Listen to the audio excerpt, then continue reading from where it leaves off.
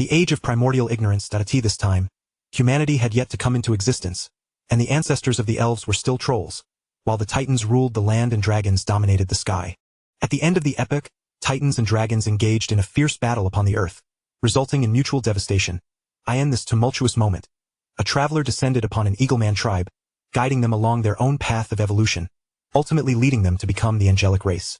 Countless years later, King Jiangyu of the angels resided upon the highest celestial seat. A myriad of sentient beings sang praises in unison. Holy, holy! How can sinners behold the majesty and glory of the true Lord? Each offering a jeweled crown and splendid adornments, they pay homage to the divine throne of gold. If you like primitive world story, subscribe to support the channel. Chapter 1. The Eagleman Tribe of Gaoman Mountain. In the world of Furland, during the era of titans and dragons, at the juncture of grasslands and forests, stood Gaoman Mountain. The sun blazed high in the sky, scorching as if it were aflame. Eagleman Tribe of Gaoman Mountain. A royal decree has been issued. 50 eagle warriors are to be summoned. You have 3 days to reach the Hanhai forest and heed the call of the god of thunder. Above the cliffs, an eagleman with gray-black wings soared in midair, clutching a bone spear, and shouted down to the eaglemen on the cliffside. Among the throng of eaglemen below, Jiangyu gazed upwards, bewildered. What is this place I have arrived at? Soon, he noticed the differences around him. All were eaglemen with human faces and avian beaks, eagle feet and wings, their bodies cloaked in gray-black feathers. The eaglemen donned crude animal hide garments, their frames frail and emaciated, clearly the result of long-term malnutrition. He himself remained a juvenile eagleman, standing beside a female eagleman. Before long, fragments of the juvenile eagleman's memories surfaced in his mind. Messenger, our tribe consists of barely 200 eaglemen. If all the able-bodied depart, how shall we survive in this vast wilderness? We beseech you for a reprieve. Among the crowd of eaglemen on the cliff, a tall, robust male eagleman stood foremost, pleading with the messenger hovering above. However, the messenger showed no concern for their fate, retorting, "Humph, I care not for your plight. Arrive on time and you may live. Fail to do so, and your tribe shall be extinguished." With that, he spread his wings and soared away, leaving the eaglemen with expressions of despair. As night fell, a fire was kindled upon the cliff, roasting what little meat remained of the eagleman tribe. The young and strong eaglemen silently consumed the flesh, while their kin sat beside them. Jiangyu also stood beside his mother, next to a male eagleman. The male eagleman, towering in stature, was the chieftain of this eagleman tribe, the very one who had implored the messenger for leniency during the day. After finishing his meal, he turned to Jiangyu, sighed, and affectionately stroked his head, saying, "My son, you must grow up healthy." Upon hearing this, though he had taken on a new identity, the melding of the juvenile eagleman's memories stirred something within him. He then turned to the female eagleman, speaking earnestly. "Aji, the war between the Titan gods and the primordial dragon race has endured for a millennium. A decade ago, our forebears vanished without a trace. This time, our fate remains uncertain. After I depart, you shall rely on you for nurturing." The female eagleman's eyes glistened with moisture. "Wing, must you truly go? If only we could leave Gaoman Mountain and escape far away." "That is not an option. The entire world is divided and ruled by titans and dragons. Here we can barely survive. To venture elsewhere would spell our doom." The eagle father, resigned, implored, "Wing, you must return safely." "I shall," he vowed. On the following morning, all the young and strong eaglemen, under the leadership of the eagle father, took flight westward towards the Hanhai forest. On the cliff, a group of elderly, weak, and female eaglemen clutched their children tightly as they watched the warriors depart. 3 years later, in a forest near Gaoman Mountain, Jiangyu gripped a small stone spear, perched atop a treetop, his keen, cold eyes fixated on the ground below. A large and a small thick-skinned wild boar were under siege by 3 forest wolves. The smaller wild boar had already suffered a grievous injury, its head nearly torn apart by the wolves, dead beyond revival. The larger wild boar, driven by the agony of losing its offspring, charged fiercely, heedless of its own wounds. Tusks bared. 1 forest wolf was impaled and fell lifeless, while another was gutted, writhing on the ground in agony. Yet another forest wolf aimed to deliver the final blow to the thick-skinned wild boar. At that moment, the cry of an eagle rang out. Jiangyu descended from the treetop, brandishing his stone spear and thrusting it accurately into the eye of the forest wolf. With its agonized demise, the creature fell. "You have slain a forest wolf, experience 10. Jiangyu paid no heed to this notification, turning swiftly towards the wounded forest wolf on the ground and hurling his stone spear with ferocity. The spear struck true, piercing its throat. "You have slain a forest wolf, experience 10. The entire sequence unfolded with astonishing swiftness and precision. Only after the battle concluded did 3 young eaglemen alight from the heights to you. You are truly remarkable. We only just emerged from the trees, and you have already vanquished them all. Jiang Yu nodded with a smile. Asang, a lie, you take some of the prey back first. I will remain here to keep watch. Alright, you take care. The 3 young eaglemen replied, then worked together to carry away the 2 wild boars. Watching them depart, Jiang Yu quickly dealt with the scent of blood from the 3 forest wolves and then returned to the treetop, seated upon a branch. He gazed at the setting sun in the distance, shaking off the blood from his spear. Open the panel. Name, Jiang Yu. Race, Eagleman. Age, 9. Attributes, Strength 5, Constitution 4, Spirit 9, Agility 8, Charisma 3. Level. Unlocked, sealed, to be activated upon game initiation. Skills, Throwing, Expert, Spear Mastery, Expert. Skill points, Unlocked, sealed, to be activated upon game initiation. Talents, None. Quest system, Unlocked, sealed, to be activated upon game initiation. Game activation countdown, 3,650,136 days, 5 hours, 35 minutes. Upon seeing the game activation countdown, Jiang Yu could not help but twitch his lips. Transmigrated as an eagleman, with a chaotic beginning, and yet the game system remained unusable. I wonder if I am an NPC or a player. He sighed deeply. The system is currently unreliable. I must depend on myself for now.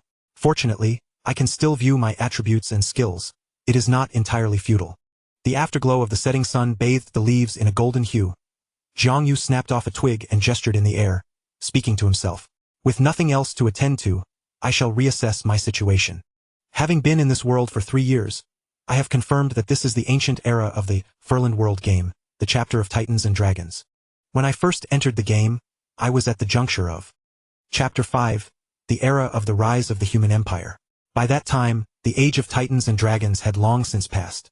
After the cataclysmic war, the Titans vanished without a trace, while the Dragons retreated to their island. The records from this period are exceedingly scarce. In my memory, there is but a solitary account from 3 years before the final battle between the Titans and Dragons. The god of thunder, Atri, in a territorial conflict, slew the cherished youngest son of the ancient dragon emperor, the blue dragon king Alarithos. He is, indeed, the progenitor of the blue dragons of later generations. This incident served as the catalyst. Enraged, the dragon emperor unleashed his entire kin against the Titans, resulting in mutual devastation, while the goblins seized the opportunity to rise. At that time, I paid little heed to the history of the Eaglefolk while viewing the documentaries. During this epoch, the Eaglefolk still had a royal court governing hundreds of thousands of their kind in the ancient world, being one of the sentient races. Reflecting upon this, I glanced at my own appearance and sighed. The Eaglefolk, once considered mere fledglings in the 5th chapter, have since been excluded from the ranks of sentient beings. Players no longer have the option to select Eaglefolk at the beginning of their journey. To speak candidly, the innate talents of the Eaglefolk are undeniably lacking. Despite my numerous attempts to awaken the extraordinary in this youthful Eaglefolk body through various methods from later eras, I have found no success. A lack of talent is simply that there is no awakening of the extraordinary, let alone in the future. Frowning in contemplation, I recalled a legend that has persisted throughout the 5th chapter. A common turtle, having bathed in the blood of Titans during the ancient times, ultimately became a demigod, surviving until the arrival of the players. I had considered utilizing this method to awaken the extraordinary myself. However, in the past 3 years, I have learned that bathing in Titan blood does not confer strength. Rather, it results in a fiery demise with no exceptions. How could that ancient turtle have bathed in Titan blood and lived, instead acquiring the extraordinary? Jiang Yu fell into deep thought. I had undertaken a quest involving this ancient turtle. Perhaps, upon further reflection, there might be clues to uncover. Chapter 2, The Chieftain. As the sun dipped below the horizon and night enveloped the world, the stars twinkled brilliantly. Jiang Yu and his 3 companions returned to Gaoman Mountain, dragging along the remains of 3 forest wolves. By this time, a bonfire had been kindled upon the cliffside, and a plump wild boar was sizzling on the spit. The Eaglefolk gathered around the fire, their eyes glimmering with anticipation as they gazed at the roasting boar. Some of the younglings among them were already drooling in eager desire. The thick-skinned wild boar is the most succulent prey found within the Whispering Forest, and even now, it is a rare catch for Jiang Yu and his companions. Their recent encounter, where they had been besieged by 3 wolves while hunting the wild boar, was an uncommon stroke of fortune. Once the roasting was complete, Jiang Yu was allocated the most tender portion of the boar. After all the eagle folk had feasted to their heart's content, an elderly eagle folk with gray-white feathers and a stooped stature rose unsteadily to his feet, approached the bonfire, and addressed the gathered crowd in a booming voice. My fellow clansmen, it has been 3 years since our chieftain, Wing, led all the able-bodied youth of our tribe to the vast sea forest to partake in the war instigated by the Thunder Titan. They have yet to return, and it is likely they have found their graves in the yellow sands. You all know this to be true. The old eagle folk's words tore open the wound of grief, causing the tribe's members to lower their heads in sorrow. Before long, Jiang Yu could hear the sounds of weeping around him. The eagle folk warriors were simply too weak. Aside from their ability to fly, they were of little use. On such a grand battlefield, they were akin to fodder, easily perishing in droves at the hands of the powerful. Fortunately, 3 years have passed, and some of our children have grown. They are now capable of aiding their mothers in hunting. Especially you, who has even demonstrated the ability to slay a forest wolf on his own. The old eagle folk continued. 6 months prior, Jiang Yu had indeed single-handedly dispatched a lone wolf. Every pack has its leader, and a tribe cannot exist without a chief. Therefore, I propose that Jiang Yu inherit Wing's position and become the chieftain of our Gaoman mountain tribe. The old eagle folk finally revealed his intention.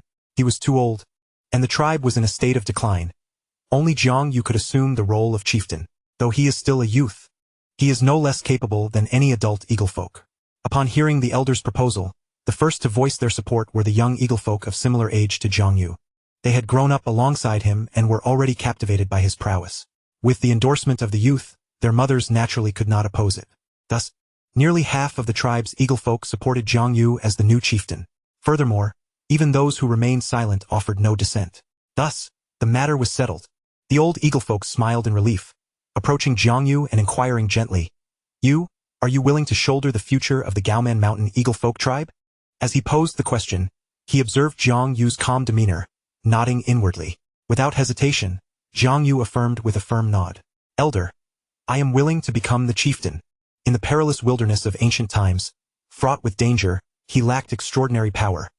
Only through the strength of his tribe could he hope to survive.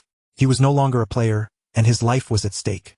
To become the chieftain of the tribe was a desire he harbored deep within. After 3 years of close companionship, he was no mere bystander. How could he remain indifferent? At the very least, he sought to alter the fate of his clan of eaglefolk. Jiang Yu resolved silently. In the depths of night, the moonlight poured over the earth. Jiang Yu reclined on a large stone at the cliff's edge, feeling the gentle breeze of the starry night. Lost in thought, he recalled that the quest concerning the ancient turtle had not mentioned how to avoid being scorched by Titan blood. However, since it had once been an ordinary turtle, it would not have strayed too far from the battlefield while bathing in Titan blood. At this thought, Jiang Yu's eyes sparkled with realization. In the early days of the rise of the human empire, the ancient turtle became renowned for its thunderous might. Thus, it is highly probable that it was bathed in the blood of the Thunder Titan. And the Thunder Titan is, after all, the master of the entire eaglefolk race. Turtles love water, and the secret to the ancient turtle's survival after bathing in Titan blood must lie in the water. As for which water it was, it must be found in the vast sea forest. The only adversary capable of causing the Thunder Titan to spill blood would be its archenemy, the Blue Dragon King Alarithos. Only in their life and death struggle would a copious amount of Titan blood be shed, drenching the forest and falling upon the ancient turtle. Thus, the question became crystal clear. I merely need to locate the stream or creek where the ancient turtle resides, find the ancient turtle, and uncover the secret of its survival after bathing in Titan blood, thereby awakening the extraordinary. Jiang Yu's mind became clear, and he continued to ponder. However, the vast sea forest is not a place for ordinary individuals to venture. It lies at the boundary between the territories of Titans and dragons, guarded by numerous powerful subordinate races from both sides. The extraordinary beings of various races abound. If I were to recklessly venture forth, I would surely meet my demise on the spot. No one would care for the life of an eaglefolk, not even those of the Titan faction. The only way to reach that place is to respond to the summons of the eaglefolk royal court, just as my father did 3 years ago, and join the ranks of the eaglefolk soldiers heading to the vast sea forest. Upon hearing the call to arms, I shall swiftly embark, making my way in advance to the Hanhai forest. The eaglefolk are akin to scouts by nature. Arriving early, I am certain to be chosen for the reconnaissance team, at which point I shall seize the opportunity to seek out the lair of the old turtle. As my thoughts gradually crystallize, a preliminary plan takes shape within Jiang Yu's mind. The royal court summons Eaglefolk warriors from various tribes approximately every decade. Thus, I must seize the opportunity 7 years hence. Chapter 3 Bronze. The Eaglefolk dwell amongst the mountains, living in harmony with their lofty surroundings for generations. They carve out dwellings in the cliffs with stone tools. Eagleman Mountain is but a modest hill in the ancient world of File, and yet the legendary Eagle King's court resides atop a magnificent peak known as Tianshan. This grand mountain, home to tens of thousands of Eaglefolk, is the ancestral ground from which the Eagleman Mountain tribe also descends. Upon becoming the chieftain of the Eagleman Mountain tribe, Jiang Yu commenced the transformation of the Eaglefolk's living environment. While the stone caves offered safety, the lingering odors from generations of habitation rendered them quite unbearable, and sanitation remained a persistent issue. In the first year he fashioned stone axes, felled trees, and led his kin in constructing dozens of wooden houses and beds over the course of the year, establishing a new abode. The original caves were fitted with wooden doors, serving as excellent storage spaces. The wooden houses of the Eaglefolk featured 2 entrances, one atop the roof and another near the cliffside, facilitating ease of movement. After completing the wooden houses, he gathered his tribe to excavate a pond in the heart of the village, providing a source of fresh water for daily consumption. Jiang Yu arranged for his people to fetch water daily. Subsequently, he enclosed the wooden houses with wooden walls, thus forming a quaint little village. Although the security of this wooden settlement may be somewhat inferior to that of the caves, Jiang Yu, gazing upon the village before him, felt for the first time in the wilderness a sense of civilization. Contentment settled within him. In the winter of the 2nd year, Jiang Yu led the Eagle youth to hunt down several hibernating black bears in the whispering forest amidst the heavy snowfall. His strength and skills flourished, and he donned a warm bearskin coat. In the 3rd year, Jiang Yu discovered a magical beast in the eastern part of the whispering forest. Fortunately, this creature belonged to the deer family. Although formidable, it possessed a gentle disposition, remaining within its territory, which alleviated Jiang Yu's concerns. However, his yearning for extraordinary power grew stronger. In the 4th year, while leading a hunting party, Jiang Yu chased after a wild buffalo and ventured 3,000 meters westward. There, he stumbled upon an open copper mine. This discovery filled him with uncontainable joy. Copper. This resource could elevate them from the Stone Age to the Bronze Age. With copper tools, the Eagleman Mountain tribe's strength could increase significantly. Yet soon, a patrolling eagle youth arrived from a distance, informing him of a nearby serpent tribe. The serpent folk, like the Titan giants, were a subordinate race, but they had long been adversaries of the eagle folk, their territories overlapping and their history steeped in conflict. In ancient times, before the 4-legged eagles evolved into eaglefolk, they frequently preyed upon the ancestors of the serpent folk. However, once both races were simultaneously bestowed with the gifts of the Titan giants and evolved into sentient beings, the eaglefolk's dominance over the serpent folk waned. The serpent folk, with superior reproductive capabilities and adeptness with bows, posed a formidable challenge.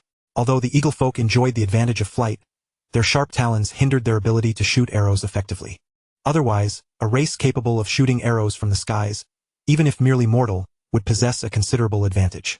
After a moment of contemplation, Jiang Yu's longing for copper overcame his trepidation regarding the serpent folk. He pondered aloud, "Liang, how many serpent folk reside in that tribe? Are there any extraordinary serpents among them?" "Chieftain, I did not observe closely," Liang replied, scratching his head in embarrassment. "No matter, we shall take another look." Jiang Yu bore him no ill will. After all, it was remarkable for a young eagle to have noticed the serpent folk tribe. He and a group of eagle youths soared into the sky, and after traversing several miles, they indeed discovered a small serpent folk tribe by a stream. Jiang Yu circled above, observing that this tribe was not unlike their own. Years of warfare had sapped their vitality, leaving mostly the elderly, women, and children. It was unsurprising. The serpent folk were even less resilient in battle than the eagle folk, merely fodder for war. Nevertheless, this serpent folk tribe outnumbered the Eagleman Mountain eagle folk tribe, with approximately 300 serpents in residence. Jiang Yu decisively resolved to eradicate this serpent folk tribe. That very night, he led the able-bodied warriors of the eagle folk in an ambush while the serpent folk slept, annihilating the small tribe. Subsequently, they began to mine copper and smelt bronze. Jiang Yu possessed knowledge of the simplest ancient copper smelting techniques from his past life, and after several attempts, he successfully produced bronze. In the 5th year, after a year of accumulation, nearly every warrior in the tribe possessed a bronze weapon. With these bronze tools, they were able to hunt larger and more ferocious prey. Even when encountering weaker magical beasts, Jiang Yu and his companions dared to test their mettle. The tribesmen primarily wielded bronze spears, while Jiang Yu forged a bronze sword for himself. In the 6th year, as the tribe's bronze reserves increased, Jiang Yu utilized the surplus to cast a grand bronze cauldron. This allowed food to be continuously cooked within the vessel. Furthermore, various bronze utensils were crafted, including bowls, basins, pots, and spoons. At this juncture, Jiang Yu could confidently declare that the Eagleman mountain tribe had emerged from the Stone Age, stepping into the Bronze Age.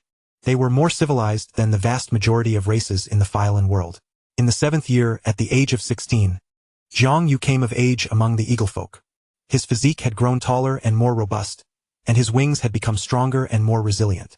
This year, in preparation for the impending conflict, Jiang Yu began to forge bronze armor. Due to their wings, it was challenging for the Eagle folk to cover their backs with armor, and to maintain their agility in flight, the armor could not be excessively heavy. Thus, Jiang Yu crafted protective plates for the chest, arms, and head. He produced a dozen sets of this simple bronze armor, which Jiang Yu and the strongest among the Eagle folk donned. These were his childhood companions, bound by brotherhood. As time flowed on, in the autumn of that year, as the golden leaves danced in the breeze, the emissaries of the Eagle King's court arrived as anticipated. Chapter 4. The Decennial Summons. The sky was high and the clouds sparse. The essence of autumn permeated the air. On the cliff of Eagleman Mountain, the envoy of the Eaglemen, adorned with gray-black wings, soared gracefully in mid-air, wielding a 2-meter-long bone spear with an air of haughty superiority. He cast a disdainful glance at the meager population of Eaglemen in the Eagleman Mountain tribe, and then proclaimed loudly, "The royal court has issued a decree. 50 eagle warriors are to be summoned from the Eagleman Mountain tribe. You have 3 days to assemble and heed the call of the god of thunder in the Hanhai forest." The familiar summons echoed across the entire cliff, revealing the royal court's apparent disdain for such a small tribe as Eagleman Mountain, unchanged for decades, as if they could not even be bothered to alter a single word of the decree. It was, without a doubt, a common summons directed at all the small eagle tribes beyond the royal court in the vast mountains. Yet 50 men seemed far too excessive, counting even the newborns. The current population of the eagle tribe barely reached 200, and among them, there were scarcely more than 30 adult males of Jiang Yu's generation. In this moment, Jiang Yu finally comprehended the profound sorrow and helplessness that his father had once felt. The words, "My son must grow up healthy," must have been uttered under such bleak circumstances. On the cliff, the eagle men lowered their heads in submission. Standing at the forefront, Jiang Yu clenched his claws tightly, struggling to suppress the anger surging within him. Taking a deep breath, he pleaded, much like his father had in the past, "Esteemed envoy, as you can see, our tribe is truly unable to muster 50 eagle warriors. Might you grant us a reprieve? I am willing to lead all the adult male eagle men into battle for the god of thunder and the royal court." Humph! The decree of the royal court is not open to negotiation. The envoy of the eagle men, with his gray-black wings, scoffed coldly. "It is a blessing from the royal court that your insignificant tribe can survive here, sheltered beneath its protection." As he spoke, he noticed Jiang Yu's tightly clenched claws and the resolute gaze fixed upon him, and a murderous intent flickered in his heart. Small tribes like Eagleman Mountain were akin to the wild grasses of the prairie. One wave would perish and another would rise. Even their extermination would bear little consequence. It was only a matter of time. The royal court cared not for their lives or deaths. With a surge of murderous intent, the eagle envoy's eyes narrowed, and the gentle breeze in the world began to howl. This was indeed extraordinary power. The power of wind. Instantly, a chill gripped Jiang Yu's heart, causing him to shiver involuntarily. He quickly bowed his head and proclaimed loudly, "Esteemed envoy, Eagleman Mountain is willing to comply with the summons." For a brief moment, silence fell across the expanse, save for the rising winds. On the cliff, Jiang Yu remained vigilant, prepared to spring into action at any moment. After a long pause, the cold-faced eagle envoy ultimately refrained from striking, leaving behind a chilling warning as he took to the skies. 50 warriors within 3 days. Remember, if even one is missing, or if you are late by a day, your entire clan shall be annihilated. Upon hearing these words, Jiang Yu's heart ignited with fury. Damn it!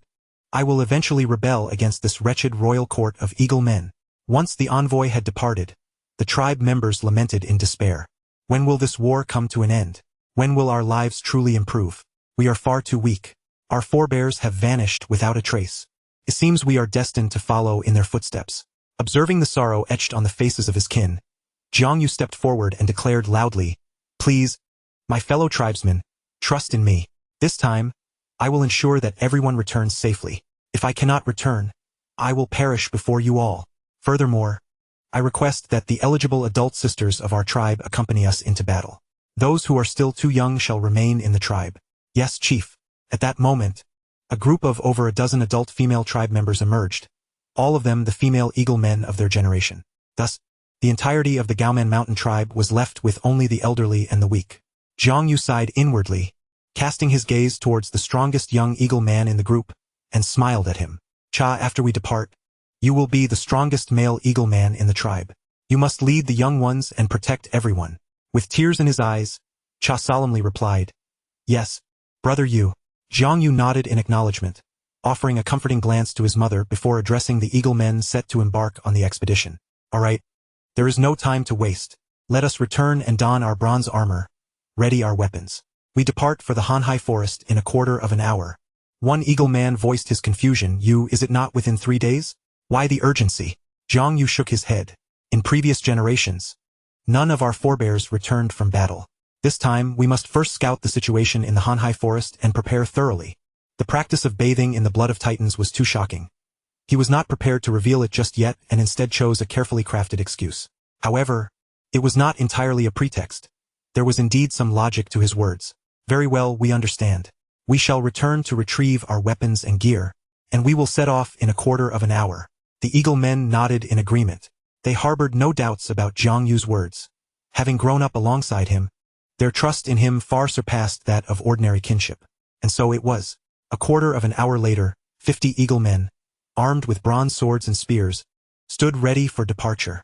With Jiang Yu's command, they soared westward, leaving behind the sorrowful gazes of the elderly and weak. Chapter 5 Hanhai Forest. Under the stars and moon, they journeyed day and night. 7 suns rose and fell. After traversing mountains, rivers, deep valleys, and lush forests, Jiang Yu finally led his tribe's warriors to the Hanhai Forest. This was an expansive, boundless forest, verdant like its namesake, akin to a vast ocean of greenery, stretching endlessly. A long river meandered through this forest, merging into the distant sea.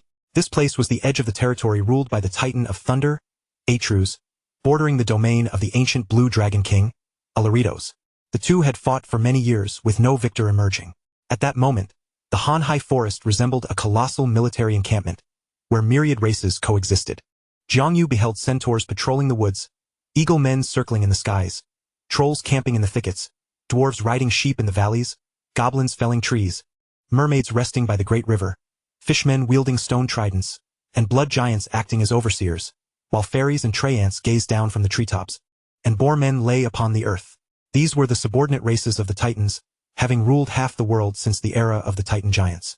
The ancient dragons were no less formidable than the Titan giants. Jiang Yu gazed towards the far northern reaches of the Hanhai Forest, where a towering stone throne, 300 meters high, loomed majestically. It appeared as though it had been carved from an entire mountain. Seated upon it was a giant nearly 200 meters tall, with purple hair and golden eyes, emanating an awe-inspiring aura that sent shivers down one's spine. His presence was as formidable as mountains and seas, a tremendous pressure that left Jiang Yu in awe. At every moment, bolts of purple lightning crackled around his robust form, as if he were a being from the depths of the abyss. This was the Titan giant who commanded thunder, Atrus. According to the accounts of the 5th era, Titan giants were born of legend, reaching demigod status upon maturity. The great Titan king, even without raising the divine throne, possesses a power that rivals that of the gods. Such as the Titan giant, the master of half of the ancient world of Furland. Feeling the imposing aura of the Titan giant, Jiang Yu became increasingly cautious, burying the pride of a traveler deep within his heart. He remained a mere mortal, not even extraordinary, in this world teeming with transcendent power, where death could strike at any moment. Thus, he could only tread carefully. As they soared over the vast expanse of the ocean of forests, they encountered no hindrance from the eaglemen and horned eagles patrolling the skies, allowing them to descend directly into the encampment of the eaglemen. Upon landing, soldiers from the Eagle King's court approached them. A middle-aged eagleman, clad in wolf pelts, though devoid of any extraordinary aura, exuded an air of seasoned authority. He inquired nonchalantly, "Which tribe do you hail from, and who is your leader?" Jiang Yu stepped forward, responding, "I am the leader and elder of the royal court, and we come from the High Barbarian Mountain tribe." The middle-aged eagleman merely nodded, clearly unfamiliar with the High Barbarian Mountain tribe. He glanced at the bronze weapons and armor they bore, dismissing them without a second thought. What significance could a small tribe of eaglemen, which even included female eaglemen, possibly hold? Follow me, he instructed. The eagle tribe from the east is led by Lord Windwing. The middle-aged soldier guided them through half the encampment, arriving at a large, disheveled area. The trees had been completely felled, leaving behind a barren expanse of muddy grassland. Jiang Yu's eyes briefly scanned the surroundings, estimating that approximately 10,000 eagle warriors were stationed here, their gray-black wings intermingling on the ground like a vast, somber net. The soldier casually pointed to a corner. You may take temporary residence there. With that, he turned to leave. After all, they were merely cannon fodder destined for the battlefield, and he had little desire for conversation. Jiang Yu hurriedly called out to him, a sincere expression on his face. Elder, may I ask your name? Additionally, where is Lord Windwing's encampment, and how should we heed his military orders? The area was chaotic, with eaglemen haphazardly gathered, making unified command seem impossible. Jiang Yu felt it prudent to clarify. Hearing this, the middle-aged soldier turned back, surprise flickering in his eyes, his disdain evident. He chuckled, what qualifications do you have to heed Lord Windwing's commands? Someone will come to summon you in due course. As he spoke, he gestured towards a nearby eagle encampment. An eagle warrior from the royal court, armed with a bone spear, soared through the air, loudly berating the eaglemen below. You, gather your kin and follow me. The summoned eaglemen dared not resist, quickly rallying their kin to depart with him. Some groups consisted of over 10 individuals, while others had only a few, their eyes reflecting a sense of numbed resignation. Clearly, this was not their first summons. Each small tribe that arrived was composed of 50 individuals, and those who were not present had evidently met their demise. Jiang Yu observed this with a heavy heart. I understand now, Elder. Good, as long as you comprehend. There are some truths I prefer not to articulate too harshly. You small tribes sheltered under the royal court, obey orders diligently.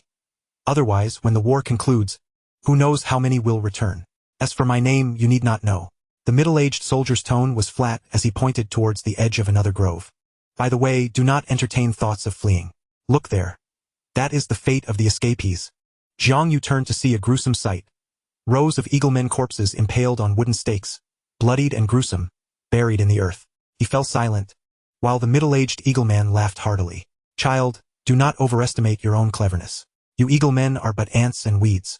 The royal court allows you to live, and thus you live. If it decrees your death, then you must die. Choose wisely. With that, he took flight, leaving Jiang Yu standing there, fists clenched and eyes deep with contemplation. In such a royal court, what future could the eaglemen hope for? It was no wonder they would eventually become one of the weakest of the demonic entities. I shall surely take their place one day. Behind him, the eagle warriors who had grown up alongside Jiang Yu wore expressions of indignation, yet they refrained from voicing their discontent. Only after the middle-aged eagleman departed did one of the eaglemen approach and ask, You, what shall we do next? Upon hearing this, Jiang Yu glanced at the soaring eagle reconnaissance team in the sky and smiled. Let them call out as they will. We shall attend to our own affairs. Retrieve the bone spears we fashioned earlier. We will patrol ourselves. One eagleman stepped forward, presenting Jiang Yu with a long object wrapped in animal hide. Jiang Yu unwrapped it, grasping the bone spear, and smiled at the gathered eaglemen. From this moment forth, I am a soldier of the royal court, leading you on a reconnaissance mission. All of you, follow me. Very well. He intended to seek the location of the ancient turtle. Even if the eagle royal court did not command it, he was eager to explore. However, the route for this reconnaissance would be determined by him for safety's sake. As for whether they would be discovered, that was of no concern. Death awaited regardless. To awaken the extraordinary, he must take risks. Chapter 6. Bathed in the blood of titans and dragons. With some preserved meats in hand, Jiang Yu inquired among the eaglemen who had already undertaken their missions. Armed with a bone spear and donning a bear-hide garment, he masqueraded as a royal guard, leading his kin into the sky, boldly flying beyond the encampment's borders. The journey was uneventful. Such groups were abundant, and no eagle took notice. Eaglemen from the royal court led 50 warriors from various tribes out, while others returned with a handful of tribal members. Typically, scout units suffered the most losses before battle commenced. In this sky, the warriors of the eagle tribes were the weakest presence. Not to mention the dragon-blooded hybrids soaring above, various aerial subdragon species, and even griffins could easily best a squadron of 50 eagle scouts. Just as Jiang Yu was about to fly beyond the encampment's edge, a guard stationed there suddenly furrowed his brow and flew before him, asking expressionlessly, Who are you? I have never seen you before. I am new here today. Zhang Yu replied calmly. His demeanor appeared wholly natural, preventing the guard from detecting any discrepancies, and he nodded to grant passage. Behind him, the hearts of his kin raced, and as they saw the guard relent, they finally exhaled in relief, only to find their hearts racing once more at Zhang Yu's next move. He stealthily approached and slipped a piece of gold into the guard's hand, inquiring, "Brother, as a newcomer, may I ask where the fiercest battles for the skies are taking place?" Even in ancient times, gold was a currency of value. This piece was acquired during the extermination of the serpent tribe. The guard nodded in satisfaction, smiling. "I comprehend. In recent days, the conflict in the east has reached a fever pitch, resulting in the fall of several illustrious noble eaglemen. Young brother, now that you have just arrived, it is most fitting for you to soar westward." "I am most grateful, elder brother." Zhang Yu nodded with a smile, and promptly led his kin towards the west. Adjacent to the Eagleman's encampment lay the domain of the goblins, a once declining race of the future era, now one of the prominent factions under the aegis of the Titans in this primordial age. They boast a population of several million, scattered throughout the realm of Furland, and even the ancient dragons count them among their ranks. The goblins are remarkably astute. Zhang Yu observed that their encampment was adorned with numerous colossal catapults, alongside wooden arrow towers and modest tents, exhibiting a far greater sense of order than the chaotic Eagleman's camp. Beside the goblins resided the trolls, whose camp, much like that of the Eaglemen, was haphazard and disorganized. Zhang Yu surmised that perhaps the ancestors of the elegant and beautiful elves of the future were among them. Further along, one would encounter centaurs, dwarves, half-orcs, and others, a veritable microcosm of the intelligent races inhabiting this world. Upon exiting the encampment, Zhang Yu guided his kin deeper into the west, diligently searching for the traces of small lakes, pools, and streams. As for the great river that traverses the forest, it was clear from the old turtle's recollections that it was not a place of his youthful abode. As night fell, he returned in batches with his tribe. Thus, by maintaining a routine of early departures and late returns, the matter of his kin's dwindling numbers remained unnoticed. After several days of searching in the west, Zhang Yu had yet to discover the dwelling of the old turtle. On the 5th day, as he ventured forth, the sentinels of the Eaglemen halted him, informing him that he could not continue towards the safest west indefinitely. Reluctantly, Zhang Yu was compelled to lead his kin southward. They cautiously evaded the dragons and griffins of the dragon faction, yet still encountered a bipedal dragon. After suffering losses among his kin, Zhang Yu hurled a spear, striking true into the eye of the bipedal dragon. The creature let out a pained wail, but this injury was insufficient to hinder its ferocity. Rather, it became even more savage. It went into a frenzy. Zhang Yu swiftly resolved to divert the dragon's wrath away from his companions, leading it away alone. They fled frantically above the forest, occasionally disturbing beings engaged in aerial combat. Fortunately, Zhang Yu's flying skills proved commendable, and the wounded bipedal dragon, being a one-eyed beast, was unable to capture him for the time being. Amidst the clash of eagle and dragon, the sky suddenly darkened. He looked up to witness a colossal blue dragon with a wingspan of 500 meters soaring above him. The ancient blue dragon king was enveloped in a tempest of destructive blue lightning. Its massive form was shrouded in scales resembling steel, exuding an air of formidable majesty. Behind Zhang Yu, the pursuing bipedal dragon let out a triumphant roar. It recognized its dragon lord. However, before it could revel in its fortune, a thunderous roar resonated from the distant north. "Arielthos, I have yet to seek you out, and you dare to court death." The colossal roar compelled Zhang Yu to glance northward. He beheld a towering giant, standing 200 meters tall, radiating a violet glow, clad in an unknown material's hide, wielding a gleaming silver spear enveloped in world-ending lightning, striding forth with earth-shaking steps. The blue dragon, unwilling to yield, roared defiantly. "Atreus, foolish and arrogant Titan brute, today shall be the day Lord Arielthos bestows upon you eternal obliteration." The distance between them appeared vast, yet in the presence of such titanic beings, it closed in an instant. With a resounding boom, the two ancient powerhouses commenced a ferocious melee. The earth trembled beneath their clash. The sky was torn asunder, and the forest was trampled into a mere flatland, while a tempest of dust and debris surged across the landscape.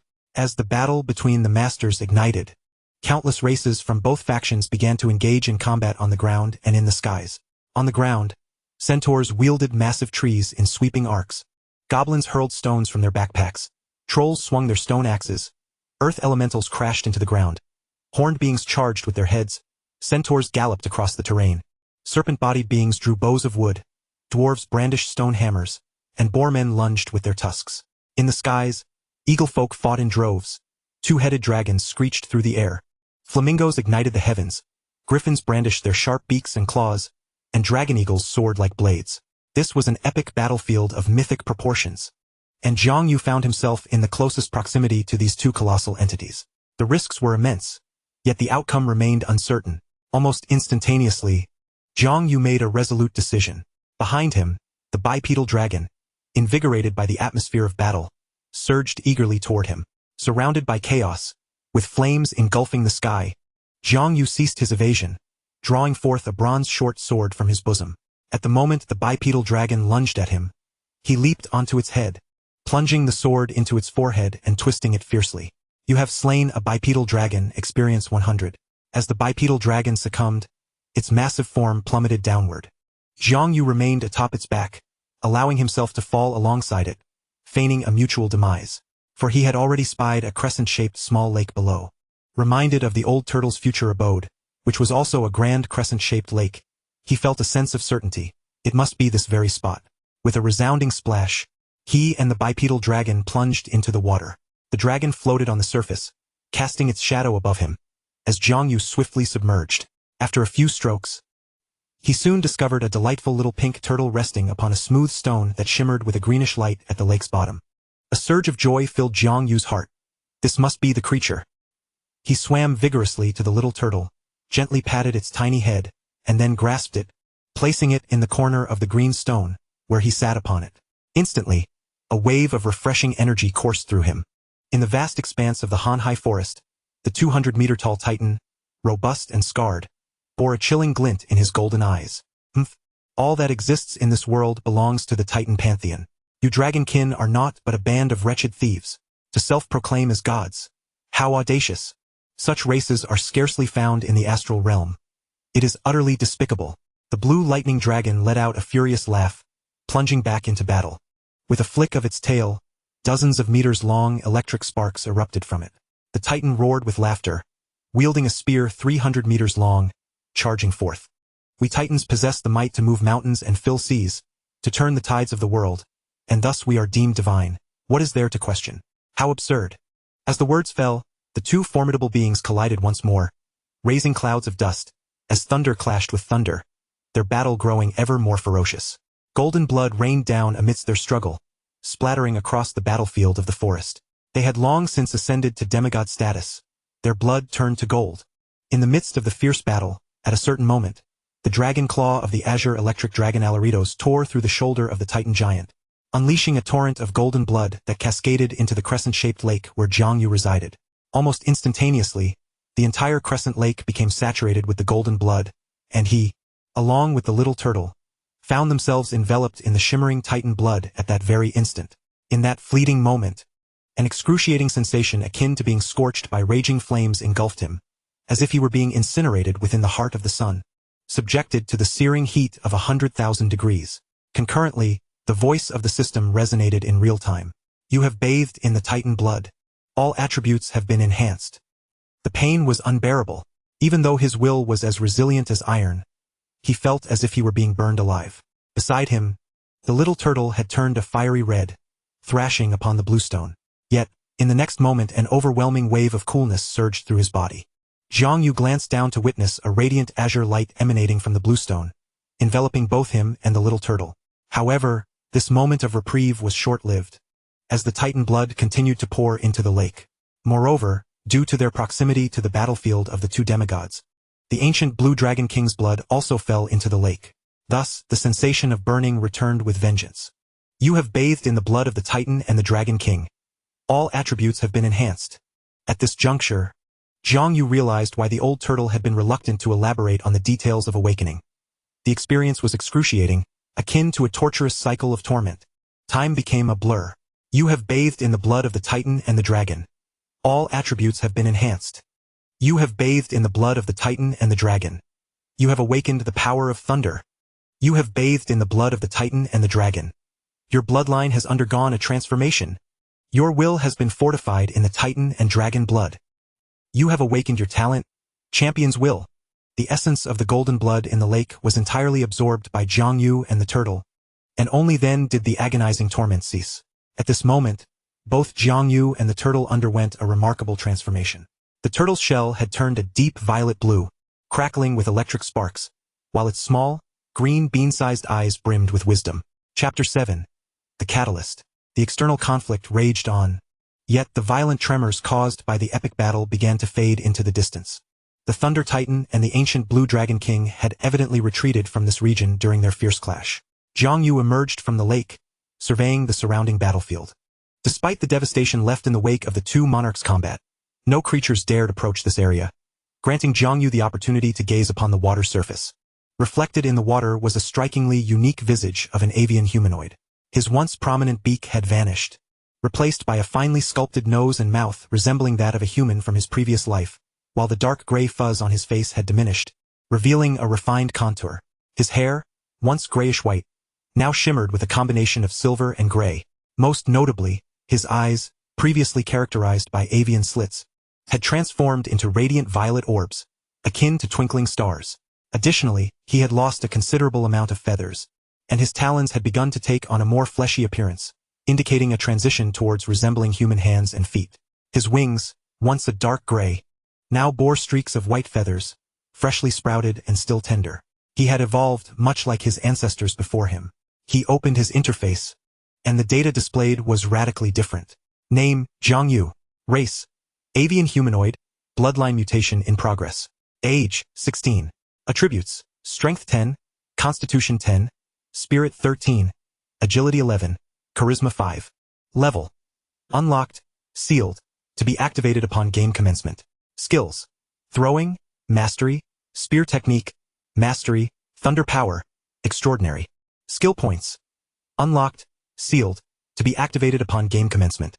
Talent, Champion's Will, you possess extraordinary insight and reflexes, with combat awareness unparalleled. Quest System, Unlocked, Sealed, to be activated upon game commencement. Game Activation Countdown, 3, 646, 486 days, 5 hours, 35 minutes. Jiang Yu gazed at the interface, realizing that his attributes had significantly increased, filling his being with newfound strength. His vision extended further than before. Though his level did not appear on the interface, he was acutely aware that he had ascended to the extraordinary. The blood of the Titan and the dragon had granted him the opportunity to transcend, and he had seized it. Now he must prepare to return safely from this war. He grasped his bronze sword, feeling the surge of extraordinary power coursing through him, with sparks of lightning dancing along the blade. Ready to confront the two-headed wyvern, he felt empowered for a direct confrontation. He stepped out from the lake, casting a glance at the enlightened little turtle on the blue stone, intending to take both the turtle and the stone with him. Upon reaching the shore, he unfurled his wings, ready to ascend into the sky, when an anguished cry reverberated through the heavens. Atrii, you dare to slay me. Alaritos, today you shall meet your demise. The voice of the Thunder Titan resonated like a thunderclap, striking fear into the hearts of all living beings. No, Jiang Yu's heart raced as he lifted his gaze. From the nearby forest, the towering Thunder Titan exerted tremendous force, gripping the blue dragon's head and neck, his hands seemingly charged with 1,000,000,000 volts. With a violent rip, the blue dragon's head was torn from its body, blood gushing forth in a horrifying display. With a resounding crash, the headless body of the blue dragon collapsed, a river of blood flowing into the forest. The victorious Thunder Titan raised the severed head of the Blue Dragon King, causing the creatures of the Dragon King's faction to flee in terror. Meanwhile, the intelligent races of the Titan faction within the vast forest erupted in cheers. The war had concluded and we emerged victorious. Yet, witnessing this scene, Jiang Yu felt as if a volcano were erupting within him. This battle was, after all, the catalyst for the war. The death of the Dragon Emperor's son Alaritos had ignited a conflict that would engulf the entire world, shattering the heavens and earth. Countless races suffered immense losses. I must locate my kin. After this battle, I must consider how to preserve our lineage in the face of such devastation. Chapter 8. The Path of Profession.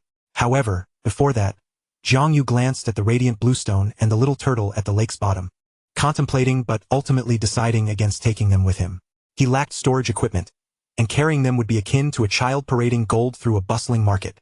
Moreover, he recalled that storage equipment first appeared during the latter stages of the second chapter, within the Goblin Empire. He made a mental note of this location.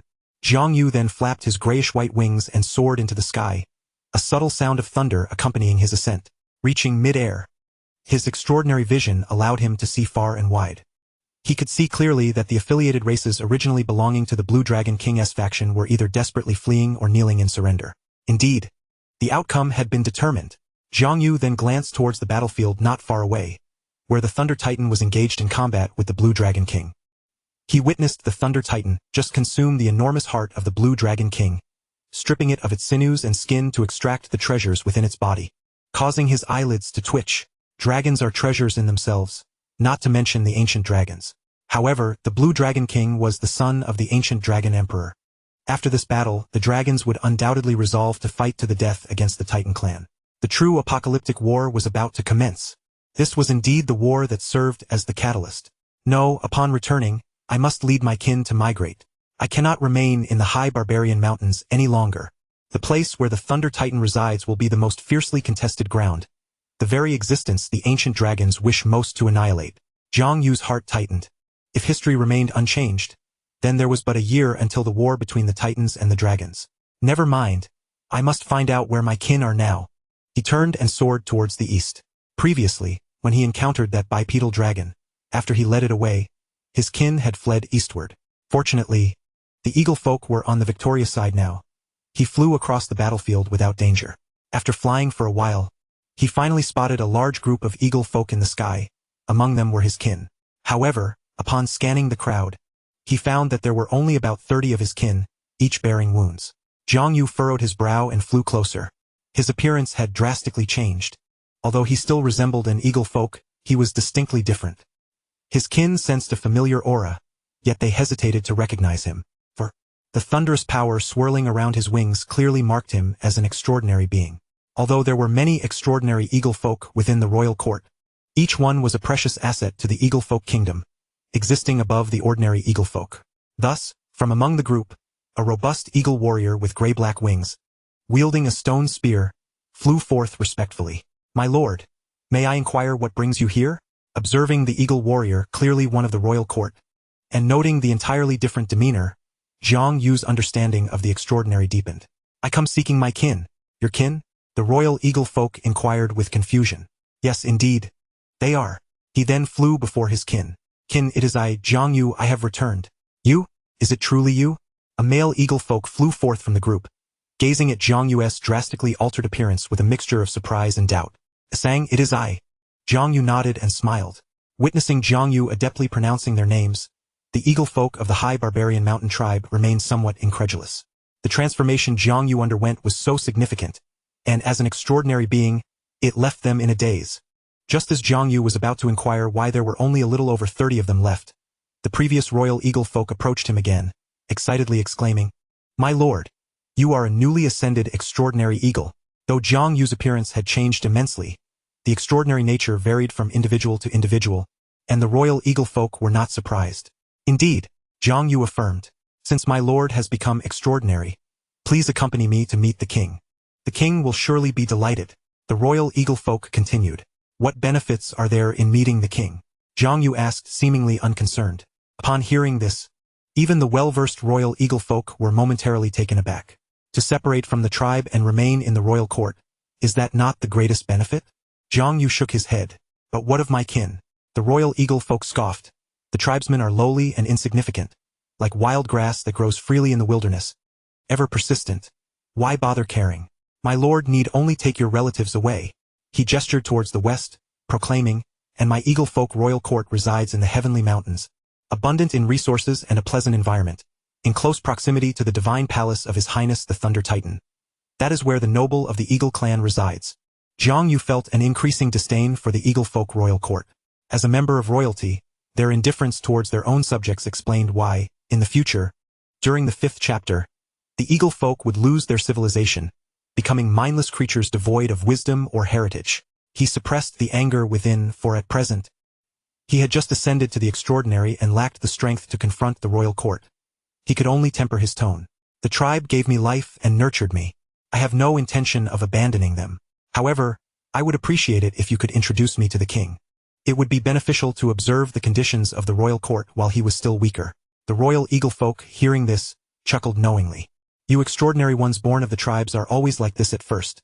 Once you reach the royal court, you'll change your mind sooner or later. Now, I will take you to meet the king. After calming his kin, Jiang Yu followed the royal eagle folk warrior flying towards the residence of the eagle king. Upon arriving at the royal court, Jiang Yu noticed numerous extraordinary eagle folk.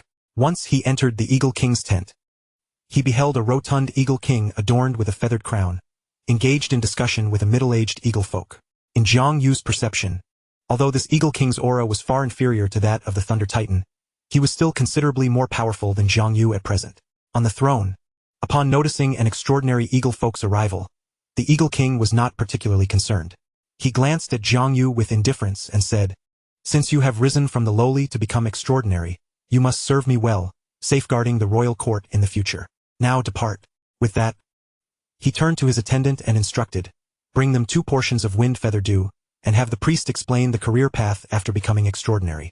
Inside the grand tent, the royal eagle folk warrior who had introduced Jiang Yu was elated, promptly exclaiming, "Thank you, your majesty." Jiang Yu cast a glance at him, realizing the underlying reason for his introduction. There were advantages to it. However, upon hearing the term career, he felt puzzled and expressed his gratitude. "Thank you, your majesty." The term career in the future 5th chapter would signify the advancement path of every extraordinary being. Warriors, mages, rangers, priests, sentinels, knights, witches, sorcerers, enchantresses, druids, and so forth. There were various branches of each profession, a multitude indeed. Each profession possessed a complete path to becoming legendary. One need only take the position, and their future strength would only be influenced by talent and resources. Yet, in this era it seemed not to be the case. This was the first time he had heard of a career path. Under the guidance of the attendant, after receiving the wind feather dew, he followed the attendant to the priest. A robed female eagle folk approached him, ready to explain, "You have become extraordinary. I shall now elucidate the path of advancement for you." The key to advancement lies in determining one's career path. Only upon establishing a career trajectory can one possess the potential for progression, and a formidable career path may even lead to legendary status. Upon hearing this, Jiang Yu felt a stirring in his heart. "May I inquire, esteemed priest, where do we eagles pursue our professions?" "What do you mean by pursue?" The female priest of the eagles furrowed her brow. "The path of a professional can only be forged through self-creation or bloodline inheritance. What notion is there of pursuing a profession?" Jiang Yu felt somewhat bewildered and instinctively asked, "If one cannot pursue, how then can one progress to legendary status?" The female priest of the eagles cast a speechless glance at him and scoffed. "Humph! Legendary status. What a lofty aspiration you have.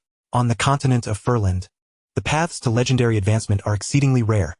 Currently, only the Royal Sky Warriors possess a complete pathway to legendary status. The path of self-creation, being in its infancy, requires many years of effort and continuous refinement to even hold the possibility of becoming a powerful professional. Thus, the path of every formidable professional must rely on bloodline inheritance." At this point, she looked at Jiang Yu with increasing amusement. "Without ancestors to inherit from, you must forge your own profession." Jiang Yu, undeterred by her mockery, felt a profound tremor within. In the future era, where points of employment will be scattered throughout the world, every sentient being, provided they possess the requisite qualities, will have the opportunity to choose a complete pathway to legendary status. In other words, professions lacking a complete legendary path will not endure. Who could have orchestrated such a phenomenon? It is truly astonishing. Perhaps only true deities could achieve such a monumental feat. And now, it is astonishing to discover that a path leading to legendary status is so incredibly precious. The predecessors planted the trees while the future generations enjoy the shade. Indeed, those who come after are truly fortunate. Unbeknownst to him, he has also become one of those who plant the trees. At this moment he could only inquire, "Priest, please enlighten me on how to establish a profession. Consume the extraordinary substance to awaken your spiritual sight, and the wind feather jade dew will suffice. Then, through meditation, connect with the sea of spirituality, and construct your extraordinary profession based on your own ideas. Remember, the profession you construct must align with your physique, attributes, spirit, and will. Do not aim too high or pursue the unrealistic. Otherwise, your path as a professional will be a dead end from the very beginning. The entrepreneurial journey is not simple. Do you understand? Yes. If you've grasped it, you may leave." Chapter 9, The Majesty of Titans. Emerging from the priest's tent, Jiang Yu departed from the royal encampment, heading towards the location of his kin. Although the war had been victorious, he could not leave immediately. Upon his departure from the royal camp, an eagle warrior from the court informed him that if he could not let go of his tribe, he could return for the time being. Seemingly confident, he suggested that Jiang Yu would undoubtedly return to the royal court in the future. Not just him. It seemed that the entire eagle court shared this confidence. He then informed Jiang Yu that 3 days hence, there would be a celebratory gathering prepared for the Thunder Titan Atrus, which all tribes were required to attend. At that time, everyone must extol the greatness of the Thunder Titan. After locating his kin, they returned to the camp where the tribe's eagles had initially been settled. It was only then that Jiang Yu realized that scarcely 1 in 10 of the tribal eagles remained. Every survivor was filled with tears, moving about like a mere shell of their former selves. This war had drained the lifeblood of the tribal eagles from the vast wilderness. Yet the royal court remained high and mighty, with no one daring to resist. It was then that Jiang Yu inquired about the experiences of his kin. Under Asen's explanation, it was revealed that after Jiang Yu had lured the two-headed dragon away, they had been temporarily conscripted by a team of royal eagle warriors, thrust into the front lines as cannon fodder to confront the griffins allied with the dragons. Soon after, over a dozen tribal members perished, but fortunately, they were clad in bronze armor, and since the war ended when the Titan tore apart the Blue Dragon King, greater harm was averted. The royal eagle warriors always remained at the back of the formation, directing the tribal eagles into battle, which is why their casualties were minimal after each conflict. This was the reason behind the near annihilation of the tribal eagles. Upon hearing this, Jiang Yu's anger towards the eagle court intensified. He resolved that, upon returning, he would no longer heed the court's orders. As for the location of the high barbarian mountain tribe, he would not linger there until a better settlement was found. After all, a year from now, when the ultimate battle between titans and dragons erupted, whether the eagle court would still exist was a matter of great uncertainty. On the 3rd day, Jiang Yu, along with his kin, sat quietly in the camp, patiently awaiting the arrival of the Titan giant. When the sun was at its zenith, casting the fiercest rays, the ground trembled with the approach of thunderous footsteps. A Titan giant, towering over 200 meters, strode into the center of the various tribes' encampments. Wrapping around him was the destructive might of thunder, and he donned a massive dragon's head as a helmet, the scent of fresh dragon blood still lingering upon it. Atrus stood tall, as if perched upon the clouds. He cast his gaze downward upon the swarming intelligent beings below, appearing as insignificant as ants, his eyes revealing a flicker of indifference and boredom. Were it not for the Titan King informing them that these ant-like intelligent beings harbored the secrets to divinity, he would not have cared for their fates. He spoke aloud, his voice booming, "My servants, cheer for your master. The great Titan shall ultimately reign over all of Furland. Like the thunderclap that collapses heaven and earth, his overwhelming majesty swept across the entirety of the vast sea forest. All beings were pressed down by this immense power, their spirits shaken, their bodies collapsing. Such is the might of the Titan giants. Each Titan begins their journey as a legend, and those like Atrus are already at the demigod level." Jiang Yu found it difficult to withstand this majesty and half-kneeled upon the ground. Yet, having absorbed the blood of titans and dragons, he quickly regained his composure and lifted his gaze, staring at the Titan giant who seemed to sit upon the clouds, towering as if he were the king of the world. Feeling a surge of defiance and fervor, he could be replaced. Chapter 10. The Path of Profession, Thunder Wielder. After the Titan Gala, all tribes of Furland dispersed, and the Eagle Court returned to the Heavenly Mountains, ordering each tribe to disband independently. Jiang Yu lingered until the end, secretly taking Little Turtle and the luminous green stone with him. This place would undoubtedly become one of the fiercest battlefields in the future, and he had no intention of returning. Subsequently, Jiang Yu led his kin back to the High Barbarian Mountain. Although they had lost over a dozen lives, it was a marked improvement compared to the complete annihilation faced by their forebears. A few days later, the group returned to the High Barbarian Mountain tribe. Upon seeing their kin return, most of the eagles wept tears of joy, while those who had lost husbands, brothers, or sons were inconsolable in their grief. Jiang Yu felt similarly pained. When he had departed, he had promised to bring everyone back. Yet now, over a dozen had met with misfortune. Meanwhile, the eagle folk were astonished by Jiang Yu's remarkable transformation and his extraordinary prowess. Several elder eagle folk were moved to tears, fully aware of the significance of an extraordinary being in this ancient era. That very evening, the tribe celebrated with a grand feast. With many of the young and strong returning, the tribe found a sense of stability. The following day, within the wooden houses of the village, Jiang Yu placed the azure stone beneath his bed and crafted a small nest for the little turtle before introducing it to his kin. The wise little turtle, akin to a newborn child, brimmed with curiosity about the world. It was small and adorable, yet possessed the power of thunder, quickly winning the affection of the entire Gao-Man mountain tribe, with children eager to play with it. The eagle matron showered it with love, embracing it as one of her own. In the days that followed, Jiang Yu led the young and strong on daily hunting expeditions, for his extraordinary abilities enabled him to return with bountiful provisions. After securing a substantial food reserve over time, he resolved to enter seclusion for self-cultivation, aspiring to forge his own path. After instructing the eagle folk not to disturb him, Jiang Yu retreated to his wooden abode, preparing to embark on this entrepreneurial journey. He moved the radiant azure stone out, sitting upon it. This miraculous stone allowed him to absorb the blood of titans and awaken his extraordinary potential. Undoubtedly a treasure of immense value. The greatest gain from participating in the battle between titans and dragons was this stone. With it, the creation of his profession might proceed more smoothly. He took out the wind spirit dew and consumed it, beginning to meditate and touch the sea of spirituality. The wind spirit dew was said to be a unique, extraordinary entity found only in the Tian Shan Mountains, and soon after ingestion, Jiang Yu entered a meditative state. Within this meditation, he could perceive the surrounding spiritual particles, each displaying a myriad of colors. Yet the purple particles were the most abundant and closest to him. Jiang Yu understood that these purple spiritual particles represented the element of thunder, the foundation of his extraordinary abilities. Thus, he extended his consciousness, following his inner feelings to connect with the thunder elements, gradually transcending alongside their flow until he beheld a vast ocean of spiritual particles in a riot of colors. As his spirit floated upon the sea, Jiang Yu began to contemplate the profession he was destined to create. Undoubtedly, his extraordinary path would center around the power of thunder. As this thought emerged, the thunder elements within the sea of spirituality gravitated towards him. He then reflected on his advantages. As an eagle folk, he possessed the ability to fly. As a time traveler, he held the memories of 2 lifetimes. Moreover, he was endowed with the champion's will, capable of harnessing formidable combat prowess. With his self-awareness deepening, a professional template gradually took shape. Meanwhile, deep within his psyche, a series of chimes echoed. Player has triggered the job assignment quest. Player has triggered the extraordinary path selection. System error, unable to generate job assignment quest.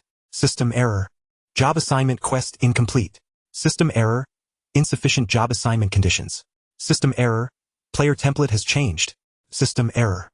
Initiating system auto repair. Repair failed. Repair failed. Uncertain how much time had passed, when Jiang Yu returned from the sea of spirituality.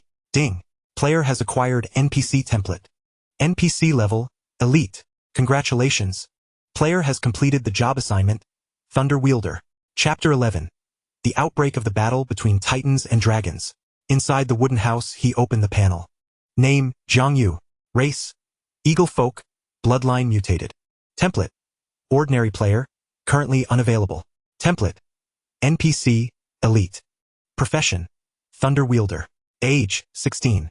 Attributes, Strength 15, Constitution 10, Spirit 15, Agility 15, Charisma 6. Level, Unlocked, Sealed, to be activated upon game start. Skills, Throwing, Mastery, Spear Technique, Mastery, Thunder Power, Extraordinary. Skill points, Unlocked, Sealed, to be activated upon game start. Talent, Champion's Will, you possess exceptional insight and reflexes. Your combat awareness surpasses all. Quest system, Unlocked, Sealed, to be activated upon game start. Game start countdown, 3,650,100 days, 7 hours, 12 minutes. Jiang Yu examined the system panel, noting the enhancements across all attributes, along with the unlocking of both profession and NPC templates. Amused, he remarked, the unlocking for players should occur in the 5th chapter, and it seems that I currently qualify as an elite monster with this NPC template. He then closed the system panel, recognizing it as a mirror reflecting his own strength at this stage. Rising, he pushed open the door and stepped outside. Awaiting him was an eagle folk warrior clad in bronze armor, wielding a bronze spear, who, upon seeing Jiang Yu, exclaimed with joy, "You have emerged from seclusion." Jiang Yu patted his shoulder and smiled. "Thank you for your hard work, Liang. Ha ha ha. Guarding the door for you is no trouble at all." Liang laughed heartily. "All right. Since I have emerged, you need not remain here. Go about your business." Jiang Yu chuckled. Since I currently have no tasks, may I see the extent of your newfound strength?" Liang inquired with curiosity. Every eagle folk envied becoming an extraordinary being. As for strength, the beast we once encountered, the deer, should pose no challenge to me now. After saying this, Jiang Yu raised a bronze spear and, with a slight exertion, the spear tip crackled with purple lightning as he hurled it outside the village. With a resounding boom, a crater 1 meter in diameter appeared in the earth. Impressive indeed. Liang and the other eagle folk, alerted by the commotion, marveled in admiration. With you here, our Gaoman mountain tribe is finally beginning to grow strong. Jiang Yu gazed at the jubilant tribe members, feeling a swell of happiness within. After securing his profession, he could finally envision the extraordinary path ahead, filled with hope for gradual empowerment. Especially after the baptism of blood from the titans and dragons, his physical potential had significantly elevated. Given enough time, he firmly believed that ascending to legendary status would be well within reach. After all, he possessed the experiences of a past life and would not fall behind by much. In the days that followed, Jiang Yu organized the tribe to forge bronze weapons and armor plates while stockpiling provisions. He frequently soared from Gaoman Mountain to explore the surrounding environment, seeking suitable places for the eagle folk to hide and take refuge. The unparalleled battle between titans and dragons was imminent, and even legends might not survive, let alone him, a newly ascended extraordinary professional. After an extensive search, many habitats of the beasts were discovered. Having thoroughly explored the surroundings, Jiang Yu resolved to venture further afield. He packed his travel gear and spent 7 days and nights journeying eastward, covering 10,000 miles until he reached the edge of the Eastern Sea. Ancient legends spoke of the ocean as the domain of the sea folk. Aside from the titans and dragons, no one dared to establish a foothold along the coastal lands. After circling the shoreline for several days, Jiang Yu came across a towering peak standing majestically by the sea, surrounded by abundant resources. Apart from a few beasts, there was no sign of any sentient beings inhabiting the area.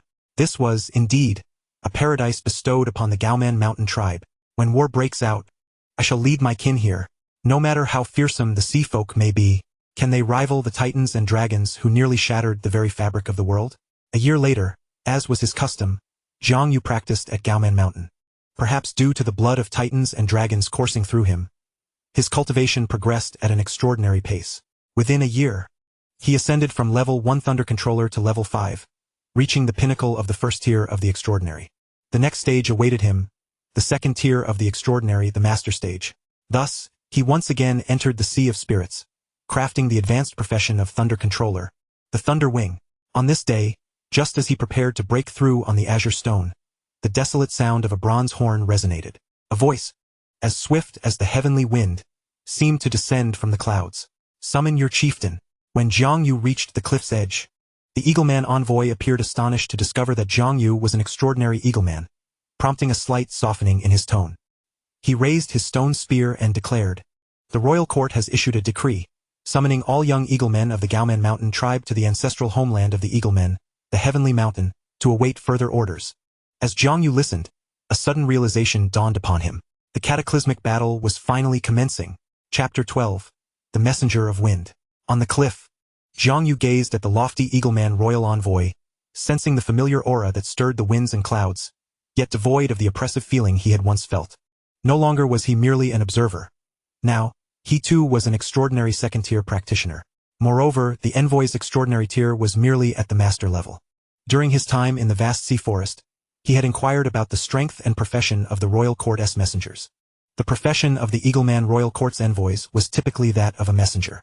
They belonged to the same Eagleman family, and when dispatching messengers to nearby locales, they would send those at the first tier of the extraordinary. However, for more distant places like Gaoman Mountain, they would send those of the advanced profession, the wind messenger. Yet, in the history of the messenger profession, the most formidable among them had only reached the third tier of the extraordinary, the windrunner. However, such achievements were rare. Presently, there was but one windrunner in the messenger family, often summoned by the Thunder Titan for communication between the Titans and various races. The greatest characteristic of the messenger profession was unparalleled speed. A fleeting thought raced through Jiang Yu's mind as he stood tall before the Eagleman envoy. With a hearty laugh, he exclaimed, "Do you not realize, should the entire tribe's young men be conscripted, how will the remaining members of my kin survive?" The Eagleman envoy frowned at these words. Every Eagleman must unconditionally serve the royal court. This is an ironclad law that has endured through the ages. The tribe's people are as common as wild grass. If they live, they live. If they do not, so be it. You, as a noble extraordinary, have no need to mingle among the commoners and sully your status. At this, Jiang Yu could no longer contain the murderous intent brewing within him. If the royal court regards us as true subjects, we would naturally die for the court. But if the royal court views us as mere insects, why should we sacrifice ourselves for it? The Eagleman envoy, incensed by his words, retorted, impudent, as an Eagleman, having fortuitously attained the extraordinary, you dare to slander the royal court and speak such wild proclamations, disregarding the orders. Today, I shall see to your demise. With that, he raised his stone spear, and his dark gray wings stirred with the tempest, a fierce wind enveloping him as he charged towards Jiang Yu with the speed of lightning. He had no doubt he could subdue Jiang Yu. My family's extraordinary legacy has been refined through generations. How could it be rivaled by a mere upstart? Below, on the cliff, the Eaglemen of Gaomen Mountain felt the violent gust of wind descending from above, their faces reflecting palpable fear. Yet Jiang Yu stood unafraid, his battle spirit ignited. He stepped forward, brandishing his bronze long sword, the violent purple lightning coursing through the blade, and shouted towards the Eagleman envoy, 11 years ago, my father perished due to the royal court's conscription. A year ago, my kin nearly met their end in the vast sea forest. Envoy, I have long sought to avenge you. The Eagleman envoy's eagerness to attack played right into Jiang Yu's hands. He had no confidence in catching the wind messenger, but he could strike when the envoy initiated the assault. In an instant the two clashed. The forces of wind and thunder collided with a deafening roar, echoing like a mournful lament through the realms. Blood sprayed forth as two dark gray wings were severed in an instant. In that moment of contact as sword met spear, the powers of wind and thunder intertwined. Just then, Jiang Yu's wings erupted in a thunderous explosion, akin to a tempestuous serpent of lightning, as powerful bolts of thunder propelled several bronze swords toward the envoy's wings, severing them in one fell swoop. The envoy, now devoid of his wings, found his strength halved, and he could no longer attain his previous speed. The Eagleman envoy was simultaneously astonished and furious. Yet Jiang Yu's determination was as unyielding as iron. He pressed the attack, soon leaving the envoy bloodied and battered. With no chance of escape and unable to defend himself, the Eagleman envoy, in a moment of desperation, knelt before Jiang Yu. I concede. I beseech you, spare my life. I possess a wealth of extraordinary treasures that can redeem my existence. However, Jiang Yu's expression remained cold and unyielding. There is no need. The blood feud of my Gaoman Mountain lineage begins with you. With that, he did not hesitate to strike down upon the kneeling Eagleman envoy's head. Chapter 13. Paradise Mountain. Beneath the blazing sun, as the clouds dispersed and the winds calmed, Jiang Yu held the severed head of the Eagleman in his grasp atop the cliff. He turned to face his trembling kin, who were horrified by the scene, and smiled. My brethren, do you remember the royal court's great conscription every decade? Each time, our forefathers and ancestors have returned few, and our Gaoman Mountain tribe has languished, narrowly escaping extinction on several occasions. This is a blatant disregard for our humanity. As these words left his lips, the expressions of the Eaglemen transformed from fear to hatred.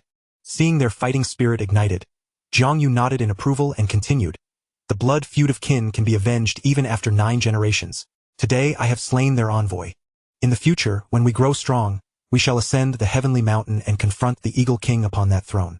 Are the tribesmen truly mere insects? Are we, indeed, mere insects? No, no, no.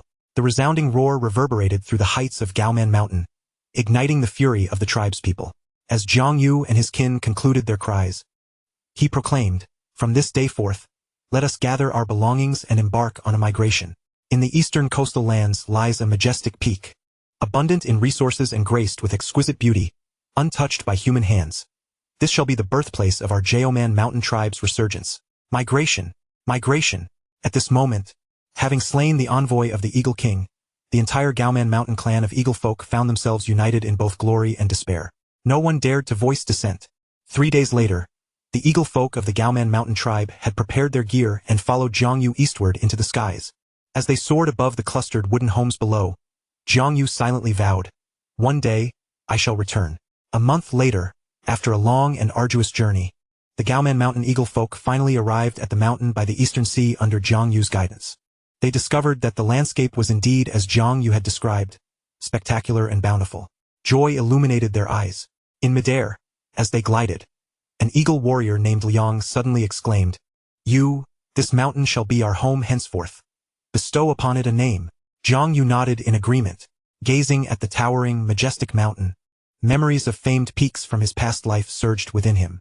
He chuckled and declared, "This mountain is grand and magnificent, a splendid gift from the heavens.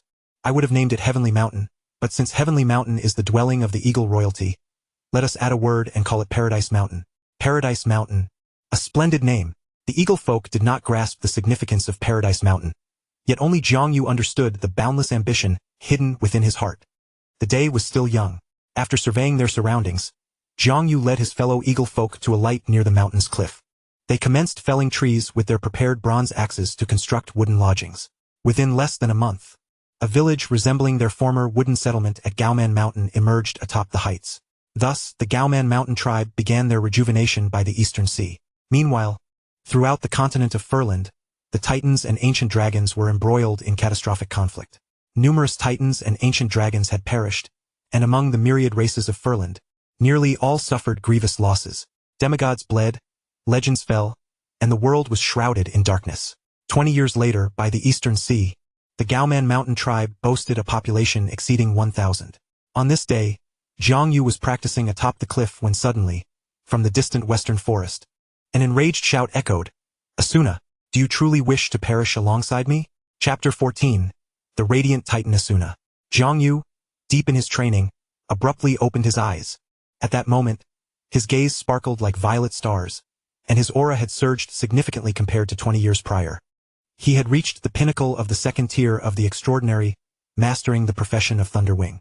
He looked towards the distant west, where he soon heard the earth tremble and the mountains quake. Before long, an ancient dragon and a titan towering over 100 meters appeared within his line of sight. The ancient black dragon was entirely shrouded in darkness, its scales gleaming with a metallic sheen, though it bore visible wounds. The titan was a titaness, adorned with a vine-woven crown, her beauty radiant, skin fair, and figure graceful.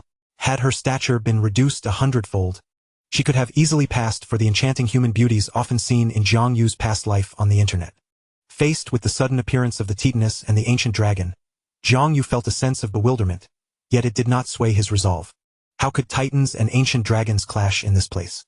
He summoned several adult eagle folk and commanded, quickly, according to the tribe's established protocols, "Let our kin into the refuge caves." "Yes, chief." The eagle folk promptly complied with Jiang Yu's orders. Over the past 20 years, all the eagle folk had heeded Jiang Yu's counsel. Observing the adult eagle folk swiftly spring into action, Jiang Yu nodded in approval. He gazed towards the west, hesitated for a moment, then unfurled his wings and quietly soared in that direction.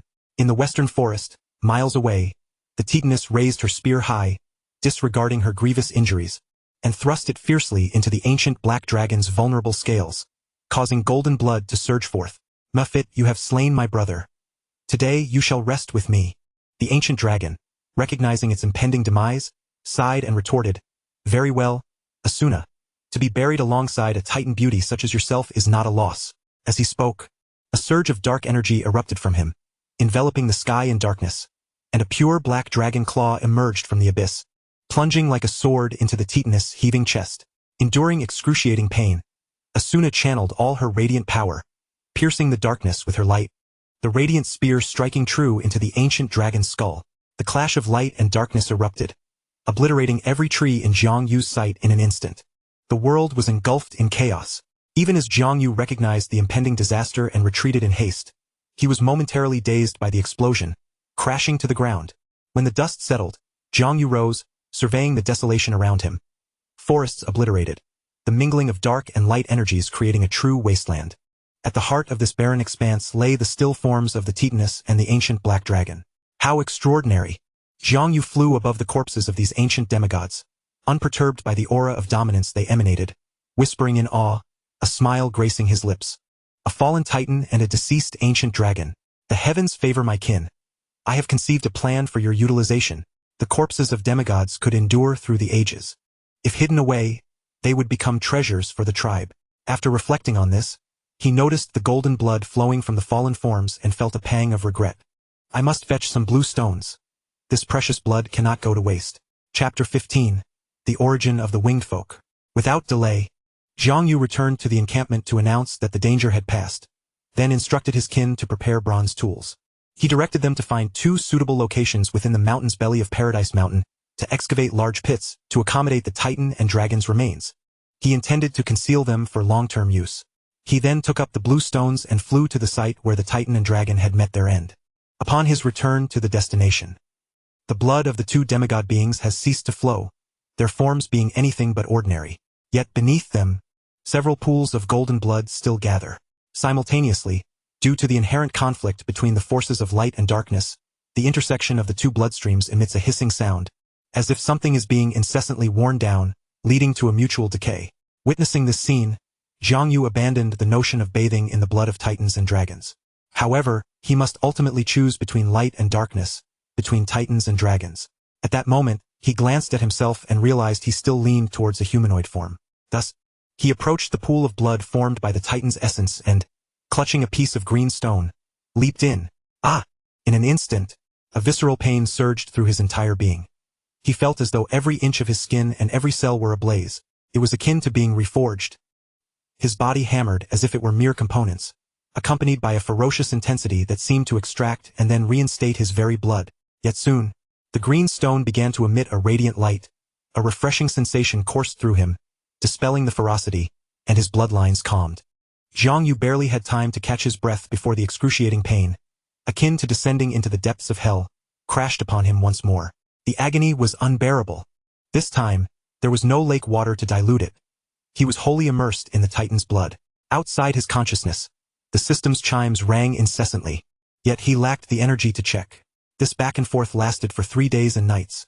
When he could no longer feel pain and was merely sustained by an indomitable will, only 1/10 of the Titan's blood remained in the basin. Its brilliance faded, resembling that of mere mortals. Only then did Zhang Yu regain his composure. He first examined his body, discovering that all the dark gray feathers in his wings had vanished, replaced with pristine white plumage.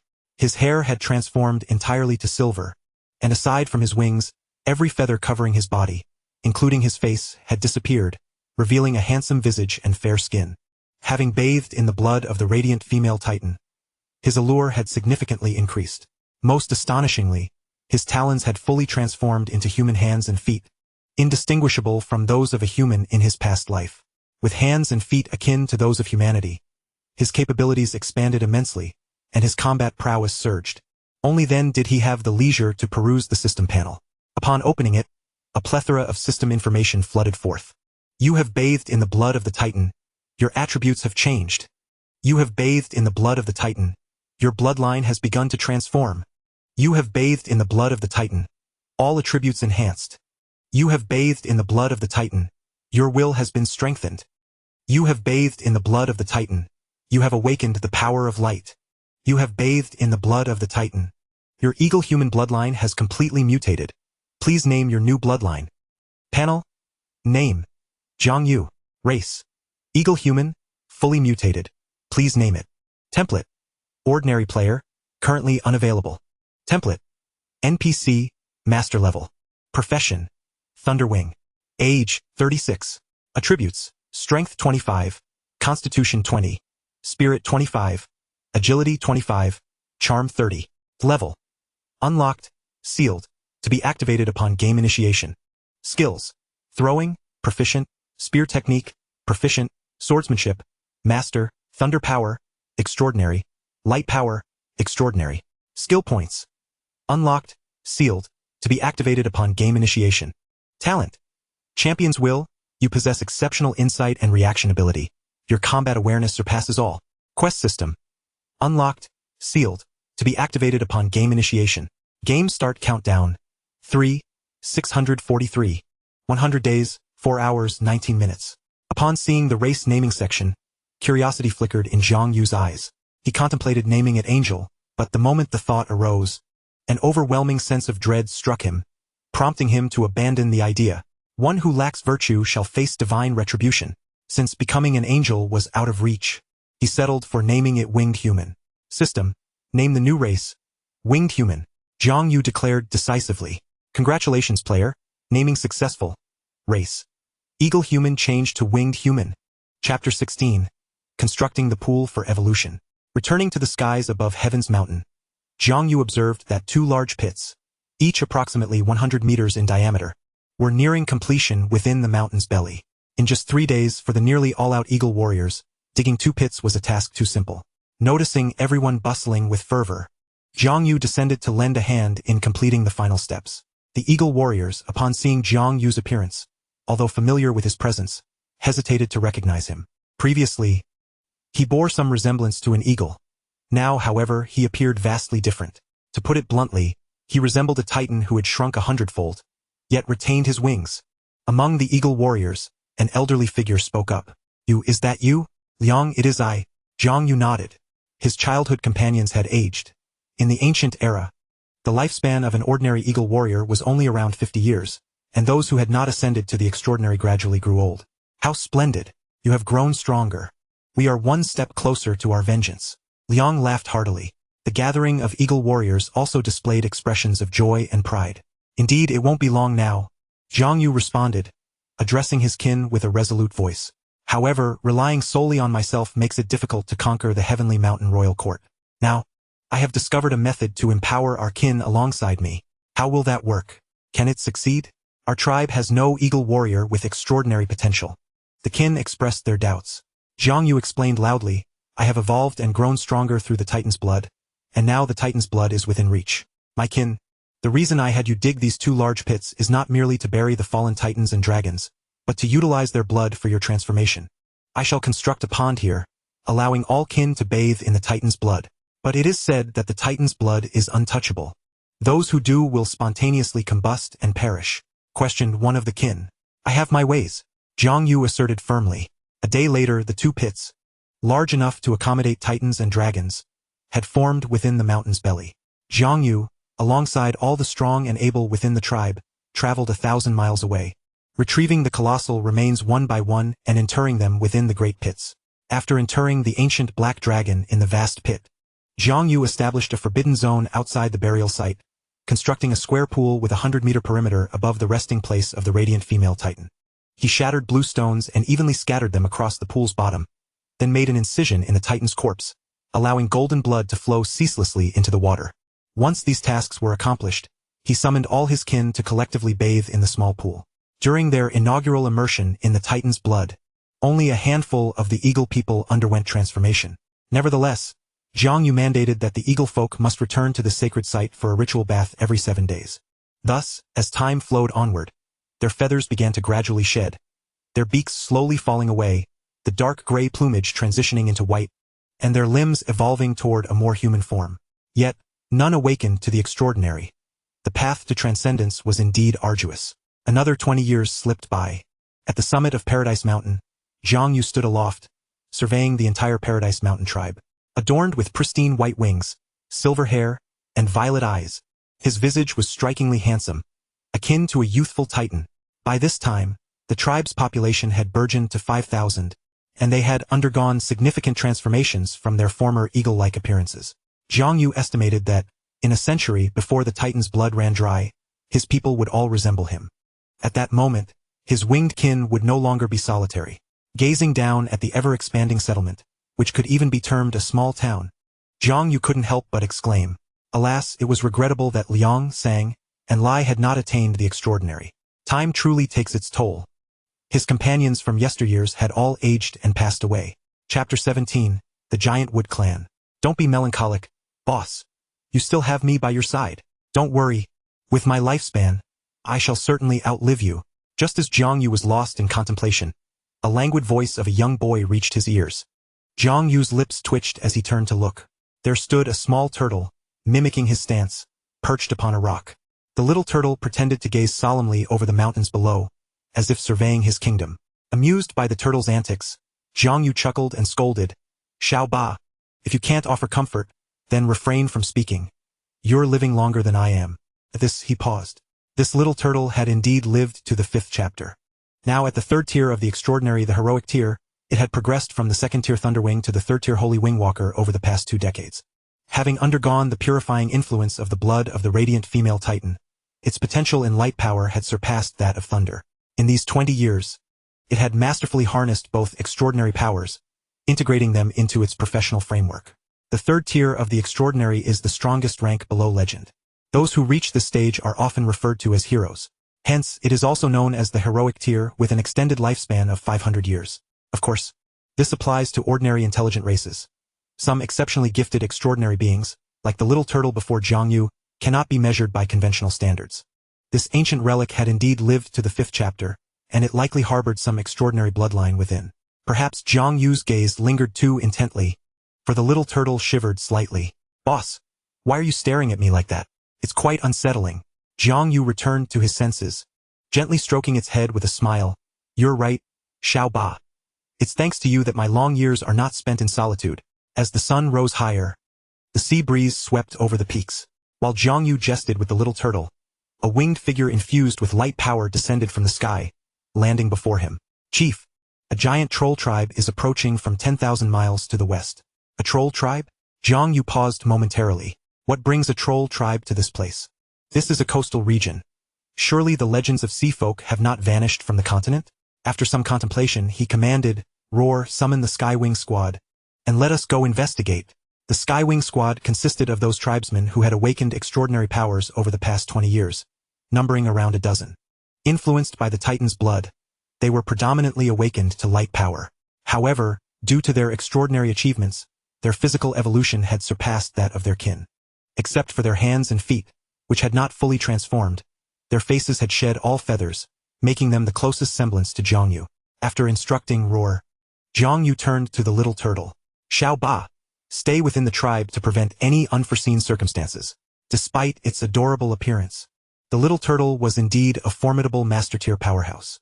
Boss, I want to go with you. The little turtle's small, bead-like eyes sparkled with eagerness.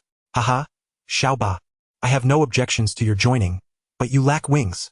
The little turtle immediately looked dejected. Without wings in this era there were no mages. Only legends could soar through the skies. Enough, Roar, hurry and gather the others. We shall depart at once. Yes.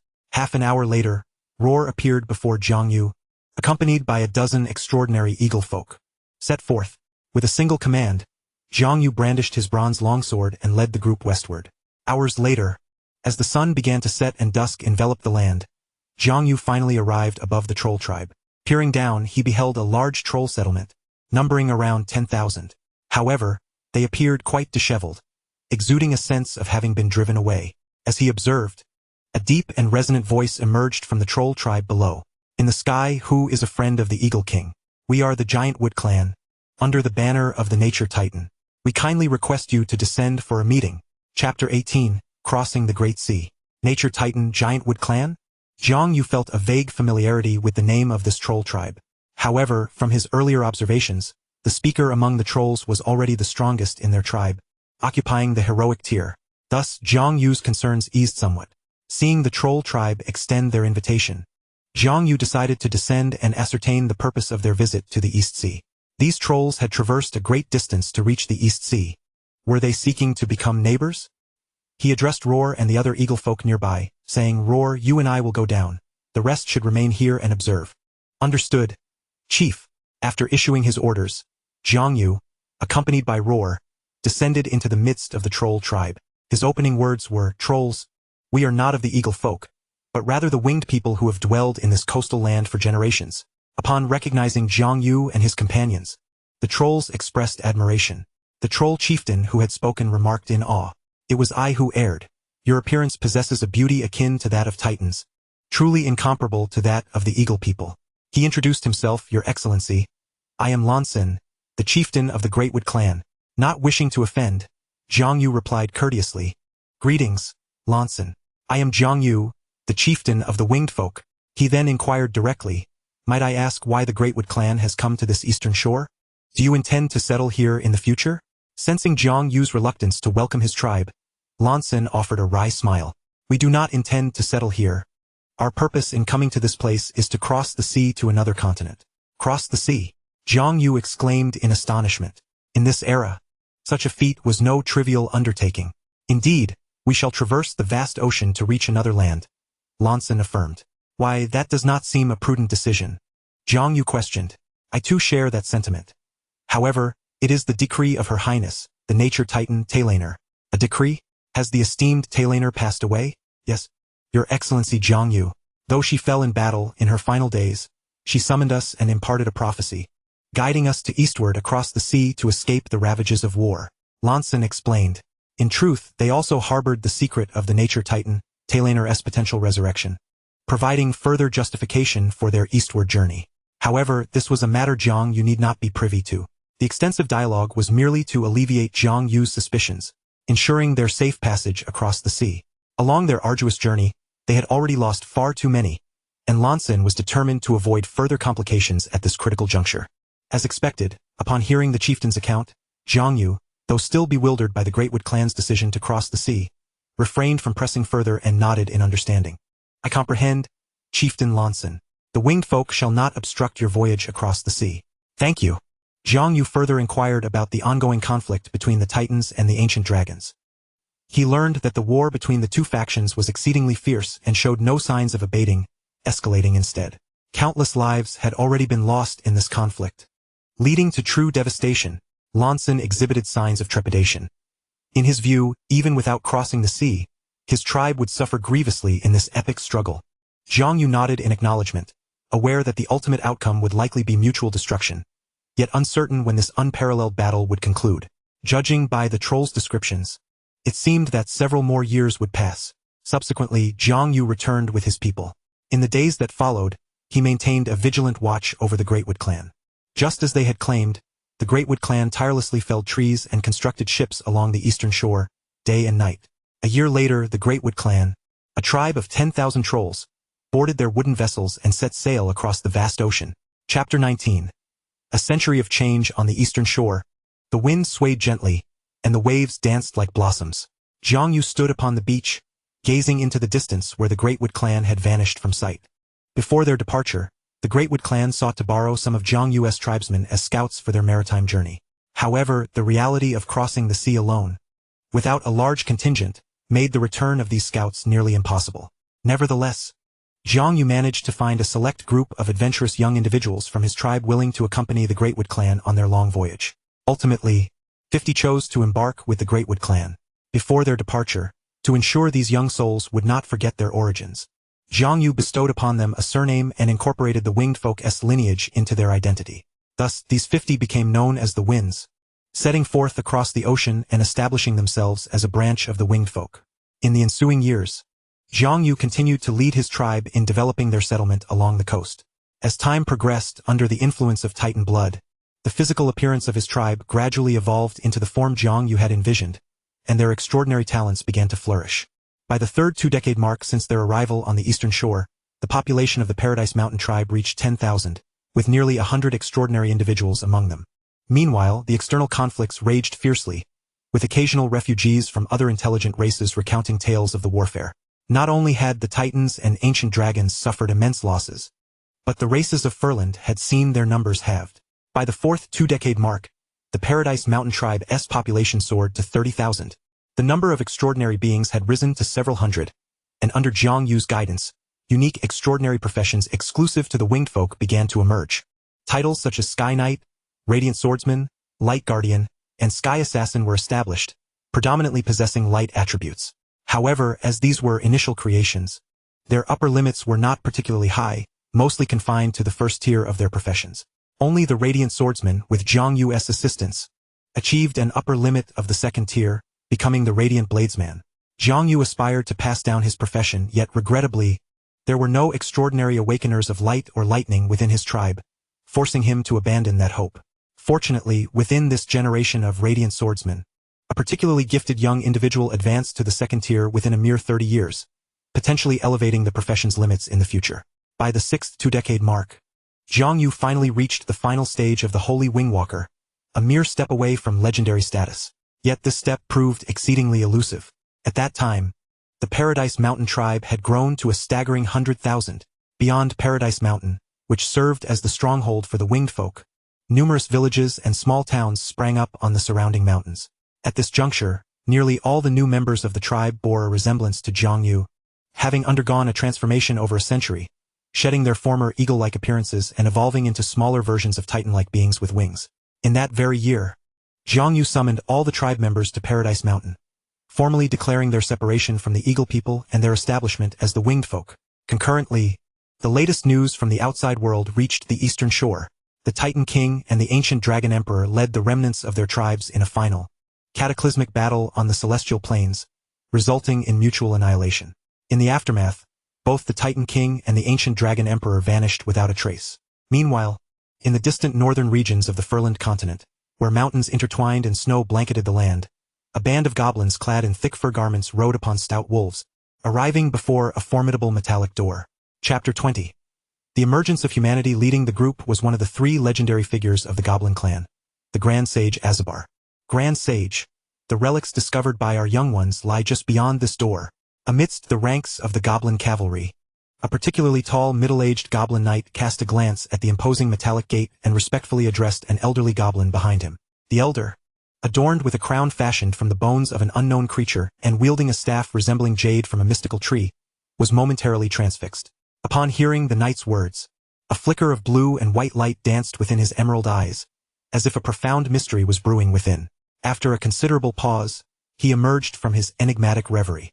In the astonished gazes of the Goblin knights, the elder leapt from the back of his diminutive wolf steed and knelt before the metallic gate, exclaiming with fervor, "Blessings upon our kin! Blessings upon our kin! The prophecy reveals that within lies the essence of our clan's strength and glory. Oh, it is far more than mere strength and glory. Acquiring what lies within will enable us goblins to supplant the titanic giants and the ancient dragons, becoming the sovereigns of the entire realm of Furland." Following his fervent outburst, he approached the middle-aged Goblin knight with composure and commanded, "Azel, I charge you with the swiftest return to the Goblin royal court. Seek out King Amigel and request that he dispatch our finest legion and most skilled craftsmen to this location. Furthermore, convey to him that this matter pertains to the ascendants of our Goblin race. It is of paramount importance, surpassing every scenario we have previously discussed. Indeed, great sage, I assure you I will relay this message to His Majesty." The middle-aged Goblin knight responded solemnly, thumping his chest in affirmation. A month later, a Goblin horde numbering nearly 10,000 had encamped at this site. 3 months hence, through means unknown, the metallic gate was finally unsealed. Years later, the myriad races of Furland were taken aback as some goblins emerged, bearing the semblance of titans. Yet, they stood only 2 meters tall, possessing an ordinary physique, devoid of any extraordinary aura, yet closely observed by their Goblin kin. They referred to themselves as the human race. Subsequently, the goblins unveiled a plethora of enigmatic creations that perplexed the diverse races of Furland, some of which wielded immense power, even instilling a sense of threat in the remnants of titans and dragons. On the eastern coast, atop Paradise Mountain, within the grandest structure of marble, the winged ones had gradually abandoned their former eagle-like traits since their emergence. They became enamored with beauty, demanding perfection in all things. This edifice was no exception. Inside, Jiang Yu sat in a position of prominence, flanked by 2 young winged ones. The male winged one stepped forward, reporting, "My lord, we have confirmed that both the Titan King and the ancient Dragon Emperor have suffered mutual devastation, with the vast majority of titans and dragons perishing. Given this, do we still need to proceed with our strategy of seclusion? According to our intelligence, fewer than 10 titans remain, while the surviving ancient dragons number only a handful. Furthermore, those races that once served the 2 factions are beginning to show signs of disloyalty. A more pressing matter has arisen. It appears the goblins are quietly reaching out to the other races." The female winged one added, "What news from the Eagle King's court?" The Eagle King sustained grave injuries in the final battle, but remains loyal to the wounded Thunder Titan. Recently, they repelled the goblin envoys. Jiang Yu pondered, "I see. The goblins harbor ambitions of rebellion. However, for us, both the Titans and the Eagle King's court are adversaries. The enmity with the Eagle King is deeply rooted.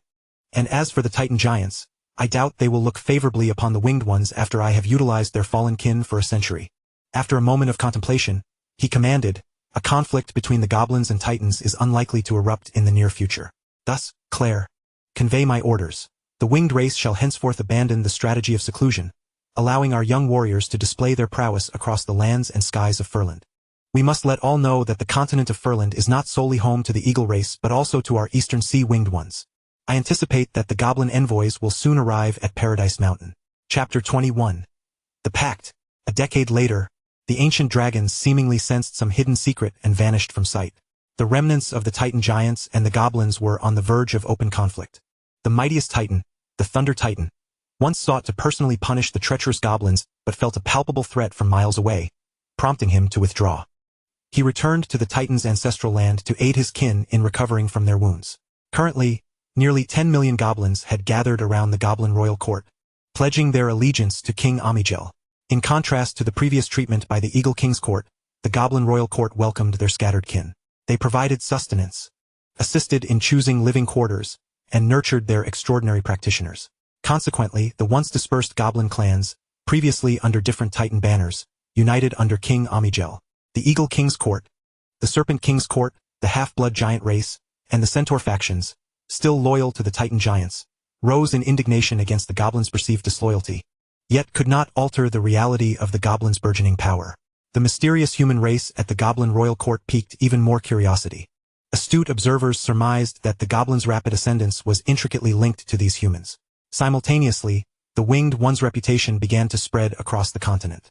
Intelligent races capable of soaring through the skies were relatively scarce, especially as the Winged Ones predominantly possessed light-based abilities and healing powers, making them highly sought after by the various races of the continent.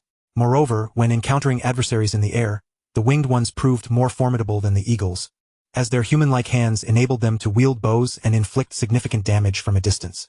This characteristic propelled the winged archers to become one of the most formidable military forces in Furland. Even extraordinary practitioners found themselves challenged against organized winged battalions. This also drew the attention of the Goblin Royal Court to the importance of the Winged Ones. As the first snowflakes of winter descended upon Paradise Mountain, the goblin emissaries arrived as anticipated. A group dressed in remarkably fashionable attire compared to the rest of Furland ascended the mountain's peak. Among them, alongside the diminutive, slender-limbed, green-skinned goblins, was a human resembling a wingless winged one. As the goblin envoys approached Zhang Yu's grand tent, they showcased the poise befitting envoys of a great race in Furland. Only the human woman displayed a profound curiosity towards the winged ones, who bore a striking resemblance to her, glancing around with an animated expression. Upon arriving at the Whitestone Fortress where Zhang Yu resided, the goblin envoys first demonstrated the proper etiquette towards the king of the foreign race, placing their hands upon their chests. Esteemed king of the winged ones, we are the envoys dispatched by our sovereign Amigel to extend our most sincere respects to you. Zhang Yu likewise rose, his pristine white wings folded gracefully behind him. His purple eyes swept over the goblins before settling on the human girl amidst them, who stood like a crane among chickens. With a smile he welcomed, "Greetings to you, envoys from the Goblin Court." His welcome was genuine, yet tinged with an odd sensation. The goblins before him were impeccably dressed and remarkably clean, a stark contrast to the bedraggled goblins he frequently encountered in the 5th chapter, who merely managed to survive in the wilderness. Noticing Zhang Yu's amiable demeanor, the goblin envoys felt a wave of relief. The lead envoy then spoke directly and candidly. For eons, the Titan giants and the ancient dragons have ruled over Furland, enslaving the various races and relying solely on their overwhelming military might. They are haughty and arrogant, igniting wars capable of annihilating the continent, leading countless citizens of Furland to their demise, turning sky and earth into a sea of flames. To this day, the voices of discontent among the races of the continent have reached a fever pitch. Their resentment and fury towards the Titans and the Dragonkin have reached their zenith. Under the guidance of the Great Sage, the High Priest, and the Goblin King, our Goblin clan stands united with the races of the continent, prepared to rise up and collectively overthrow the dominion of the Titan giants. With the will of the races in mind, we, the envoys, wish to represent the goblins and the various races of Furland in forming an alliance with the Winged Ones, to jointly undertake this monumental endeavor. May I inquire, what are your thoughts, O King of the Winged Ones? Having completed his statement in one breath, the envoy lifted his gaze to Zhang Yu, anticipating his response. In light of the goblin envoy's forthrightness, Zhang Yu replied equally directly, "The Winged Ones are willing to ally with the goblin clans to overthrow the Titans and the dragons. However, what assurances can the Goblin Court provide to my kin in terms of benefits? Is not the chance to overthrow the Titan giants and claim sovereignty the greatest benefit of all?" The goblin envoy chuckled. Zhang Yu, however, shook his head earnestly. The Winged Ones have dwelled by the seashore for generations, never having submitted to the Titans. Thus, what difference does it make whether we join your cause under the current terms? The goblin envoy felt a flutter of frustration, yet he recalled the intelligence he had gathered.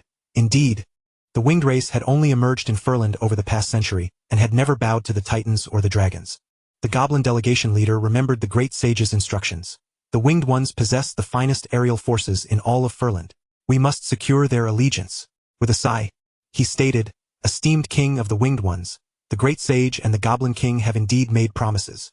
Should the Winged Ones join the Anti-Titan Alliance, after the war concludes, you may select any territory as your domain. Furthermore, we are willing to share some wondrous goblin technological marvels with the winged race. Additionally, the Goblin Envoy continued to elaborate extensively. Finally, Jiang Yu nodded in satisfaction. Very well, please present the covenant.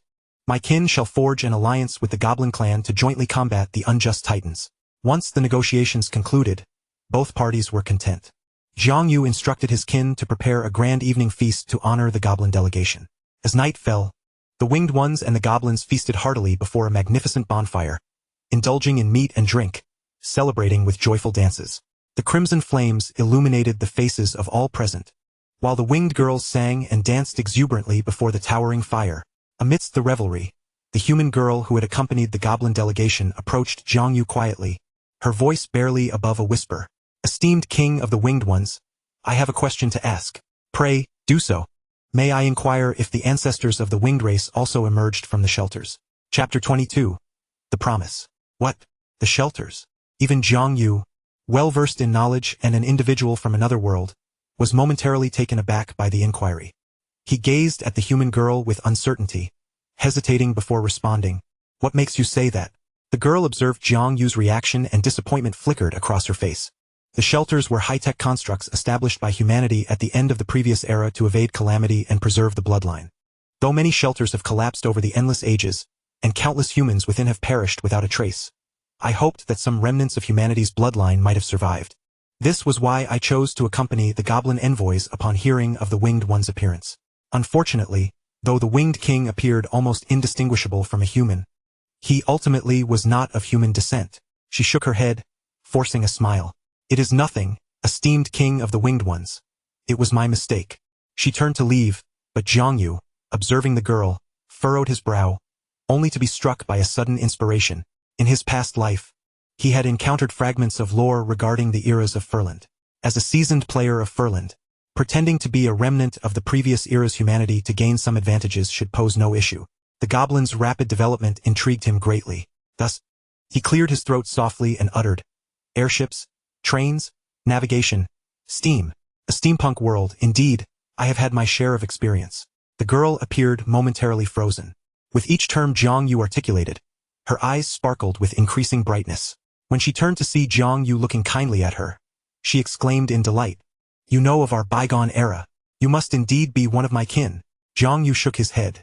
I am not, or rather, I once was human. Moreover, I did not emerge from a shelter.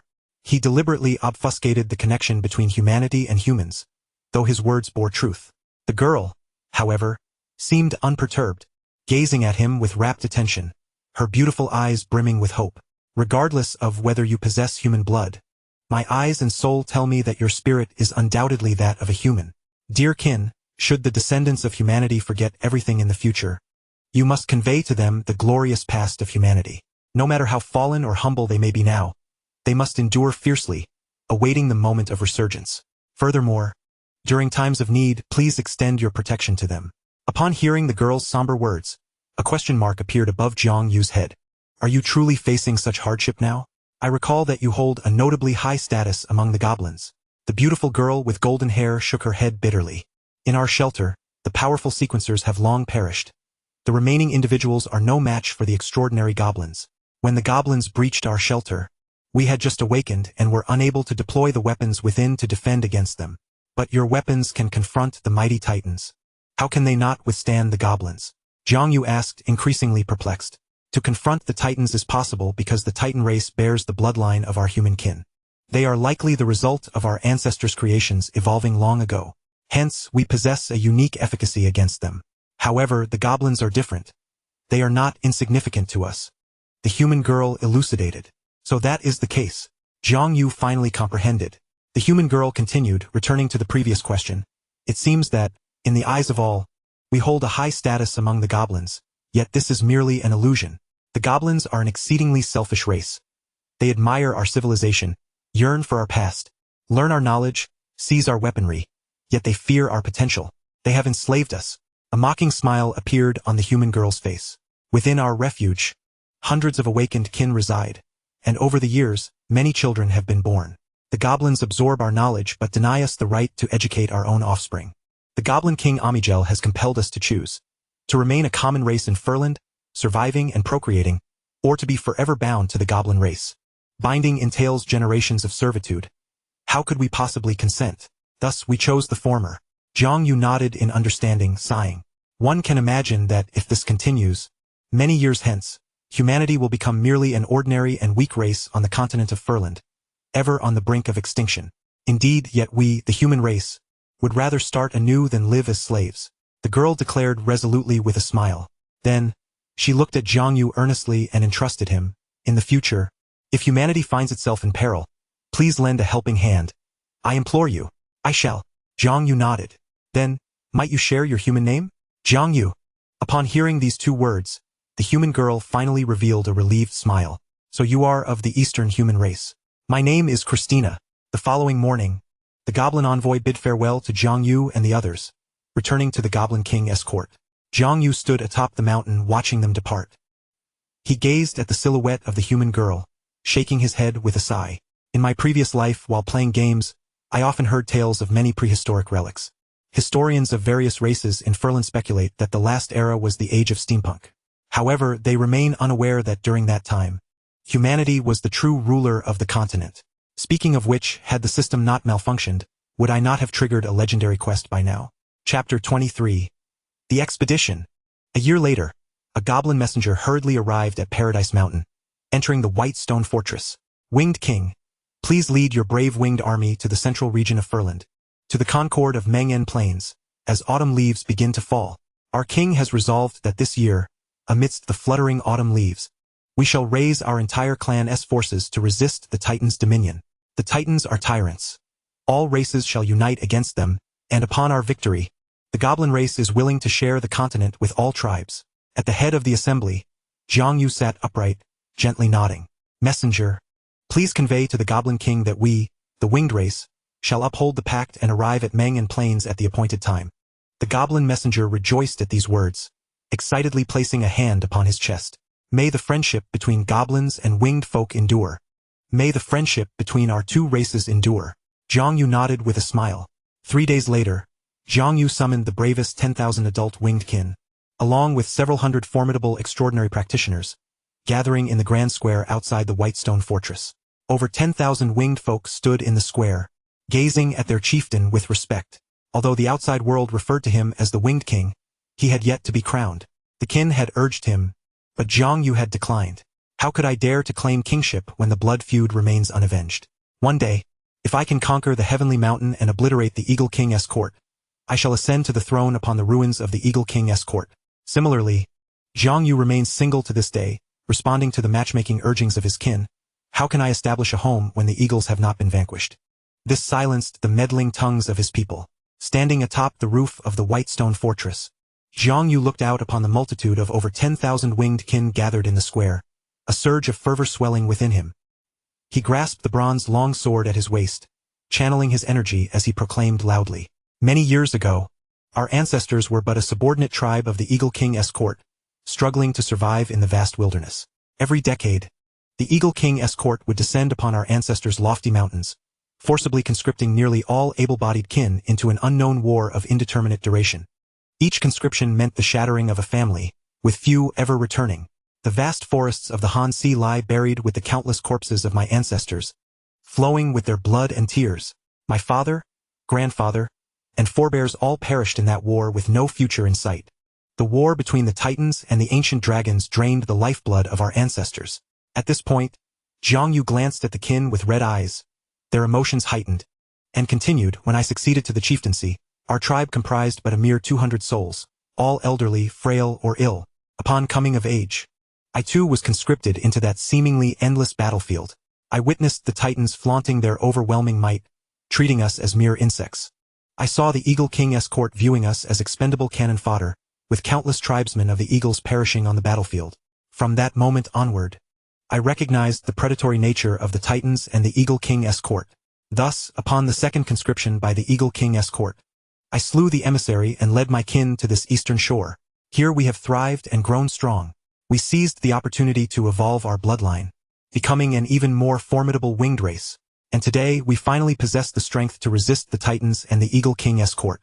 My sons, are you willing to follow me to vanquish the Titans and conquer the heavenly mountain? We are willing. We are willing. Vanquish the Titans. Conquer the heavenly mountain. Vanquish the Titans. Conquer the heavenly mountain. Then, let us embark on our expedition. Chapter 24. The Concord of Meng Plains and the Origin of the Knights. The continent of Furland is vast and expansive. From the eastern shores to the central Meng Plains, even at the winged folk's daily high-speed flight, it took over a month to arrive at Meng Plains alongside the other allied races. There was no alternative. In terms of distance, only the merfolk of the western coast could rival the winged folk. Along the way, we encountered no monstrous beasts or obstructions from other races. What a joke! A legion of 10,000 winged folk soaring through the skies is an infinite expanse, akin to a colossal dark cloud advancing forward, terrifying beyond measure. Not to mention, this legion of winged warriors, armed with bows, could unleash a volley of arrows at a mere command. Who could possibly withstand such a terrifying spectacle? Along the journey, Zhang Yu also led the winged army to swiftly eliminate several careless magical beasts, which allowed him to witness the formidable combat prowess of his own legion, bolstering his confidence for the impending war. Upon reaching the skies above the Meng Plain, a vast expanse already teeming with nearly 1 million troops from various races, they camped in clusters according to their tribes.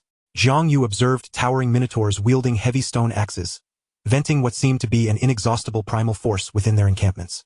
There were diminutive yet robust dwarven warriors, each brandishing bronze weaponry, with some even forging new arms within the camp. He also spotted centaur cavalry, swift as the wind, their bodies bare and hair braided, yet possessing exceptional archery skills, marking them as one of the mightiest cavalry forces in the current realm of Furland. Additionally, there were numerous troll clans who similarly betrayed the Titans, their numbers equally substantial. In present-day Furland, aside from the goblins, trolls boast the largest population. A tribe of merfolk, naturally endowed with water magic, had traveled great distances from the western coast to join the fray, reportedly due to a grand romance between a goblin prince and a mermaid princess. However, Zhang Yu found it hard to believe that a mermaid princess would fall in love with a goblin prince. Among them were the gnomes, staunch allies of the goblins, who had come purely to cheer and rally support. Yet, the gnome race was not to be underestimated, as they possessed a wealth of inherited magical professions. There were also mischievous fairies, eager to join the excitement, categorized by elemental types, including wind fairies, light fairies, and their guardian, a great forest fairy. Fairies, known for their long lifespans and resided within forests, wielded formidable magical powers.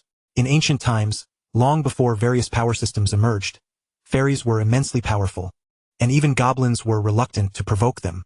The Goblin King, Amigel, tacitly accepted their presence, trusting that under the watchful eye of a great fairy, these little ones would not engage in any outrageous behavior. Moreover, this great forest fairy was a legendary powerhouse.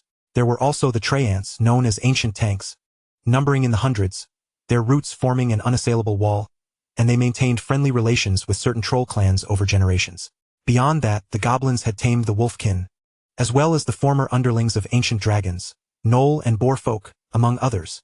There was an abundance of wise races whose names Zhang Yu could not recall, likely lacking the lineage to persist into the future. Yet, predominantly, there were the ceaselessly sprawling camps of the goblin army. In this era, the Goblin Legion stood as an elite force, clad in formidable armor. Within a mere decade, a tenth of these goblins had donned iron weapons and armor, a testament to the contributions of those who emerged from the shelters of the pre-epic. Some steam-powered steel weaponry had also been positioned outside their encampments, exuding an aura of might that could swallow mountains and rivers. Yet, these weapons were indeed formidable. With just a glance, Zhang Yu sensed numerous threats lurking within. This filled him with both envy and admiration, prompting silent musings within his heart. The second chapter is upon us. This is the age of the goblins, and my winged kin are not yet strong enough, but the future holds promise. As far as Zhang Yu could see, the entire Meng Plain accommodated hundreds of wise races. Their forces numbered in the tens of thousands. For instance, the Troll clan, also a prominent race in Furland, though some factions had chosen allegiance with the Titans. There were the few hundred fairies, who sang melodious tunes within their camps, seemingly oblivious to the looming war, as if they were simply there to join the festivities. Caravans laden with food and supplies were dispatched by the goblin race from various regions. As Zhang Yu's winged army soared over the Meng Plain, it resembled a vast ocean of clouds drifting across the sky, obscuring the long sun. Remarkably, on the Meng Plain, Nearly all races beheld this grand aerial legion, wielding longbows and sheathed in bronze longswords.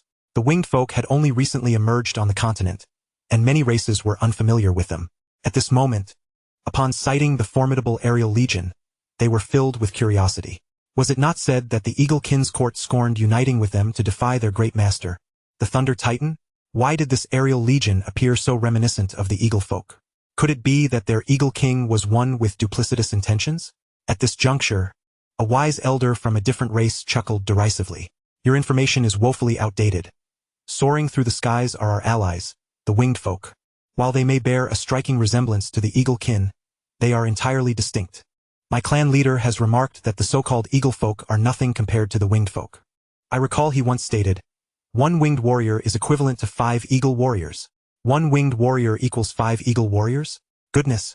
It seems this winged kin could contend for aerial supremacy against the eagle folk, griffins, two-headed wyverns, and horned eagles. With their presence, we need not fret over aerial foes any longer. Meanwhile, within the goblin encampment, a squad of goblin practitioners ascended into the sky, approaching Jiangyu. Clad in armor and wielding great swords or chain hammers, they emanated the power of the winds, enabling their flight. Jiangyu sensed that this squad of goblin practitioners had yet to reach the legendary realm, indicating they were a type of transcendent profession capable of flight. From what Jiangyu knew, including the Goblin King, most goblin transcendents were knight professions. This squad of goblin warriors might belong to the Wind Knight Order, Advanced Sky Knights. It may sound amusing, but in ancient times, the various knight professions developed by the goblins indeed became one of the sources for future knight orders. The 4 elemental knight orders, Wind Knights, Earth Knights, Water Knights, and Fire Knights, were pioneered by the goblins. Chapter 25. A once glorious past. Just as several goblin wind knights ascended into the sky to meet Jiangyu, in the heart of the goblin encampment, a dozen human warriors sat beside a peculiar creation forged of steel. A middle-aged man with golden hair gazed at the massive winged army in the sky, nostalgia shimmering in his eyes. Once upon a time, the Empire boasted an aerial army 1,000 times more powerful than this winged tribe. Bearing wings and soaring through the heavens, the celestial minstrels, one of the 9 aerial legions, exuded an aura far more imposing than these winged warriors. A beautiful girl with golden hair rolled her eyes and sighed. Alas, those times are but memories now. The Empire has long since fallen. Our current task is merely to ensure the survival of humanity on this land, lest our race be extinguished. Should that occur, it would be a grave disservice to the sacrifices made by the Empire to safeguard this world. Indeed, that is the case. The dark-haired man of the human race evidently concurred, posing a question. Fiona, have you encountered that celestial winged king? How do you assess the possibility of him becoming our ally? The golden-haired girl gave a wry smile. That winged king is not so simplistic. He possesses some secrets, though not many. He seems to want me to believe that he is also from our era, reborn in the form of a winged being through a process he calls reincarnation. This is indeed quite far-fetched. Even the most formidable sorcerers of the Empire in their prime would find such feats exceedingly difficult. The young man with blue hair chuckled. Indeed. Yet I choose to believe that this winged king appears to seek some advantage from us. This is a positive development, Fiona. One can only hope he is not entirely devoid of desire. Beside them, the elderly man with dark hair interjected. Precisely for that reason, he possesses the potential to strive for something. The golden-haired girl responded with a smile. Grandfather Yang, this winged king claims to be of the Eastern human race from that era. During this time, do consider ways to establish contact with him.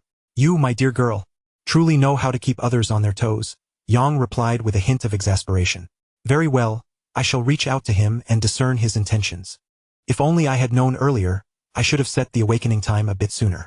Being manipulated by the goblins is truly hard to accept, the golden-haired girl lamented. Yet it cannot be said thusly. Had the goblins not fortuitously breached our established seals, in 10,000 years, we might never awaken again. The splendor of the Empire would have been utterly lost to the sands of time. Look how many of our once numerous sanctuaries still exist today. That would still be preferable to being at their mercy, the blue-haired young man retorted with precision. In the sky, among the goblin knights, the leading goblin knight bowed respectfully to Jiangyu. Esteemed winged king, my lord Amigel has prepared a dwelling and all necessary provisions for your nobility. Jiangyu followed the direction indicated by the goblin knight and indeed spotted a clean and orderly encampment adjacent to the goblin camp, replete with ample provisions and equipment. He nodded inwardly, recognizing that the goblins hold the winged ones in high regard. Amigel is indeed a commendable individual. Noticing Jiang Yu's satisfied demeanor, the Goblin Knight continued, Honorable Winged King, as the sun sets today, I kindly request that after you have settled your kin, you grace my lord's central tent with your presence. He wishes to discuss the specifics of our campaign against the Titan Giants with the leaders of various races. Certainly, I shall arrive punctually, Jiang Yu affirmed. Chapter 26. The Supreme King Amigel. As the sun approached its descent, the entire Mengan plain was bathed in golden radiance. Jiang Yu honored the agreement, leading a cadre of personal guards towards the encampment of the Goblin King Amigel. Along the way, he passed through numerous tidy and solemn goblin military camps, all in perfect order. Each goblin soldier stood tall and proud in his eyes. All were elite warriors. At the founding of the nation, the goblins were so formidable that they could dominate an era of the continent. As he ventured deeper, traversing several goblin checkpoints, he finally arrived before a colossal tent. This was a grand circular tent standing at the very heart of the goblin encampment. Its pristine white color resembled a cloud floating in the verdant sky. Outside, 2 rows of goblin soldiers, adorned with feathered helmets, draped in yellow cloaks, and wielding spears and swords, stood silently. They were Amigel's most elite personal guard, the Yellow Robe Royal Guard. Each one was an extraordinary professional. To pass through their ranks felt akin to traversing a forest of steel, ominous and formidable. Upon entering the grand tent, Jiang Yu found many leaders of various races already gathered. The Goblin King Amigel placed immense value on the strength of the winged army, bestowing great respect upon Jiang Yu. He arranged for Jiang Yu to sit in the 3rd position from the bottom, just beneath the trolls and dwarves, but above the centaur chieftain. Even ancient monarchs understood that air power surpassed cavalry. Amigel personally welcomed Jiang Yu to his seat, allowing him to finally engage with this legendary Goblin Emperor. In Jiang Yu's mind, as well as from the obscure historical records of the elves during the 5th chapter, this great legendary leader of the goblins was born into the largest tribe of goblins in Falanda at the tail end of the Age of Titans and Dragons. He was exceptionally gifted, achieving legendary status in just over 100 years, leading the goblin race from slaves of the Titan Giants to the pinnacle of world dominance, becoming the supreme king who shaped the 2nd chapter of the Falanda continental era. It is said that this legendary emperor possessed immense strength, with 2 other legendary figures of the goblins able to subdue the great sages and high priests of their kind, uniting the entire goblin race across the continent, indicating his extraordinary prowess and means, far from ordinary. However, what left the deepest impression on Jiang Yu was the immaculate, radiant spear held in Amigel's hand. This was the Amigel spear, crafted from rare materials found throughout the continent using an unknown and mysterious forging technique, forged with the collective strength of the entire race. This was a divine-slaying spear, with which Amigel personally slew a Titan giant. Yet, this spear also bore an ominous curse. In the future of the Goblin Empire, several goblin emperors, including Amigel, would fall victim to the Amigel spear. But that was a tale for another time. Present, Jiang Yu gazed at the Goblin King seated regally at the head of the tent. Legendary races of ordinary intelligence typically have lifespans of around 1,000 years. Amigel, now estimated to be around 500 years old, was in the prime of his life. Thus, his stature appeared comparatively diminutive among the gathered races. Yet his presence was remarkably imposing. Even though Jiang Yu prided himself on his future potential to become legendary, he could not help but feel a deep respect for this middle-aged goblin. For it was he who dared to resist the rule of the Titan Giants and ultimately succeeded, a feat that had eluded many. After a while, once the leaders of the various races on the Mengan Plain had assembled, Amigel finally spoke. His voice was steady and powerful, imbued with charisma. Esteemed leaders and clan kings, I extend my gratitude for your willingness to lead your kin alongside my people in the resistance against those accursed Titan Giants. Reflecting on the time when our ancestors became slaves to the Titan Giants, we have been bound as their slaves for generations. I believe that all present, like my people, yearn for freedom. No one wishes to remain a slave forever. Thus we rise in rebellion. Seated below, Jiang Yu listened intently and earnestly, internally rolling his eyes at the Goblin King Amigel's words. The origins of everything lie in the aftermath of the battle between the Titans and the Dragons, where both sides suffered grievous losses, leading to the inevitable decline of the Titan Giants and the Dragons, thus granting the goblins an opportunity to rise. And it is not only the goblins who harbor such aspirations. If Jiang Yu possessed the strength of the goblin race, it would be his turn to speak. At the head of the assembly, Amigel continued to eloquently address the gathered tribes. Today, I, Amigel, gather with all tribes here at the plains of Mengan, pledging a blood oath that my goblin clan and all present shall forever be brother races. As he spoke, He took a cup of wine from his attendant, made a cut across his palm with a dagger, and let a drop of blood fall, instantly staining the wine red. He then gazed at the somewhat dazed tribal leaders in attendance. At this moment, a line of goblin attendants presented each tribal leader with a cup of wine. Jiang Yu, too, had no choice but to emulate him, cutting his palm and allowing a drop of blood to fall, all the while inwardly lamenting. Such an act. One could only wonder where Amigel had learned it. He had undoubtedly pioneered the tradition of blood oaths in the continent of Falanda, witnessing all tribes following suit. Amigel's spirits soared. "Ladies and gentlemen, please," he exclaimed, before downing the contents in one gulp. The hundreds of tribal leaders present followed suit, drinking deeply. Subsequently, Amigel laughed heartily. "A blood oath, a pact of brotherhood. Once we have vanquished the Titans, we shall divide the continent among ourselves." Well said, well said. Amigel, Amigel. At this time, the customs were still quite simple, and the denizens of Falanda had never witnessed such a display. The atmosphere was infectious, and the gathering erupted in jubilant cheers. Thus, the covenant was established, and Amigel took the first step towards the campaign against the Titan giants. The second step was to deliberate on tactics. However, the strategies of this era were quite straightforward. Aerial against aerial, ground against ground, simply charging through was sufficient. Jiang Yu's assigned task was to confront the aerial forces of the Titan giants, primarily those comprised of Eaglemen, Griffins, and Hawk Eagles, among others. Should any flying extraordinary professionals appear, Amigel vowed to dispatch the Goblin Wind Riders to provide support. The task was simple, yet the number of races involved was overwhelming. Arranging each race took until the afternoon of the following day. By the third day, King Amigel of the Goblins stood atop the highest hill in the plains of Mengen, and once again delivered a passionate speech condemning the tyranny of the Titans and rallying the tribes to unite against them, invigorating the morale of the million-strong army. The bullmen, in particular, were fervent, their eyes alight with zeal, brandishing stone axes and tree trunks as they roared. Thus, in this fervent atmosphere, the grand army set forth, marching directly towards the Titan stronghold, Proedas. Chapter 27. Proedas. Proedas is the seat of the Titan court. It is said that the Titan king Axiomus, employing 1,000,000 slaves over nearly a millennium, established this Titan metropolis. It is a colossal city built upon a high mountain, named after Proedas Mountain itself. Excluding the frigid northern and southern extremes, Proedas Mountain stands as the tallest and most imposing peak on the continent of Falanda.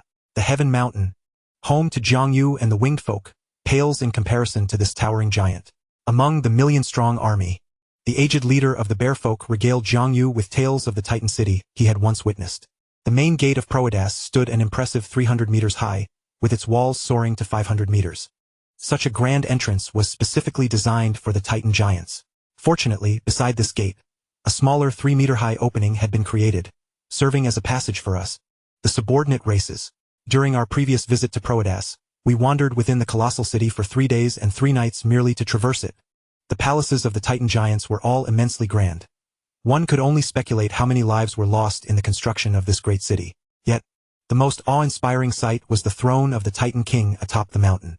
It was carved from the peak of Proedas Mountain itself, forming a towering seat. The 500-meter-tall Titan king sat upon it as though he were the very center of the world. He was a transcendent being, truly worthy of standing alongside deities. Had Titan King Axiomus still been alive, the races of the continent under his command would not have dared to entertain thoughts of rebellion. Listening to the elder bear's descriptions, Jiang Yu felt a stirring admiration for the Titan King, yearning for his strength and the majesty of his dominion. Time had passed, yet the power of the Titan race remained formidable. Even though the Titans had dwindled to just a few, it compelled the Goblin King to muster nearly the entirety of his clan's strength to forge an alliance with half of the races on Falanda, daring to challenge them in battle. The million-strong army slowly advanced towards Proedas. Along the way, numerous subordinate races of the Titan giants attempted to impede their progress.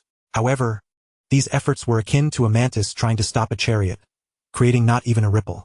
Jiang Yu, leading the winged army, eliminated numerous Eagle Scouts sent to assess their forces. With the pressure from the winged folk, the once most esteemed reconnaissance race on the continent found itself struggling. However, the Thunder Titan seemed intent on confronting the Goblin Alliance's army directly at Proedas, leading to relatively few enemy encounters along the way. 3 months later, when the million-strong army finally reached the outskirts of Proedas, Jiang Yu's anticipation to behold the Titan city was met with unexpected disappointment.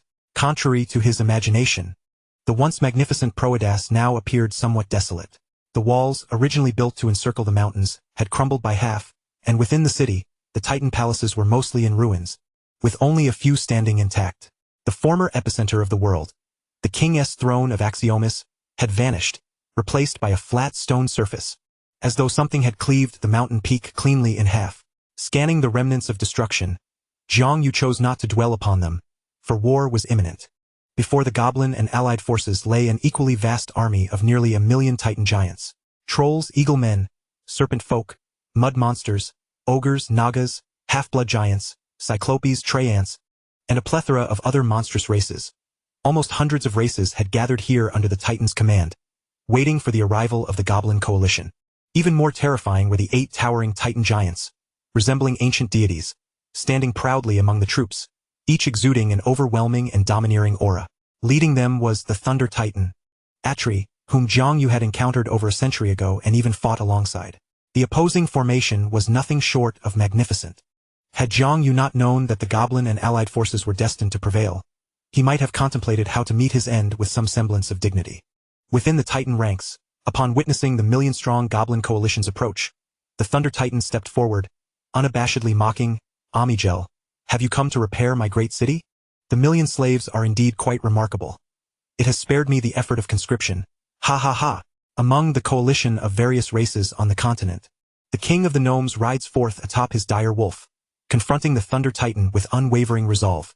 His stature, when compared to the Thunder Titan Atrus, is akin to a mountain towering over an ant, creating a striking contrast. Yet, his silhouette stands tall and firm as a pine, instilling a sense of unwavering courage and determination. It is no wonder he has managed to unite the diverse races of the continent, overthrow the Titans, and establish the Gnome Empire. Truly, he possesses remarkable prowess. He is indeed a hero of the ancient era, a far cry from the gnomes of the 5th chapter. Jiang Yu mused. Before the army, Amigel remained unfazed by the taunts. Instead, he raised his head, a calm and resolute expression upon his face, addressing the Thunder Titan Atrus. "Atrus, the Titan lineage has fallen. Allow me to be the one to bring your glory to an end. Upon vanquishing you, I shall construct a grand city for the gnomes in Proedas. Your era is over." Chapter 28, The Battle of Pro. Upon hearing Amigel's unabashed declaration, the Thunder Titan seethed with rage. The glory of the Titans, even if submerged in a world of filth, cannot be shattered by mere ants like you. Amigel, you once groveled at my feet, pleading for my mercy. Now, I offer you one final chance. Kneel, and you shall live. Perhaps sensing the persistent, lethal threat from the gnome ranks, the proud Thunder Titan decided for the first time to show mercy to these beings. Among the 8 Titans present, only 3 were fully grown while the rest were mere juveniles. Even with heights nearing 100 meters, their legendary status could not be concealed. Atrus yielded before the Titan's generational legacy. Yet, Amigel shook his head, steadfastly gazing at the giant before him, akin to a mountain, and shouted, "Atrus, I loathe the humiliation you have inflicted upon me. From that day forth, I shall never kneel again." With that, he raised the Amigel spear, soaring into the air to strike at the Thunder Titan Atrus. "Today we shall vanquish the Titans. Soldiers, charge with me, to defy a demigod with the might of a legend. What courage and anthem that embodies." The coalition of races behind Amigel witnessed his aerial assault, and the 1,000,000-strong army was galvanized, their morale soaring as they surged towards the Titan ranks. The war erupted instantly. The clash of blades and the entanglement of flesh commenced. The ferocity of the battle escalated to its zenith in mere moments. At the heart of the conflict lay the battleground of Amigel and the Thunder Titan. Contrary to expectations of Amigel's swift demise or retreat at the hands of the Thunder Titan, a different scene unfolded. Amigel's form erupted in a dazzling display of crimson energy, reminiscent of a celestial conflagration, radiating an aura that transcended mere legend. He was evidently a formidable demigod. In Jiang Yu's understanding, this marked the ascension of a blood knight into demigodhood. To his astonishment, Amigel was indeed a demigod. Beside the other 2 demigod titans, each had a cadre of gnome legends engaged in fierce combat. The remaining 5 titans found themselves besieged. 3 were held at bay by a trio of troll and dwarf legends, while the other 2 were surrounded by 2 exceptionally elite gnome battalions, one being Amigel's golden-robed guards. The legend of Furland was not invincible. Despite their prowess and formidable lethality, they too could fall to mortals beneath the legendary tier. In the future, a well-trained army of 10,000 could indeed bring down a long-established legend. Witnessing this, Jiang Yu grasped why Amigel dared to challenge the Titans. The depth of the gnome's resources was truly unfathomable. Over 20 legends, 1 demigod. No wonder they could establish the vast empire of the second chapter. However, having chosen a side, they must fight to the end.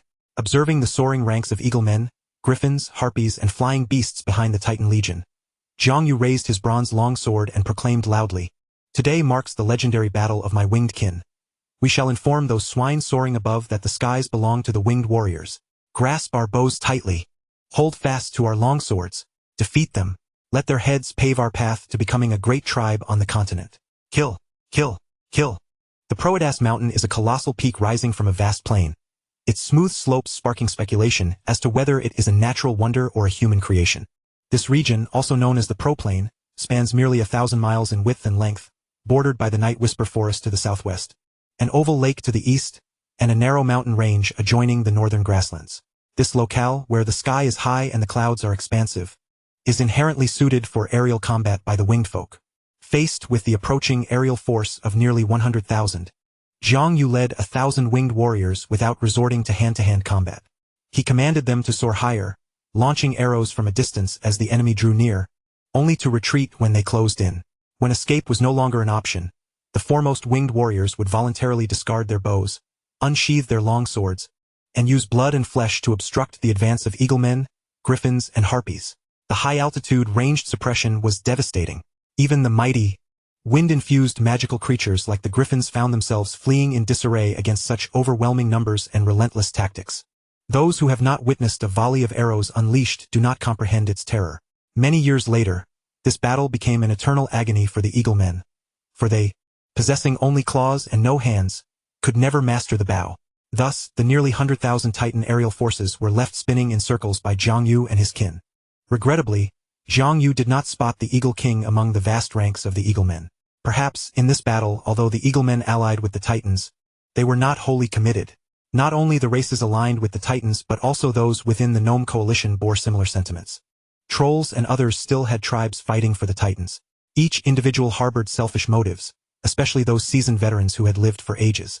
True races like Jiang Yu, who brought their elite forces to participate in this decisive battle for the Furland continent, were exceedingly rare. This was one of the reasons the Gnome King extended courtesies to the winged kin. Indeed, Jiang Yu's displayed attitude was notably elevated. A few hours later, the aerial battle concluded, with the winged folk achieving ultimate victory, albeit at the cost of 3,000 lives. Henceforth, the skies over Proedas were cleared of the Titan Coalition's aerial forces. Subsequently, the winged folk returned to their encampment to replenish their arrows, consume some sustenance, and rest briefly before once again taking to the field. The war was far from over. Jiang Yu commanded his winged warriors to harass the Titan faction's tribal armies in small squads of 50, while he himself led hundreds of extraordinary winged beings in the encirclement of the Titan giants. Upon returning to the skies and gazing down at the earth, he beheld the Proedas plains, where millions of corpses lay strewn across the battlefield, blood flowing like rivers. The Titans and the legendary goblins fought valiantly to the death. At that moment, Jiang Yu noticed why over a dozen goblin legends could engage in battle with such formidable demigods as the Titan giants. It turned out that each goblin legend wielded a peculiar alchemical device. Furthermore, within the goblins' central camp, there existed a site brimming with strange alchemical creations, launching volleys of firepower at the Titans. To Jiang Yu, these devices bore an uncanny resemblance to the supercannons of his past life. Chapter 29 Victory. As Jiang Yu's winged army joined the fray on the battlefield below, the soldiers of the Titan faction were immediately demoralized by the relentless rain of arrows from above. The goblin commanders erupted in laughter. Foolish Titan slaves, your demise is now on a countdown. Yet, the various races of the Titan faction did not crumble. They steadied their resolve, gritting their teeth as they faced the arrow storm, fixated on the central battlefield where the Thunder Titan, Atrus, relentlessly pressed the Goblin King, Amigel. The more civilized troll chieftains shouted, "Raise your shields, raise your shields," while the less civilized mud creatures hoisted the bodies of their enemies above their heads. As for the boar men, ogres, and half-giants, they became even more frenzied in their assaults, spurred on by the arrows raining down from the sky. On the other side of the battlefield, Jiang Yu led his battalion of extraordinary winged warriors to confront a youthful Titan giant. This was an adolescent Titan, yet it possessed legendary strength, wielding a whip of indeterminate material, engaging in a fierce struggle with a dwarven legend. Thus, Jiang Yu rallied his forces. Winged ones, heed my command. Aim for the vital points and unleash a barrage of radiant piercing arrows. This was the winged race's mastery of the power of light. First volley. Eyes. Instantly, hundreds of specially crafted bronze arrows, enveloped in intense radiance, shot toward the vulnerable spots of the young titan. After the launch, disregarding the outcome, Jiang Yu and his extraordinary winged warriors soared behind the titan. Second volley. Neck. 10th volley. Valley Gate. After 10 rounds of extraordinary arrows, the adolescent titan emitted a feeble wail. It was grievously wounded. The enraged titan unleashed a torrent of sand and dust in the direction of Jiang Yu and his comrades. But the prepared winged ones deftly evaded it. Seizing the opportunity, the dwarven legend swung the steel axe gifted by the goblins, severing the titan's head. The head of the young sand titan plummeted to the ground, and the entire battlefield fell into an eerie silence. This was the first titan to perish at the hands of mortal races, aside from titans and dragons. Indeed, mortals could challenge the divine. A cacophony of jubilant cheers erupted from the myriad soldiers belonging to the goblin faction. In the center of the battlefield, the Thunder Titan Atrus watched in fury as the head of the adolescent titan was tethered by a group of enslaved mortals and hoisted into the air by the winged beings, proclaiming the strength of the mortal races. His wrath surged uncontrollably. A tempest of thunder roared in his golden eyes, bloodlust saturating the air.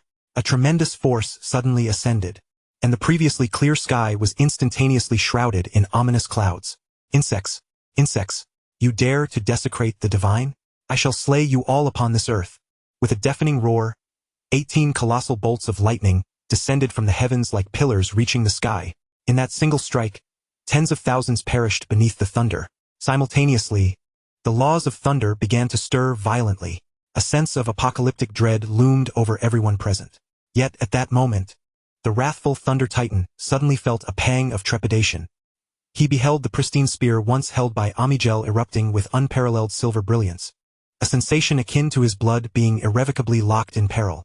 In the final moment of his life, he heard the damned insect, the Goblin King, utter a low, pitying sigh. Holy spear pierced through him. Thus, a strange mechanical voice resonated softly around Atrus. Thunder sequence law in turmoil. Spatial disruption.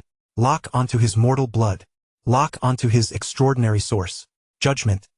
Penetrate. Clang. That blinding radiance swept across the entire battlefield, leaving everyone momentarily blinded. When they could open their eyes again, a chill gripped their hearts. They beheld the once invincible Thunder Titan collapsing, weakened and gasping, on the brink of death.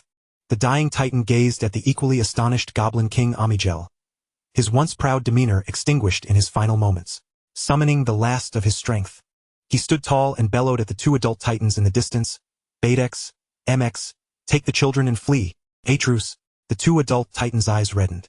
Hurry, remember, you must find our king, Ashumis, avenge us, and restore the Titan race. Go.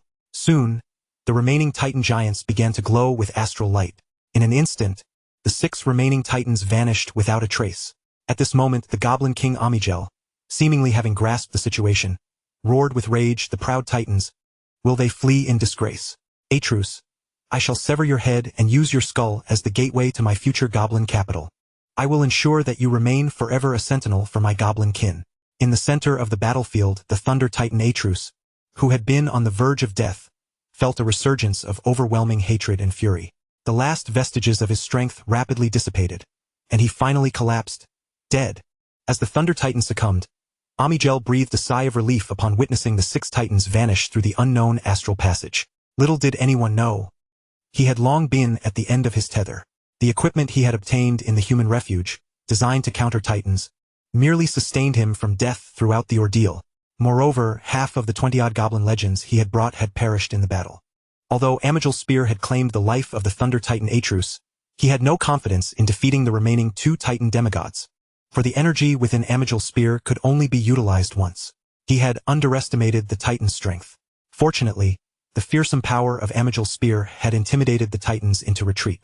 Amigel hovered in the air, gazing at the mountains and rivers below, as well as the odd expressions of myriad races, and he could not help but feel enthralled. As the realm fell into a profound silence, and the vast expanse of the pro-plains seemed to resonate solely with the gentle whispers of the wind, he summoned forth the gun of Amigel, raising it high and proclaiming loudly, "We have triumphed." Chapter 30. The Council. with Amgel's words echoing through the air. An eruption of fervent cheers resounded throughout the world. Excitement surged within every heart. They had vanquished the once mighty gods. The various races of the goblin camp rejoiced exuberantly, recalling the promises made by their king Angel. In stark contrast, the faces of the Titan camp turned ashen, realizing their grave miscalculation. Above, Jiang Yu would not allow his presence to dampen the jubilant atmosphere. He too soared aloft, brandishing his bronze sword, heralding the dawn of a new era. However, he and the winged ones lacked the strength to claim this moment as their own. It was not yet their time. Angel, reveling in the jubilations of his kin, surveyed the cheering multitudes below and the winged ones soaring in the skies, and joyfully declared, "My fellow goblins and allies, at this very moment, we have together defeated the Titans who have ruled over Furland for countless years, and we shall become the masters of this land. From this day forth, none of our kin shall be conscripted into those interminable wars, nor shall any be enslaved by Titans or dragons. Our people shall live in peace." Reflecting on the past, it seemed the Goblin King was indeed elated, valiantly persisting despite fatigue, delivering a lengthy oration from the heavens. As he concluded, he finally spoke of future arrangements. "I shall uphold my vow, establishing the Goblin capital in Proedas, and upon its completion, I will be crowned as the Goblin Emperor. At that time, I shall distribute lands to all races." Upon hearing this proclamation, the cheers from all corners of the continent intensified. Was it not these very promises that had inspired the goblins to rise against the Titans? Following this, the Continental Coalition of Goblins would strive to capture as many of the Titan-affiliated forces as possible. These captives would become the spoils of victory, distributed as slaves among the various races of the continent. That evening, the Goblin King hosted a grand victory feast, distributing copious amounts of beef and lamb, fine wines and delicacies.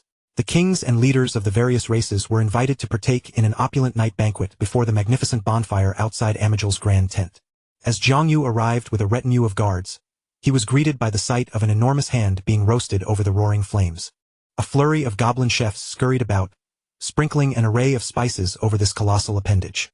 Jiang Yu instantly recognized it as the hand of the Thunder Titan, Atrus. How unfortunate for this Thunder Titan to meet such a fate, to be roasted and consumed by goblins even in death. He quietly lamented to the small turtle perched on his shoulder, which nodded in agreement, sensing the impropriety of such an act. To spare a life is a kindness that may be repaid in the future. Perhaps this was a reason for the grim fate of the fallen Goblin Empire. Before taking his seat, Jiang Yu first approached the throne of Goblin King Angel to pay his respects. Angel, now brimming with pride, was attended by 8 goblin maidens, while his loyal yellow-robed guards stood at a distance. The renowned white spear, a symbol of his authority, was planted beside the throne. Jiang Yu eyed the spear with envy. Upon noticing Jiang Yu's approach, Angel's face lit up with delight. The winged ones were among the few races that had rallied wholeheartedly to support him. "Come, take your seat, for the banquet is about to commence," he exclaimed, now addressing him simply as Jiang Yu rather than the Winged King. Without hesitation, Jiang Yu stated his purpose. "Your Majesty, with the Titans vanquished, what arrangements do you have for those races that sided with them? Naturally, we shall conquer and eliminate them. The establishment of an empire necessitates a substantial number of slaves." Angel replied with fervor. "But what if they submit and willingly surrender?" Jiang Yu inquired further. "If they are not staunch loyalists to the Titans, I would permit their survival. I am not a cruel ruler." After a moment of contemplation, Angel furrowed his brow and responded, "There are too many races bound to the Titans, and their territories are vast. To eradicate them all would require immense time and effort. It would be most advantageous if they were to surrender willingly. Moreover, as the Emperor of the continent, it is preferable to govern as many races as possible." Despite having triumphed over the Titans, he yearned for the renown and stature of the Titan King, thus considering matters with greater depth. Jiang Yu mused to himself how much people could change, even goblins. He quickly interjected, "Your Majesty, the Winged Ones have a bitter blood feud with the Eagle King's court. Should they submit, I implore you to refuse their surrender." An enmity between the Eagle King's court and the Winged Ones? Angel was taken aback. However, he held no affection for the Eagles, who had opposed him. "My ancestors perished at the hands of the Eagle King's court and the Titans," Jiang Yu declared unabashedly. "I understand now. The Eagle King's court does not deserve to coexist with us on the same continent. However, should you seek to annihilate them, you will require the assistance of my legendary kin, for I have heard that the old Eagle King is a formidable legend in his own right. Thank you for your concern, Your Majesty. The old king is hardly a threat. I can handle him. Excellent. Just as Jiang Yu departed, a white-haired elder goblin hurriedly approached from behind. Your Majesty, what you just said is inappropriate. Amigel frowned. What is inappropriate? Seemingly oblivious to the displeasure of King Amigel, the elder continued, the eagles must not be entirely exterminated. If their race is completely wiped out, the winged ones will become the sole dominant aerial race in Furland, with no one to keep them in check. Griffins, harpies, and wyverns are merely magical beasts, and cannot pose a significant threat. Of course, he added, this is also because, present, no griffin knights have been developed. But I have already given my word. Amigel hesitated. What you promised was merely to assist him in flattening Mount Tion and destroying the Eagle King's court. If 1 or 2 eagle princes were to escape, it would be entirely normal. With so many eagles scattered across the continent, reconstructing an Eagle King's court would not be arduous. Yet, would this not make me appear fickle? How could it be seen as fickle? Your Majesty is now the supreme ruler of the entire continent, the King of Kings. When considering matters, it is imperative to do so from this perspective. Upon hearing this, Amigel felt a resonance within his heart and was thus persuaded. The words of the great sage are indeed wise. Let it be so. Chapter 31. Flattening Mount Tion. In the deep of night, the starry sea appeared dreamlike. Yet the Proedas plains shone brightly as though illuminated by flames. Surrounding the massive bonfire before the royal tent were the seats of the kings and leaders from the various races of the continent. Upon the campfire, the charred hand of the Thunder Titan now resembled nothing more than a mere skeleton. Its flesh had been distributed by the Goblin King among all the leaders of the various races present in the continent. This act served not only to reiterate their monumental triumph over the Titan, but also to declare the Goblin race as the new rulers of the realm. As one of the significant allies of the Goblins, Jiang Yu too received a portion of the Titan's flesh. The Titan meat, treated through special methods, had lost its original explosive properties and was remarkably delectable. After all, it was the flesh and blood of a demigod. Following this banquet, the Furlanders seemed to have shattered a certain constraint, overcoming their innate fear of Titans and dragons. From this moment forth, the act of bathing in dragon's blood and consuming dragon meat would become commonplace, with the dragon race facing relentless pursuits. In the lineage of dragons, the Titan race would not only be seen as archenemies but also as fools. As the night feast progressed, while Jiang Yu watched with keen interest the drunken revelry of the ogre clan leaders before the fire, an elderly human approached him discreetly. Esteemed Lord Jiang Yu of the Winged Ones, I am Yang Yen, one of the humans who emerged from the refuge. Are you also from the era of the ancients? Jiang Yu inquired curiously, feeling an inexplicable affinity towards the elder's visage. Indeed, the elderly human nodded with a smile. Fiona has mentioned that you, Lord Jiang Yu, hail from the Eastern human lineage. No wonder I feel such a closeness upon meeting you. Ha ha ha, I share the same sentiment. Jiang Yu laughed heartily. Pray tell, what brings you to seek me, Lord Yang Yen? I have heard from Fiona that you appreciate candor, so I shall be direct. Are you aware of enchantment techniques? You possess enchantment techniques? Jiang Yu's eyes sparkled with excitement. In later generations, enchanters were among the most sought-after professions in Furland. To be frank, our enchantment techniques are a synthesis of human technology and the extraordinary powers of this era, resulting in a remarkable form of sorcery. Currently, we have developed 3 types of enchantment techniques: fire, lightning, and wind. We are willing to entrust these 3 enchantment techniques to you. Yang Yen stated earnestly. What is it that you seek in return? Jiang Yu inquired. We request that a few centuries hence, when the humans are adrift upon the continent, you, Lord Jiang Yu, might shelter a portion of our kin and pass on the enchantment techniques to them. The elderly human articulated. Very well, I shall agree, but I must ask, do you truly hold such little hope for the future of humanity? Jiang Yu nodded gravely, seeking clarity. The elder sighed deeply at this. Surely Fiona has conveyed this to you. The goblins both utilize us and guard against us. Although Amigel provides us sanctuary, he harbors the belief that humanity possesses the potential to dominate the continent.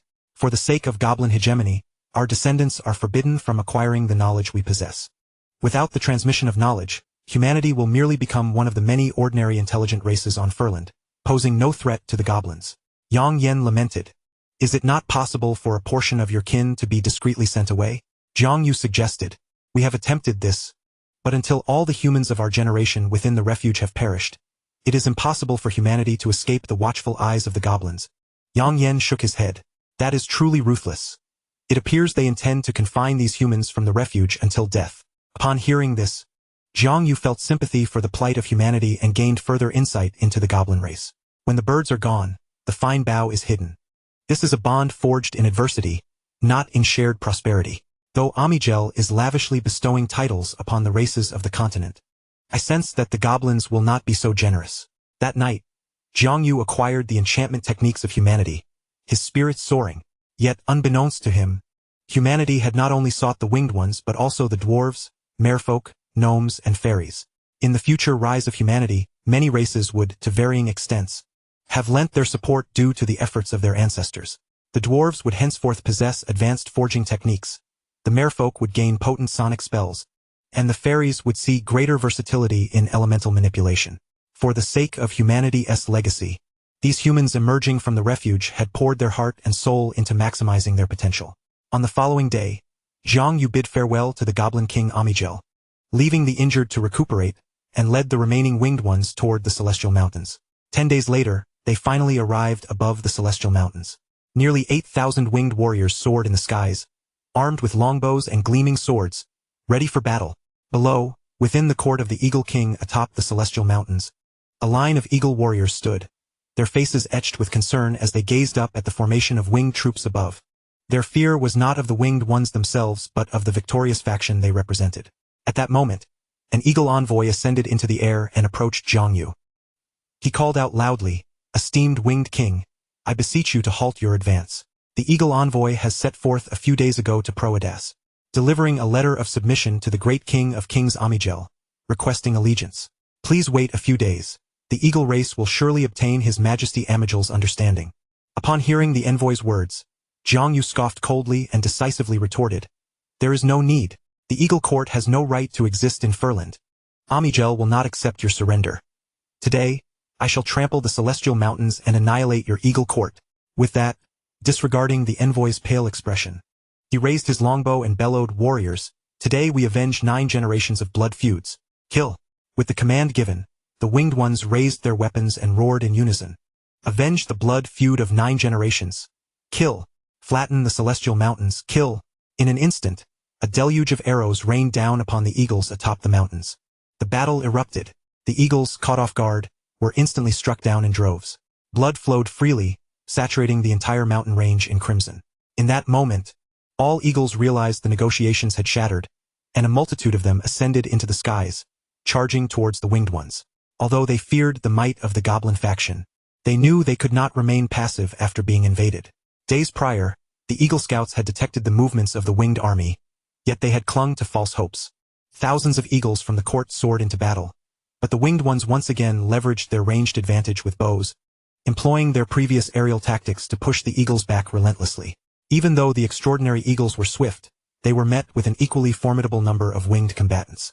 Originally, the eagles had a greater number of extraordinary professionals, yet half had perished on the battlefield against the Titan-Goblin alliance. As the morale of the Eaglemen threatened to collapse, a thunderous voice reverberated within the grand stone palace atop the Tianshan Mountains. "Damn those winged ones, they have gone too far." Following this, a formidable Eagleman warrior, exuding the powerful essence of wind, akin to a typhoon's passage, charged towards Jiang Yu and his companions. Adorned with a golden crown and draped in deep black feathers, he towered over the average Eagleman by a significant margin, radiating an imposing presence. This was none other than the sole legend of the Eaglemen, King Lekris. He represented the pinnacle of the Eagleman tribe, the legendary advancement of the Sky Warriors, the Storm King. Chapter 32. Slaying the Eagle King. In the face of the old Eagle King's assault, Jiang Yu instructed the winged ones to steer clear of the aerial domain, continuing their assault on the Eagle King's army. Meanwhile, he prepared to confront this aged legend. In the land of Farand, a legend epitomizes the utmost combat prowess of a tribe. An ordinary tribe might require generations of lineage to cultivate the conditions necessary for the birth of a legend. Transitioning from extraordinary beings to professionals, from formal ranks to heroic tiers, often consumes a tribe's considerable time and resources, forged through blood and fire. The emergence of a legend is a true testament to a race's burgeoning strength. A legendary warrior boasts a lifespan of at least 1,000 years, capable of safeguarding their race for millennia, a remarkable fortune indeed. As the only legend of the Eaglemen, the old Eagle King had aged considerably. The Eaglemen were not a long-lived species. In this era, the average lifespan of a typical Eagleman was merely around 50 years. Although he appeared to be a middle-aged Eagleman, the old Eagle King had lived for 9 centuries and had only a few years left. His physical capabilities had waned, and his strength was far diminished. Consequently, he tended to act with caution, as evidenced during the conflict with the Titans and Goblins. Despite being a tribe that had loyally served the Thunder Titan for generations, they refrained from unleashing their full might for the sake of the Eagle King's future. The old Eagle King's greatest regret was that none of his descendants had emerged as a new legend. Among his princes and grandsons, there were no prodigies of exceptional talent. While there were many young Eagle men within the tribe who displayed remarkable potential, the old Eagle King was reluctant to bestow the legendary advancement of the royal lineage upon them. The position of the Eagle King could only be held by his direct descendants. At times, he found himself regretting his choices. In his youth, there had been a gifted prince who, in just a few decades, had ascended to the ranks of heroic professionals.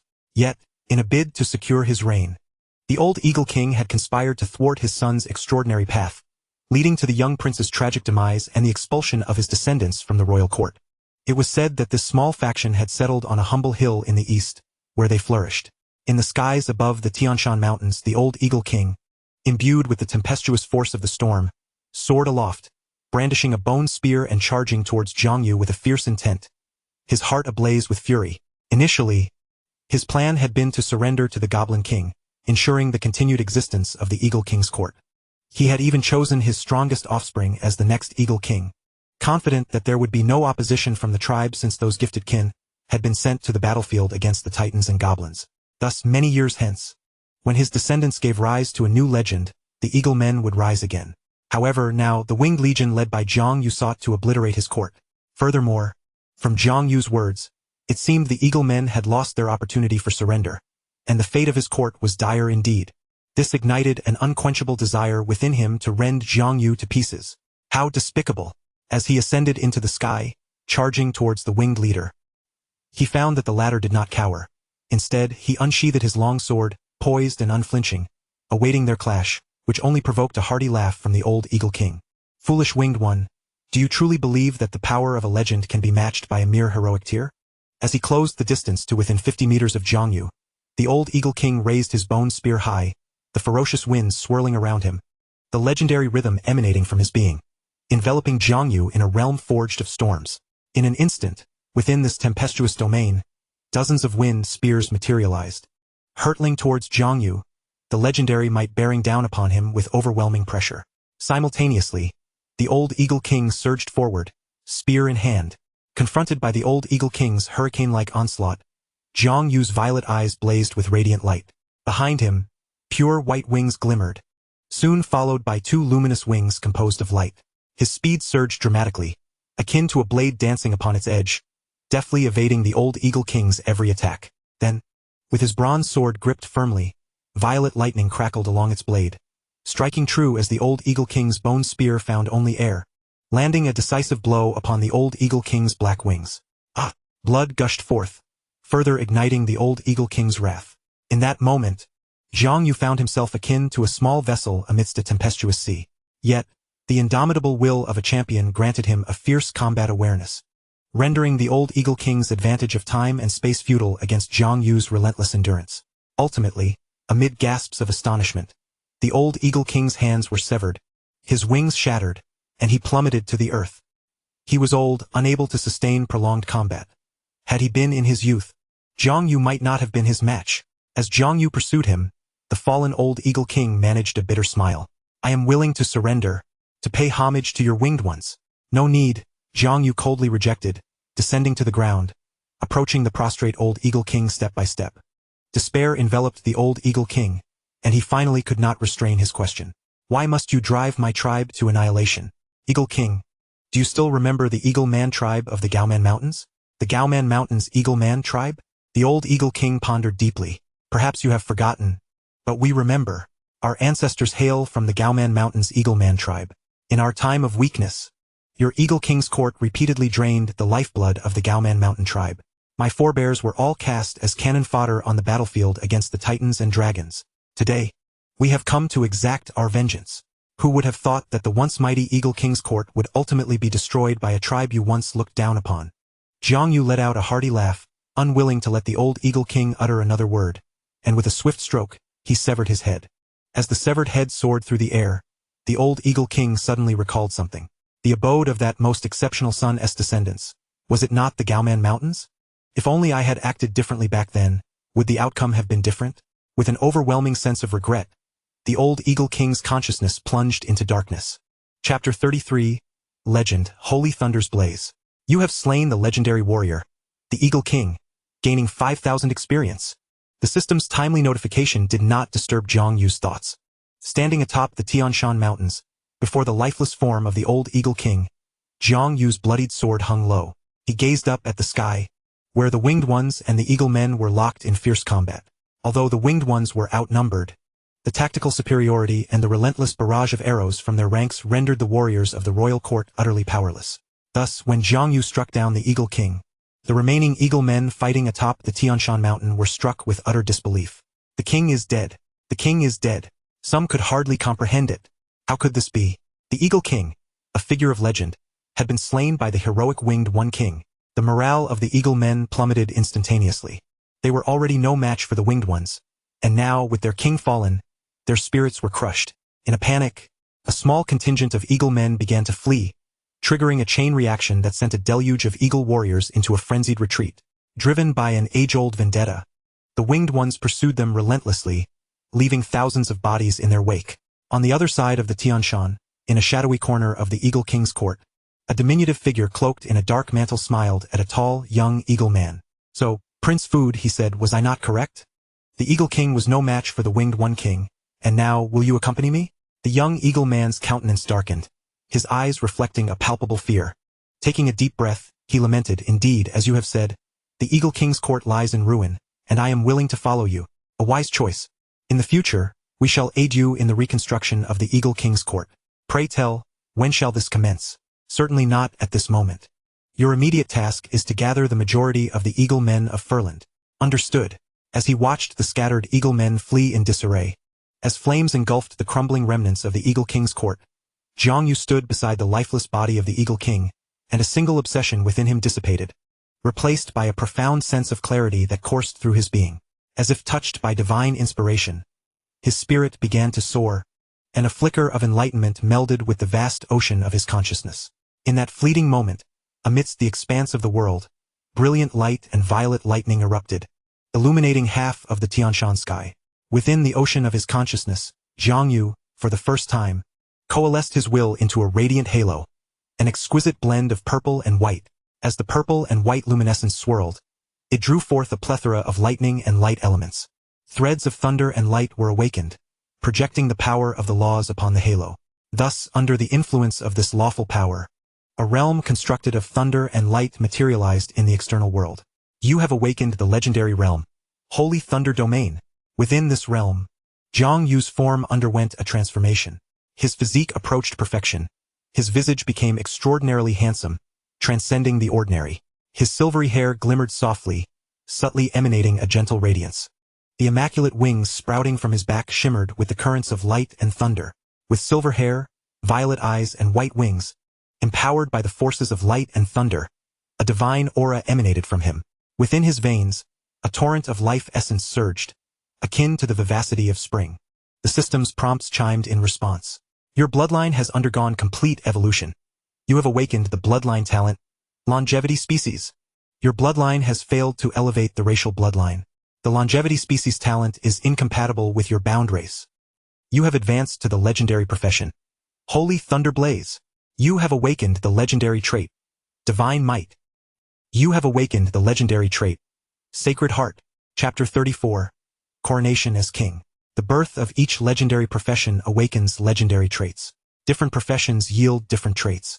Generally speaking, legendary professions only awaken a single trait. For instance, the Eagle King awakened the legendary trait, Storm Lord, enhancing his control over storms.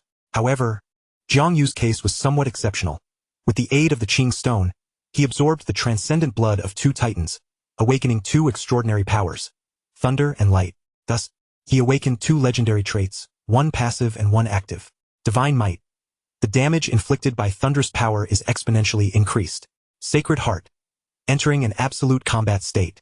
The enhancement of these two legendary traits granted him the prowess of a seasoned legendary powerhouse upon his advancement. Yet, What brought him even greater joy was the complete elevation of his bloodline. Bloodline, longevity species. This signified that he would possess a significantly extended lifespan, allowing him to venture further, with the potential to glimpse the divine throne in the future. However, upon noticing the system prompt indicating that the winged race had not evolved into longevity species, he fell into contemplation. In his vision, the winged ones should be a race comparable to the future elves, a longevity race. Yet now, while their lifespans were slightly longer than those of the Eaglemen due to bloodline mutations, they still resembled ordinary races in this regard. In the present continent, aside from the dragons, only the dwarves, due to their ancestors' possession of Titan blood, boasted a lengthy lifespan of up to 3 centuries. All others lived within 200 years. So how had the elves achieved this? Just as Jiang Yu pondered, a resounding and fervent cheer erupted from the heavens and the earth of the Tian Shan mountain. He was jolted back to reality, lifting his gaze to the sky above. The multitude of winged warriors raised their pristine wings, brandishing their longbows and swords in jubilation. They looked upon him with joy and exultation. The mountains were strewn with the bodies of the Eagle men, while the collapsed Eagle King's court flowed with blood and flames. The age-old blood feud had finally been avenged. Having long been shackled beneath the legendary threshold, he had broken through. The winged race now possessed its first legendary figure, officially stepping onto the grand stage of powerful races upon the continent. These were the reasons behind the fervent cheers of the winged ones. In the face of his kin's jubilant acclaim, Jiang Yu recalled his promise to them before the expedition. He retracted the holy thunder domain, unfurled his immaculate wings, and soared into the heavens, his clarion voice resonating across the land and sky of the Tian Shan. My kin, I once declared that the winged race would accumulate strength over a century, and when the time came to rise, we would avenge the blood feud of 9 worlds, tread upon the Tian Shan, and shatter the royal court. Today we have achieved this. The Eagle men who once scorned us now lay upon the ground, and the Eagle King is left with naught but a foolish head. The Tian Shan trembles beneath our feet, and countless tribes of Eagle men shall no longer suffer the yoke of servitude. My kin, I have proclaimed that a crown must be forged in blood and fire. At this very moment, amidst this mountain of corpses and sea of blood, in the ruins of the collapsed royal court, I shall be crowned king. Just then, the clouds above parted to reveal a vast opening, the radiant sun shining overhead, casting a brilliant golden light upon Jiang Yu, illuminating him as if he were divine. The mountains crown me. The blazing sun forges my golden crown. From this day forth, I am the king of the winged ones. Jiang Yu's declaration echoed through the myriad mountains and valleys, resonating across the rivers and landscapes. As the proclamation echoed, it resonated like the crashing waves of the sea, akin to the reverberations born from the mountains. The sky was filled with the jubilant cries of the winged folk, exclaiming, King, King, our tribe has a king. Chapter 35. The Sky Lord, crowned atop the heavenly mountain. Jiang Yu, accompanied by his kin, circled the mountain, taking with them precious artifacts from the Eagle King's court. The bodies of the fallen eagle folk were interred with respect, and the remnants of their royal edifice were tidied up with care. According to the agreement with the Goblin King Amigel, this land would one day belong to the winged folk. Jiang Yu resolved to establish a mountain city here, intending for a segment of the winged tribe to settle and flourish in this domain, serving as their foothold on the continent. In the grand vision for the future, the winged folk required an extended period of growth and evolution. Their strength could not be significantly augmented in the short term, prompting Jiang Yu to subtly enhance the bloodline of the winged folk over generations, striving to evolve them into the immortal beings of his imagination. To this end, he planned to request some remains of the Titan giants from the Goblin King Amigel once he was crowned emperor. It was rumored that beneath the Proedas mountain lay numerous deceased Titans. The time frame until Amigel's crowning was still contingent upon the construction of a goblin capital, which Jiang Yu estimated would take about a year to complete. After dispatching a contingent of winged warriors to gather intelligence in Proedas, Jiang Yu returned to the shores of the Eastern Sea with the majority of his forces. Having just ascended to the legendary tier, he needed to solidify his newfound realm while simultaneously determining the path that lay ahead in his legendary journey. In Jiang Yu's understanding, there existed 3 ascension routes beyond the legendary tier. One path was to continue on the legendary journey, traversing the mortal realm, becoming invincible, ultimately achieving the pinnacle of legend and attaining immortality. The second was the path to divinity, establishing a terrestrial divine kingdom, eventually ascending to the divine throne and becoming a great deity. The third, the rarest of all, was the path of the Sky Lord, crafting a throne in the heavens, ultimately descending to the earth and transforming the world into one's territory. Each of these routes was exceedingly challenging. The first path, that of mortal legends, would be the one many aspiring sorcerers, legendary warriors, paladins, and high priests would tread in the future, as they faced the grim reality of divinity being out of reach. This route did not conflict with the path to divinity and posed no threat to the gods. The second path to divinity was well known. It began easily but grew increasingly difficult. Those who embarked on this journey must first attain semi-divine status before igniting the divine flame, raising the divine throne to become true deities. However, divine positions were limited. If the divine office one sought was already occupied, the only recourse was to slay the god in question, a task that was daunting to contemplate. Furthermore, the hierarchy of divine ranks varied greatly. Even a lesser god would surpass a legendary being by a considerable margin, possessing an inherent divine fate. The third path of legendary ascent was scarcely known amidst the vastness of the astral realm. This was due to the fact that this path was in direct opposition to the second. One was about the coexistence of multiple gods, while the other sought absolute singularity, a distinction that underscored the inherent challenges of both paths. Jiang Yu's awareness of this was a result of a unique quest he had encountered in his previous life while playing a game. Yet, the existence of such a path suggested that someone had indeed succeeded in traversing it. Atop the peak of Heaven's Mountain, rain poured down. Jiang Yu sat cross-legged upon a stone, contemplating his future choices. His primary inclination was, naturally, the path to divinity, but he was mindful of the impending era known as the Twilight of the Gods, which would unfold in the latter part of the 5th chapter. During that tumultuous time, the heavens and earth would undergo drastic transformations, and the divine realms would teeter on the brink of collapse, forcing the majority of deities to flee as mere saints. It was during this tumult that many deities would fall to mortal hands, their divine statuses usurped by new gods, revealing that divinity was not synonymous with eternal existence.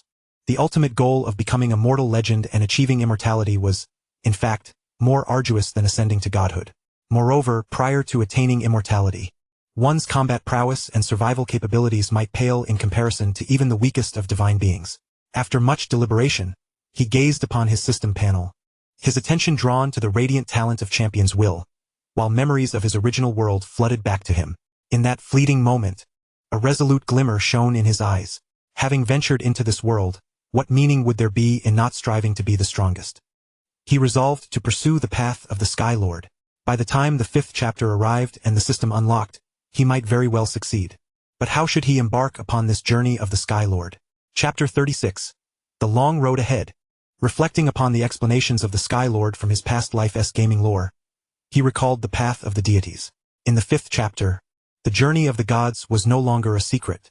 The demigods coalesced the hearts of the laws, establishing terrestrial divine kingdoms, linking the powers of heaven and earth, gathering faith, igniting the divine flame, and forming their divine essence to elevate their kingdoms to the heavens, forging divine thrones in the celestial expanse. To wield the authority of heaven and earth as true gods was to become part of the cosmic order. Conversely, the Sky Lord, while similarly wielding power, required dominion over heaven and earth. Thus, the establishment of a celestial throne was a necessary step. In the absence of true mastery as the sovereign of the world, one must subjugate myriad laws with their throne. In Jiang Yu's perspective, laws equated to the Great Way, to anchor the world with oneself, to suppress myriad paths with one's own doctrine. One doctrine to overshadow countless others. Hence, the Sky Lord's absolute singularity could rightfully be referred to as the sole deity. In Jiang Yu's view, this doctrine was not merely the myriad laws of the known universe, the 3,000 great ways, but rather the creation of a unique path that could dominate the 3,000 great ways. But how to achieve this? Jiang Yu glanced at the long sword hanging at his waist, his thoughts soaring like a wild steed, as the vast knowledge from his previous life surged within him.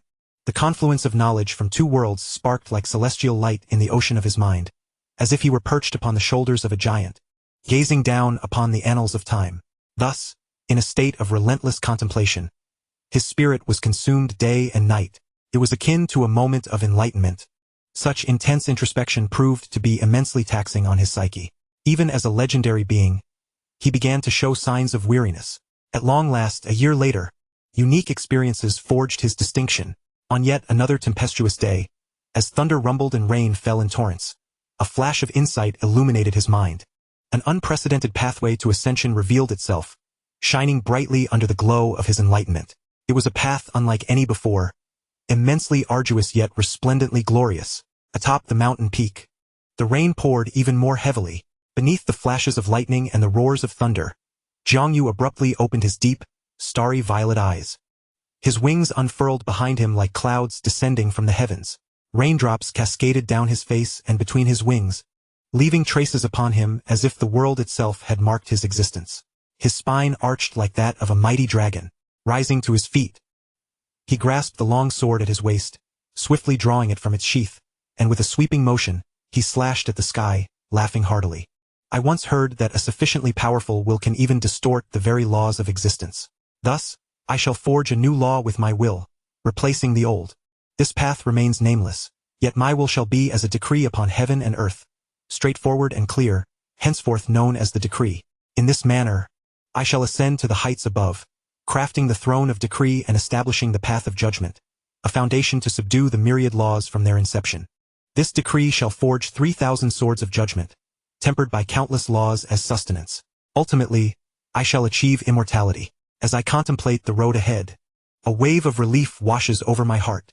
However, the first step requires the true mastery of a singular law, which shall serve as the initial means of my decree. At last, the path before me becomes clear. My heart and body are as pure as jade. My thoughts manifest as vivid realities. Just as I grasp the essence of my path, the champions will surges violently, akin to a sword raised toward the heavens. Within my soul, a phantom sword, forged by my formidable will, emerges, followed by countless ethereal long swords symbolizing the suppression of innumerable laws, intertwining and merging within my spirit. Ultimately, an illusory throne, composed of countless judgment swords, materializes deep within my consciousness. At the moment the celestial throne appears, a thunderous roar reverberates through the cosmos. The entire world trembles. This vast realm seems to sense impending doom. Ominous black clouds swiftly engulf the sky, shrouding the horizon. Within the hearts of all creatures across the world, an unsettling sensation arises, as if something precious is about to be seized. In Prolatus, the king of goblins, caressing his yet-to-be-formed imperial throne, is suddenly gripped by an inexplicable aversion, though the target of this disdain remains shrouded in mystery. A formidable adversary? Who could it be? Over the vast ocean, upon a hidden island of immense treasure, several ancient dragons awaken from their slumber. Who has provoked the world? Across the globe, regardless of race, every legendary powerhouse is engulfed in confusion, a sensation that feels both like a great opportunity and a dire crisis simultaneously. What is happening? I am already a legend. Why do I still feel this sense of foreboding? Atop the peak of Paradise Mountain, amidst the torrential rain, Jiangyu suddenly perceives a great terror swelling within his heart. It is as if the malice of the world has manifested. This startling realization jolts him awake, cold sweat cascading from head to toe. It is as though someone is whispering in his ear, "Great disrespect, great disrespect." He hastily disperses the phantom of the throne of decree from his mind. Instantly, the extraordinary phenomenon vanishes from the heavens and earth. Yet he remains haunted by the encounter. If such a malevolent force could descend upon him from merely the embryonic stage of his journey, it is no wonder that no one has ever achieved immortality as a sovereign of the skies. No, it is exceedingly rare. This is a path of transcendence unrecognized by the world. Indeed, it is fraught with difficulty. Nevertheless, within Jiangyu's heart, he is not daunted by the world's malevolence. Instead, a fierce determination ignites within him. Like a raging flame, his ambition blazes. This path is precisely the treacherous route I, as a champion, wish to traverse. It is the beginning of my ascent to unparalleled strength. He smiles softly to himself. Thus, the first step shall be to master the powers of the laws I currently possess, achieving perfection. For now, I have merely grasped the surface of the laws. It is prudent not to tread upon the sensitive aspects of the world's consciousness. Upon closer examination, the early stages of this arduous journey are not dissimilar to the path of demigods. Therefore, I shall first consolidate the heart of the law, becoming a demigod and waiting for the opportune moment. Thunder, light. I shall commence by mastering these two laws. Manifesting the path to divinity, I shall act as the sovereign of the world.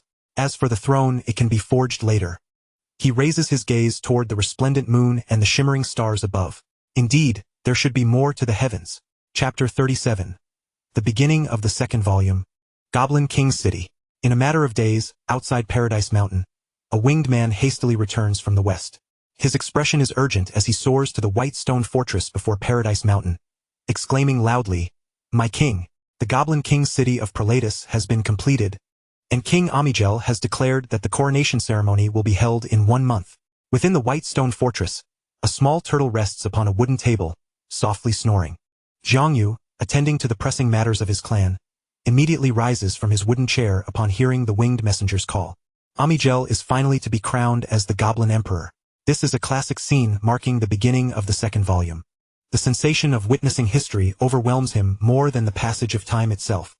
He waits for the winged messenger to enter the hall and announce again in a loud voice. Jiang Yu instructs his guards to take the messenger to rest and then turns to his winged assistant.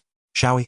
Go select 800 elite winged warriors to accompany my guards, and together we shall proceed to Prelatus to celebrate with Amigel. Yes, my king, responds a winged girl, diligently working at a nearby wooden table. Given the vastness of the winged tribe, he cannot manage it alone, so upon his return, he selected several intelligent and reliable winged individuals as his administrative aides. Inona stands out among them, having been promoted to assistant. After Inona departs, Jiang Yu gently pats the small turtle's head on the table, smiling. Little 8. Awaken. We must prepare to depart for Prelatus. The sleepy little turtle is instantly roused, its confused gaze revealing a clarity that belies its previous naivete, far removed from the sharpness of later days. Boss, we are off on another journey. Let us hurry. It naturally rises on its two flippers and crawls up onto Jiang Yu's shoulder, rubbing its sleepy eyes. Jiang Yu chuckles softly. With Amigel's coronation as emperor, the dynamics of this world will change. But no matter the changes, I remain steadfast. The little turtle raises its head proudly. Who are you calling little brother? Boss, I was wrong.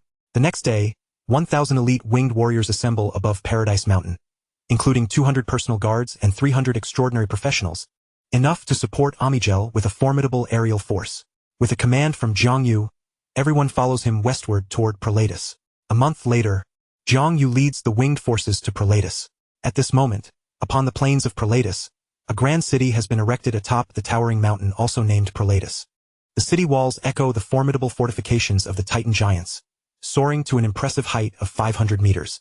However, within, the architecture has been restored to accommodate the dwellings of the gnomes and various races of the continent, designed with remarkable orderliness reminiscent of the grand ancient cities of a bygone era.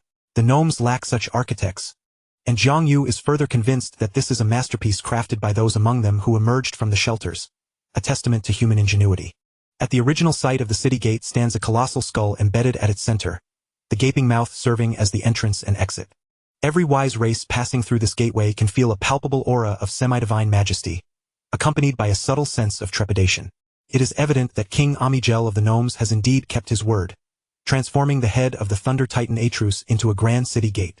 Upon witnessing this, the myriad races of the continent not only marvel at the gnome's strength, but also come to understand the formidable power of the gnome clan, lowering their proud heads in submission. There is no shame in this. When the Titans reigned supreme, the gnomes also bowed in deference, perhaps even with greater reverence. Meanwhile, at Proedas, a portion of the mountaintop has been leveled, revealing a substantial expanse of flat land. Upon it stands a magnificent palace, a splendid fusion of steampunk aesthetics and pre-epic human design. Its breathtaking beauty evokes awe, prompting even Jiang Yu to reflect on the simplicity of his own white stone fortress. Before the palace lies a vast square, dominated by a stone statue of King Amigel, standing with hands clasped behind his back, gazing out over the landscape. Jiang Yu, upon seeing it, cannot help but exclaim in admiration. As the winged folk descend outside the city gate, a gnome official promptly approaches them, guiding them into the city of Proedas. The official leads them directly to a towering structure resembling a pair of outstretched wings. Your Highness, this is the residence we have specifically prepared for the nobility of our kin. From this day forth, this place belongs solely to the winged folk. Chapter 38. A call to action against humanity. Hearing this, Jiang Yu smiles. Indeed, at last, our winged kin have a place to call home within the gnome capital. He gazes at the symbolic edifice, appreciating the thoughtful design of the gnome architects. Is this not akin to an embassy? In fact, along the street, there are not only the wing-shaped buildings crafted for their kind, but also stout dwarven edifices resembling hammers, troll structures reminiscent of tusks, and fairy buildings that evoke the forest. Furthermore, there are also centaurs, merfolk, gnomes, and others.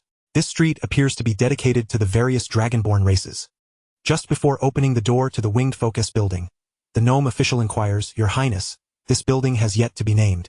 You may bestow a name upon it, and we will have a plaque crafted. Without hesitation, Jiang Yu replies, Let it be called the Winged Folk Embassy.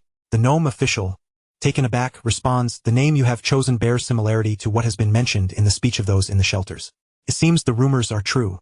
Your Highness indeed has an affinity for humanity. In certain aspects I do share a common tongue with them." Jiang Yu laughs heartily.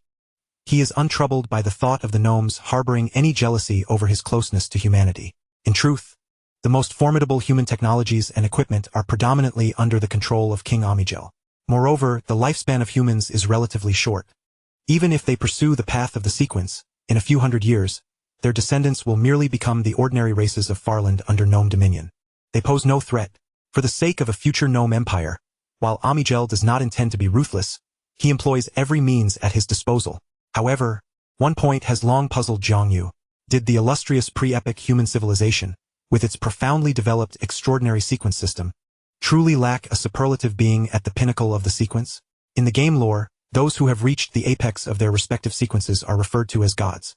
Just then, the gnome official's remarks interrupt Jiang Yu's contemplation. Humans are indeed a remarkable race. He then solemnly states, "Your Highness, the exclusive plaque will be delivered tomorrow, and we shall take full responsibility for your meals during this period. Additionally, 1 month from now will be the coronation ceremony of our king. Please be sure to attend punctually." Jiang Yu replies earnestly, "I shall certainly remember." The gnome official bows and takes his leave. At this moment, the gnomes appear clean, orderly, and composed, exuding the pride and honor of being the most powerful race on the continent. Such is the might of Farland's current strongest clan. One can only wonder how they will evolve in the future. Once the gnome official has departed, Jiang Yu and his kin step into the grand embassy shaped like a pair of wings. The interior of the embassy is vast, capable of accommodating 1,000 winged folk, with ample space remaining. These buildings were indeed reconstructed from the original palaces where the Titans once resided, providing generous room. Several hours later, as the sun begins to set, casting a golden glow across the land, Jiang Yu strolls through the new gnome city with a few loyal guards and his small turtle companion. The houses are neatly arranged, and the streets are wide and spacious, as though several circular paths have been constructed to encircle the central Proadas mountain. The entire city is capable of housing 1 million inhabitants. Amigel's ambitions are vividly reflected in the city's design. Eventually, he ascends the high city walls, surveying the splendor of this newly forged city. The newly established gnome capital radiates brilliance. A vibrant civilization is on the rise. In the days that follow, aside from occasional outings, Jiang Yu dedicates himself to training. During this time, he is received by King Amigel in the newly completed palace. Upon seeing Jiang Yu's legendary accomplishments, Amigel is genuinely surprised, feeling a greater kinship toward him. However, in this era, everything is dictated by strength. In present-day Farland, the winged folk are the most formidable aerial army, a fact that cannot escape Amigel's attention. Yet, once Jiang Yu exits the palace, the gnome grand sage approaches Amigel's throne, frowning as he speaks. Since the leader of the winged folk has attained legendary status, he is no longer as easily controlled as before. 100,000 winged folk comprise a formidable aerial combat force. Even legends and demigods would find it troublesome. It's not that they fear us. Rather, it's the difficulty in managing them. Before becoming a god, divine power and extraordinary strength are two distinct entities. Amigel is a man of strong, controlling desires. Although the trolls are powerful, Farland hosts a plethora of different troll clans, and he never worries about them. However, the united winged folk, with a legend as their leader, pose a potential problem that could erupt into internal strife, swiftly quelled by the legend. "Your Majesty, perhaps we should establish our own aerial army." "Us? With those Eaglemen?" Amigel inquired, filled with doubt. "Not them. I have visited that group of Eaglemen, and they are utterly dispirited and rendered useless. What I intend to propose is that we rely upon ourselves. Our goblin clan possesses various knightly professions. Why not select a type of flying magical beast to serve as the mount for our aerial legion?" The great sage suggested with a smile. "Ah, splendid idea. Pray tell, great sage, which flying magical beast would serve as a mount for our flying knights?" Amigel asked, now intrigued. "Griffins. During our campaign against the Titans, did we not capture a multitude of griffins and confine them?" The great sage chuckled, leaning on his staff. "Excellent, excellent, excellent. Marvelous." Amigel exclaimed thrice, clearly elated. "To me, the great sage is akin to a fish discovering a source of water, or a saber-toothed tiger sprouting wings. Let us proceed as you suggest." He laughed heartily. "However, it is imperative that we express due regard for the winged ones. The ancient dragons may still be lurking in some unknown place, and our aerial forces are indispensable. Therefore, since the Winged King has achieved legendary status, let him serve as the guardian of the eastern frontier of the empire, the great sage advised. Agreed. Amigel nodded. That region remains uncharted by goblins, merely a nominal title. We can bestow it now and later find an excuse to reclaim it when our goblin clan flourishes. After concluding the matter with the great sage, he prepared to head to the harem to indulge in the company of his newly acquired goblin beauties. Just as he believed the great sage was about to take his leave, he noticed him pausing to continue his counsel. One more thing, your majesty. What is it? Amigel replied, showing no signs of impatience. Currently, the humans in the refuge are engaging in numerous clandestine activities, maintaining contact with various races. I believe it is time for us to declare our stance. Upon hearing this, Amigel's brow furrowed.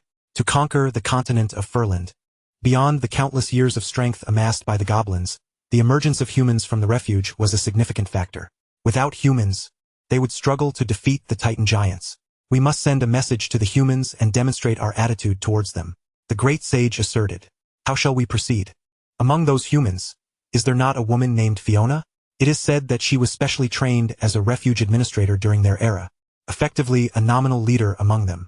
I propose, your majesty, that you take her as a consort to publicly declare your stance. To wed that human woman. Amigel felt a twinge of reluctance. In his eyes, the beauties among goblins were the epitome of beauty. Despite their appearances, human women merely resembled larger monkeys. He favored the verdant skin of goblin maidens. Your majesty, as the future emperor of the Goblin Empire, sacrifices must be made. Moreover, marrying her merely serves as a declaration of attitude. You need not consummate the union, merely place her in the palace as an ornament. In doing so, it would both admonish those seemingly submissive yet proud humans and render them fragmented. Simultaneously, it would warn the various races of the continent. Such a fortuitous opportunity should not be overlooked. Very well. Amigel conceded with a sigh. I shall attend to this matter shortly. But there is no need to rush. You are to be crowned next month, at which point the queen and various consorts will need to make their appearances. There is no need for haste. Thus, half a month later, within the embassy of the Winged Ones, Jiang Yu suddenly heard a startling piece of news. What? That golden-haired human girl named Fiona is marrying the Goblin Emperor as a consort? The Winged Ones were astonished. Is that true? Such a vast racial disparity can indeed foster true love? Even little Turtle King Xiaoba exclaimed. Chapter 39, The Consort. However, it was said that after Amigel married the human girl, he had never touched her. It seems Amigel's tastes remain quite normal. Hence, the significance of this matter is not as simple as it appears, Jiang Yu pondered. As the first emperor of the Goblin Empire, Amigel possessed the capability to establish a nation and was a figure of great wisdom. His actions were far from trivial. After a moment of contemplation, Jiang Yu finally grasped the situation. I understand. He declared to the winged officials accompanying him. We must refrain from interacting with the humans for the time being. Amigel's decision to take the human girl Fiona into his harem without favoring her is a means of expressing his stance. Boss, what stance? Little Turtle was bewildered. Is there a deeper meaning to this? The thoughts of the wise race were indeed quite intricate. I must learn from this. I understand now, the winged girl Inona exclaimed. Enlightened, Amigel's act of incorporating a female leader of the humans into his harem conveys that humans are his possessions. He is signaling us not to harbor any intentions against them. I see. Little E, you are quite perceptive. Jiang Yu commended with a smile. The winged girl beamed sweetly. Another half-month passed, and the entirety of the newly established city of Proedas became exceptionally lively, as numerous wise races from the goblin camp flocked to the city, bringing an influx of people. With the continuous migration of goblins from various regions of the continent, the population of Proedas swelled to nearly 1 million. Among them, over 90,000 were goblins. Such a staggering number. On this day, coinciding with the onset of early spring, when all things revived and thrived, Proedas appeared solemn and grand. For today marked the day of Amigel's coronation as the Emperor of the Goblin Empire. Each goblin bore an expression of sheer joy. From above, the citizens of Proedas stood along the streets at the foot of the mountain, quietly awaiting the ceremony. A multitude of goblin soldiers lined the walls and streets, facing the direction of the palace atop Proedas mountain, bowing their heads and placing their hands over their hearts. Before the palace of Proedas, in a vast square paved with blocks of white stone, Jiang Yu stood with several winged guards and leaders from other races on the right side of the palace square, numbering in the thousands. As for the armies they brought, They were arrayed outside the city. On the left side stood the goblin nobles and officials, led by the great sage and the high priest, totaling nearly 10,000. In the center of the square, a wide red carpet, sufficient for 4 horses to run side by side, extended from the palace square to the end of the square and then along 900 steps to the palace entrance. This was the Coronation Avenue. All corners of the square and both sides of the Coronation Avenue were manned by elite goblin soldiers. They donned their armor and brandished their long spears and short swords, the metal glistening brilliantly in the sunlight. A solemn and majestic scene unfolded. As the sun reached its zenith in the sky, Jiangyu, standing in formation, suddenly heard a resounding and uplifting proclamation. The savior of Farand, the destroyer of the Titans, the brave and fearless lord of the goblins, the leader of the alliance of all races on the continent, the great leader Amigel, has arrived. Jiangyu turned his head towards the square. He beheld several goblin practitioners flanking the front, the voice unmistakably emanating from one of the extraordinary practitioners among them. In the center walked Amigel, striding with a commanding presence, his gaze surveying the world. Beside him was a resplendently attired female goblin. Following them was a retinue of nearly 300 goblin concubines. Among this group, Jiangyu immediately spotted the golden-haired human girl, Fiona, whom he had encountered before, her height rendering her remarkably conspicuous amidst the average goblin women, who barely reached 1.40 meters. Observing Fiona's current expression, he noted her pallor. Her vitality had diminished significantly, and her once enchanting visage now bore a melancholic beauty, evoking an almost sickly charm. She seemed a stark contrast to the beautiful and confident golden-haired girl he had once known.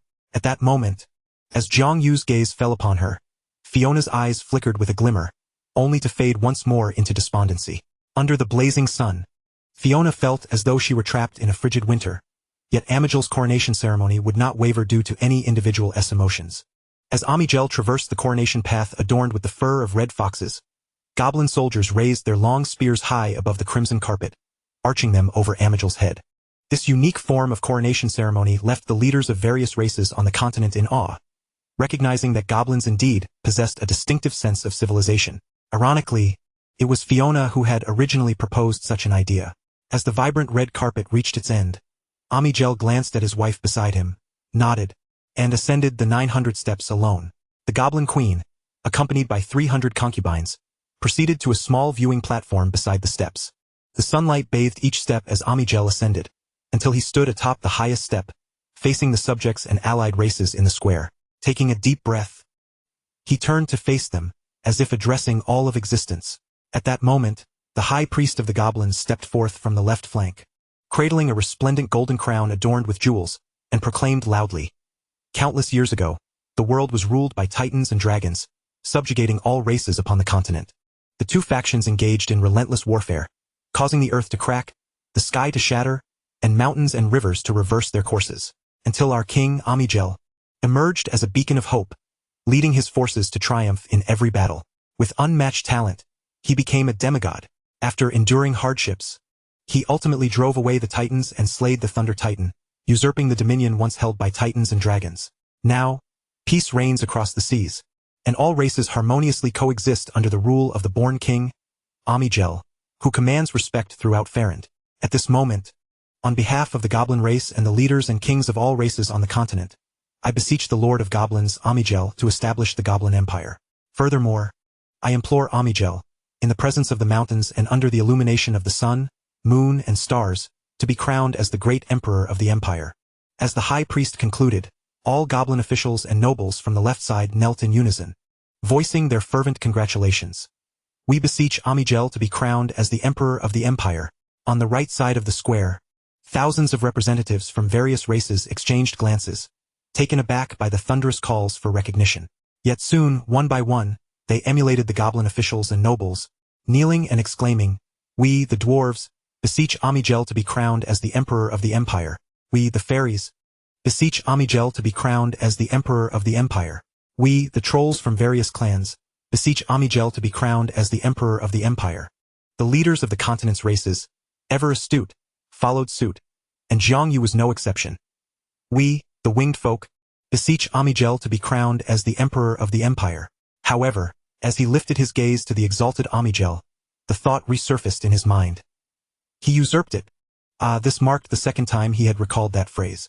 Atop the highest step, Amigel gazed down at the kneeling goblins and representatives from the various races, a look of rapture adorning his face. So this is the feeling of an emperor. It must have been the same sensation experienced by that Titan king seated upon the throne of Proedas. Below, Zhang Yu, feeling helpless, shouted for quite some time before hearing Amigel's voice, now more authoritative than ever. Since you all beseech it, I, Amigel, from this day forth, shall be the Goblin Emperor. As his words echoed, the high priest ascended the 900 steps to stand before Amigel, solemnly stating, Your Majesty, please bow your head one final time, that I may place upon you the crown symbolizing imperial authority. From this moment forth, no one shall compel you to bow. Very well. Amigel inclined his head slightly, allowing the high priest to adorn him with the resplendent golden crown. Following this, a deafening cheer erupted from the multitude. Amigel was officially crowned, and his first proclamation upon donning the crown was, I, the Goblin Emperor Amigel. Everyone, rise, your emperor grants you the right to lift your heads. Chapter 41. The first year of the Goblin Empire. In the first year of the Goblin Empire, Amigel was crowned as the first emperor of the Goblin Empire, bestowing upon the mightiest chieftain of the trolls the title of Guardian of the North. He conferred upon the winged folk the title of Guardian of the East and the Sky. He appointed the dwarves as guardians of the mountains. He designated the merfolk as guardians of the West Sea. Each of these guardians from different races held the equivalent status of dukes within the Goblin Empire. Simultaneously, all races that participated in the campaign against the Titans received varying degrees of rewards and noble titles. Subsequently, Amigel appointed 2 Goblin Grand Dukes, the eldest sons of the High Priest and the Great Sage, to establish Goblin principalities in the western and southern regions, expanding Goblin territories and fostering population growth. He commanded the leaders of the various Goblin tribes to return to their homelands, gather their kin and establish cities. The Goblin population currently stood at 10 million, with 1 million residing in the capital, leaving 9 million distributed across the major thoroughfares. Ambitious, Amigel envisioned a flourishing landscape of Goblin settlements, ultimately establishing a city in every corner of the continent. In the future, the true capital would be Proedas, surrounded by countless cities. Finally, he conferred titles upon 300 young Goblin nobles who had distinguished themselves in battle, tasking them with establishing fiefdoms and expanding territories in the uncharted lands beyond the core population areas of the Goblin Empire. These were the endeavors accomplished by Amigel and his Goblin officials over the course of a year. 1 year later, at the foot of Proedas Mountain. In the stillness of the night, the sky was adorned with countless twinkling stars, and a silvery moon hung high above. A beautiful girl with flowing golden hair gently closed her notebook, sitting gracefully on a branch, her long, slender legs swaying as her voice floated softly in the air. Your Highness Fiona, I am aware of all that you have said. However, what is the reason for summoning me at such a late hour? Opposite her sat a strikingly handsome young winged man. No, Zhang Yu, there is something you do not yet know. Amigel has begun to arrange for the training of Griffin Knights. When the local goblins Griffin Knights take to the skies in droves, the unique status of the winged race will cease to exist. You, being an intelligent individual, should comprehend the consequences. Upon hearing this, Zhang Yu furrowed his brow, realizing that if Griffin Knights were to gain a foothold among the goblins, the situation for the winged race would indeed be precarious. Though the trolls possessed great strength, they were exceedingly fragmented. The dwarves, with their Titan bloodline, were countered by the human weapons wielded by the goblins. The merfolk resided in the ocean, finding it difficult to adapt to life on land. The fairies, by their very nature, were even more scattered than the trolls. While the centaurs were born as cavalry, they posed a threat only after the winged race. The other races across the continent all had their own shortcomings, except for the winged race. In this era, devoid of a formidable aerial force, the winged race effectively held dominion over the skies against the goblins. This was something Amigel, with his grand ambitions, could not tolerate. Observing Zhang Yu lost in thought, Fiona smiled subtly. We can assist you with this matter. You have a solution? Zhang Yu asked, astonished. Indeed, but before that, I need you to agree to one request. What request? Fear not, it is not excessive. I merely desire a child bearing your bloodline. What? Zhang Yu was taken aback, utterly stunned. What an outrageous demand this was. He had only encountered such absurdities in melodramatic novels of the past. Yet Fiona was entirely serious. A few years ago, our clan awakened a highly esteemed old seer. As I was forced into marriage with Amigel, he prophesied, at the cost of his life, the future most beneficial to humanity. It foretold the necessity of intertwining your bloodline within the human race. In fact, the prophecy indicated that from our descendants would emerge the first king of the new era of humanity, liberating us from the goblin's control. However, Fiona withheld certain details. Though I do not fully understand why, that is what the prophecy stated, and I have faith in the wisdom of that elder. Jiangyu, please grant me a child. Jiangyu was at a loss for words. Setting aside his willingness, she was the Empress of Amigel. Should he be discovered, both of them would be in grave trouble. He will not find out. I assure you of that. Trust in the depth of my clan's heritage. Upon hearing this, Jiangyu gazed into her resolute eyes and sighed. Very well, I shall agree. But before we proceed, tell me how you plan to avert the fate of the winged race being replaced by goblin griffin knights. With Jiangyu's acquiescence, Fiona breathed a sigh of relief and explained. We will proactively apply to raise griffins on behalf of Amigel. Jiangyu was momentarily struck by a historical analogy from his previous life. All right, the night is beautiful. Let us not waste time and act swiftly. Understood. Chapter 42. Departure.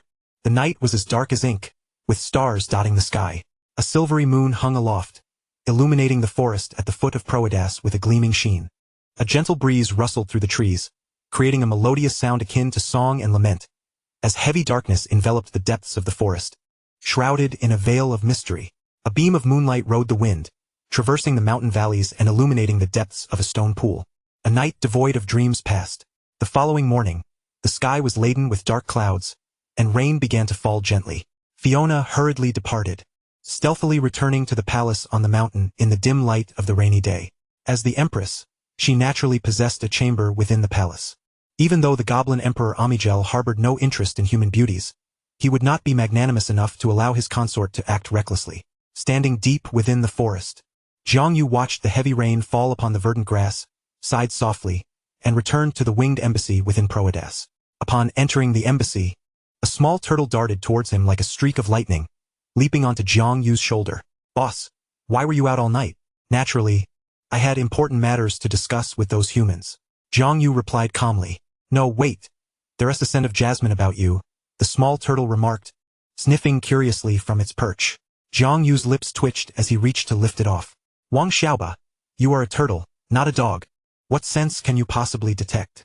At that moment, the winged official Inona approached, accompanied by several winged officers, and inquired, Your Majesty, what did the humans say this time? The winged administrative structure was gradually taking shape, with the female winged official Inona effectively serving as the leader managing affairs for him. Thus, Jiangyu recounted the details of his conversation with Fiona, omitting the part about having a child. Inona sighed upon hearing this. The humans truly have fallen on hard times. They have now become the goblin shepherds, raising griffins. You are mistaken. The humans' considerations are far-reaching and far from simple. Nevertheless, their actions are indeed highly advantageous to us, Jiangyu replied with a smile. By the way, please tidy up and select those who will remain at the embassy. I shall visit the palace once more today to bid farewell to Emperor Amigel, and then we shall return to Heavenly Mountain.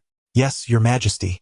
This time, Amigel summoned Jiangyu with the intention of deploying a portion of the winged forces to quell a faction of diehard Titan giants. The opposing side included griffins, winged birds, and other aerial units necessitating the Winged Legion. As a loyal ally of the current Goblin Emperor Amigel, the Emperor's loyal subject, Jiangyu, upon receiving the orders, immediately led a winged army of 3,000 to Proedas, delivering them to the Goblin General for the campaign. He would not be participating personally. Instead, he appointed a master-level winged practitioner to lead the legion alongside the goblins. Once the winged forces were dispatched, he could take his leave. However, due to Fiona's invitation, he lingered for an extra day. Arriving at Emperor Amigel's palace, Jiangyu saw Fiona standing behind the Goblin Emperor, much like an official, seemingly reporting on some matter. Upon noticing Jiangyu's arrival, Amigel's face lit up with joy. Jiangqing, thank you for your timely dispatch of troops. Those remnants of the Titans shall be eradicated without a trace. The winged race will forever remain the finest allies of the goblins. It is our pleasure to serve the Emperor. Every member of the winged race is most willing. Excellent. After conversing for a while, Jiangyu took his leave from Amigel. Before departing, he cast a lingering glance at Fiona. 1 month later, Jiangyu and his companions returned to Paradise Mountain. Chapter 43, Reinhardt. 5 years later, in the 6th year of the Goblin Empire, at the white stone fortress of Paradise Mountain, Jiangyu was occupied with a month's worth of affairs. He had essentially adopted a routine of cultivating for a month and dedicating a single day to governance. As the sun reached its zenith, a winged female official entered, her expression grim. Your Majesty, Our kin who traveled to the north have sent word that they encountered a tribe of eagle people numbering in the thousands atop a great mountain in the Bloros Mountains. They appear to be remnants of the Eagle King's court, and their leader is rumored to be the 9th prince of the Eagle King. Jiang Yu furrowed his brow. I recall that in the valley plains of the Bloros Mountains, there exists a new city established by the goblins, home to several tens of thousands of goblins. Why do these remnants of the Eagle Court dare to dwell so close to the goblin city? A congregation of thousands of eagle people. I find it hard to believe the goblins remain oblivious. Our scouts have verified this, Your Majesty. Each year, eagles have been traveling to Bloros City. Inona responded. It appears the goblins still retain a degree of control over us. Jiang Yu remarked with a cold smile. What shall we do? Allow this group of remnants to grow unchecked? Inona inquired. For the time being, we shall disregard them. These eagles will not pose a significant threat. The goblins will not permit the extermination of our kind. At the appropriate moment, we shall eradicate these remnants of the Eagle Court entirely. Inona, our current mission is to nurture our winged kin, Jiang Yu stated calmly. 10 years later, in the 16th year of the Goblin Empire, Jiang Yu was cultivating atop the mountain peak. His aura more profound and imposing than it had been over a decade prior. One day, the ever-youthful and beautiful winged female official suddenly approached him. Your Majesty, a young human boy claiming to be your son seeks an audience with you. On the summit, Jiang Yu's silver hair danced in the mountain breeze as he remained with his eyes closed, casually replying, What human son? Send him back. Can anyone simply claim to have a father nowadays? Very well. Inona turned to leave, but as she reached the steps, Jiang Yu suddenly seemed to recall something, opening his violet eyes and calling out loudly, Wait, Inona, let him come to me. He was reminded of that fateful night 15 years ago. Yes, Your Majesty. Before long, a striking young human boy with golden hair and violet eyes ascended to the peak of Paradise Mountain. Standing before Jiang Yu, the two stood in silence, a profound sense of blood connection swelling within Jiang Yu. Fiona truly bore a son. Breaking the silence, Jiang Yu spoke first. My child, approach me. The 15-year-old boy had grown tall, now reaching Jiang Yu's shoulders. The golden-haired youth stepped forward obediently. My mother said you are my father. Indeed. Jiang Yu replied with a gentle nod. What is your name, my son? My mother named me Reinhardt. The boy responded. Reinhardt, what a splendid name. It seems your mother desires you to become a man of great stature. Like a lion. Jiang Yu praised before inquiring. How did you arrive here, child? I recall that the goblins maintain strict control over you. Father, I rode here on a griffin. The boy pointed to the sky beyond Paradise Mountain, where a griffin soared slowly. Nearby, a winged soldier trailed at a distance. Gazing at the distant griffin, Jiang Yu shook his head. Too perilous, Reinhardt. If the goblins discover that you have ridden a griffin to leave without permission, it is a grave offense. Do not worry, father. My mother will cover for me. Moreover, His Majesty Amigel's 19th son is a friend of mine. Nothing will go amiss. Very well, then. You have braved the risk to come here. What is it you wish to discuss with me? Jiang Yu asked. My mother said you would surely teach me to become an extraordinary professional. Reinhardt's face lit up with a radiant smile, basking in the sunlight. Chapter 44. The Legacy of Legendary Bloodlines. Atop the mountain, the wind whispered. The massive pine trees at the cliff's edge twisted and turned, resembling a gateway to the heavens. Reinhardt felt the kinship flowing through his blood as he gazed upon his father, resplendent with purple eyes and white wings, a sense of security washing over him like never before. Before Jiang Yu could respond, Reinhardt began recounting his story, compelled by the connection of their bloodline and sharing without reservation. He had been raised in a human tribe, living among numerous human brothers and sisters, nurtured by human elders who emerged from the sanctuary. Under the guidance of the tribe's elders, they learned to rear griffins from a young age, growing alongside the griffin hatchlings. Alongside the griffins, there were also several goblin officials and soldiers within the human tribe, acting as the eyes of Emperor Amigel, monitoring the progress of the tribe's development and the rearing of griffins. Of course, they were also tasked with protecting the human tribe. Due to a certain agreement, the elders of the sanctuary were unable to impart some precious higher knowledge to them. Reinhardt had often witnessed the elders sighing deeply in the dead of night, a painful reminder of a civilization lost. For the sake of their race's continuity, compromises had to be made at times. Until the age of 6, he remained unaware that he had parents. On one particular day, the human empress consort, the nominal leader of the human race, visited this tribe, which was predominantly composed of children. Although she was merely a rank 8 reader, her expertise from the previous era enabled her to lead the current human populace. She brought with her a wealth of supplies and resources for cultivation. Within the tribe, there were indeed several human children with extraordinary potential, albeit with rather low innate talent. Perhaps related to the transition between eras, it required generations of improvement. The human empress sought some goblin occupational pathways for them as a beginning for the new extraordinary powers of the human race. This profession was known as a knight. However, the goblins stipulated that the pathways they offered could only lead to the hero tier, with no possibility of reaching the legendary stage.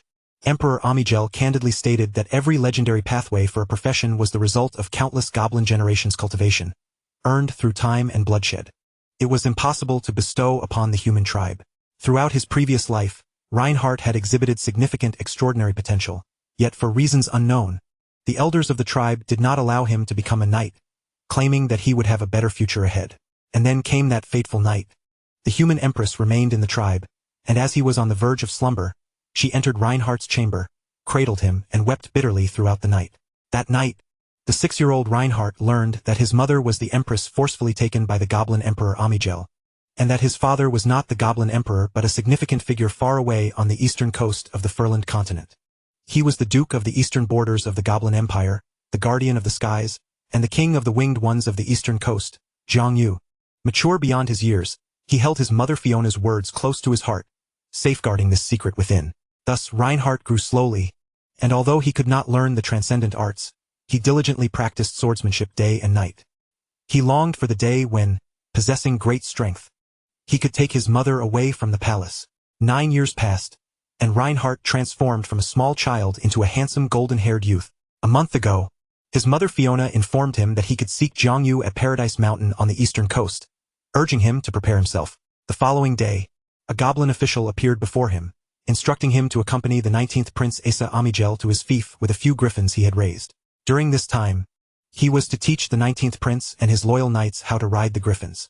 After imparting this knowledge to the goblin knights, the 19th Prince patted his shoulder, suggesting he attend to his own affairs. Although he had gotten along well with the prince, such words were unexpected, leaving him perplexed. Why did His Highness say such a thing? Yet, the 19th Prince offered only one cryptic reply, a smile filled with meaning. I have made a promise with Empress Fiona. Thus, Reinhardt was able to journey smoothly to Paradise Mountain in the east.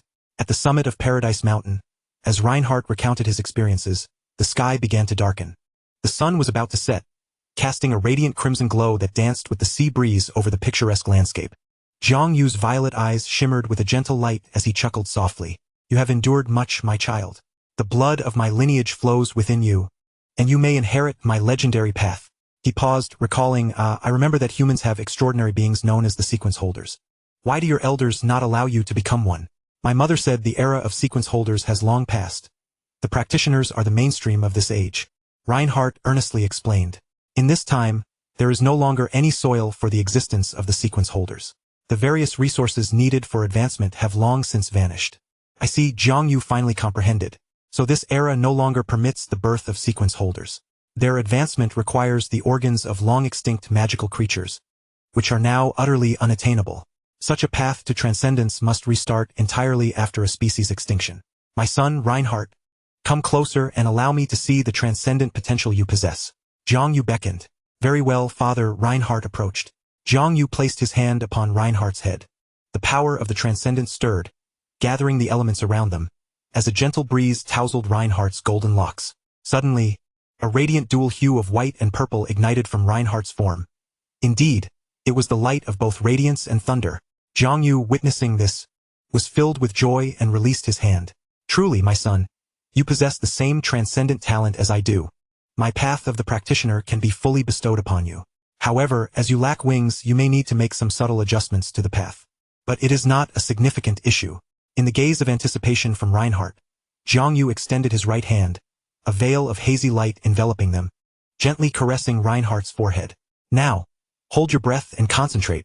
In an instant, visions materialized in Reinhardt's mind.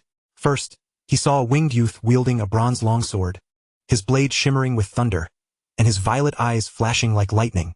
Then, he beheld the youth's journey along the legendary path, creating a profession, innovating advancement methods, and ultimately slashing through legend as a hero, achieving greatness in place. The images culminated in glimpses of a legendary path. The Thundercaller, the Wings of Thunder, and the Holy Thunder Walker. Chapter 45. Eastern Coast, the Seven Cities. A year later, under Zhang Yu's guidance, Reinhardt successfully became a thundercaller, riding a griffin back. At the cliff, watching Reinhardt's receding figure, Zhang Yu's gaze remained calm. Over the past year, Zhang Yu had not only imparted his cultivation experiences, but had also shared numerous historical anecdotes from his past life. These tales enriched Reinhardt's thoughts, granting him greater possibilities for the future. Meanwhile, upon returning to the human tribe, Reinhardt dedicated himself to raising griffins and maintained a respectful and loyal demeanor towards Emperor Angel. Yet, the more respectful he became, the more disdainful the goblin officials grew in their attitudes. Instances of humiliation and injustice towards the human tribe frequently arose. However, Reinhardt endured. During his year at Paradise Mountain, he had listened to his father recount two stories. That of Qin Fizi, the founder of the Qin state, and that of Go Jian, the king of Yu. Whenever he faced humiliation, he drew strength from their tales. Decades later, Reinhardt officially became the chieftain of the human tribe. The tribe's population reached 10,000, and the griffins they raised had grown to nearly 1,000. As the humans who emerged from the refuge began to age, Reinhardt ascended as the new leader of the humans.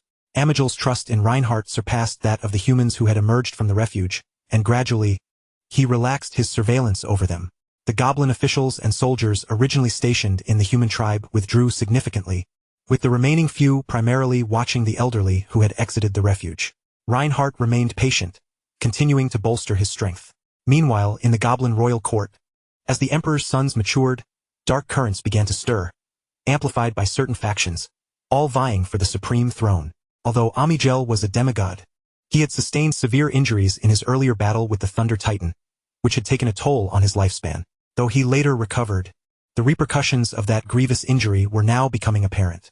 A demigod typically lived for 3,000 years, while a legend lasted for 1,000. Now several centuries old, Angel began to show signs of aging. On the eastern coast at Paradise Mountain, Zhang Yu perused a report regarding the developments of the winged ones. After decades of continuous development, the population of the winged people has reached 300,000. Under the personal guidance of Zhang Yu, he has designated 7 geographically advantageous locations along the eastern coastline, where the natural conditions are comfortable and resources abound. In these 7 locales, he has established 7 cities for the winged people. Each city boasts a population of at least 10,000, surrounded by villages inhabited by the winged people.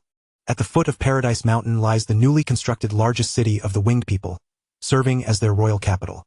The once serene Paradise Mountain has been transformed into the military encampment and royal palace, no longer accommodating the common folk of the winged people.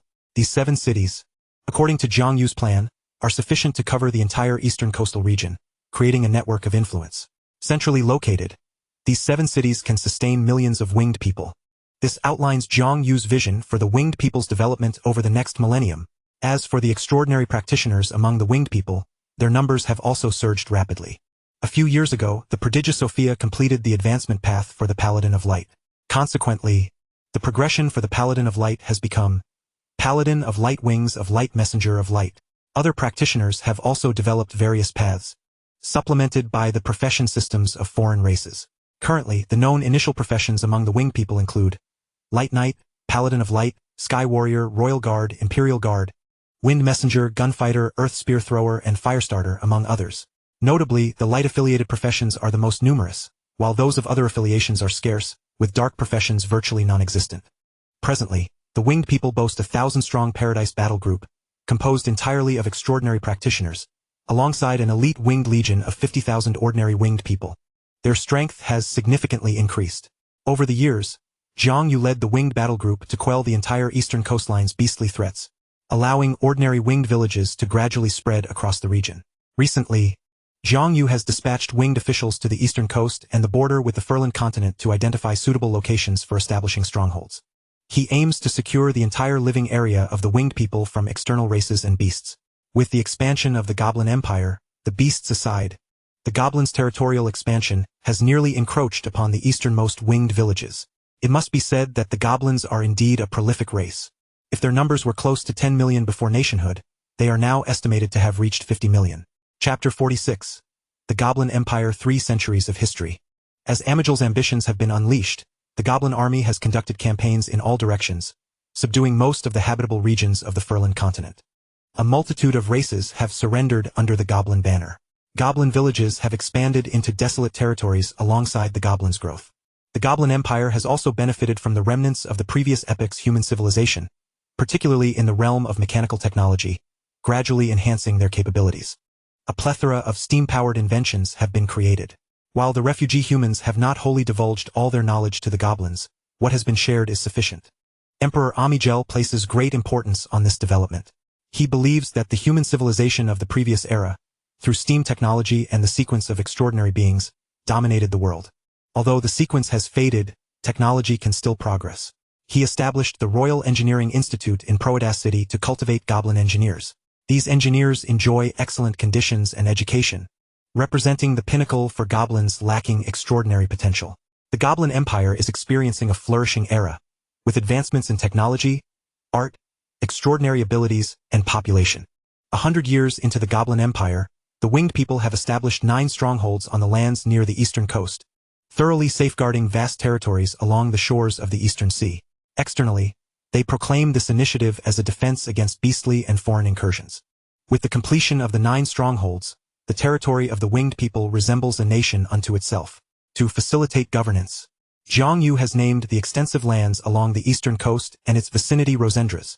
In the winged language, it signifies the land bestowed upon the winged by the heavens. As for the original site of the Eagle King's Court at Mount Tian, the winged people have also forged a mountain city atop it, now home to approximately 30,000 winged people. Due to the presence of the spiritual essence known as wind spirit dew, the descendants residing in Mountain City are predominantly practitioners of wind-based professions. 150 years into the Goblin Empire, the de facto leader of the human race, Reinhardt, has achieved the final stage of extraordinary practitioner, the heroic tier. However, his professional journey has undergone some alterations compared to Zhang Yu's path. Under Zhang Yu's guidance, Reinhardt spent decades merging elements of the Goblin Knight profession with his own circumstances, ultimately succeeding in advancing to the Saint Lion Knight. This evolution stemmed from his derivation of the Holy Wing Walker, tailored to fit his heroic profession. Furthermore, he has conceived a legendary profession, named Lionheart King.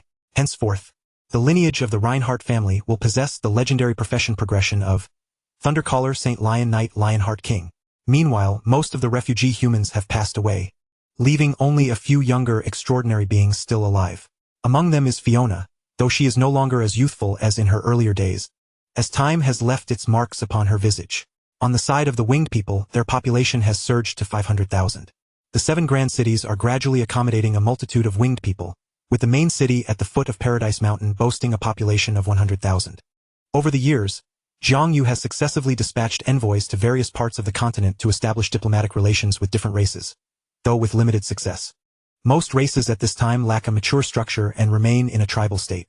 However, the dwarves have established a dwarven kingdom amidst the mountains, allowing the winged envoys to forge an alliance with them. The changes in the world are also starkly apparent. The entire realm seems to have entered a frigid winter, growing colder with each passing year. In the north, a large ogre tribe known as the Frostborn clan has descended southward to a vast northern plain called Halros to escape the increasingly harsh weather, settling there. This ogre tribe possesses formidable strength, with both its chieftain and high priest being legendary figures. After assessing the situation, they eagerly embraced the advanced goblin culture and voluntarily joined the Goblin Empire's army to quell dissent. After decades of effort, their chieftain was bestowed the title of Count by Amigel, henceforth known as Count Frostborn. Halros became the territory of this ogre clan, which would later establish Halros City. 190 years into the Goblin Empire, the first Goblin Griffin Knight Corps was established. Initially, the entire Knight Corps comprised 693 Griffin Knights. The establishment of the Griffin Knights Order brought immense joy to the venerable Emperor Amigel, who bestowed upon this nascent order the illustrious title of the Royal Griffin Knights. In recognition of the human race's contributions to the breeding of griffins, he granted the title of Imperial Viscount to Reinhardt and designated a valley near the western edge of the Proedas Plains, adjacent to human settlements, as a fief for the humans. It was here that Reinhardt founded the first city of humankind, Reinhardt City. This fief came to be known as the Reinhardt Domain, with the nearby river named the Reinhardt River. Furthermore, through Reinhardt's efforts, each member of the Griffin Knights would be accompanied by a human caretaker to tend to the griffins for the Goblin Knights. The Goblin Knights, far from resenting this assistance, appreciated the consideration shown by the humans. After all, in their understanding, griffins, as magical creatures, were far more demanding than mere horses or deer. With individuals willing to shoulder the burdens of such laborious tasks, they welcomed the arrangement wholeheartedly. They only needed to relish the exhilarating experience of riding into battle upon their griffins. Thus, over 600 humans joined the Griffin Knights in this manner, diligently and without any trace of lethargy. Many years later, the griffins cared for by the Order's human attendants would become eternal guardians. Little did they know that at a mere command from Reinhardt, the human race could swiftly change the leadership of this Griffin Knights order. It was in this very year that Reinhardt requested the return of the human empress, Fiona. At this time, the goblins had nearly assimilated all the knowledge and technology acquired from the human refugees, rendering the role of the human empress nearly inconsequential. To the goblin emperor, she was akin to a mere mascot or trophy. Aside from a brief period during the early years of his reign, when a lack of talent forced him to appoint her as a lady-in-waiting, he had not paid her much heed. As his harem expanded, he found no interest in favoring a woman he regarded as an aging relic.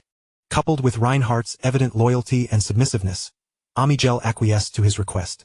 Thus, after a solitude of 190 years in the depths of the palace, the human Empress Fiona was finally allowed to return to her people. Upon her return to the human tribe and her reunion with Reinhardt, mother and son exchanged tears of joy, gazing upon the once bright golden-haired maiden. Now still youthful and beautiful yet streaked with gray, Reinhardt reaffirmed his resolve. He vowed never to let his mother's sacrifices be in vain. The Goblin Empire endured for 300 years. During this time, the Empire's brilliant engineers, harnessing both extraordinary and mechanical powers, amalgamated a wealth of ancestral knowledge and human sciences to develop a unique legacy of the goblins. Alchemy. The advent of alchemy led to a surge of alchemical inventions. Various races from across the continent flocked to Proedas to learn this arcane art. Even Jiang Yu dispatched a multitude of winged students to acquire this knowledge. This year marked the zenith of the Goblin Empire. However, amidst this prosperity, a momentous event unfolded that would determine the fate of the Goblin Empire. Chapter 47. The Death of Amigel. In Rosendas, on the eastern coast, stood the castle of white stone, nestled upon Paradise Mountain.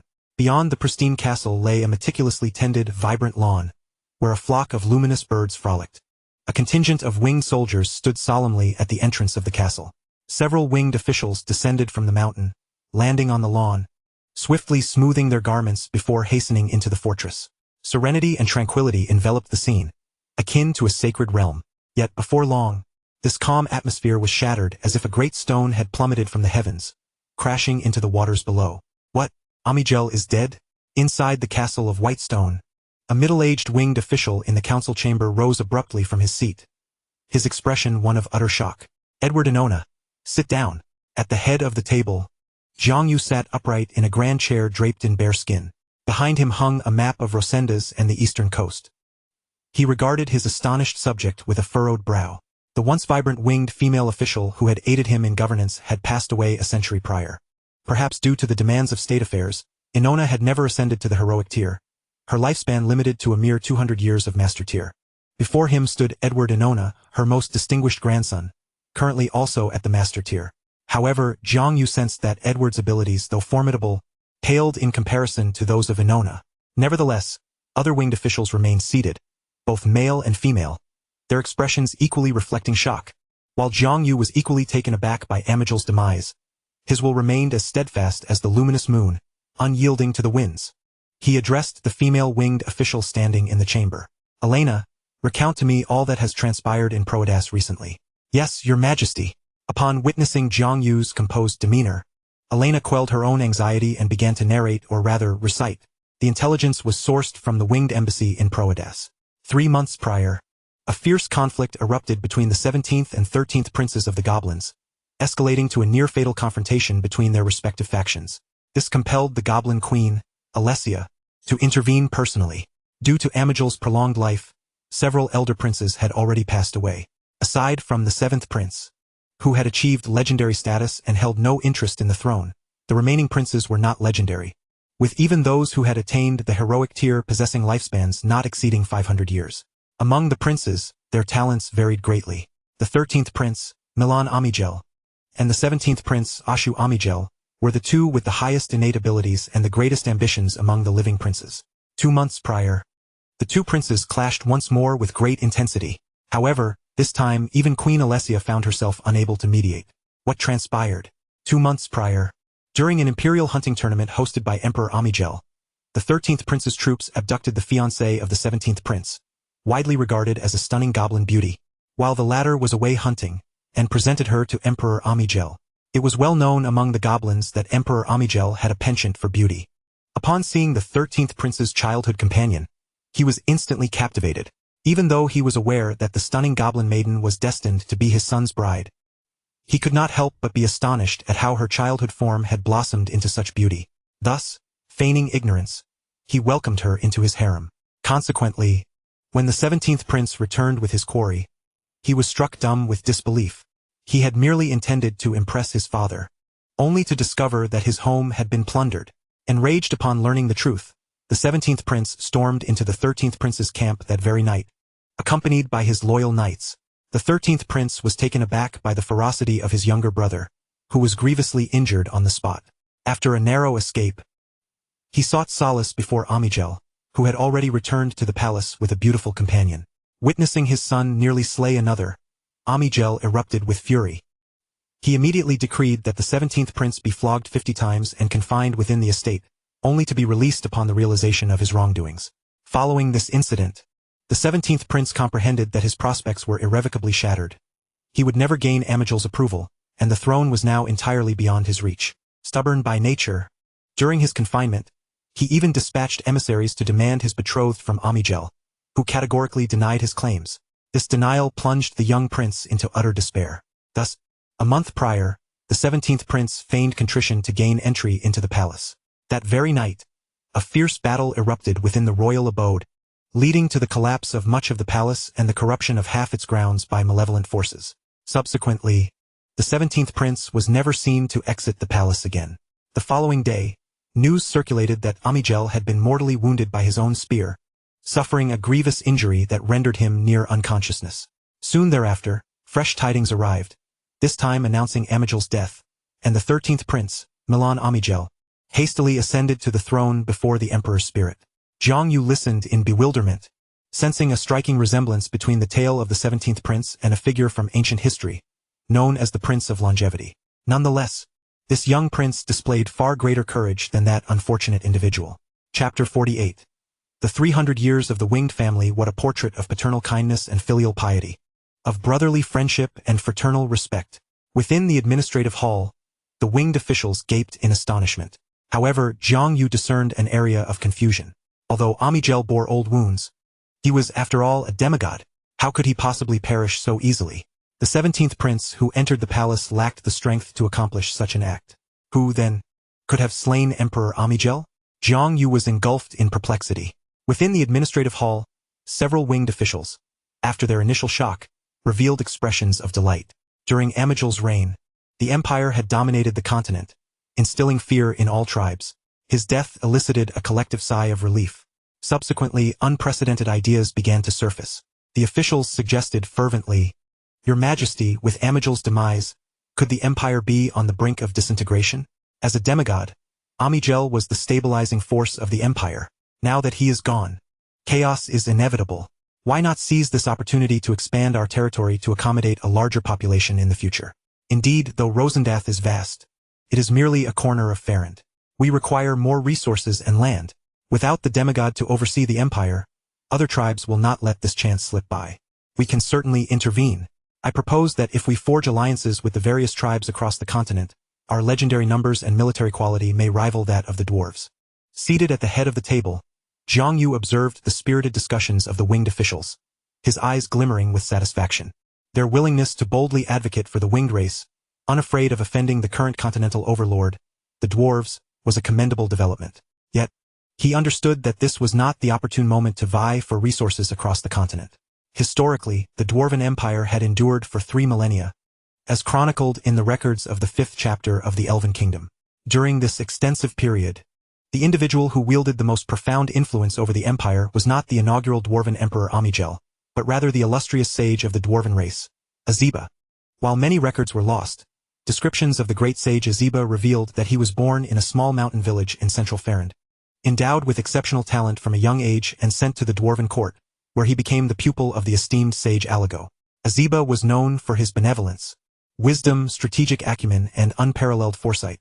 When the Dwarven Emperor Amigel was still a youth, Azeba recognized his potential and provided support. Subsequent records are sparse. But one captivating account remains.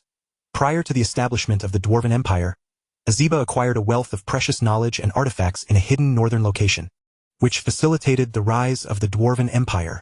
This great sage Azeba lived until the twilight of the Dwarven Empire, and whenever the empire faced dire straits, it was Azeba who intervened to stabilize the situation, ensuring the empire's survival. Undoubtedly, after Amagel's demise, the true sovereign of the Dwarven Empire became the great sage Azeba. His mere existence, spanning 3 millennia, was enough to provoke speculation. Given the Dwarven lifespan, it was inconceivable for a legendary figure to endure for such a duration. Emerging from his reverie, Jiang Yu gazed at his officials, meeting their expectant gazes with a nod, then shook his head with a smile. Edward, Mylander, Shaman, Wayne, and Limir, your insights are commendable, and I take great solace in your thoughts. However, the timing is not right.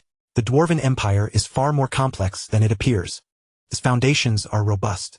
I suspect they may still harbor a hidden demigod in the shadows. Thus, at this juncture, we must remain still. Observing the contemplative expressions of the officials in the administrative hall, Jiang Yu nodded and addressed one of the male-winged officials, Jamora. Dispatch someone to Proedas to gather intelligence day and night, and keep us informed. Yes, Your Majesty. Jamora acknowledged and exited the administrative hall to carry out his orders. The remaining officials returned to their duties.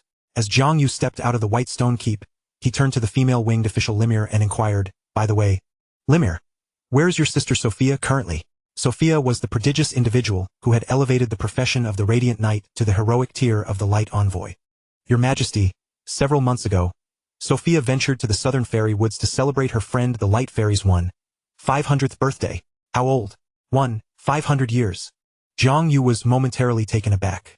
These fairies truly possess remarkable longevity. Very well, Limir. Sophia is our tribe's most vital legendary seed. Ensure her safety. Jiang Yu waved his hand. He was always particularly considerate of the talents within the tribe. The winged race had only evolved from the eagle race for a few centuries. Even though their ancestors had mingled with a trace of Titan blood, it had nonetheless endowed the previously ordinary highland eagles with extraordinary potential. To this day, the extraordinary potential of the winged race was roughly on par with that of the dwarves. 50 million dwarves might yield a handful of legends, while 500,000 winged individuals still needed to strive for greatness. Sophia embodied Jiang Yu's hopes. Having recalled this, Jiang Yu then turned his attention to the young male winged official seated in the center. Wayne, are there any extraordinary talents within the tribe recently? Your Majesty, there is one. Oh, who is it? Ah, it is Limir and Sophia's sister, Avetta, Wayne remarked with a smile. Avetta possesses an exceptional affinity for light magic and remarkable insight. At the tender age of 13, she has already become a professional. Jiang Yu could not help but shift his gaze back inside, admiring the proud expression on Limir's face, exclaiming, a trio of prodigies, Limir. Splendid. You must all continue to strive. I hope that the first legend of our winged race, apart from myself, shall emerge from your family. Limir. Your full name is Limiriel, is it not? The king has an excellent memory. So, you are descendants of Aaliyah. It is hard to believe that 3 centuries have passed, and the progeny of those companions from back in the day have flourished so. Jiang Yu reflected. Chapter 49. The Rebellion of the Kings. 3 months later, news arrived from the capital of Proedas. Several sons of Amigel, dissatisfied with the sudden ascension of the 13th prince to the throne, fled the imperial city to their fiefs, seeking to rally their kin and incite rebellion. Among them were the 15th, 18th, 21st, and 25th princes, who raised armies in their domains. Their intent was to dethrone Milan Amigel. The forces of the 4 princes clashed violently with the Second Goblin Emperor within the borders of the empire. Among the 1,500 noble lords of the Goblin Empire, apart from 2 Grand Dukes and 30 Marquises at the borders, the remainder of the noble lords were embroiled in the rebellion. As for the various races across the continent, they too began to stir restlessly. Some even joined the factions of the princes, motivated solely by the prospect of securing the greatest advantage. At this moment, the tribal leader of the nearest alien race, Reinhardt, was perusing a letter. Reinhardt, my brother, our father has died under mysterious circumstances, and the kings are in turmoil, with countless subjects perishing in this chaos. I had no intention of hunting the deer, yet I realized that I must act to halt this rebellion. I have secretly garnered the support of Duke Moreau Azeba from the southern territories. I am aware that your human tribe possesses the ability to ride griffins. I beseech you to have your kin take to the skies on griffins and fight for me. Once our victory is secured, I shall lift the numerous restrictions imposed by the goblins on your people and grant you a parcel of land in the northern territories. Should you choose to support me, please dispatch an envoy within 3 months to inform me, for I shall raise an army shortly to facilitate our march. In the depths of night within the tent, Reinhardt furrowed his brow as he contemplated the letter from the 19th prince, remaining silent. Beside him, several elders of the human race and Fiona were present. They too had reviewed the correspondence from the 19th prince to Reinhardt, and opinions varied. Some deemed the venture excessively perilous, noting that the human population was but a mere few tens of thousands, constantly under the watchful eyes of the goblins. Others argued for supporting the prince, as the humans, confined near the goblin-dominated capital, could suffer calamity at any moment due to the emperor's whims. Thus, this was an opportunity to escape the city. After all, under the goblin emperor's scrutiny, human growth was stunted. It had taken them 300 years to multiply to a mere few tens of thousands. The discord among them made it difficult for Reinhardt to reach a decision. This was a choice that would determine the fate of his people, and the weight of his responsibility was immense.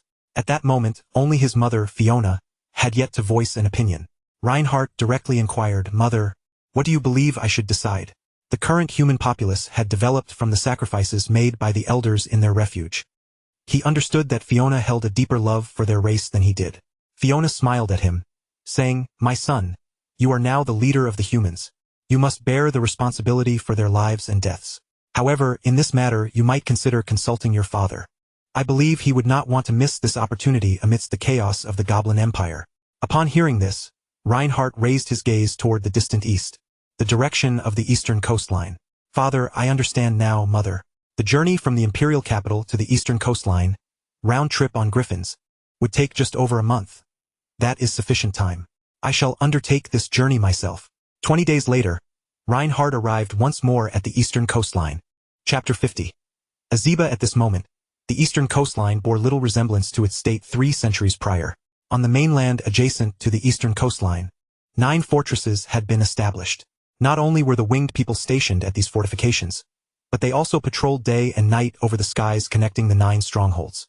Upon his arrival, Reinhardt was swiftly noticed and intercepted by the winged folk. He was compelled to present identification before being granted entry. Years ago, when Zhang Yu had bid him farewell, he had entrusted him with a pair of winged jade tokens as a token of trust, which he had preserved until today, now proving invaluable. As he soared above Losendas on his griffin, Reinhardt observed a vast number of winged people living peacefully and harmoniously on the eastern coastline and its surrounding lands. Villages, farmlands, and 7 cities that served as regional centers spread before him. The transformation was remarkable. It was a stark contrast to the tribal state he had first encountered upon arriving at Paradise Mountain. If it had once been a mere tribe, it had now blossomed into a kingdom. He felt a pang of envy, anticipating the day when his human kin might establish a kingdom of their own upon the land of Furland. With this thought, a resolve took root in his heart. Regardless of Zhang Yu's involvement in this turmoil or whether he advised him to participate or wait, he would take part. Not for any other reason, but to secure a true homeland for his people.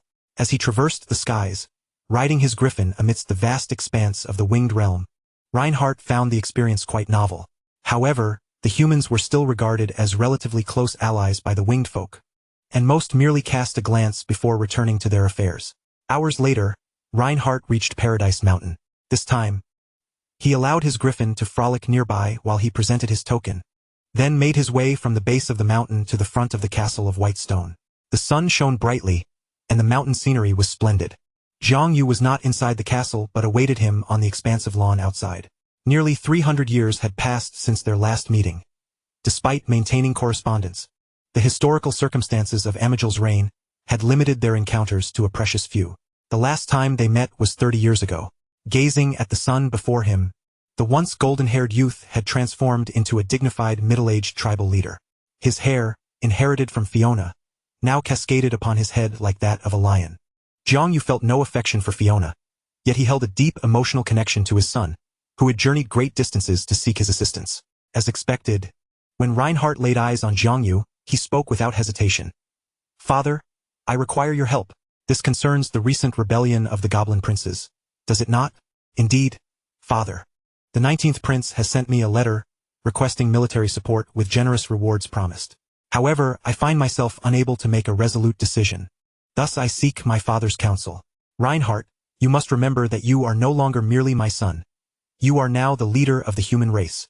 Entangled in the conflict among the kings is far too perilous for humanity at this juncture. Should any unforeseen circumstances arise, it would spell utter ruin.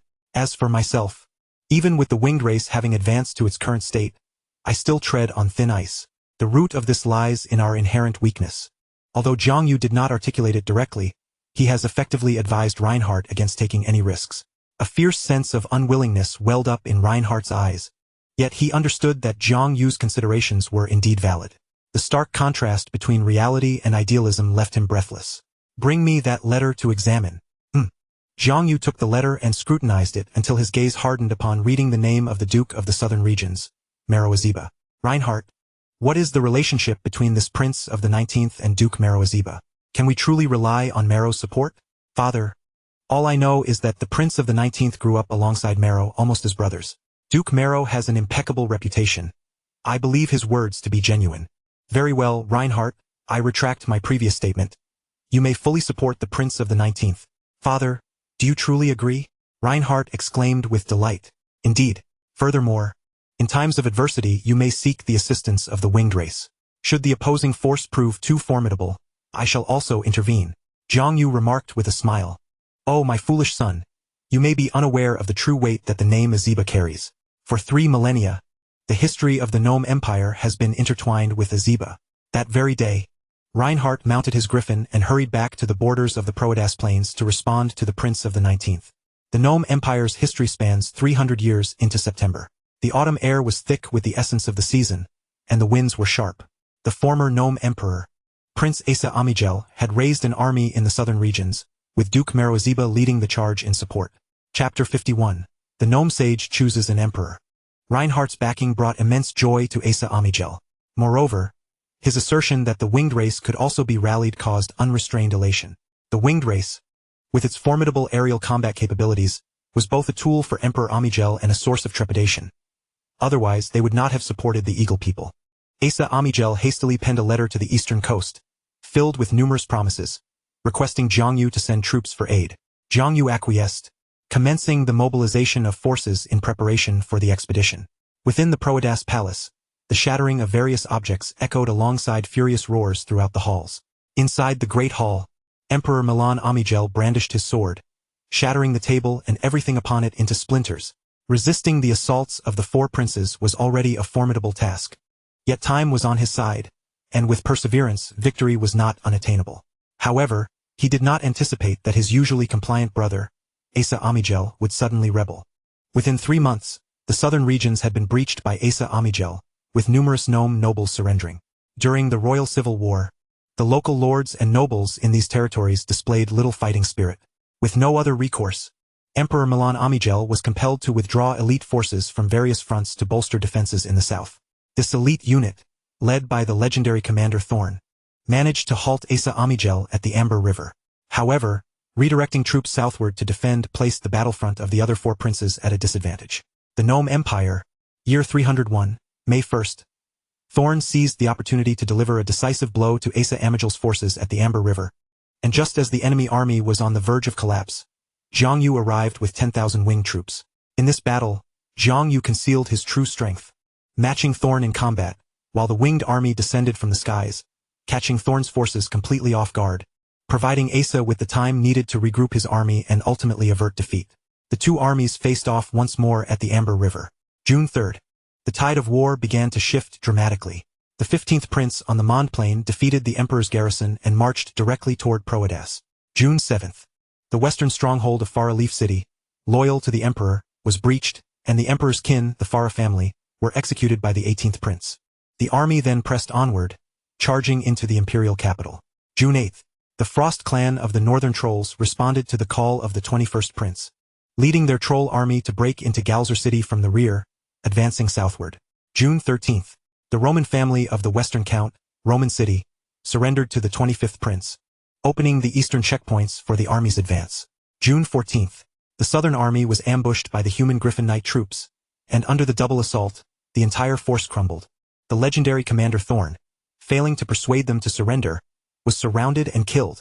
From that moment forth, the path north was unimpeded. Subsequently, Asa Amigel hastened his march northward, traveling day and night, directly aiming for Proedas. July 29th. The armies of the 5 princes loomed at the gates of Proedas. Within Asa Amigel's camp, Jiangyu beheld the city gate forged from the skull of the Thunder Titan Atrith, and he was momentarily filled with emotion. Once again, he returned here as an attacker. July 30th. It remained unclear what agreement had been reached among the 5 princes, but they began to lead their armies in separate assaults on the city. August 19th. Proedas fell. The army stormed into the palace, yet the figure of Milan Amigel was nowhere to be found. The 5 princes commenced their struggle for the throne. Initially, the 5 factions managed to rein in the bloodshed, and the intensity of conflict among them remained relatively low. However, by August 30th, a minor incident ignited a fierce clash, resulting in a brutal melee within the city, escalating to the point where it harmed the Nome residents. A multitude of civilians perished amidst the carnage.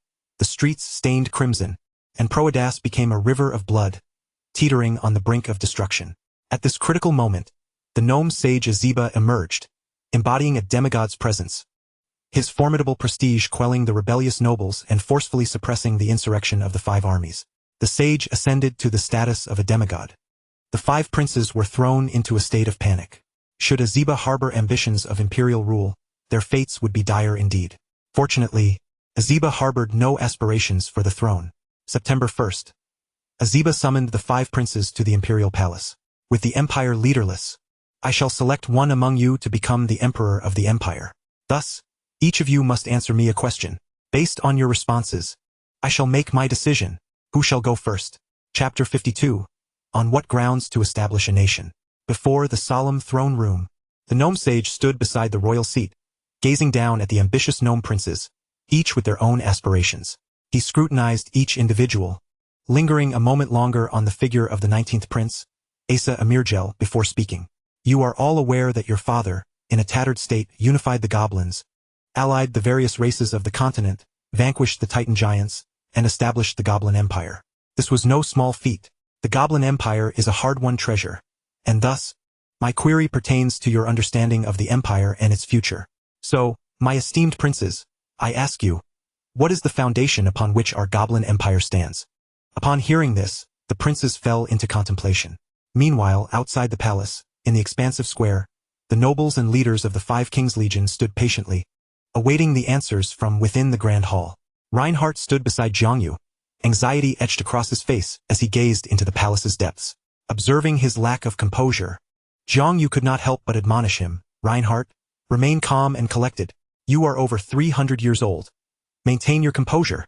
At this, Reinhardt fell silent, realizing that the human race was not like the winged folk. A failed choice this time would not bear significant consequences. Humans, however, were different, being already regarded with suspicion by the goblins, akin to being kept under watch in the vicinity of the capital. Should they err in this choice, their future freedom would be jeopardized. Yet, as a father reprimanding a son, he dared not retort, only managing a sullen acknowledgement. Noticing Reinhardt's demeanor, Jiangyu pondered for a moment before offering a subtle encouragement. Reinhardt, you must trust your judgment. The outcome is already determined, and the 19th prince will succeed. As he spoke, he gestured for Reinhardt to look towards Duke Mero Azavar of the Southern Territory. Quietly lifting his gaze, Reinhardt spotted Mero Azavar standing at a distance, exuding an air of tranquility, as if he had already foreseen the outcome. This sight calmed Reinhardt's nerves. Within the palace, after a period of contemplation, the 15th prince was the first to respond. Great sage, I believe the essence of our nation lies in martial prowess. Our goblin race boasts demigods and possesses the largest and most formidable army on the continent, alongside a significant population. All these factors culminate in formidable military strength. We defeated the Titans through might and secured dominion over the continent. Therefore, the foundation of our nation is indeed martial power. Azavar nodded in acknowledgement, neither affirming nor denying, and turned his gaze to the next prince. The 18th prince bowed his head slightly, a smile gracing his face as he stated, Great sage, I believe the cornerstone of the empire lies in the strength of our demigods. Thus it was our father before, and now it is you. Upon hearing this, his brothers exchanged astonished glances. Such flattery was unexpected. Yet, the great sage Azavar was unmoved, continuing on to the next prince. The 21st prince spoke plainly, Great sage, The foundation of our nation rests upon the merit of vanquishing the Titans. This has led the various races of the continent to submit, acknowledging goblins as the rightful rulers. Azavar, after hearing this, appeared momentarily speechless but pressed on. Prince 25, it is your turn. After a moment of silence, the 25th prince finally spoke. Great sage, I believe the foundation of the goblin race's nationhood lies in the 50 million goblin citizens within our empire. The empire belongs to every goblin. The strength of these 50 million goblins has forged this magnificent realm. I contend that each goblin citizen represents the very essence of our empire. Listening to this, Azavar's expression softened somewhat. He regarded the 25th prince with a deep gaze, and after a long pause he sighed. I did not expect you to possess such insight, then. His demeanor returned to its original seriousness as he turned to Asa Amirgel and declared, It is now your turn, Asa Amirgel. Startled by being called upon by the great sage, Asa Amirgel's heart raced. In truth, the thoughts he had were already voiced by his brothers. He found himself perplexed as to why the great sage would mention his name last, and he grew somewhat anxious. Amidst his deep contemplation, he suddenly recalled a statement made 3 months prior during a conversation with Duke Mero Azavar of the Southern Territory. Your Highness, my father believes that the establishment of the empire relies on the goblin race's unwavering pursuit of knowledge and progress. Should you ascend to the throne in the future, you must remember this. At that time he had readily agreed. Now that very phrase resurfaced in his mind, bringing him a sense of relief. Apologies, my brothers. You are taking a closed book exam, while I am taking an open book one. Taking a deep breath, he confidently proclaimed, Great sage, it is knowledge that enables the establishment of the empire, fueled by the goblin race's relentless pursuit of knowledge and progress. Upon hearing Asa Amirgel's words, Azavar finally smiled, his expression one of satisfaction. Ha ha ha! Splendid, splendid. Knowledge is indeed the cornerstone that transforms the destiny of the goblin race. Prince Asa, your answer is correct. It appears that you are the destined king of the empire, and I am willing to proclaim you as the emperor of the empire. After uttering these words, he invoked his demigod power to announce, his booming voice echoing across the entire Proedas plain like a clap of thunder, resonating far and wide. From this day forth I, Azavar, the great sage of the goblin race, hereby declare Asa Amirgel as the emperor of the empire. Chapter 53, The Region of Polake. The Goblin Empire, Year 302. January 1st. Asa Amirgel was crowned as the third emperor of the Goblin Empire atop Proedas Mountain. The 4 princes were granted the title of duke and dispatched to the frontier to establish their duchies, never to return to Proedas. All nobles who participated in the conflict were sent back to their fiefs, while those with grave offenses faced execution. The Northern Troll clan, who had sided with the rebellion, were held accountable and compelled to return north, awaiting their next opportunity to descend southward. Conversely, all nobles and tribal leaders who supported Asa Amirgel were rewarded. Mero Azavar received a portion of the population and alchemical resources, while other nobles were allocated their share of populace and territory. The winged folk obtained nominal ownership of a vast tract of land along the southern coastline and gained access to some alchemical techniques. Jiang Yu named that region Lomantha, signifying the mountains acquired through the efforts of the winged folk.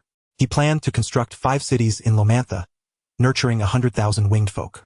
Reinhardt, too, achieved his desire.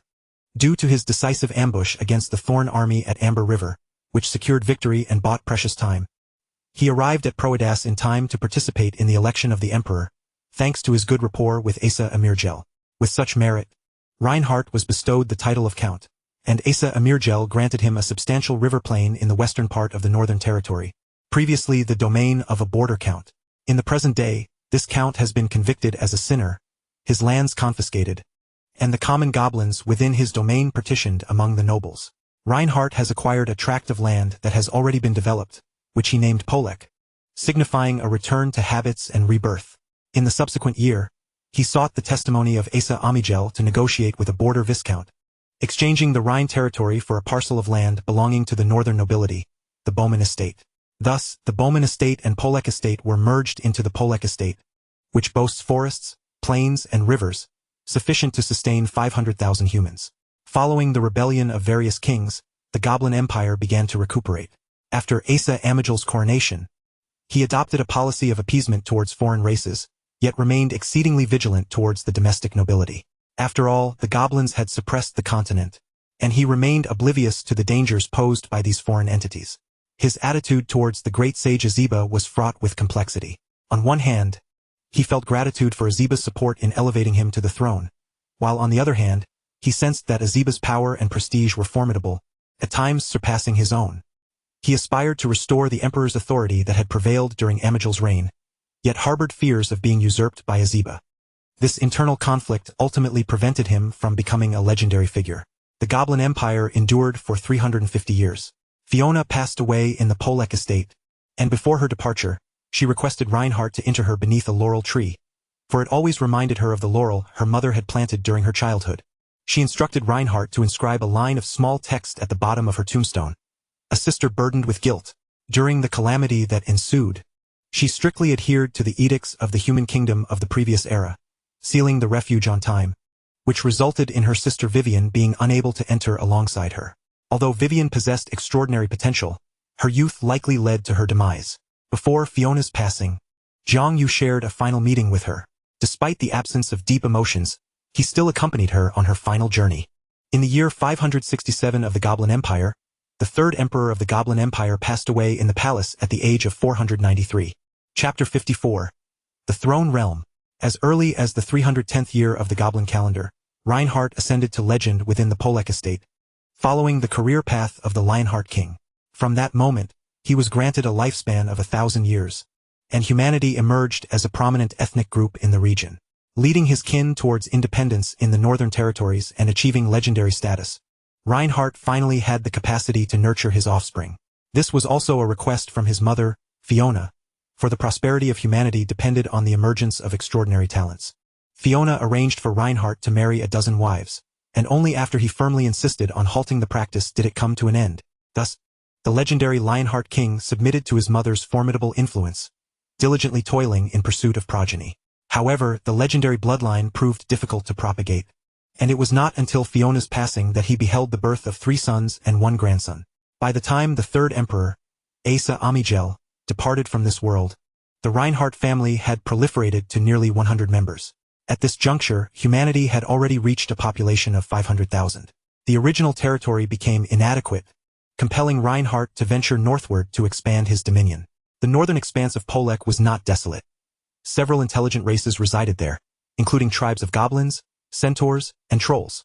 After a few days of contemplation, Reinhardt resolved to target the goblins as his initial adversaries. Once subjugated, the goblins, having once served under a great dragon, were comparatively easier to intimidate than the centaurs or trolls. While Reinhardt waged war against the goblins, the development of the winged ones on the eastern coast also brought satisfaction to Zhang Yu. In the 360th year of the Goblin Empire, the prodigy Sophia of the Winged Ones, after departing from the southern territories, did not return to the eastern coast but continued her travels across the continent. It was not until the 490th year of the Goblin Empire that she returned. However, upon her return, she had already attained legendary status and pioneered a legendary career path. The Holy Maiden of Light. After more than 500 years, the Winged Ones finally boasted a second legend. 30 years later, Sophia's sister, Areta, similarly ascended to legend, forging another legendary path as the Holy Swordmaster of Light. This legendary vocation possessed even greater combat prowess than that of her sister, better suited for the vast number of extraordinary practitioners among the Winged Ones. The two sisters, with their dual legends, became a celebrated tale within their kin. As for their eldest sister, Limir, she remained ensnared in the ranks of heroes, struggling to progress. The burden of extensive administrative duties likely hindered her chances of a breakthrough in this lifetime. By the time of Asa Amigel's demise, the Winged Ones had significantly developed Lomanda over the course of these 2 centuries. 5 winged cities were constructed amid the mountains, housing approximately 500,000 Winged Ones. Meanwhile, in Rosendass and along the eastern coast, their population had surged to 150,000. This number had reached the threshold of what the region could sustain for the Winged Ones. In the Tian Mountain region, the growth of the Winged Ones was slow, primarily due to the military households present, numbering around 100,000. The current population of the Winged Ones stood at approximately 210,000.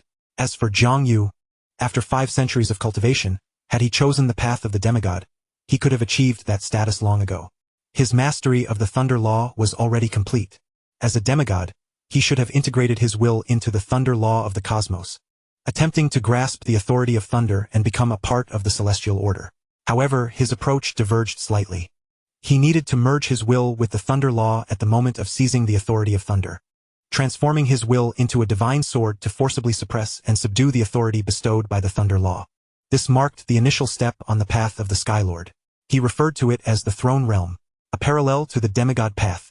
Yet, all of this hinged upon his need to commence the forging of a celestial throne, as well as a supreme sword to serve as the vessel for his will, or rather a divine sword. In his grand design, his judgment throne was, in essence, a sword tomb of the laws of heaven and earth, a divine sword to suppress and entomb a law of the cosmos. Although such divine swords were rare, recent advancements in alchemy within the Goblin Empire had yielded breakthroughs, and he had spent these years studying alchemy and sword forging, achieving some success. However, the challenges of crafting a celestial throne were immense. First, the materials were exceedingly difficult to procure. Second, the construction of the celestial throne would generate considerable commotion, and as it would be forged in the skies, he needed an opportune moment to complete the task. He awaited, biding his time for a moment when all eyes were diverted elsewhere. Coincidentally, in the 694th year of the Goblin Empire, a plague erupted, affecting the entirety of Phaland. Chapter 55, The Highland. This plague, in fact, had a discernible origin. A year prior to the onset of this catastrophic plague, in the northern regions of the Goblin Empire, within the icy highlands. This region, in fact, lies beyond the dominion of the Gnome Empire. Despite its self-proclaimed status as the sovereign of the continent, the Gnome Empire has not fully occupied the entirety of Furland. To the north of the empire's northern frontier flows a river that meanders through the vast expanse of the northern territories, effectively dividing Furland into two distinct zones. The southern region is comparatively temperate and abundant in resources, known as the northern frontier of the empire. Here, various border lords and a multitude of races affiliated with the Gnome Empire, including humans, thrive and propagate. In stark contrast, the northern expanse reveals an immense, boundless desert grassland, predominantly inhabited by centaur clans and troll tribes, alongside goblins, orcs, tiger-headed beings, ram-headed creatures, and bull-headed folk. These are nomadic races that have dwelled in the northern lands for generations, eking out a living across the vast northern wasteland. Among them, the Frosttusk trolls, who once migrated south to submit to the empire, are but one of many tribes, not even the most formidable. Of course, they have since been driven back to the desert, and their current state remains unknown. Further north of the desert lies a majestic plateau, a towering mountain range, stretching for thousands of miles, isolates the desert from the plateau. Legends tell of remarkable beings who ventured from the desert to the plateau, yet they swiftly departed, deterred by the plateau's harsher, frigid climate, which is inhospitable to ordinary mortals. Nevertheless, life persists here, as many ice-affiliated races propagate upon the plateau, their stature notably towering, suggesting that the plateau is a cradle for colossal beings. Scholars from various races speculate that the ancestors of the Titans may have emerged from this very plateau, journeying to the central lands of Proedas, where they flourished, developed extraordinary systems, and ultimately dominated the world. Numerous gigantic beings inhabit the plateau, including the frost giants. However, their size pales in comparison to that of the Titans, with adult frost giants reaching approximately 7 to 8 meters in height, yet still formidable entities. A typical frost giant tribe consists of several families, numbering around a few dozen individuals. These tribes almost invariably raise mammoths, riding these colossal beasts into battle, thus reigning supreme in the icy realms of the plateau. Yet they are not invincible. An intelligent race known as the Behemoths also calls this plateau home. This race is divided into two categories. Golden Behemoths, who possess intellect and are relatively smaller, standing around 3 meters tall, and the Behemoth Beasts, towering nearly 10 meters high, akin to wild beasts. Only the Golden Behemoths can reproduce, yielding either more Golden Behemoths or Behemoth Beasts. Often they share the same parentage, allowing the Golden Behemoths to dominate the icy plateau alongside their Behemoth companions. In fact, the frost giants' reliance on mammoths is influenced by these behemoths. However, constrained by their food supply, they too reside in small tribal formations. Additionally, the plateau is home to colossal creatures such as the ice bears, snow wolves, giant elk, ice cattle, and the immense blue leviathan dwelling within the central icy sea, as vast as an ocean. Amidst this frozen, inaccessible plateau, these large races of the icy realm toil day after day to survive. In their world, there appears to be nowhere else to go. The plateau is indeed vast enough for their sustenance. Yet, in the year marking the 694th year of the Gnome Empire, a year prior to the outbreak of a plague, the tranquility of the plateau was shattered. While hunting for large fish in the shallow waters of the central icy sea, a frost giant unearthed an ice coffin from beneath the seabed. Within this ice coffin lay a stunningly beautiful woman, adorned in vibrant crimson, her appearance striking and alluring. The frost giant, intrigued by the petite figure within the coffin, brought the heavy ice casket ashore. To his astonishment, upon reaching the land, the coffin melted away like water. The exquisite woman in the blood-red robe awakened. She possessed eyes as crimson as blood and lips of a vivid hue, though her complexion was unusually pale, reminiscent of one who has yet to recover from a grave illness. Gazing at the frost giant who had salvaged her, the woman in red smiled faintly, exuding an astonishing beauty. "Did you awaken me, O giant?" The frost giant felt an overwhelming pressure emanating from the woman. In response to her inquiry, he dared not act rashly and nodded submissively. Although her words were in a tongue foreign to him, for reasons unknown, he could comprehend her meaning. "Though I have awakened slightly prematurely, my wounds unhealed, I sense the rebirth of the world. Is this a new era?" She mused, surveying her surroundings. Covered in ice and snow, by the edge of the sky sea, she realized she remained atop the northern plateau. Rising to her full height, her form was graceful and alluring. Then, facing the vast sky sea, she extended her hand. Countless crimson threads plunged into the depths of the sea. Mere moments later, she extracted numerous fish, all of considerable size, including a massive fish measuring 30 meters in length. As the sound of fish plummeting to the ground echoed, the frost giant looked down to find an abundance of fish at his feet. However, these fish appeared somewhat shriveled, as though much of their blood had been drawn. "Now, you who have awakened me, take these fish with you." Without allowing the frost giant a moment to react, she transformed into a beam of red light and departed from the scene. The frost giant stood in stunned silence for several minutes, and upon confirming that the woman in red had truly vanished, he exhaled a sigh of relief. Observing the sizable fish at his feet, a smile spread across his face as he dragged the largest one away, making his way back to his tribe. For him, the day's harvest was quite satisfactory. Chapter 56. Blood Toxin. After the departure of the woman in red, she spent several days traversing the icy plateau. No traces of human presence were evident. Had civilization not yet ventured into this realm after its restoration? She shook her head while suspended in midair. "Never mind, I shall journey to the continent. I wonder if the old sanctuaries have seen anyone emerge and the human civilization restored." Thus, the woman in red descended southward to the continent. She first crossed the vast, sea-like northern desert, observing the centaurs, trolls, and other races inhabiting it, her expression one of bewilderment. Has so much time truly passed? The continent has birthed so many new intelligent beings. However, given the desolation of the northern desert, it was of little surprise that these foreign races had claimed it. Continuing her journey, she crossed the northern desert and entered the territory of the Gnome Empire. Descending from the plateau, she did not traverse through the human realm of Polek in the northwest but rather descended from the northeast. Along her path, she encountered numerous troll clans, fairy folk, dwarves, and others, yet the most numerous were the diminutive green-skinned gnomes. As she ventured further into the central regions, the population of these short, green-skinned gnomes increased, as did their level of civilization. Observing the gnome cities dotting the landscape, with the gnomes strutting proudly, the woman in red could no longer deny the symbol of dominion that this empire represented. However, this was of little consequence. What truly mattered was that she discerned familiar traces of the ancient human civilization within the realm of the goblins. The alchemy of the Goblin Empire had reached an advanced stage, heavily imbued with the remnants of ancient human technology. Thus, the crimson-robed woman grew increasingly alarmed, a murderous intent burgeoning within her towards these green-skinned diminutive beings. She harbored no fear of the existence of other races on the continent, for as long as the humans of the sanctuary emerged, relying on the technologies and sciences of the ancient era, they would inevitably flourish. Even if she discovered that the extraordinary system of the ancients had collapsed, she believed that a new extraordinary system could still be forged. Her true dread lay in the possibility of the sanctuary being discovered by these foreign entities, who might plunder their technologies and knowledge before the humans could develop, exterminating the remaining members of her race. With this thought in mind, she hesitated no longer and set out to inspect the various sanctuaries she was aware of across the continent. Yet, reality dealt her a crushing blow. The vast majority of the sanctuaries had not even endured to the later stages, having perished on their own, with all humans within meeting their demise. Those that had persisted were now devoid of life, seemingly having suffered immense destruction. Ultimately, she journeyed to the northern regions, arriving at the sanctuary she knew best, for it had once been governed by her sister. She hoped fervently that this sanctuary remained intact, allowing her to see that treacherous sister once more. However, reality proved to be exceedingly cruel. This sanctuary, designated as number 490, was now guarded by numerous green-skinned goblins.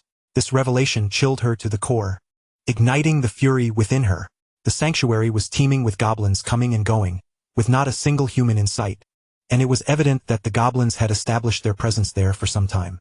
She deduced that her sister and the brethren within the sanctuary were likely in grave peril. Consequently, the crimson-robed woman took action. A curtain of blood enveloped the entire No. 490 sanctuary, with nearly all the goblins within meeting their end simultaneously. The lone goblin legend left behind, caught unawares, sustained severe injuries and, after a brief struggle, was captured by the crimson-robed woman. The legendary goblin, astonished, could hardly fathom that his conqueror was a human. A race typically regarded as lowly had produced such a formidable being. Human? Lowly? She perceived the implication behind the goblin legend's words and hastily inquired whether humans still existed in the world today. The goblin legend, desperate to save his own life, divulged the fate of the humans in the sanctuary after its discovery. After listening, the crimson-robed woman remained silent for a long while before abruptly snapping the goblin legend's neck. It turned out that her sister and the others had been kept in captivity since their awakening, used as tools for goblin study. This pitiful horde of goblins even denied the descendants of humans the inheritance of the sanctuary. Her sister had been forced to marry that accursed goblin emperor. In a surge of emotion, her crimson eyes transformed into a deep scarlet hue. Despicable goblins, you shall pay dearly for your transgressions. She initially intended to charge straight into the goblin capital, slaying their emperor and subsequently obliterating the entire goblin empire.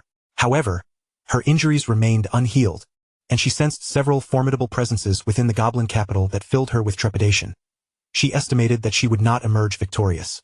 As a true progenitor of blood at sequence 3, comparable to demigods and possessing infinite longevity, her combat prowess was, in fact, quite average. Nevertheless, she possessed a unique ability particularly suited for widespread devastation.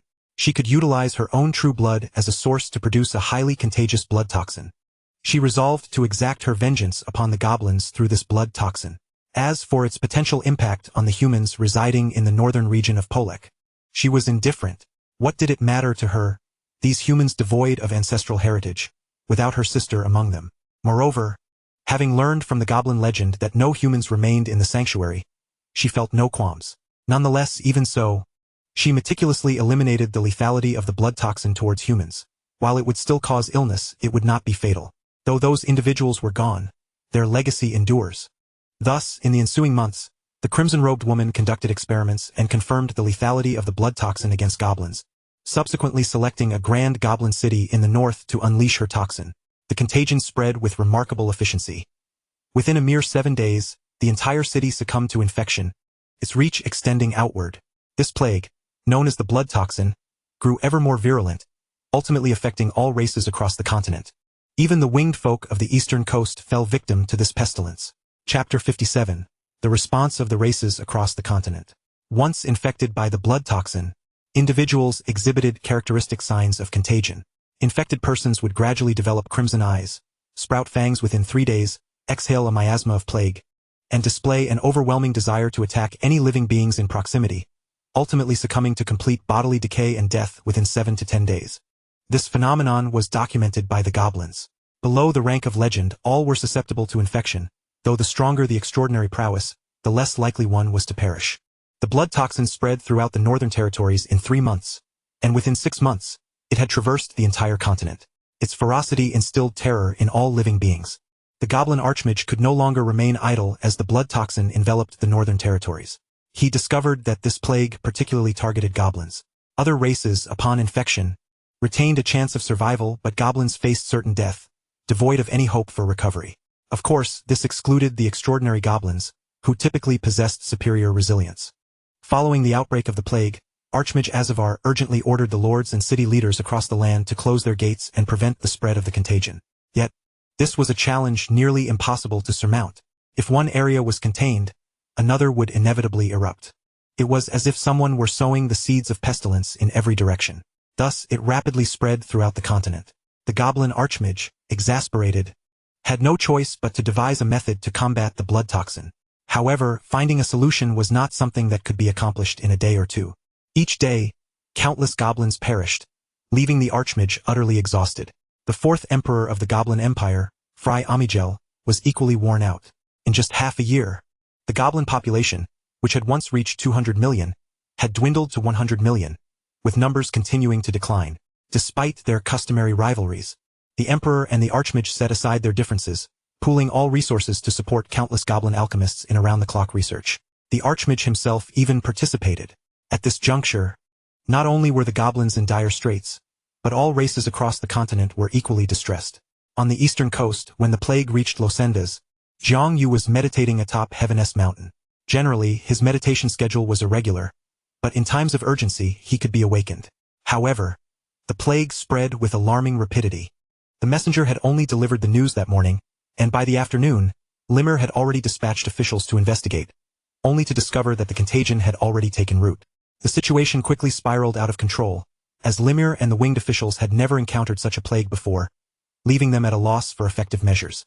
They promptly alerted Zhang Yu, who was still in seclusion. Upon receiving the dire news, Zhang Yu felt a jolt of anxiety. "How careless!" he exclaimed. He urgently ordered the closure of the 9 passes, sealing off Rosendath and Ramen, and isolating those infected with the plague. Yet, the contagion had been festering within the winged kin for some time, proving elusive to contain. By the time he managed to exert some control, nearly half of the winged population had succumbed to the virus. Unlike the goblins, whose infections led to a different outcome, the mortality rate among the winged was also alarmingly high, though a fraction managed to survive. Approximately 1 in 10 winged kin endured the ordeal, emerging weakened but eventually returning to normalcy. At this juncture, it went unnoticed that those who had survived appeared significantly rejuvenated. A staggering 50% of the winged kin perished in agony. The remaining survivors transformed into undead carriers. Though they lived on, their eyes and wings turned crimson. Their feathers and hair fell away, and menacing fangs sprouted from their mouths, rendering them grotesquely eerie. In a bid to stem the tide of the plague and save his kin, Zhang Yu summoned the scholars and returning alchemists of the winged race to explore potential remedies for the afflicted. Meanwhile, in the territory of the Bow Lake, the human populace afflicted by the blood toxin exhibited peculiar transformations, an outcome unforeseen even by the original instigator, the woman in the red robe. Among the over 500,000 humans, half had contracted the infection, yet most recovered after enduring a period of suffering. However, several thousand underwent profound changes in both physique and bloodline post-infection. Their eyes turned a vivid scarlet, they lost interest in ordinary sustenance, and developed a thirst for blood, all while becoming increasingly averse to direct sunlight. A modicum of extraordinary power began to manifest within them, power intrinsically tied to blood. Several descendants of the Reinhardt family also fell victim to the infection, but their mutations proved more advantageous. Their extraordinary abilities surged, accompanied by a certain immunity to sunlight. This seemed to be a remarkable reaction born from the synergy of their bloodline and the blood toxin. Furthermore, these particular infected Reinhardt kin exerted a degree of intimidation over the common infected, akin to a bloodline suppression. The Reinhardt family took a keen interest in these altered kin. However, after numerous futile attempts at healing, they were forced to concede defeat. To ensure the safety of the uninfected humans, they were grouped together and relocated to a secluded corner of Bow Lake. Centaurs, trolls, dwarves, kobolds, pig-headed beings, and bovine creatures exhibited similar outcomes post-infection, mirroring the plight of the winged kin. Chapter 58. Vivian. In the year 697 of the Goblin Empire, the plague endured for 3 years, ultimately brought under control by the various races, ceasing its spread. The woman in the red robe discreetly undertook several more endeavors, but the goblins remained vigilant. Although some individuals initially succumbed to infection, they were swiftly contained. After numerous unsuccessful attempts, the woman in the red robe chose to abandon her efforts, recognizing that her precious blood was not to be squandered. The goblins appeared to sense the peculiarity of this plague, as if it were specifically targeting them, prompting them to seek its origin. The woman's actions became increasingly challenging. She resolved to find a sanctuary for her recovery, intending to strike against the Goblin Empire once she had regained her strength. Although the blood toxin had not annihilated the goblins, it had cost them a significant number of ordinary kin, a devastating blow that left the Goblin Empire severely weakened. As for her recuperation, she set her sights on the realm of the humans in the northern Bow Lake territory. Despite the passage of time, the humans may have transformed beyond her previous imaginings, yet she instinctively felt that a human settlement would provide her with a suitable refuge. On the 3rd day of the 1st month in the Goblin Empire, the woman in the red robe finally arrived in Bow Lake. On that day, Peter Town in Bow Lake was graced by the presence of an exceptionally striking beauty. The woman donned a crimson hood, her radiant golden locks cascading beneath, shimmering in the sunlight. Moreover, she possessed mesmerizing scarlet eyes, her figure enchanting as she walked beneath the sun. However, the townsfolk of Peter regarded her with wary glances, as if she were a harbinger of plague. Those eyes, red as blood, were a symbol of infection. No one wished to associate with an infected individual, even if they had once been human. In the eyes of the populace, she had become an outcast. Just as the woman in the red robe sensed the strangeness of the situation, 2 human guards approached her, stating, "Infected one, you must leave Peter Town immediately and proceed to the eastern gathering area for the infected, the Demanklin district. That is where Lord Reinhardt has designated your residence." Infected one? How intriguing! The woman in the red robe found the guard's words immensely entertaining. She was well aware of the term's implication. It referred to humans who had been infected by her blood toxin, did it not? Logically, she had eliminated the lethal components of the toxin. So even if one were to fall ill, it would merely entail enduring some discomfort and weakness for a time. Could there be further complications? Observing the 2 human guards, she smiled and inquired, "Where is the Demanklin district? I shall make my way there myself." "That way, milady." Perhaps it was the formidable aura exuded by the woman in the red robe that compelled the 2 guards to instinctively respond with respect. Very well. The woman in the red robe smiled slightly and turned to follow their directions. An hour later, she arrived at the Demanklin district. Even before she entered, she sensed a multitude of familiar essences within the area. This feeling resembled a manifestation of her own bloodline. As she gradually stepped into the Demanklin district, a sudden epiphany washed over her. At that moment, she subtly emanated an aura of primal blood. Instantly, all the infected within the Demanklin district ceased their activities. Their crimson eyes gleamed brighter as they gazed upon the striking woman in the red robe who had entered their midst. Regardless of who they were, each individual felt a profound desire to submit, instinctively recognizing that the woman gracefully entering the Demanklin district was their queen. A sensation of bloodline connection surged through them, and simultaneously, they felt a sense of belonging blossoming within their hearts. Their heads bowed, their bodies inclined. Meanwhile, the woman in the red robe, witnessing the thousands of infected bowing before her, suddenly smiled. "So, it is my blood toxin that has brought you into being." In an instant, a singular thought surged within her mind. She would take these people with her. Among the infected, several individuals emerged, their blood pulsating with a palpable intensity, their eyes a striking crimson. These beings evoked an overwhelming sense of kinship within her, as if the very essence of her blood coursed through their veins. The woman in the red cloak felt a surge of astonishment. In that fleeting moment, thoughts of her sister flooded her mind. Could it be that her sister had left a lineage upon this newly reborn land? In that instant, she could not afford to hesitate and inquired directly, "Whose descendants are you?" "My lady, we hail from the Reinhardt family, currently the leaders of humanity. Our revered ancestor, Reinhardt, is the wellspring of our bloodline." "Reinhardt? Where is he?" "In Polek City. I understand now. Everyone wait for me here. Humanity regards you as otherworldly. I shall take you with me." With those words, the woman transformed into a flash of crimson light, soaring towards Polek City. In the Lord's castle of Polek City, within a chamber, Reinhardt was troubled by the plight of the infected. They could no longer consume ordinary sustenance and were reliant on blood. This predicament tormented him deeply. On one hand, these infected were his subjects, and he could not bear to abandon any of them, especially considering that a few were his own descendants. On the other hand, these infected had become akin to otherworldly beings compared to normal humans. It was implausible for the clan to hunt for them daily to provide fresh blood. Elders and officials within the clan had already suggested abandoning the infected, casting them out into the wilderness. As he pondered these dilemmas, a melodious voice suddenly resonated beside him. "You must be Reinhardt. Do you know Fiona?" Reinhardt turned in surprise, only to behold an extraordinarily beautiful woman in red seated gracefully before him.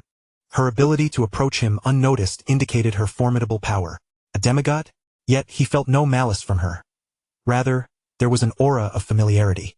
Upon hearing his mother's name, he responded, "My lady, Fiona is my mother. Where is she?" "She passed away several centuries ago," Reinhardt said, his voice heavy with sorrow. "May I inquire, who are you?" "I am her sister, Vivian." "Reinhardt, although I harbor disdain for your goblin lineage, you are still my sister's child. And thus you may call me Aunt," Vivian stated coldly. Aunt, you may not be aware, but my father is not the Goblin Emperor. He is the winged king from the distant eastern coast, Reinhardt declared without hesitation, sensing her deep aversion towards goblins. Indeed, upon hearing this, Vivian's demeanor softened. Good child, you have borne much hardship.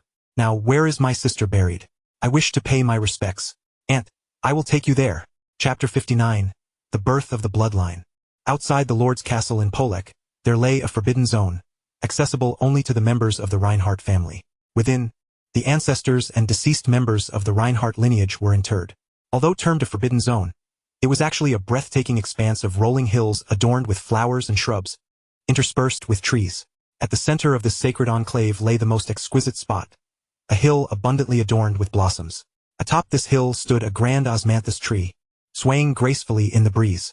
Beneath the osmanthus, a meticulously tended garden encircled a gravestone in the center.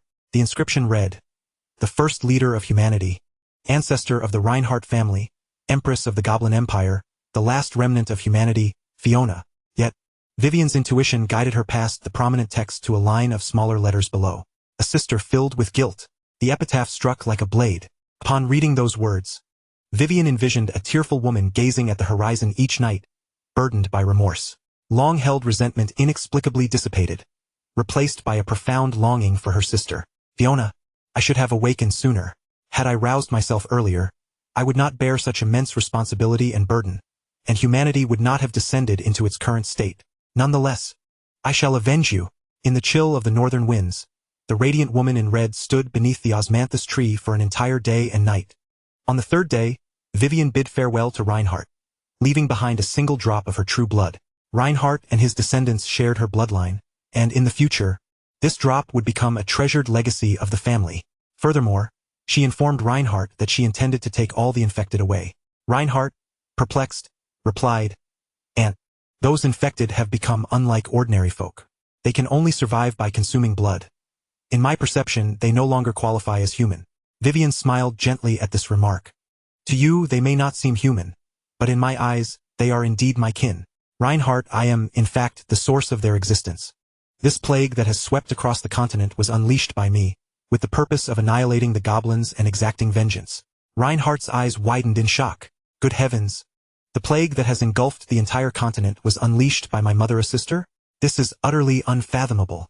The sheer terror of one individual bringing calamity upon the entire continent was daunting. He knew well that this plague was a death sentence for the goblins, and nearly half of the other races would perish as well, even his own kin, the Winged Tribe. He dared not share this revelation with Jiangyu. How powerful must Vivian be? Without time for further contemplation, Reinhardt swiftly nodded in agreement. "Aunt, please take them away. The clan's debates regarding their expulsion are intensifying." Since Vivian required these infected individuals, it conveniently resolved the clan's growing discord over their presence. Over time, Reinhardt's confidence in sheltering the infected had waned. They were simply too costly to sustain. Given Vivian's willingness to accept them, he felt relieved to let go. Very well. This group of infected resembles little humanity. I plan to develop them for a while before we march towards the Goblin capital. Towards the Goblin capital? Reinhardt's eyes widened in astonishment. Is that truly your course of action? Yet, a sense of unease crept upon him. Could Vivian, accompanied by a few thousand infected, truly triumph over the goblins who possessed demigods? Although she was now recognized as his aunt, he could not bear the thought of her sacrificing herself. Moreover, what if the goblin sages discerned the true nature of these infected individuals? Vivian seemed to sense his concerns and replied with a reassuring smile. "Rest assured, I would not be foolish enough to lay down my life. Should the battle prove too daunting, I possess the confidence to retreat. And furthermore, I shall not implicate the present human race. These infected humans shall serve as the foundation upon which I will establish a new lineage." A new lineage? What kind of race shall it be? Hours later, Vivian returned to the Demanklin district, gathering all the infected individuals. She stood aloft, gazing down upon the thousands of human infected, and announced with an authoritative voice, "From the moment you transformed into your current forms, you have been labeled as aberrations.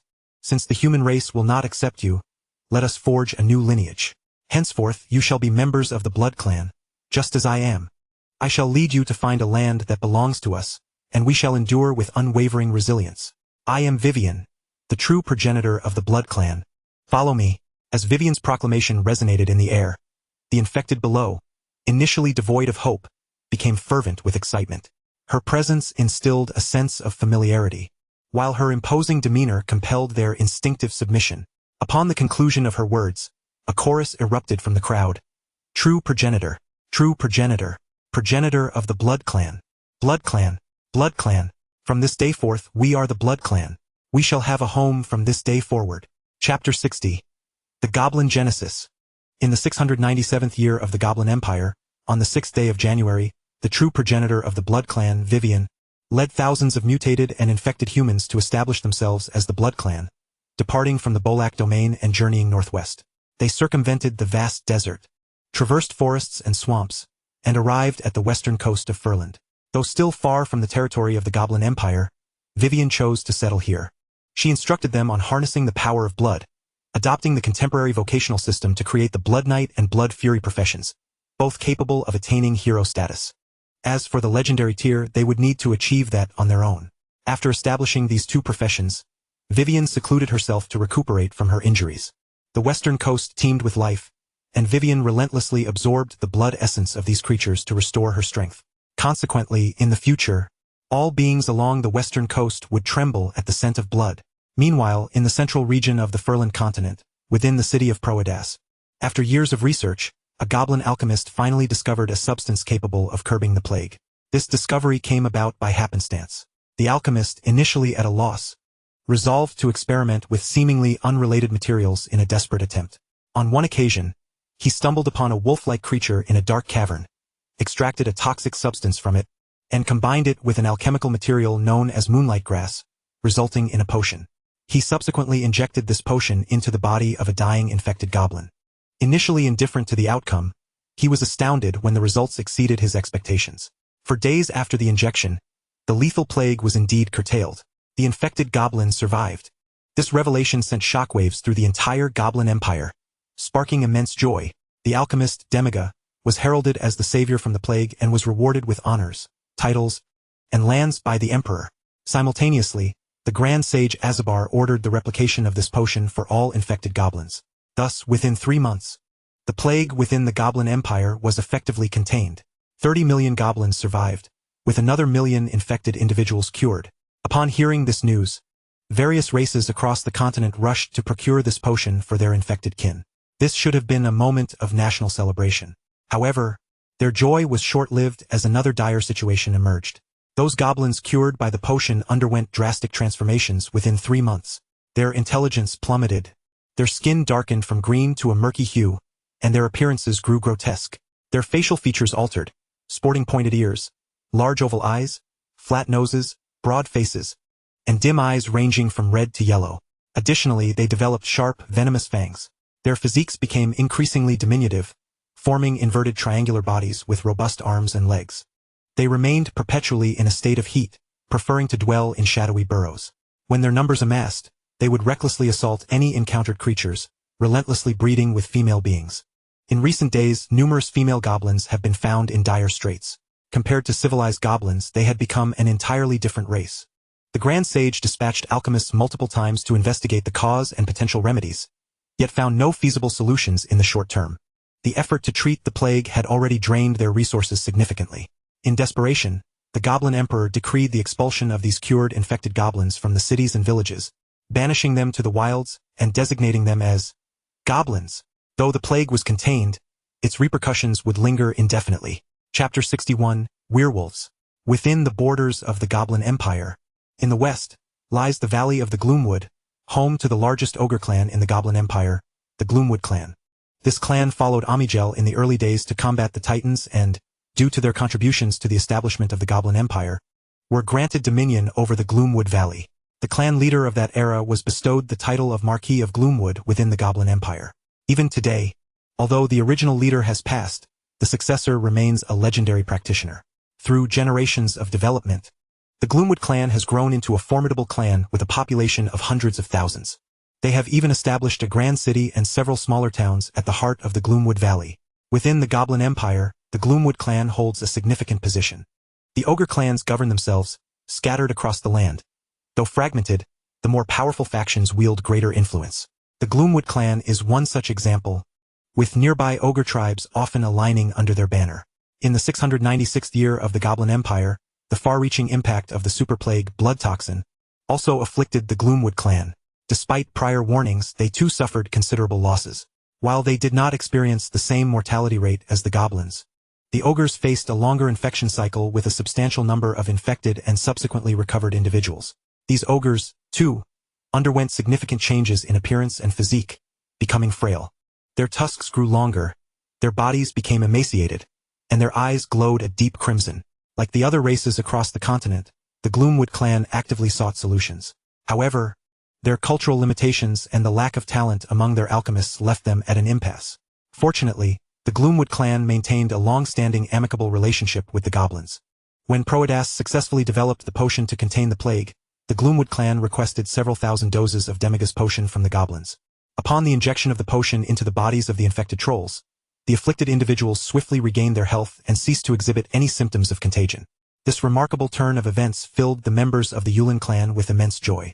They dispatched envoys to the Goblin Emperor of Proedas to celebrate a grand feast of recovery within their tribe. However, akin to the lingering aftereffects experienced by the goblins, the initially unaltered trolls began to exhibit profound transformations 3 months later. Their bodies sprouted a vigorous, wolf-like fur, venom coursed through their fangs, their eyes took on a feral glint, and their physiques shrank yet remained robust. In the eyes of their kin, they resembled upright wolves. While the trolls accepted these changes, what instilled in them a desire to expel these newly transformed individuals was their uncontrollable bestial nature. Each full moon, they would succumb to their primal instincts, transforming entirely into werewolves, indiscriminately slaughtering their fellow trolls. When this phenomenon first emerged, the leader of the Yulin clan endeavored to find a remedy. Upon investigation, the trolls' alchemists discovered that the moonlight grass in the potion was the source of the affliction. However, their capabilities were limited. Despite various attempts, each full moon saw the infected revert to their savage state, leading to numerous deaths among their kin. As for seeking assistance from the goblins, the latter were preoccupied with the emergence of goblins themselves and had little capacity to assist. Consequently, within a few months, discontent grew within the tribe, and amidst the chaos of each full moon night, the last vestiges of familial affection vanished, and they ceased to regard the infected as members of the troll race. In desperation, the leader of the Yulin clan resorted to the same measures as the Goblin Empire, banishing the infected from the Yulin Valley and dubbing them with the derisive term, werewolves. Chapter 62, Gargoyles. East Coast. When the Demagoga potion made its appearance in the Goblin Empire, the winged envoy stationed at the Proedas embassy also received this news. They promptly relayed the information back to their kin, leading Jiangyu, unaware of the full truth, to personally journey to Proedas, where he exchanged 100,000 doses of the Demagoga potion. Upon his return, he administered it to the infected winged folk.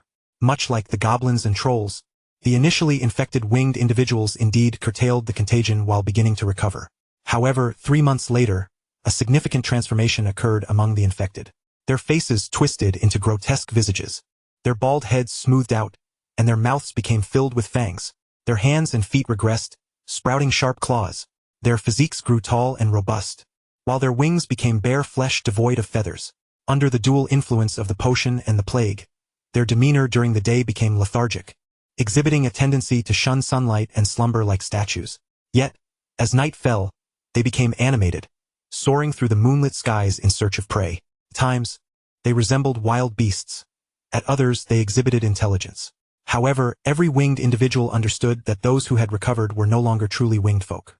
Fortunately, despite their drastic changes, they posed no threat to their kin. It was precisely due to this absence of harm that the winged folk regarded them with sympathy and compassion. Meanwhile, news of the goblin emergence reached the winged kin, leaving Jiangyu utterly astonished by the goblin's origins. He sometimes pondered whether the formation of the Furland race had indeed been rather hasty. Concerning the Goblin Empire's decision to banish the goblins to the wild, Jiangyu questioned his own ability to undertake such an action. The infected winged individuals remained relatively normal, truly deserving of pity. Simultaneously, Jiangyu learned about the origins of the werewolves, similarly exiled to the wilderness. It was then he realized that the side effects of this potion were not isolated incidents but rather affected all races across the continent. Unlike the approaches of the other two races, Jiangyu, after careful consideration, decided to relocate these transformed winged individuals to an unoccupied mountain city in Romanda. He continued to regard them as members of the winged kin but bestowed upon them a new name, gargoyles. Thus, nearly 100,000 gargoyles slumbered in the mountain city by day, emerging at night to roam. Those lacking sustenance and motivation could even transform into stone, enduring long periods without food or drink. The gargoyles also acquired extraordinary powers of advancement. To maintain a close relationship with the gargoyles, Jiang Yu assigned 2 of the stronger gargoyles to guard the Whitestone Fortress at night. He also established a night watch composed entirely of gargoyles to protect the winged folk during the dark hours. With the plague resolved, Jiang Yu began forging a weapon to serve as a vessel for the suppression of laws. Once, when the Goblin clan triumphed over the Thunder Titan and established the Goblin Empire, he had received a fragment of the Thunder Titan's thigh bone as part of the spoils. For years, this thigh bone had remained in the treasury. When he resolved to forge a divine sword, he retrieved this Titan thigh bone and journeyed to the Dwarven Kingdom before the mountains, exchanging for rare metal materials and sharing forging experiences. The Goblin Empire had endured for 700 years. In October, Jiang Yu commenced the forging of the Sword of Thunder. Chapter 63. The Sword of Thunder. It is worth noting that the Thunder Titan met a tragic fate. Having perished, its remains were repurposed into various materials for others' uses. The colossal head of the Titan is still fused with the walls of the Goblin Empire's capital, Proedas, serving as the most imposing city gate, a testament to the Goblin clan's formidable might. As a bone of the Titan, the thigh bone of the Thunder Demigod is inherently imbued with the power of the Thunder Law. Jiang Yu first ventured to the East Sea, locating an active volcano still spewing lava. With his formidable legendary power, he breached the volcanic side, utilizing the red volcanic rock to forge a furnace. He then sequentially added materials such as purple gold, fine gold, mithril, azure stone, magic crystal, gray mist heart, moon spirit stone, earth essence, sunset iron, and molten copper into the furnace, melting them into a liquid. Finally, he placed the Thunder Titan's thigh bone into the cauldron of purple gold liquid, simmering it day and night. After 39 days, the entire thigh bone of the Thunder Titan melded into the golden liquid, which shimmered with a purple hue and flickered with lightning. Subsequently, Jiang Yu forged daily with his own Thunder Law, and after 10 days, quenched it with seawater, repeatedly adding the spirit of the skies, hammering it into shape. A long sword of purple gold, crackling with electric light, materialized before him, suspended and in motion. Congratulations to the player for forging a legendary weapon. Forging experience 1000. After a prolonged silence, the system unexpectedly displayed this message, which Jiang Yu instinctively disregarded. Grasping the long sword, he swung it with a flourish, and in an instant, the power of thunder surged forth. Indeed, a splendid blade. Jiang Yu nodded in satisfaction and sheathed it. As night had fallen, the moonlight shone resplendently. He gazed at the silver orb in the sky and chuckled softly. To forge a throne, one must draw from celestial creations. That ancient silver moon, suspended eternally in the heavens, its very composition a mystery. Since my future throne is destined to share its lofty realm, I must ascend to behold it. With purpose, Jiang Yu took a deep breath, unfurling his immaculate wings, and the formidable lift propelled him straight into the sky. He first pierced through the clouds, leaping from the sea of mist to the realm of fierce winds. Here, he found himself soaring above 10,000 meters, where mere legends could not endure the pressure. The gales here bore the weight of the laws of wind, and the higher he ascended, the more intolerable it became for the average legend. Yet, Jiang Yu was no ordinary legend. His might was akin to that of a demigod, mere steps away from establishing his throne in the celestial heights. He gathered the power of light to form a protective shield and continued his ascent. At 20,000 meters, the air grew ever thinner, and the might of the laws of the sky intensified, impeding his progress into the upper realms. The silver moon began to emerge with increasing clarity, radiating a soft silver glow. Jiang Yu pressed on, reaching 30,000 meters, then 40,000, and finally 100,000 meters. He arrived at the threshold near the star realm.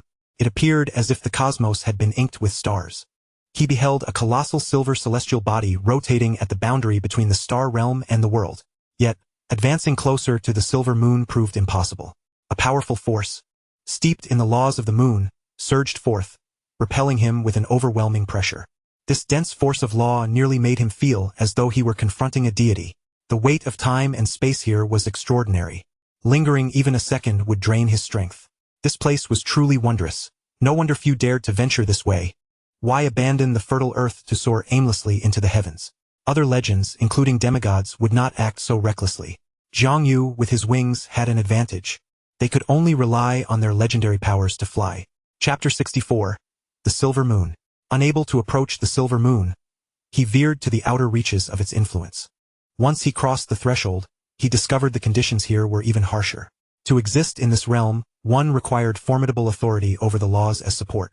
It was no surprise that in later eras, demigods needed to ignite divine fire, establish terrestrial kingdoms, and elevate their thrones to ascend to the heavens, becoming deities to remain here. This was the edge of the world, where various potent laws coexisted, albeit in varying strengths. The power of the laws of time and space flickered unpredictably, asserting its presence strongly. Numerous laws intersected, as if legends or demigods were perpetually battling in this space. The constant clash and collision of laws made Zhang Yu's eyelids twitch incessantly. Goodness! This place was even less hospitable than under the silver moon's embrace. Had he flown upwards from another direction, he might not have reached this place at all. Until now, he had been soaring beneath the moon's protective sphere, thus oblivious to the external conditions. With a sigh, he hastily returned to the moon's sanctuary, although he felt the relentless pressure akin to an abyss. His training was governed entirely by will. His formidable resolve was sufficient to suppress a law, allowing him to endure the silver moon's weight. Here, for him, was the optimal solution. With insufficient strength, he would first raise his throne near the silver moon. After formulating his plan, he sighed again. The commotion of elevating a throne was immense. When would he have the opportunity?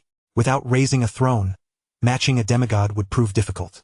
The strength of demigods lies not merely in their mastery of laws, but in the dominion over the world granted by their ascension to demigod status. The law of thunder and the authority of thunder may appear synonymous, yet they are not. Many legends command the law of thunder, but those who wield its authority as demigods are often singular. Likewise for deities, even if multiple beings initially hold the same authority, the unifying nature of such power compels them to engage in conflict until only one remains. Zhang Yu feared no law's sovereign, yet he would not foolishly seek death against a demigod empowered by the world's authority. Moreover, under the malice of the heavens, these demigods would undoubtedly seek him out. Thus, he required an opportunity. However, he recalled from the records of the elves that in the year 1000 of the Goblin Empire, the capital was besieged by a foreign demigod leading a retinue, and after several days, the capital was razed, leaving the Goblin Empire severely weakened, causing its decline. The once mighty demigod sage Azeba did not even survive 3,000 years. Perhaps this is an opportunity. I shall await it. As Zhang Yu pondered, he flapped his wings and descended, returning to the Paradise Mountain on the east coast. Upon his long-awaited arrival, within the depths of the silver moon, in the realm of darkness among the stars, a pair of exquisitely beautiful large eyes fluttered open briefly before closing once more. Yet, in that fleeting moment, countless silvery lights surged forth from the dark expanse of this celestial body, illuminating the space. In a breathtaking instant, a glimpse of a silver-haired goddess, serene and tranquil, could be discerned reclining in the shadows. Countless laws of the silver moon bowed in reverence beneath her, akin to stars encircling the moon. Chapter 65, The Sophia Islands. Upon returning to Paradise Mountain, Zhang Yu commenced preparations to forge his throne. In this endeavor, he aimed to transport the pinnacle of Paradise Mountain to the celestial heights. The summit of Paradise Mountain, with its conical peak and rounded base, revealed a flat expanse ideal for his purpose after clearing the trees above. He crafted a throne of rare metals mixed with platinum atop the mountain peak, infusing it with the mysterious azure stone powder from before. Subsequently, he severed a portion of his own soul and infused it into the throne. Thus, regardless of whether he sat upon it, this throne in the heavens would grant him absolute dominion, akin to a deity presiding over their divine realm. Moreover, the azure stone that had aided his transcendence, now melded into the throne, possessed formidable mystical power. Beyond mere physical strength, the powers of law were rendered ineffective against it. This adaptation made the throne particularly suitable for existence in the chaotic realms of the heavens, where order was absent. The year was 731 of the Goblin Empire. The little turtle has finally ascended to legendary status. His journey towards this advancement has been fraught with challenges. Initially, under the influence and persuasion of Zhang Yu, he transitioned from an extraordinary awakening to the self-created profession of Thunder Turtle. Over the subsequent decades, after reaching the pinnacle of Thunder Turtle, he began to cultivate his own ideas, integrating his unique characteristics to evolve into the master-level profession of Lightning Turtle King. The little turtle harbored aspirations of becoming the sovereign of turtles. Thus, upon his advancement to the master level, he sought out numerous turtle species to nurture in a waterlogged area at the foot of Paradise Mountain. However, despite the little turtle's diligent efforts, these ordinary turtles struggled to attain wisdom. His ambitions of becoming the Turtle King began to wane, leading him to reflect on his future path.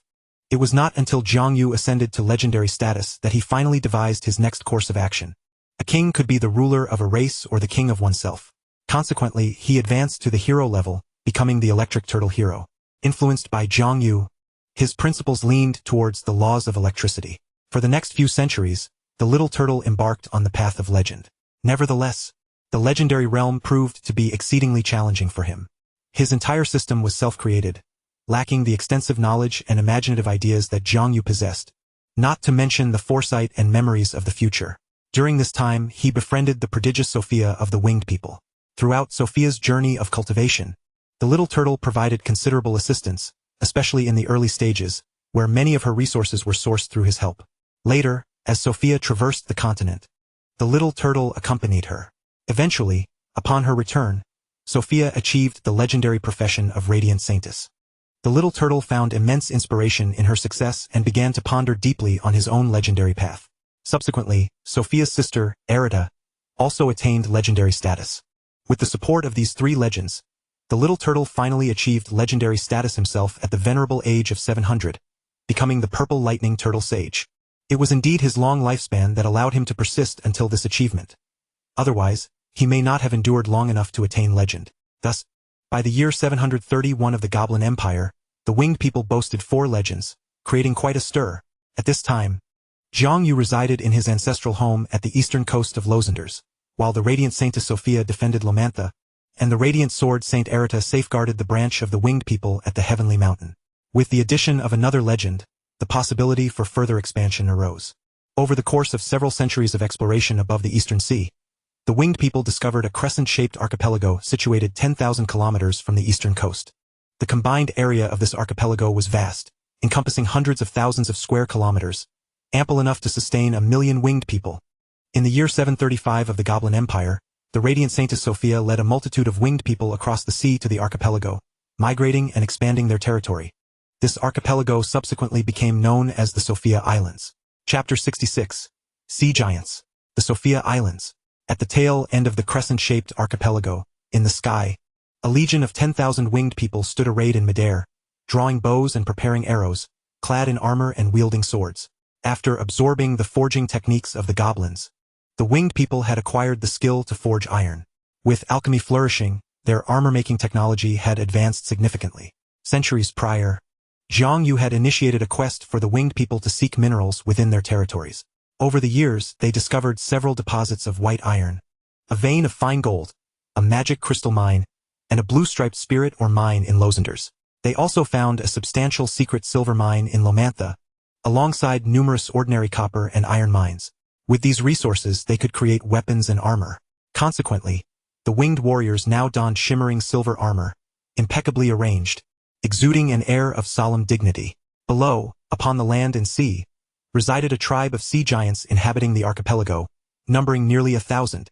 The foremost of the sea giants towered at heights of 15 to 16 meters, robust and powerful, wielding immense bows crafted from giant trees. Their bodies bore a deep oceanic blue hue, and nearly all sea giants were born with the ability to control water. They were distant relatives of the Titans. Each sea giant, upon reaching adulthood, possessed the strength of a hero, making them incredibly formidable. Since ancient times, they had been the sovereigns of the islands, ruling over this archipelago. They seldom ventured outside and paid little attention to the mainland, sourcing their sustenance from the sea and resting along the nearby shores. Their island also featured nests or dwellings they had forged. Legends spoke of their ancestors being birthed from the blood of the sea titan that had dripped into the ocean. Regrettably, in the primordial era, the sea titan fell in a battle against the Titan King for dominance, his remains sinking into the ocean, lost to time. The societal structure of the sea giants remained primitive, primarily organized into tribes. In fact, on a previous occasion, Sophia had already led the winged people to this place, where the sea giants had established several settlements at the head of the Crescent Archipelago, while the winged people resided at the tail. After several years of development, these sea giants ventured across the archipelago, attacking the winged people who had already built cities. This group of sea giants, numbering over 1,000, had 3 legendary leaders among them, with the foremost giant being an ancient legend, having existed since the era of the Titans. Sea giants were blessed with long lifespans, easily living for several thousand years, with legendary beings living even longer. The 3 legends launched forth with a thunderous impact, causing the waves of the sea to surge to astonishing heights. Unprepared, Sophia and her kin suffered devastating losses among her forces and were compelled to retreat to Losenders. Upon hearing of these events, Jiang Yu comforted Sophia before deciding to personally lead an expedition. After centuries of tranquility following his defeat of the Eagle King, he had remained in quietude atop Paradise Mountain, refraining from action. This time, as the winged people continued to flourish, it was time for him to venture forth. Poised to ascend to the throne of the skies, he felt more than capable of confronting the three legendary giants. Thus, in the year 742 of the Goblin Empire, a month after Sophia's expulsion, Jiang Yu led an elite force of 10,000 winged people across the sea to the Sophia Islands. At this moment, the sea giants had yet to disperse and were feasting along the coast. Upon witnessing the winged people daring to approach, their fury ignited.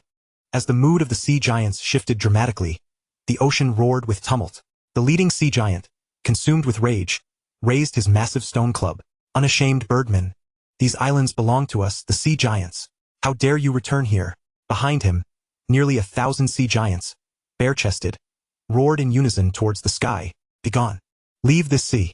In midair, Jiang Yu severed a massive arrow aimed at him and, facing the enraged sea giants below, smiled faintly. You dwell at the forefront of the archipelago, while we reside at its rear. We harbor no intent to oppose you. When did the entirety of this land become your dominion? The forces of nature do not boast of their strength. You have harmed my kin, and today you shall repay that with your lives. Upon finishing his words, he unsheathed his golden-purple longsword, and a thunderous roar erupted throughout the heavens and the earth, akin to the arrival of a thunder god.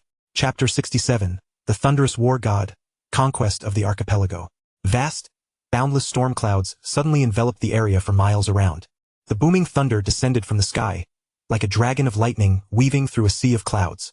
The imposing spectacle turned the countless trees on the island a ghostly white. Birds fled in terror, and beasts cowered in fear. The magical beasts prostrated themselves, sensing an overwhelming threat.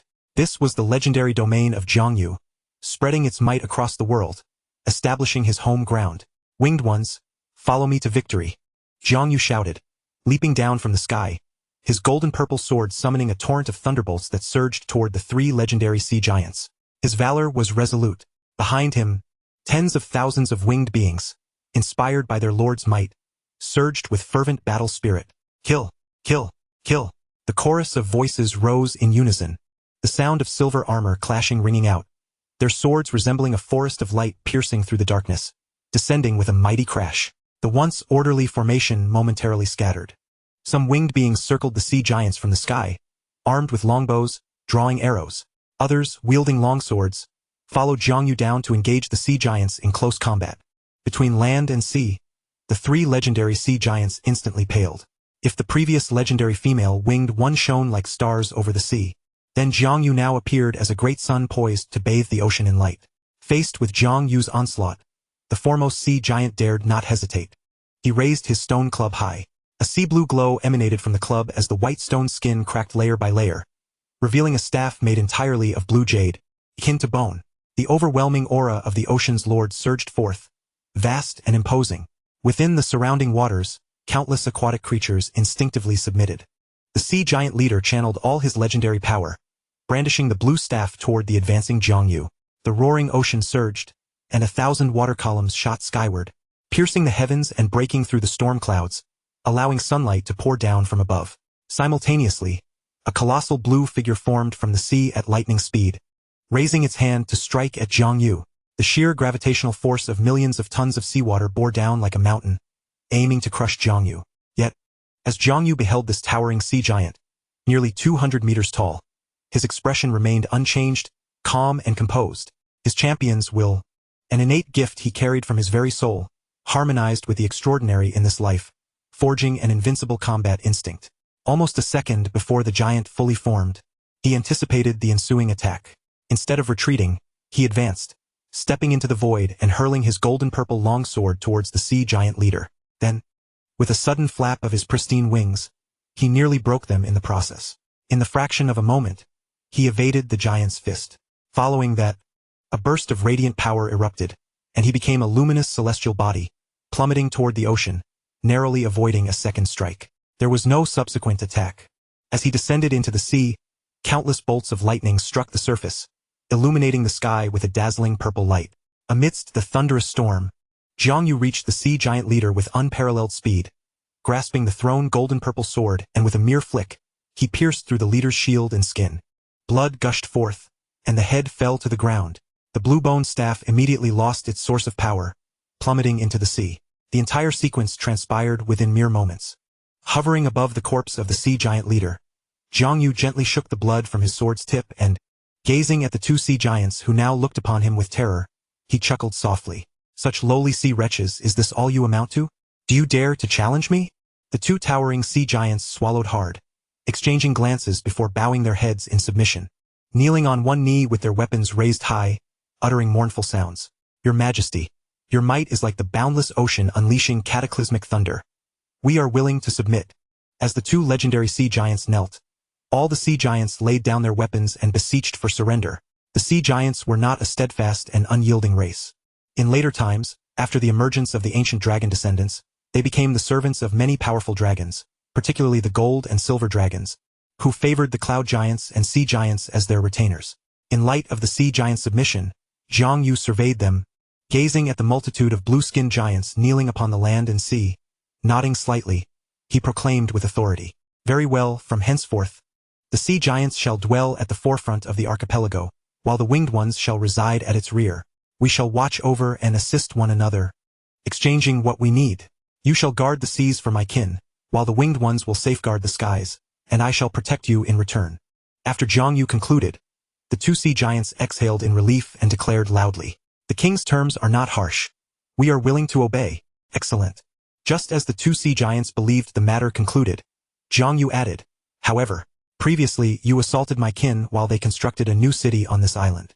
Although no casualties were suffered, the city was destroyed. You must remain here to help rebuild the city for my kin until its completion before you may depart."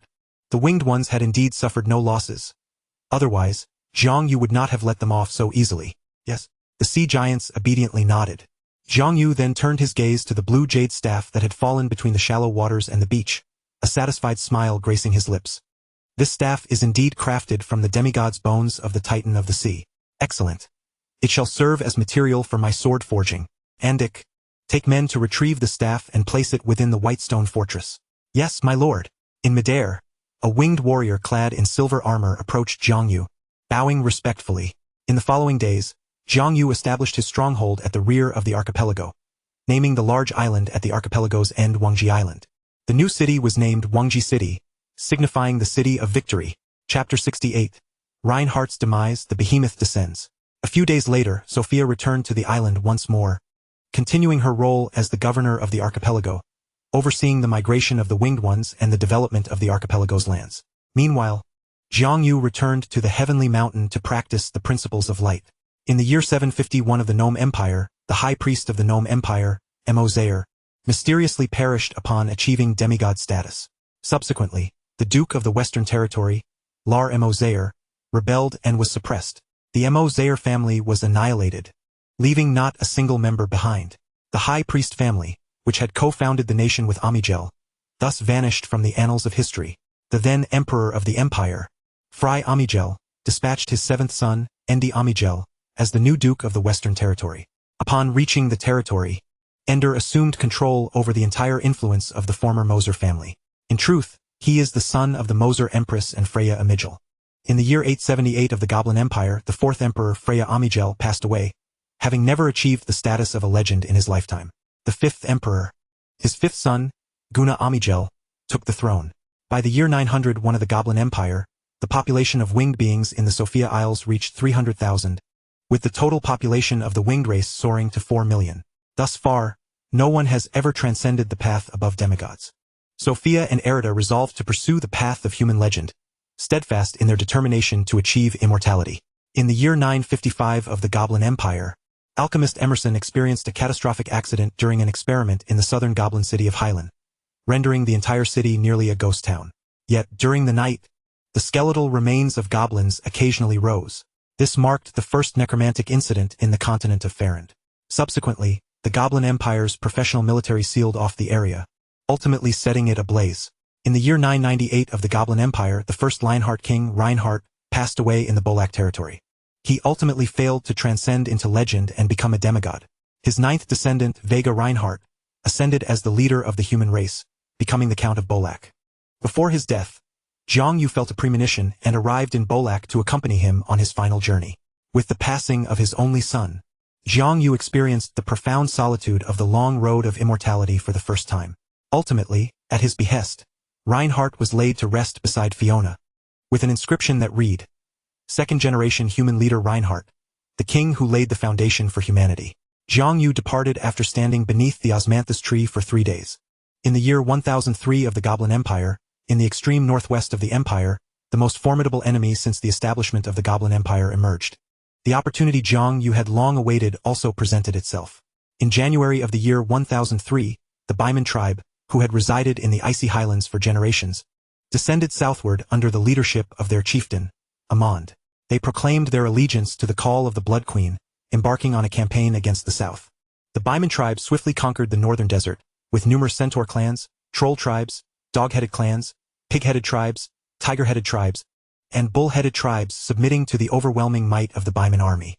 6 months later, Amand cleared the northern desert, consolidating the forces of various tribes, boasting an army of 100,000, and marched southward from the eastern borders of the Goblin Empire, initiating an undeclared war. A multitude of border nobles were obliterated, and the great city of Mugas in the northeastern region fell to their siege, instigating panic among the northern goblins.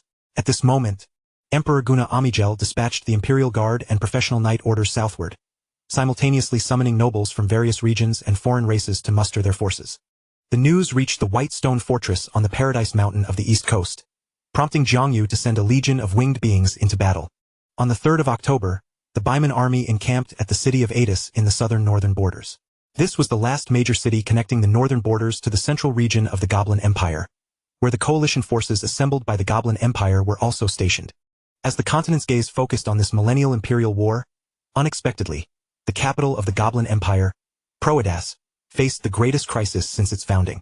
Chapter 69. Amand of the Frozen Ice. More than 2 centuries ago, Vivian sought new allies to perfect her plan to annihilate the Goblin Empire from years prior. She ascended once more to the icy highlands. Upon the plateau, numerous colossal beings exuded immense power and an overwhelming presence. With minimal training, they possessed formidable combat capabilities. Originally, her attention was drawn to the frost giants who had once rescued her. She found the tribe of the frost giant that had saved her and endeavored to teach them the path of extraordinary professions. However, the extraordinary talents of this frost giant tribe proved insufficient. To speak candidly, their wisdom was lacking. With patience, she could enhance their intellect over a few centuries. But Vivian lacked such patience. After several years among the frost giants, she ultimately relinquished her efforts. Her gaze shifted to other intelligent races on the plateau, ultimately selecting the Baiman tribe. The Baiman were divided into 2 categories: Golden Baiman and Baiman Behemoths. Among them, the Golden Baiman possessed wisdom comparable to the major races of the Farand continent today, while the Baiman Behemoths were natural war machines. Seizing an opportunity during a conflict among the Baiman tribes, Vivian, in the guise of the Blood Queen, entered a defeated Baiman tribe known as the Frozen Ice Tribe, of which Amand was the chieftain's son. The Frozen Ice Tribe had just faced defeat. Their chieftain was slain, most of the able-bodied warriors were lost, and the majority of women and children were captured. Only a portion of the tribespeople managed to flee with the women and children. Amand lost both his father and mother, fleeing the remnants of his tribe on the back of his brother, seeking refuge at the edge of a mountain range. Though the resources were scarce and the environment harsh, it was sufficiently safe. At that moment, Vivian descended upon the Frozen Ice Tribe in divine form. She provided the tribe with food and shelter, vanquished the encroaching ice beasts and snow wolves, and after stabilizing the tribe, relocated its members to settle along the eastern shore of the central plateau. As the younger Baiman gradually matured, the Frozen Ice Tribe began to thrive.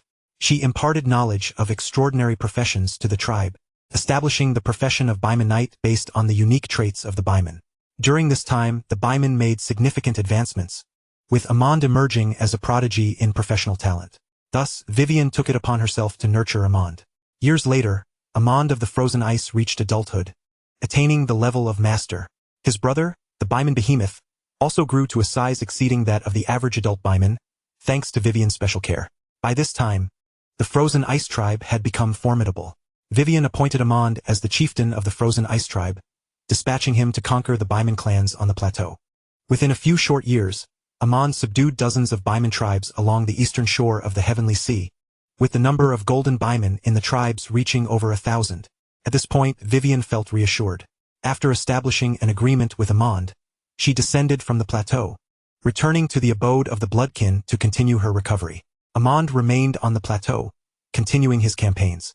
In the year 865 of the Goblin Empire, Amon achieved the rank of hero, uniting over 100 tribes on the plateau, with a population exceeding 10,000. In the year 997 of the Goblin Empire, Amon advanced to the legendary tier, founding a legacy profession, the Golden Baiman King. His power surged tremendously. The population of the tribes under his command had already reached 100,000. However, the resources on the plateau were insufficient to sustain such a multitude of Baiman living in a single locale for an extended period. Amon recalled Vivian's words about the southern highlands, where countless fertile lands could sustain legions of golden behemoths and their brethren. Thus, he resolved to descend from the highlands. Yet, he remained steadfast in honoring his promise to Vivian, patiently waiting. Finally, after 5 long years, the messenger from Vivian arrived. This envoy, a scion of the Reinhardt bloodline, bore ancestral traits after centuries of practice, manifesting in a pair of blood-red wings sprouting from his back, enabling this master-tier vampire to traverse the highlands and the far northwest of Furland with remarkable speed.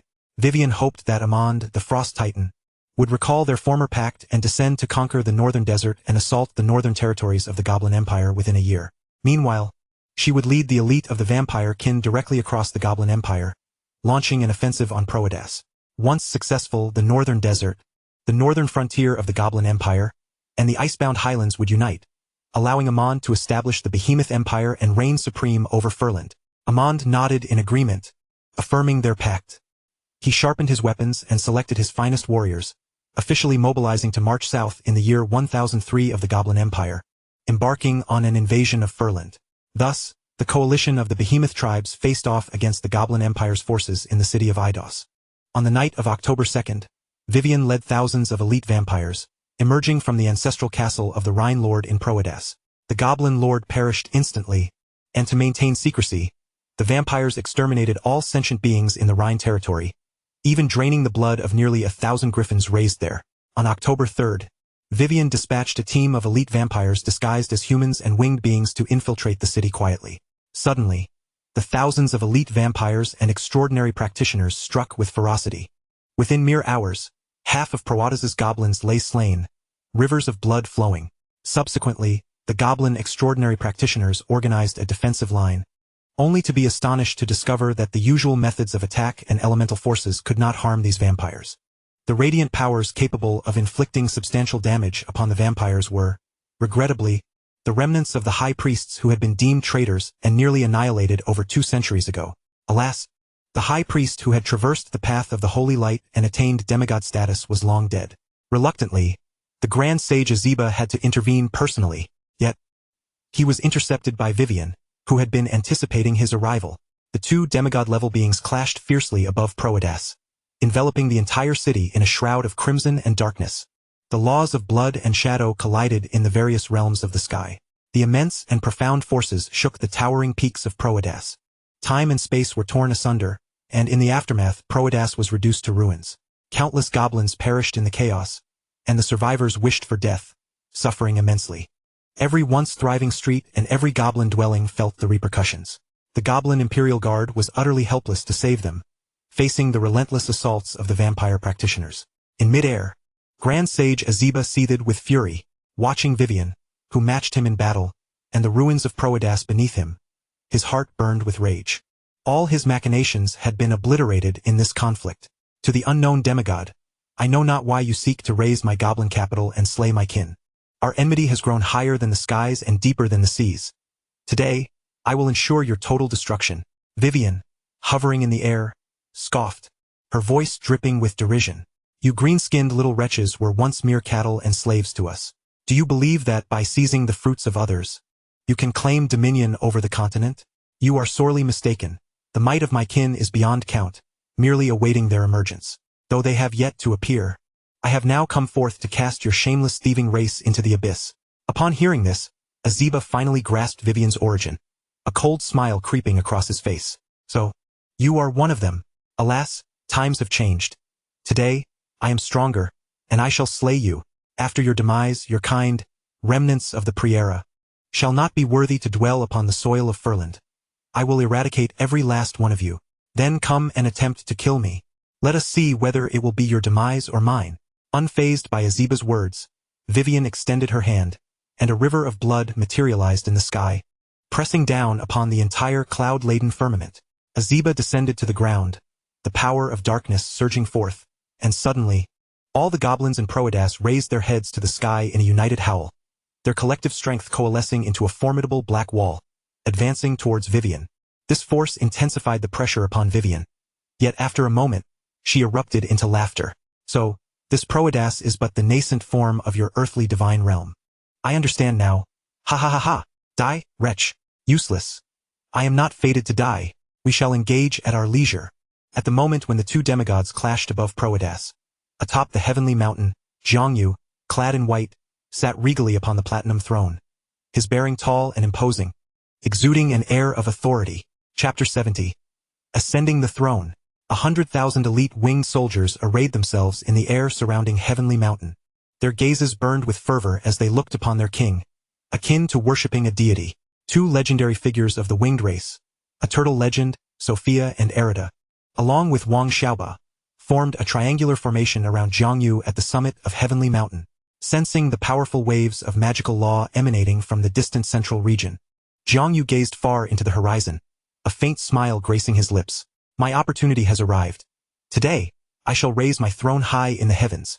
With that, an overwhelming surge of legendary power erupted from him, lifting the summit of Heavenly Mountain towards the silvery moon. As the peak of Heavenly Mountain gradually ascended from the mountain itself, the 100,000 soldiers of the gleaming silver-armored winged army knelt in the air on one knee, their collective roar resonating. Hail our king! On the platinum throne, Jiangyu's violet eyes sparkled with fierce lightning, his pristine wings radiating a brilliant light, a regal presence that swept across the heavens and the earth, magnificent and boundless. He nodded to his kin and cast a glance at the purple gold longsword and blue jade longsword planted in the ground before the throne. Taking a deep breath, he summoned his entire strength. In the sky, the summit of Heavenly Mountain was lifted by an invisible force, gaining speed with each moment. Meanwhile, the 100,000 elite winged soldiers originally arrayed around the summit attempted to provide escort but soon faltered against the gale of the wind law. The three legendary figures followed closely behind yet also retreated in the face of the wind's might. As Jiangyu ascended with the platinum throne, he found himself once more in the boundless expanse of the sky, soaring to heights of 100,000 meters, where the throne was enveloped by the silvery moon's glow. From atop the majestic throne, he stood, gazing down upon the vast landscapes that stretched beneath him for countless miles.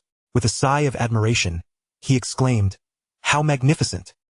He then drew forth the purple gold long sword that rested before the throne and whispered softly, "Let us begin." Like a single droplet of water descending onto rice paper, Jiangyu relinquished his complete mastery over the laws of thunder, allowing his spirit to extend within the realm of thunder's principles. In an instant, a tempest of lightning coalesced in the high heavens, resembling a violet shroud that enveloped the sky. As if embarking on the path of semi-divinity, the authority of thunder surged with the disturbance of its laws, guided by his will, converging into his consciousness to transform into a purple thunderous blossom. At the moment this flower of authority began to take shape, Jiangyu's indomitable champion spirit abruptly manifested as a pure white longsword forged from willpower. The sword cleaved through the heavens and the earth, akin to darkness being shattered by light in an instant. The purple thunderous blossom of authority was instantly severed into a cascade of violet sand. With this act complete, an overwhelming malice surged forth from the world, encroaching upon Jiangyu. Meanwhile, in the central region of the Furland continent, above the city of Proedas, the fierce battle between Vivian and Aziba came to an abrupt halt as they both gazed skyward towards the silvery moon. The heavens were enraged, urging me to eradicate the enemies of the world. The consciousness of the world was guiding me, leading me into the embrace of the silvery moon. Like two immense forces propelling them forward, their laws of authority trembled slightly, directing the two semi-divine beings towards the high heavens. Yet, after a blood-soaked battle, how could these two demigods abandon their foes? They forcibly suppressed their urges, continuing their struggle. In the high heavens, the authority of thunder, seemingly possessing a will of its own, began to coalesce once more within his consciousness, seeking to revert to its original state. However, Jiang Yu paid it no heed. He elevated his champion spirit, channeling it throughout the cosmos, like a razor-sharp long sword, piercing through the laws of thunder and intertwining with them. Concurrently, Jiang Yu raised the purple-gold long sword against the tempestuous thunder, striking down with tremendous force. Boom! Like 100 rivers converging, an endless deluge of thunder surged into the purple-gold long sword. The overwhelming lightning danced upon the blade, threatening to shatter it. Unfazed, Jiang Yu gripped the sword tightly, driving it forcefully into the earth atop the mountain peak, boldly proclaiming to the heavens and the earth, "I decree the judgment upon this realm, inscribing time and space with my champion spirit, forging the laws of judgment, to suppress the myriad of existence." As Jiang Yu declared this within his consciousness, the fragmented thunderous blossom was restored to wholeness, only to be pierced once more by a sword of judgment, merging into a singular entity, transformed into violet. Within the sea of his consciousness, as the laws of judgment suppressed the laws of thunder, a long sword's ethereal silhouette, formed from countless blades, materialized within the grand platinum throne. Externally, Jiang Yu released his grip on the purple-gold long sword, facing the encroaching malevolence of the world without fear, instead bursting into hearty laughter.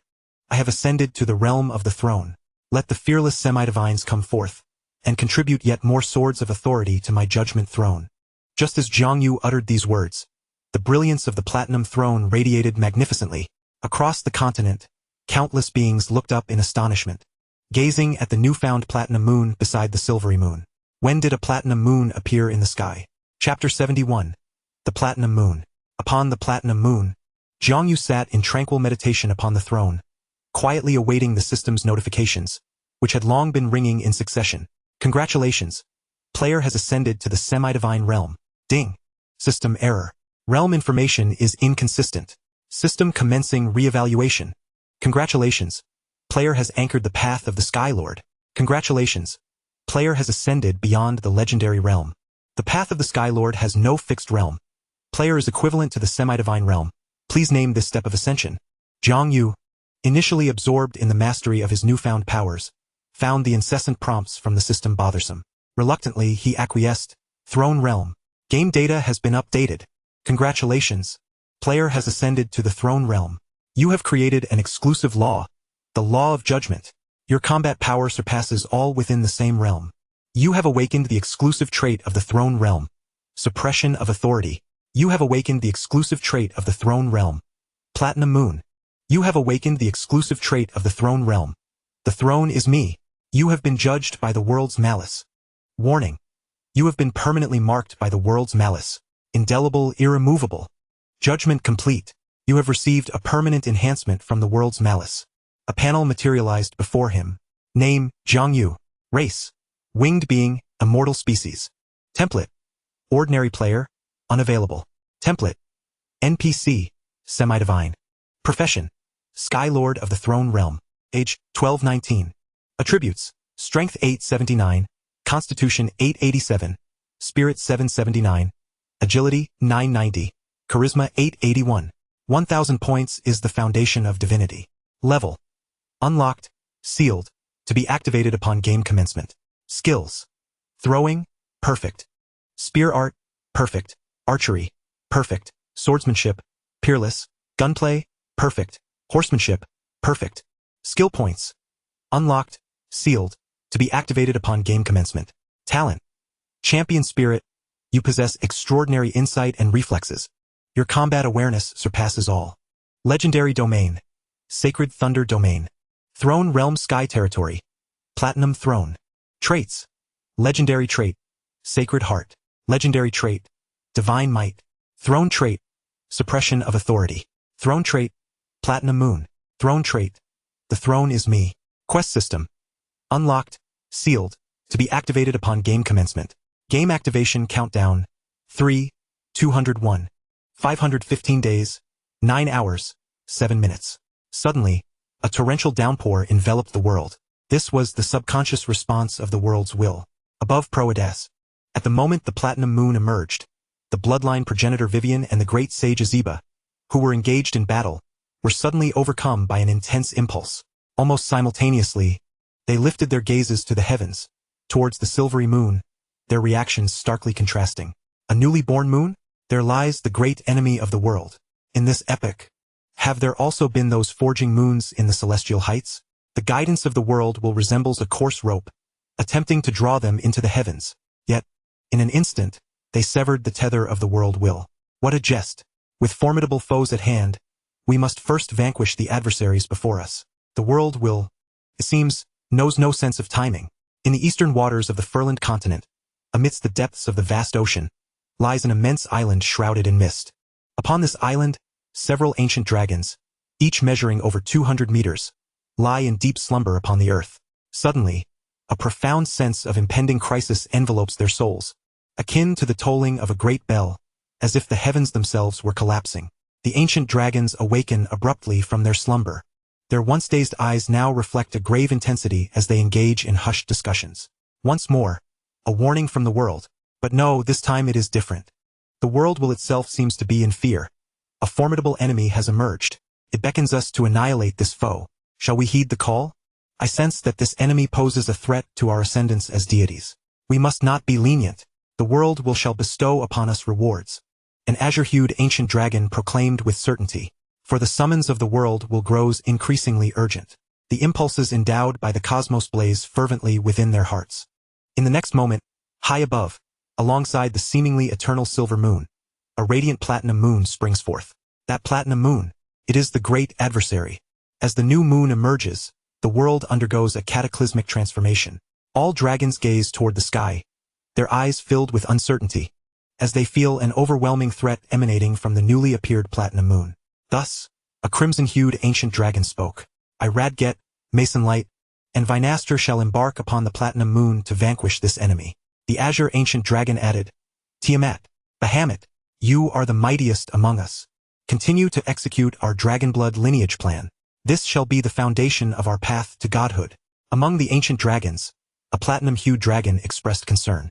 My prophetic abilities are of no use in this battle. He was troubled by his inability to foresee the outcome of this conflict. Meanwhile, a female ancient dragon left behind chuckled nonchalantly. In this world, the titans have perished, and the goblin Amigul is also dead. You have all ascended to demigods. What danger could there possibly be? Bahamut, your worries are unfounded. Tiamat, how can there be no danger? Have you forgotten the godlike presence we discovered in the ocean's depths? Besides, it is not you who will face the threat, so of course you are unconcerned. However, my dear brothers and sisters, to be prudent, leave behind your bloodlines and legacy marks. After Bahamut's retort, he addressed the ancient dragons. Ha ha ha, very well. Bahamut, we shall inscribe our bloodlines and legacy. Rest assured, as for demigods, should we falter, we can always flee. The azure ancient dragon laughed heartily. The other ancient dragons concurred enthusiastically. They each made incisions upon their reverse scales, extracting droplets of blood imbued with the essence of their lineage. Greedy blood. Dragons thrive on greed. Without it, how can one progress? I, for one, strive to acquire more gold and treasures. The golden-hued ancient dragon chuckled. Majestic blood. Dragons are the sovereigns of sky and earth. Let my blood forge their innate authority to subdue all living beings. The azure ancient dragon mused. Resilient blood. The innate talents and strength of lesser dragons pale in comparison to us ancient ones. They require unwavering determination. Let my blood forge their steadfast hearts.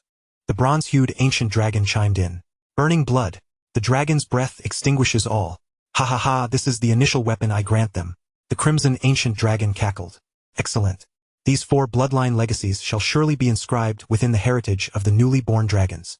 Miterlet, Radget, Masonlight, Vinaster, you must all return safely. The platinum dragon spoke earnestly. Fear not, Bahamut, we will be fine. We take our leave now. The ancient dragons erupted into laughter, extending their massive wings spanning hundreds of meters as they soared toward the celestial heights. Chapter 72. The Throne's Blessing, Judgment of All Beings.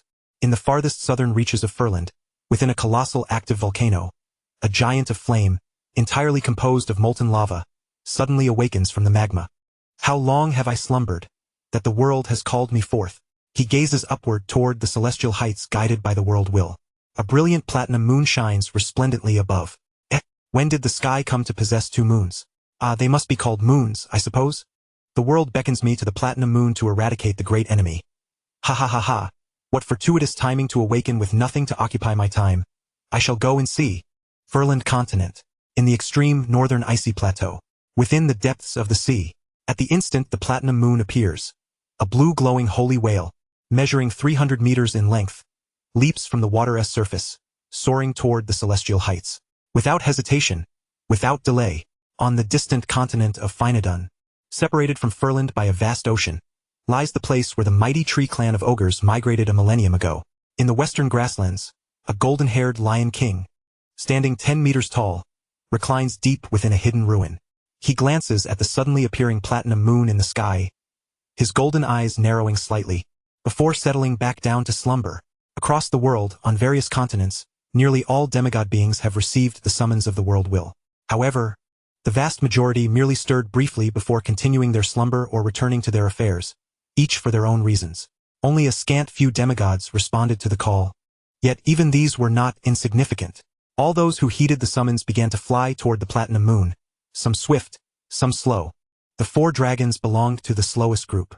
As they traversed the turbulent winds, the laws of wind began to calm. Upon entering the celestial heights, the chaotic clashes of laws diminished significantly. This allowed them to intuitively sense that the world will was aiding them. Then, they arrived before the newly born platinum moon. At this moment, they finally discerned that what they had perceived as a platinum moon was, in fact, an extraordinarily resplendent platinum throne, rising majestically above, embedded within a floating mountain, radiating a dazzling brilliance that illuminated the heavens and the earth, seemingly intent on seizing the very hues of existence. Vast, majestic. As they gazed intently, an even more shocking scene unfolded before their eyes. Before the throne stood a magnificent and imposing figure, a strikingly handsome man of great stature. His long, silvery hair flowed gracefully, and his violet eyes flickered with the vastness of the starry sea. Behind him, a pair of immaculate white wings radiated a pure, celestial light, while a luminous halo of pristine white encircled his head, embodying the essence of the divine. In front of him lay the colossal form of a blue-glowing sacred whale, its body partially concealed, impaled through the head by a massive blue sword measuring over 17 or 18 meters, firmly anchored atop the celestial peak of Heaven Mountain. Blood gushed forth from the whale's lifeless body, cascading down the curve of the mountain, dripping into the heavens, dissipating into the expanse of the world. It was a death beyond resurrection. Moreover, in the man's hand, he wielded a purple-golden thunder sword, having severed a lava giant in half, its limbs torn asunder. The lava giant, though on the brink of death, emitted mournful cries of agony. Yet the valiant silver-haired, winged man placed his foot upon its head, forcefully driving it down upon the platinum throne, suppressing it with overwhelming might. Then, unhurriedly, he turned his gaze, his long sword trained upon 4 newly arrived ancient dragons, a smile gracing his lips, yet a chilling aura of bloodshed lingered in his demeanor. Are you here to slay me as well? Outside the luminous radiance of the platinum moon, the 4 ancient dragons exchanged glances, feeling for the first time an overwhelming sense of pressure emanating from a being of a different race beyond the Titan giants. It was unmistakable. He was the source of the world's malice, the arch-nemesis of existence. Shall we engage? He has just slain 2 demigods. Yes, we must. I sense that his power has not yet reached the pinnacle of its potential. Moreover, his slaying of demigods must have exacted a toll on his strength. Together, we 4 dragons are resolute to vanquish him. Very well, let us strike as one. With unwavering resolve, the 4 ancient dragons unleashed earth-shattering roars. For torrents of draconic breath, akin to pillars of heaven and earth, surged forth from their mouths, hurtling towards Jiangyu. Azure light, crimson flames, metallic particles, the breath of the earth. The combined might of the 4 elemental forces erupted, augmented by the power of the heavens, enveloping the entire area surrounding the platinum throne in an instant. Thunderous roars reverberated. In the battle of demigods there was no concept of mercy. From the outset, the 4 ancient dragons poured forth the full extent of their authority, seeking to shatter their formidable foe in one fell swoop. Yet their ambitions were thwarted. Within the throne's domain resided Jiang Yu's indomitable will. Confronted with the terrifying draconic breath forged from their powers, Jiang Yu raised his purple-golden sword, declaring with resounding authority, "My will is the law, the judgment." As these words echoed, an unprecedented law manifested, resembling a vast, winding galaxy, akin to a bright, cold moon radiating an aura of solemnity and might, appearing within the fabric of reality. The authority of thunder bowed beneath its galactic expanse, while the authority of heavy water prostrated beneath its luminous moon. Empowered by the throne, it rendered judgment upon all existence. The purple golden sword shimmered with a hue purer than light itself. It was a color whiter than white, deserving of the designation sacred. The sword swept forth, stirring a surging ocean of sanctity that thwarted the 4 immense draconic breaths. Before the ancient dragons could react, he braced against the onslaught of destructive draconic breath, wielding his sword in reverse, stepping forward. The fabric of space shattered as Jiangyu materialized directly before the mightiest azure ancient dragon, at the very edge of the domain of the Platinum Throne. Within the throne's reach, he pierced through space, teleporting instantaneously. To some degree, this transcended the realm of deities. Chapter 73. Calm as iron. At this time, the development of magic had yet to witness the emergence of teleportation arrays. The creators of the mage profession, the elves, were still evolving from trolls to elves. To assert that it touched upon the realm of deities was no exaggeration. Across the world, relentless torrential rains continued to fall, showing no signs of abatement, escalating in ferocity. It was the wrath of the world's will, an unconscious fury indiscriminately affecting all races, spreading across every corner of existence. In the northern territories of the Goblin Empire on the continent of Furland, the second human leader, Count Begalan Reinhardt of the Goblin Empire, stood atop the castle's parapet. His eyes filled with concern as he gazed towards the heavens, towards the silver moon and the platinum moon, witnessing the violent fluctuations of extraordinary reactions. I hope it is not as I fear. If the world's malice cannot punish the source of evil, it shall descend upon all beings. Since childhood, he possessed a modicum of prophetic ability, which had set him apart among the descendants of the Reinhardt lineage. The heavens unleashed torrential rains, floods wreaked havoc, and the world transformed into a marshland. How terrifying! Among the diverse races of the Furland continent, those with prophetic gifts sighed heavily, sensing the impending calamities that may arise. Yet, their voices were but whispers. This was not an era for prophets. High above, the platinum moon hung suspended. On the precipice of Heaven Mountain, the battle was in constant flux, as Jiangyu, wielding his purple golden sword, shattered the confines of space. His imposing presence manifested almost instantaneously before the azure ancient dragon. The azure dragon's eyes dilated in shock. How is this possible? He hastily ceased his draconic breath, the authority corresponding to the law of growth suddenly exerting its influence upon him. His 200-meter-long dragon form swelled violently, expanding to 300, 400, 500, until it reached 1,000 meters. His azure scales thickened beneath the growth authority, as if clad in an additional layer of armor. With the weight of a 1,000-meter dragon form pressing down on the fabric of space, the azure ancient dragon, Radget, swung his long, heavy tail towards Jiangyu, simultaneously flapping his wings, pivoting slightly, as a fierce gale swept towards Jiangyu, seeking to force him back. Nearby, Jiangyu raised his violet eyes, calm as still water. He reversed his sword, the resplendent white wings at his back fluttering. In the fleeting moment before the dragon's tail struck, he deftly sidestepped, and then gently flicked his sword in the direction of the departing tail. Lightning flashed, momentarily striking the azure tail. The power of thunder transformed the purple golden sword into a super magnet, and Jiangyu leapt forth, propelled by the immense force, resembling a pure white arrow, landing atop the colossal dragon and thrusting his sword. The power of the thunder authority erupted within the body of the azure ancient dragon Radget, while the force of judgment fiercely suppressed Radget's growth authority. Under the dual assault, the azure ancient dragon began to shrink, its breath faltering. Beside him, the other 3 ancient dragons, hearing his anguished cry, gasped in shock. Radget. Subsequently, they beheld Jiangyu maneuvering with remarkable finesse, as though he had anticipated every attack from Miterlight. He advanced step by step to the neck of the azure ancient dragon, swinging his purple-gold longsword with audacity, empowered by the might of thunder and the authority of the azure waters, as the laws of judgment suppressed its dominion, poised to behead Radget. Not far away, Miterlight disregarded all else.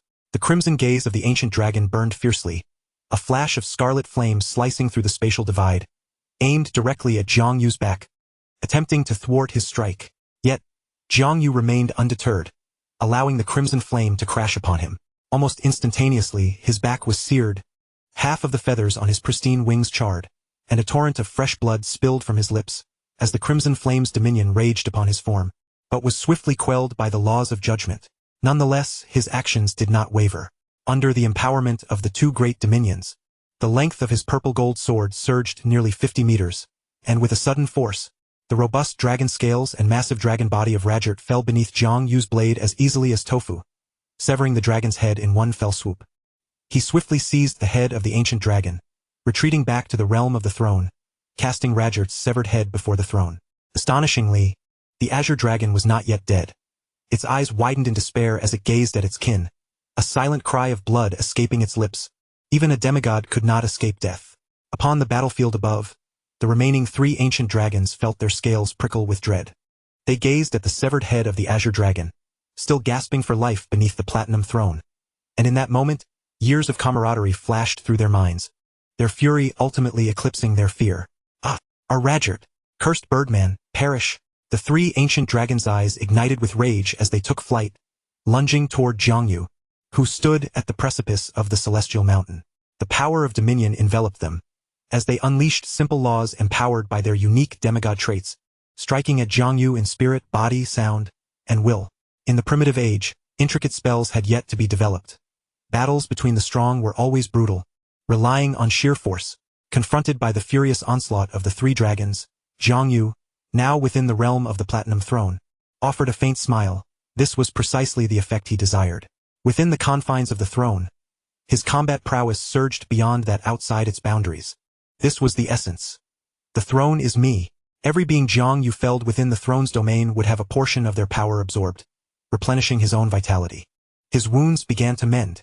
In the next instant, Jiangyu swiftly retreated, evading the attacks from the 3 ancient dragons, the ground erupting with thunderous sounds. Scarlet flames, metallic copper, and the fierce breath of the earth bombarded him in succession. He gracefully stepped back, arriving at the head of the long-dead azure whale, drawing forth the azure jade sword. As the sword was unsheathed, it immediately reverted to its normal length. Jiangyu then held the sword with both hands, standing resolutely against the assault of the 3 ancient dragons. Once they all entered the throne's domain, a grin spread across his face as he brandished his blade, his eyes locking onto the crimson ancient dragon, Mitterlight. Thunder roared once more, illuminating the entire realm of the platinum throne in a cascade of purple light. The once obscure dominion of heavy water became increasingly adept through repeated use in battle. A canopy of heavy water, unparalleled in the world, enveloped the heads of the 3 dragons. His unparalleled swordsmanship flawlessly merged with the power of dominion. As the blades clashed, water and thunder intertwined. The realm of the platinum throne became a torrential downpour, crashing down upon the 3 ancient dragons, wreaking havoc upon their flesh. At that moment, Jiangyu surged forward, entering the immediate vicinity of the crimson ancient dragon, Mitterlight. Mitterlight, sensing the danger, activated its demigod trait. Crimson Purgatory, a realm forged from the dominion of scarlet flames, erupted, an immense inferno perpetually burning Jiangyu's body and will with its blood-sucking force. His silver hair began to ignite, ashes decorating his wings, and his robes were singed to tatters. Yet Jiangyu's resolve was as steadfast as iron. Such injuries could not induce even the slightest flinch. He plunged the azure jade sword into the ground, transforming the water into a vast marsh, creating a pathway leading to Mitterlight, slightly diminishing the intensity of the crimson purgatory. At this juncture, the other 2 ancient dragons, sensing Jiangyu ensnared within the crimson purgatory, launched their fiercest attacks from either side, empowered by their demigod traits. Earthly domination. The ground beneath Jiangyu's feet hardened to iron, piercing spikes erupting to impale him, forming cages of confinement. Heaven and earth are armies. The ancient bronze dragon's once formidable scales were reduced by 90%, and countless indestructible metallic weapons materialized in the skies, bearing an irresistible momentum, hurtling toward Jiangyu. In the forefront, the crimson dragon, Mitterlight, seized the opportunity, lunging once more, its massive jaws agape, a torrent of scarlet flames coalescing into a pillar of inferno, surging toward Jiangyu with the intent to incinerate all. In this critical moment, Jiangyu gazed upward, meeting Mitterlight's fierce onslaught with unwavering composure, and bellowed, "Platinum Moon!" Thus, rather than retreating, he boldly charged forth. Chapter 74.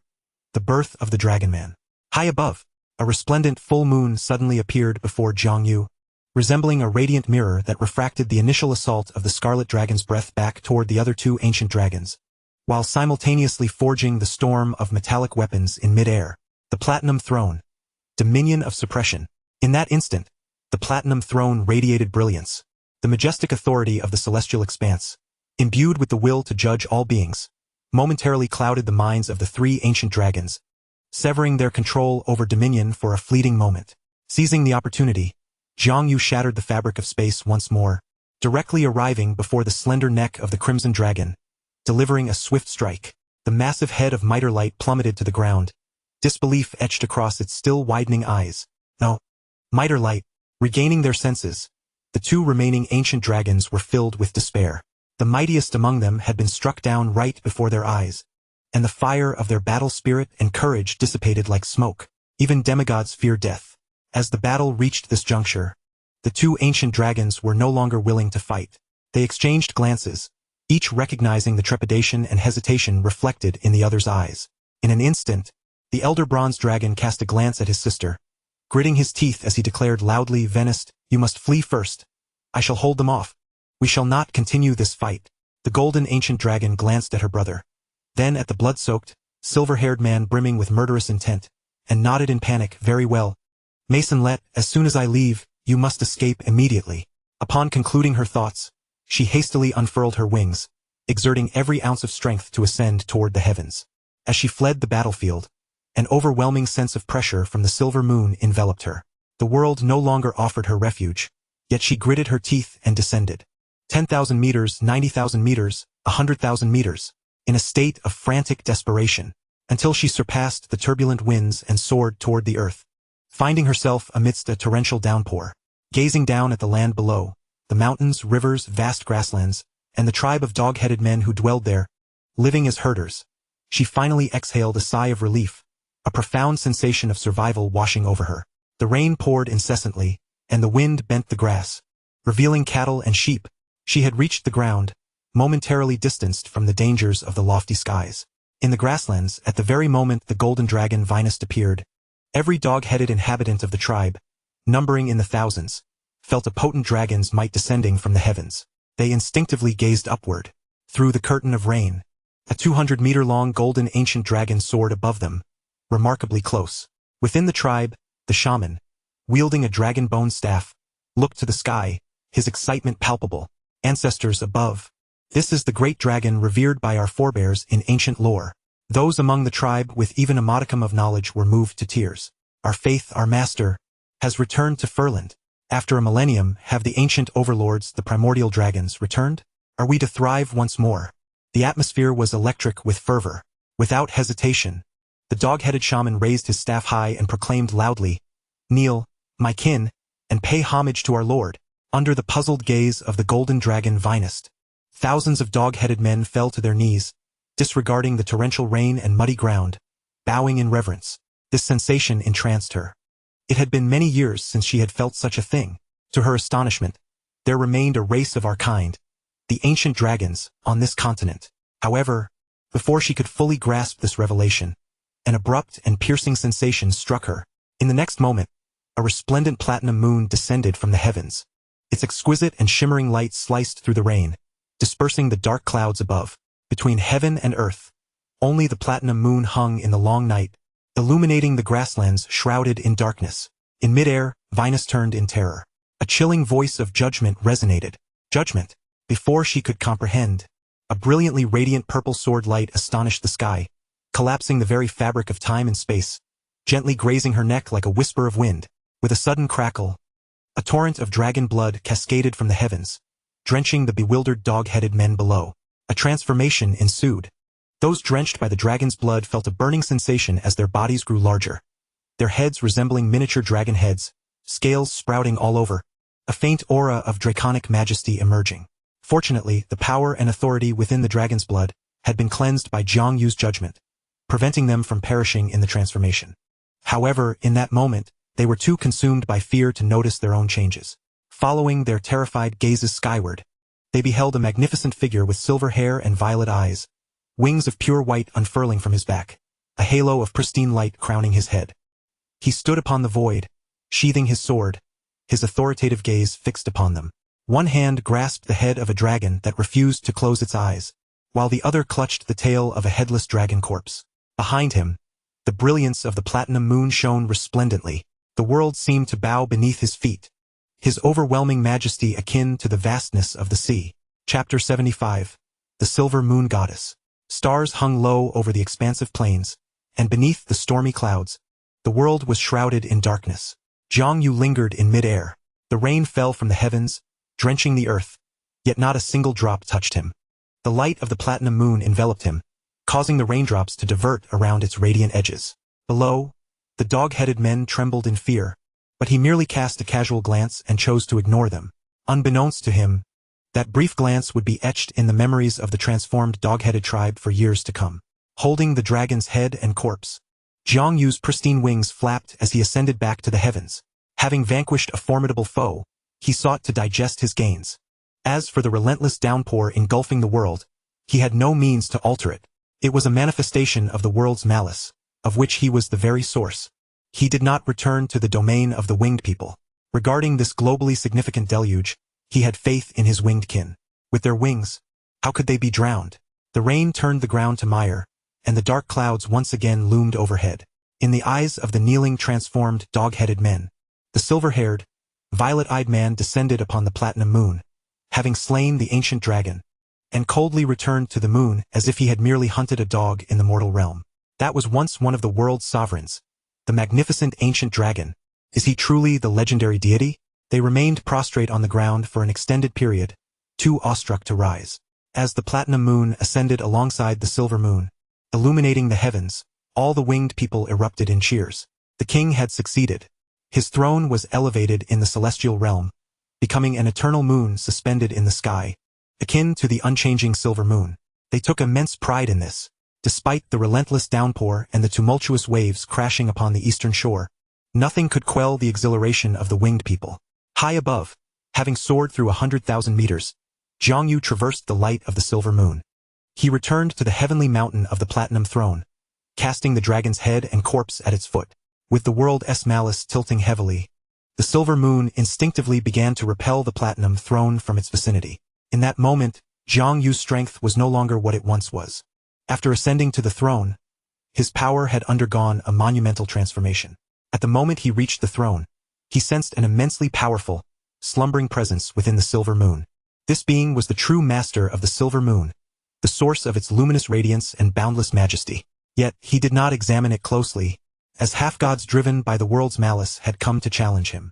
Now, having vanquished all foes, he seized the moment of respite to sit upon the platinum throne and cast a glance toward the silver moon. This piercing gaze, imbued with his formidable will, sliced through the silvery radiance of the moon like a sharp sword, seeking to penetrate the very essence of the silvery orb. Yet, this single gaze shattered a balance that had persisted for millennia, igniting an unforeseen upheaval. The entire silver moon began to tremble violently, its brilliance erupting in a cacophony of light, as concentric silver halos rippled across the celestial expanse, reminiscent of ripples on water, sweeping across the vast domains of the sky. Jiang Yu's focus was abruptly disrupted. The ethereal lunar essence, accumulated over countless years, and infused with the vast power bestowed by the moon's sovereign, surged forth like an invisible hand, forcefully pushing the entire summit of the suspended paradise, including the platinum throne, beyond the reach of the moon's radiance. In the wake of such a forceful push, Jiang Yu found himself immersed in an ocean composed of the moon's luminous aura. The moon's overwhelming power bore down upon his mind and spirit, shattering his resolve as if reflected upon a fragile pane of glass. Was there a deity concealed within this moon?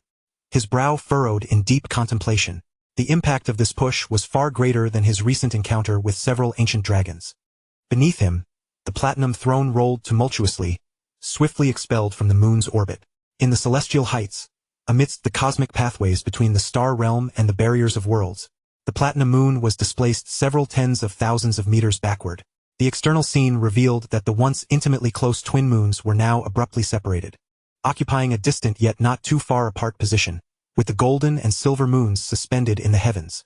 Following this tumult, Jiang Yu was compelled to concentrate his mind, exerting all his strength to stabilize the platinum throne within its current trajectory. At that moment, he suddenly recalled a future chapter, one of the 9 rising deities, among whom was the goddess of the silver moon. Chapter 76, the Emperor of Slaughter. For reasons unknown, this future deity seemed to still be slumbering within the silver moon, yet to awaken in this era. Jiang Yu resolved to leave it be. He had ample time to confront the gods that would arise in the future. Once he departed from the moon's luminous embrace, the platinum throne found itself in a zone of chaotic laws and temporal disarray.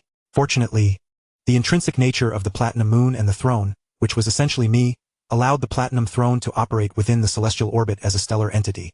trailing closely behind the silver moon.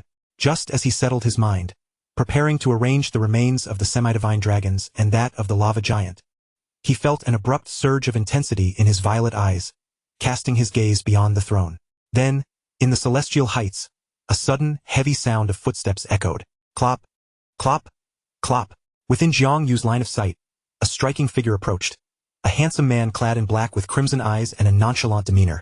He stepped forward onto the chaotic expanse of the sky, arriving before the platinum throne, gazing at Jiang Yu with a slight smile. So, you are the source of the world's malice? Before Jiang Yu could utter a word, the man glanced around, seemingly amused by something of interest, before bursting into laughter, even bending over in mirth. Ha ha ha, I must admit, I have a newfound respect for you. Not only have you made enemies of the world, but you also dare to establish this throne near the sovereign of the silver moon? That old woman is certainly not a gentle soul. Look, you've been cast out. As Jiang Yu tended to his wounds, he regarded this unexpected guest with a mixture of caution and curiosity. He sensed the overwhelming aura emanating from the man in black, far surpassing that of the previous semi-divine beings, and solemnly inquired, after all that has been said, who exactly are you? What, are you asking me a question? The man appeared quite affable, and in response to Jiang Yu's inquiry, he kindly explained, all right, let me enlighten you. Ha ha ha ha, I was once the Emperor of Slaughter, ranked first in the hierarchy, and now, having risked a fall from grace, I awaken prematurely. With the turning of epochs, the opportunity for godhood and immortality has arrived. At this juncture, a fierce crimson light ignited in his eyes, and an aura of cold cruelty, bloodshed, and slaughter erupted, sweeping across the celestial expanse. It was as if a deluge of snow fell in June, freezing the world in its tracks. Ha ha ha ha, today I awaken, wielding the power of slaughter, and I shall confront the greatest enemies of this world.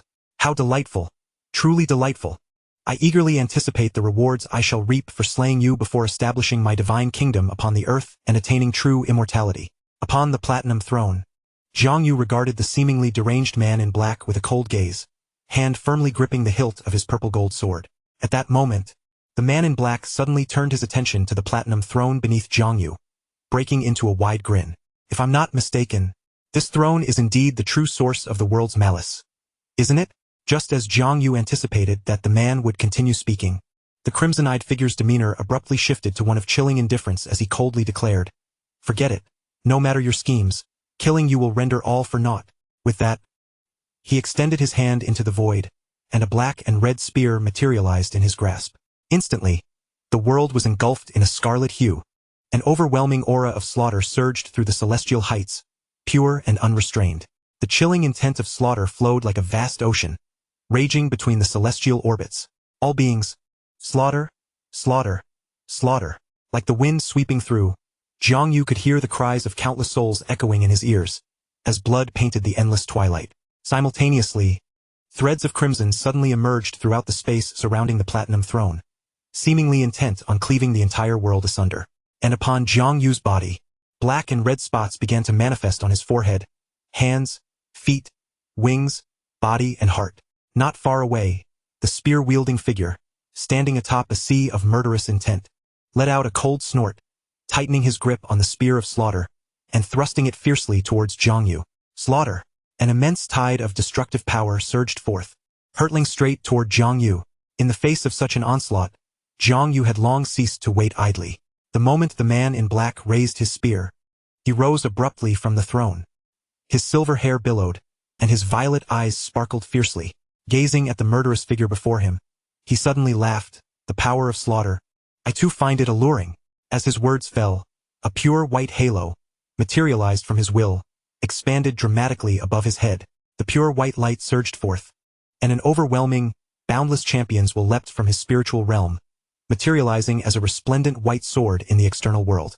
Without a moment's hesitation, disregarding the impending descent of the laws and powers of slaughter, he drew forth his purple gold sword, unleashing a torrent of thunder without reservation.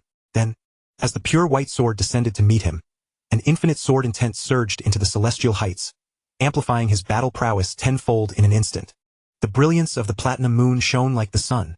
The sword rose, radiating with a mighty aura. The chaotic laws of the vast high heavens suddenly calmed in that fleeting moment. Jiang Yu had exhausted all his strength, holding nothing back, as he stepped forward, arriving at the edge of the platinum throne.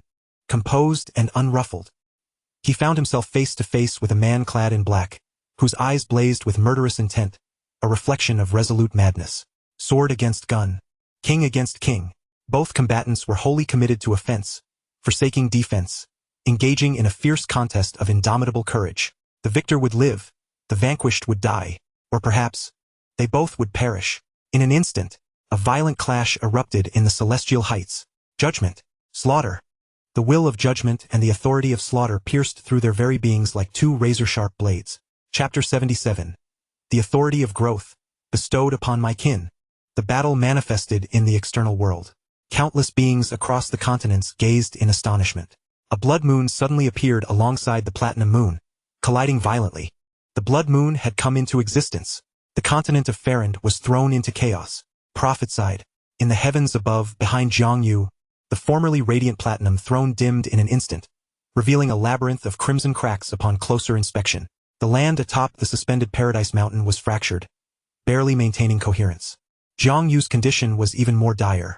The marked areas on his forehead, hands, feet, wings, body, and heart were all tended to by the authority of slaughter, as torrents of blood flowed forth, staining his white garments.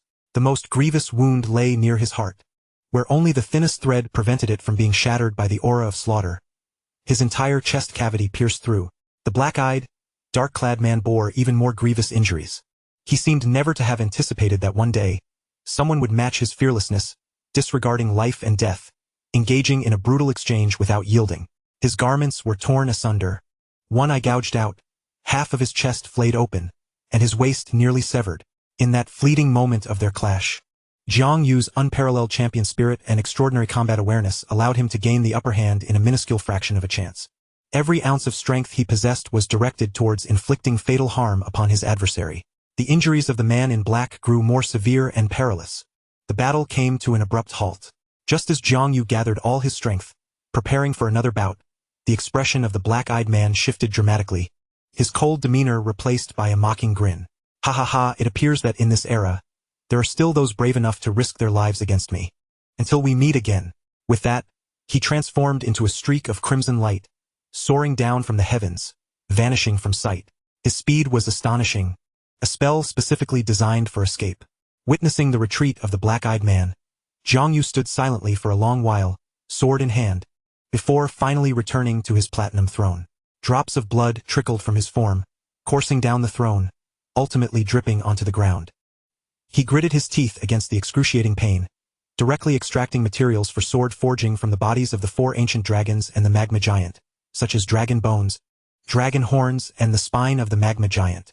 Then, he forged them using lava and crimson flames, with the core of the law of judgment. After 3 days and nights, 5 swords emanating divine light appeared before him. He raised the 5 long swords, and they soared forth, descending upon the bodies of the 5 demigods. Subsequently, the platinum throne regained its brilliance, including the blue jade long sword that Jiang Yu had reinserted into the head of the blue sacred whale. The 6 long swords began to radiate a pure white glow, undergoing a transformation. The blood essence from the 6 demigod corpses immediately merged into the sword bodies, their authority suppressed, flesh and blood dissolving, while the immense remains of the demigods melded into the earth beneath Paradise Mountain. This rendered the suspended land in the high heavens more solid and expansive. Once everything was complete, seated upon the platinum throne, he finally had the time to cast his gaze upon the Farand continent, observing the plight of the winged people. This sight made his brow furrow in concern. He beheld that the cities and villages along the eastern coast were entirely submerged by floodwaters, forcing countless winged individuals to crowd upon the mountaintops. The relentless downpour continued to pour upon the continent, worsening the already dire conditions. The extraordinary winged beings, with their robust physiques, would be unscathed. However, for the ordinary winged folk, even though they could fly, they could not endure such a natural disaster. The malice of the world had not yet ceased. After a moment of contemplation, he reached out to grasp the azure long sword, taking it into his hand. Then, despite his grievous injuries, he swung the long sword fiercely towards the rear, conjuring an illusory river of blood. Following this, he tossed the azure long sword, which transformed into a flowing azure river, merging into the phantom river of blood. Thus, the entire winged race across the world seemed to hear a clear and resounding voice. The authority of growth, bestowed upon my kin. Chapter 78. The Torrential Rain. Thunder rumbled. The deluge between heaven and earth grew increasingly frenzied. The thunderclaps echoed like war drums. Mountains and rivers resonated like ominous bells. When Jiangyu infused the authority of growth into the bloodline of the winged people, the entire world, encompassing all winged beings on the Farrand continent and the Finadun continent, felt their bodies grow stronger, their appearances youthful, their physiques enhanced, and their lifespans prolonged. Moreover, there were countless other unseen changes. Their injuries would heal more rapidly, their vitality surged, their wings expanded, and their flying abilities were augmented. It was akin to a unique evolution. This marked the first instance of someone merging authority into the bloodlines of a race. From this day forth, as long as his platinum throne existed, none could usurp the power of authority from the bloodline of the winged people. The strength of the authority of growth would flow through every winged being's veins.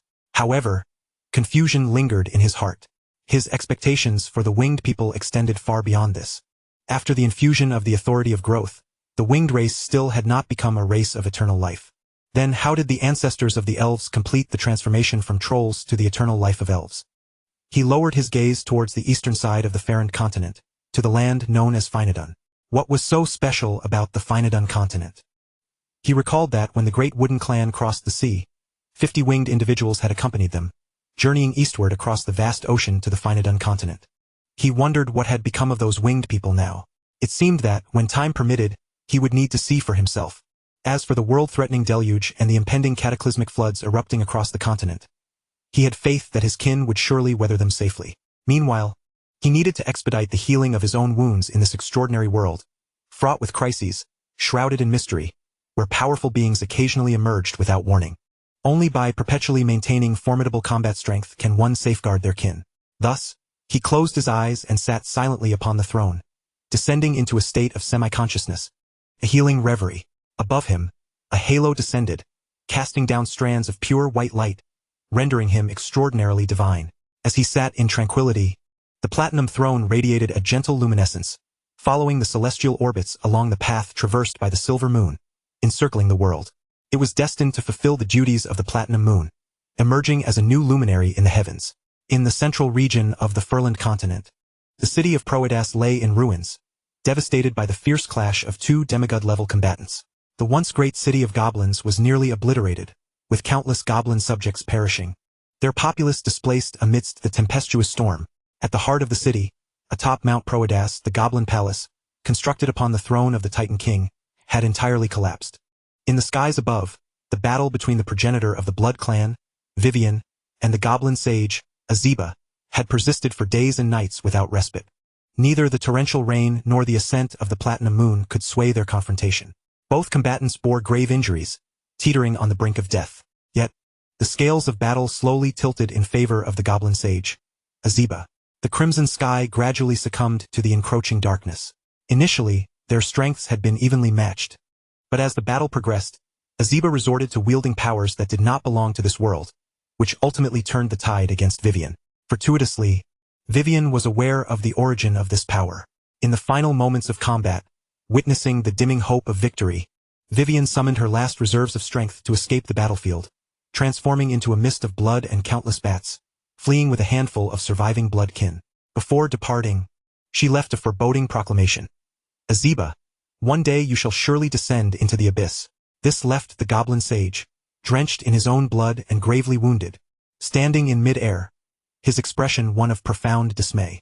He knew well that those who gaze into the abyss are themselves scrutinized by it. Yet, he believed that by becoming a true deity, he could sever these ties.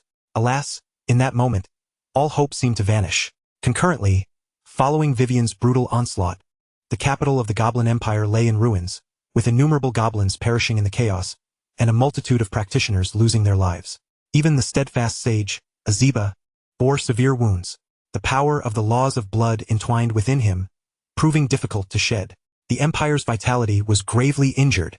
In the northern frontier, in the southern city of Ides, the united forces of the Baiman tribe, numbering in the millions, engaged in warfare with the Goblin Empire's coalition for several days. As the torrential rains intensified, seemingly endless, Baiman leader Amand gazed up at the silver moon and the platinum moon, observing the clouds that appeared to never dissipate, and ultimately issued a retreat order. They had plundered sufficient resources and craftsmen, and their efforts had effectively constrained the Goblin Empire, drawing its most elite legions, including the Griffin Knights, to this location.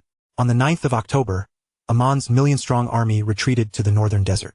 However, he did not return to the icy highlands but instead established his court upon the vast grasslands of the northern desert. After witnessing the bountiful beauty of the southern continent, he had no desire to return to the frigid lands of the icy highlands. Thus, the oldest court of the grasslands was founded, with Amon of the stalwart ice ascending as the first Khan of the northern grasslands. Within the city of Ides, the coalition of nearly 1 million goblins began to disband following Amon's withdrawal. Although Ides was a significant northern city, it could not sustain the needs of such a vast population for long. Nevertheless, several elite legions of the goblin race commenced their march northward to reclaim lost territories. On the 10th of November, in the year 1003 of the Goblin Empire, the goblin city of Melanson, recently reclaimed in the north, found itself under the watch of the Griffin Knights, who had held it for some time. However, the seemingly unending rain forced them to remain stationed there.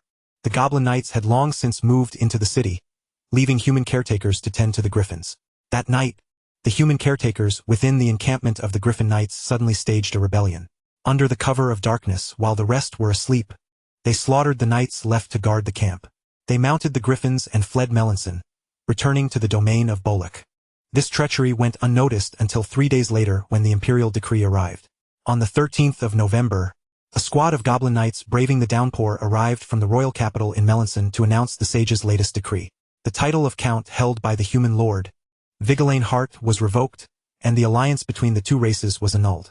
From this day forth, the humans would be deemed rebels against the empire. Within the empire's borders, anyone who witnessed this decree was to follow the goblin army to subdue the humans.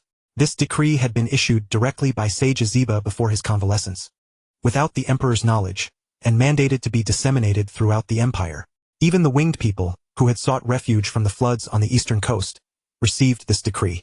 The various races across the continent were perplexed by this order but resolved to comply nonetheless. A considerable number of humans were slain, with none spared, regardless of age or gender.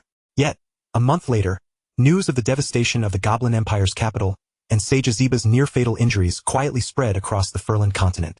Instantly, the entire continent was thrown into an uproar. The atmosphere shifted dramatically, as the Goblin Empire's once imposing presence seemed to crumble in that very moment. Like a majestic tiger on the verge of collapse, the wolves began to circle.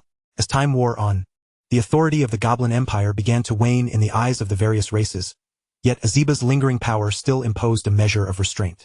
They all turned their gazes towards Proedas, waiting for Azeba to truly fall before they would surge forth. From this moment on, the Goblin Empire began its decline.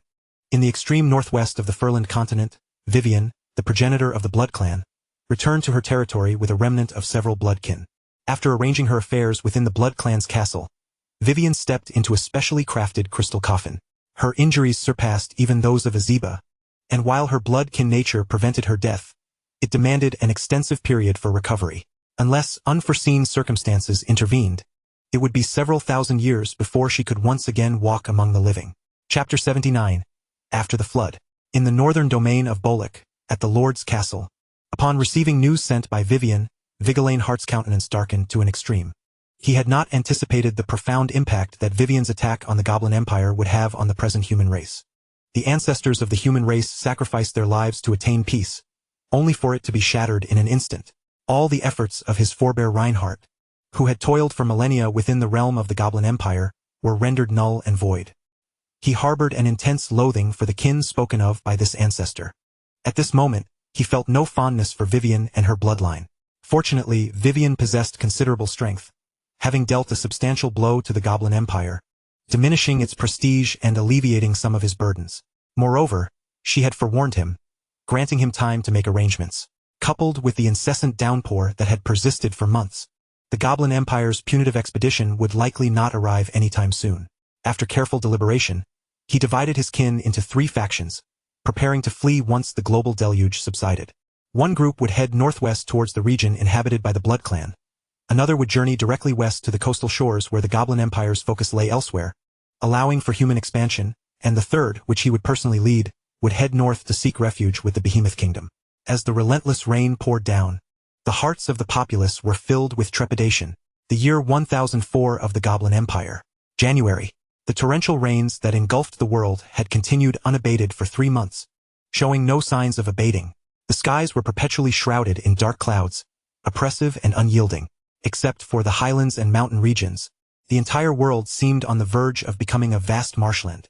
The various races across the continent were finally thrown into a panic. They began constructing vessels and selecting mountainous areas as refuges. On the eastern coast, vast expanses of low-lying land were submerged, with homes, cities, and farmlands all swallowed by the rising waters. The winged folk were compelled to emulate their ancestors, taking refuge in caves, though the strength bestowed upon them by their lineage ensured their health remained intact. As the rains intensified, showing no signs of ceasing, the winged folk began crafting large ships capable of accommodating their kin. Fortunately, their long-term food reserves sufficed to stave off starvation. Sophia had returned from the Sophia Isles and was overseeing the affairs of the winged folk under Zhang Yu's command. In March, under the deluge, a catastrophic flood erupted, spreading across the eastern, central, and southern regions of Furland. Numerous clans suffered heavy casualties in this deluge, and even the winged folk lost many lives. By June, it seemed the sheer number of deceased souls was enough to quell the world's wrath, and at last, the torrential rains came to an end. This year would be forever known as the Year of the Flood. In the year 1005 of the Goblin Empire, 6 months after the flood receded, the Goblin Emperor, while striving to restore productivity across the empire, forcibly assembled a grand army to quell the rebellion in the Polek territory. However, upon their arrival, they discovered the human race had long since vanished. That year, under Sophia's leadership, the winged folk began to rebuild their homeland. The eastern coast had suffered immensely, with the flood-affected lands still resembling swamps. Exhausted, Sophia implored for assistance from Zhang Yu above. Zhang Yu heard her plea and responded. Thus, during the Platinum Moon, a fiery red lava longsword descended, embedding itself into the earth of the eastern coast. The authority of the lava's fire enveloped the land, and within months, the eastern coast returned to normalcy. The winged folk were able to resume production and reconstruct their cities. However, after this ordeal, they deemed the land unsafe, choosing to establish their cities upon the mountains, with some even daring to dream of constructing a city that soared into the skies. In the year 1030 of the Goblin Empire, the great sage of the goblins had not been seen for nearly 30 years. The various races across the continent were stirring with restlessness. In the year 1045, the great Khan of the Northern Prairie, Amun the Icebreaker, led his prairie forces southward to raid the northern borders of the Goblin Empire. 3 marquee territories, 10 countships, and dozens of baronies were thoroughly plundered.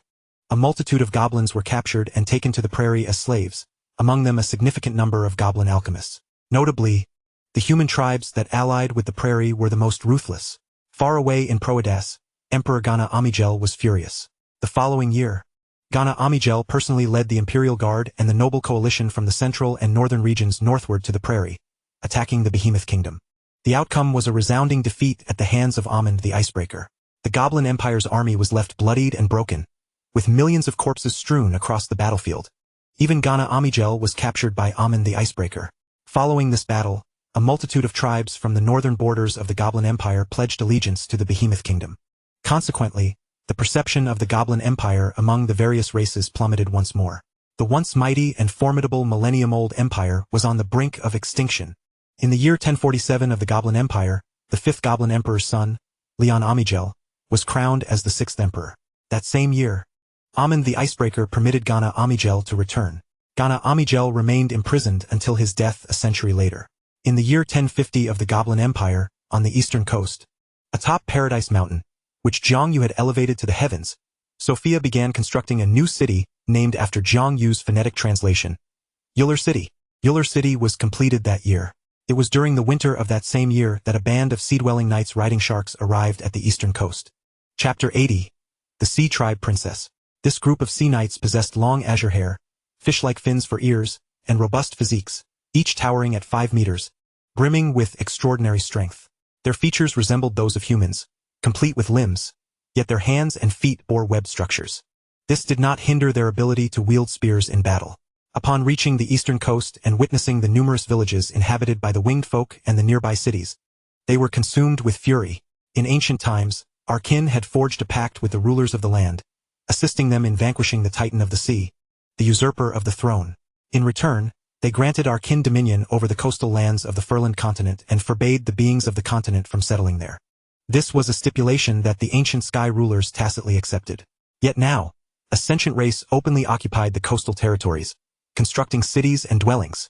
For a long time, the sea folk were unaware of the winged folk settlement along the coast. They dwelled in the deep sea, traversing the ocean floor, and had little inclination to venture onto land. The Titans and ancient dragons were formidable foes, and the sea folk, residing in the deep, had no cause to take sides. The two dominant races had no intentions concerning the sea. However, in recent centuries, with the advancement of alchemy in the Goblin Empire, a fervor for the study of this arcane art swept across the continent, and the winged people were no exception, occasionally producing remarkable technological marvels. However, alchemy also brought about pollution. Being coastal dwellers, the winged people discharged their waste directly into the sea, and over the years, this accumulation drew the attention of the Deep Sea Clan. Little did they know that the age of Titans and ancient dragons had long since passed. When the latter surfaced upon the eastern coast, the winged people soon discovered the presence of this peculiar aquatic race, which emerged from the ocean with an air of curiosity. A winged official, resting in a nearby village, took it upon himself, accompanied by several militia members, to engage in negotiations, promptly notifying the nearby winged cities. Before long, atop the back of a great shark, the leader of the sea dwellers spotted the approaching winged folk. Observing their initiative, his demeanor softened slightly, and he proclaimed, "Outsiders. According to the ancient pact, the sea dwellers hold dominion over the coastal lands of Furland. Your establishment of a city here is a violation of that agreement. You must vacate immediately." The winged official, having just arrived, was taken aback. Yet, in the next moment, he gazed at the towering sea dwellers upon their great sharks and resolutely retorted, "Impossible. My people have thrived along the eastern coast for an extensive period. This is our homeland, and we shall never depart. Furthermore, we are unaware of the ancient pact you speak of. You simply wish us to abandon our ancestral lands upon your arrival. How preposterous." Upon hearing the winged official's words, the sea dweller leader fell silent for a moment before suddenly inquiring, "What is your position within your clan?" Without a moment's hesitation, the winged official replied with pride, "I am the squadron leader of the 5th Company of the 9th Legion of the Losenda's Guard." The sea dweller shark knight sighed. "We are but insignificant beings. Matters such as these require the intervention of significant figures. Thus, let your clan's king negotiate with us. 3 days from now, our grand princess will arrive at the eastern coast. At that time, the esteemed princess of the sea will discuss the ownership of the eastern coast with your leader. We shall convey this message to our superiors, but know this, the eastern coast belongs to my clan, and the sea dwellers shall not seize it. However, when the time comes, my princess may not be as accommodating as I am." Soon, within the Lord's fortress of Yuliel City, Sophia received this news. After a moment of contemplation, she chose not to report it to Zhangyu and decided to handle the matter herself. 3 days later, Sophia arrived at the appointed coastal meeting place, accompanied by the legendary small turtle and a formidable contingent of elite winged practitioners. Upon her arrival, she beheld the tumultuous sea, where waves surged as a procession of elegantly armored sea dweller soldiers rode upon sharks, whales, and sea horses, surrounding an extraordinarily radiant ocean maiden emerging from the depths. This ocean maiden, distinct from her aquatic kin, would undoubtedly be familiar to Zhangyu. She was none other than the sea nymph from the future chapters. Seated upon a colossal shell atop a massive sea turtle, with several sea dweller maidens attending her, she encountered a squadron of silver-armored winged warriors descending from the sky.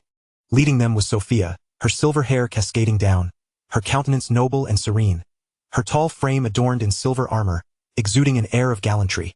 One stood in the heavens while the other graced the sea, both radiating the essence of aloof queens.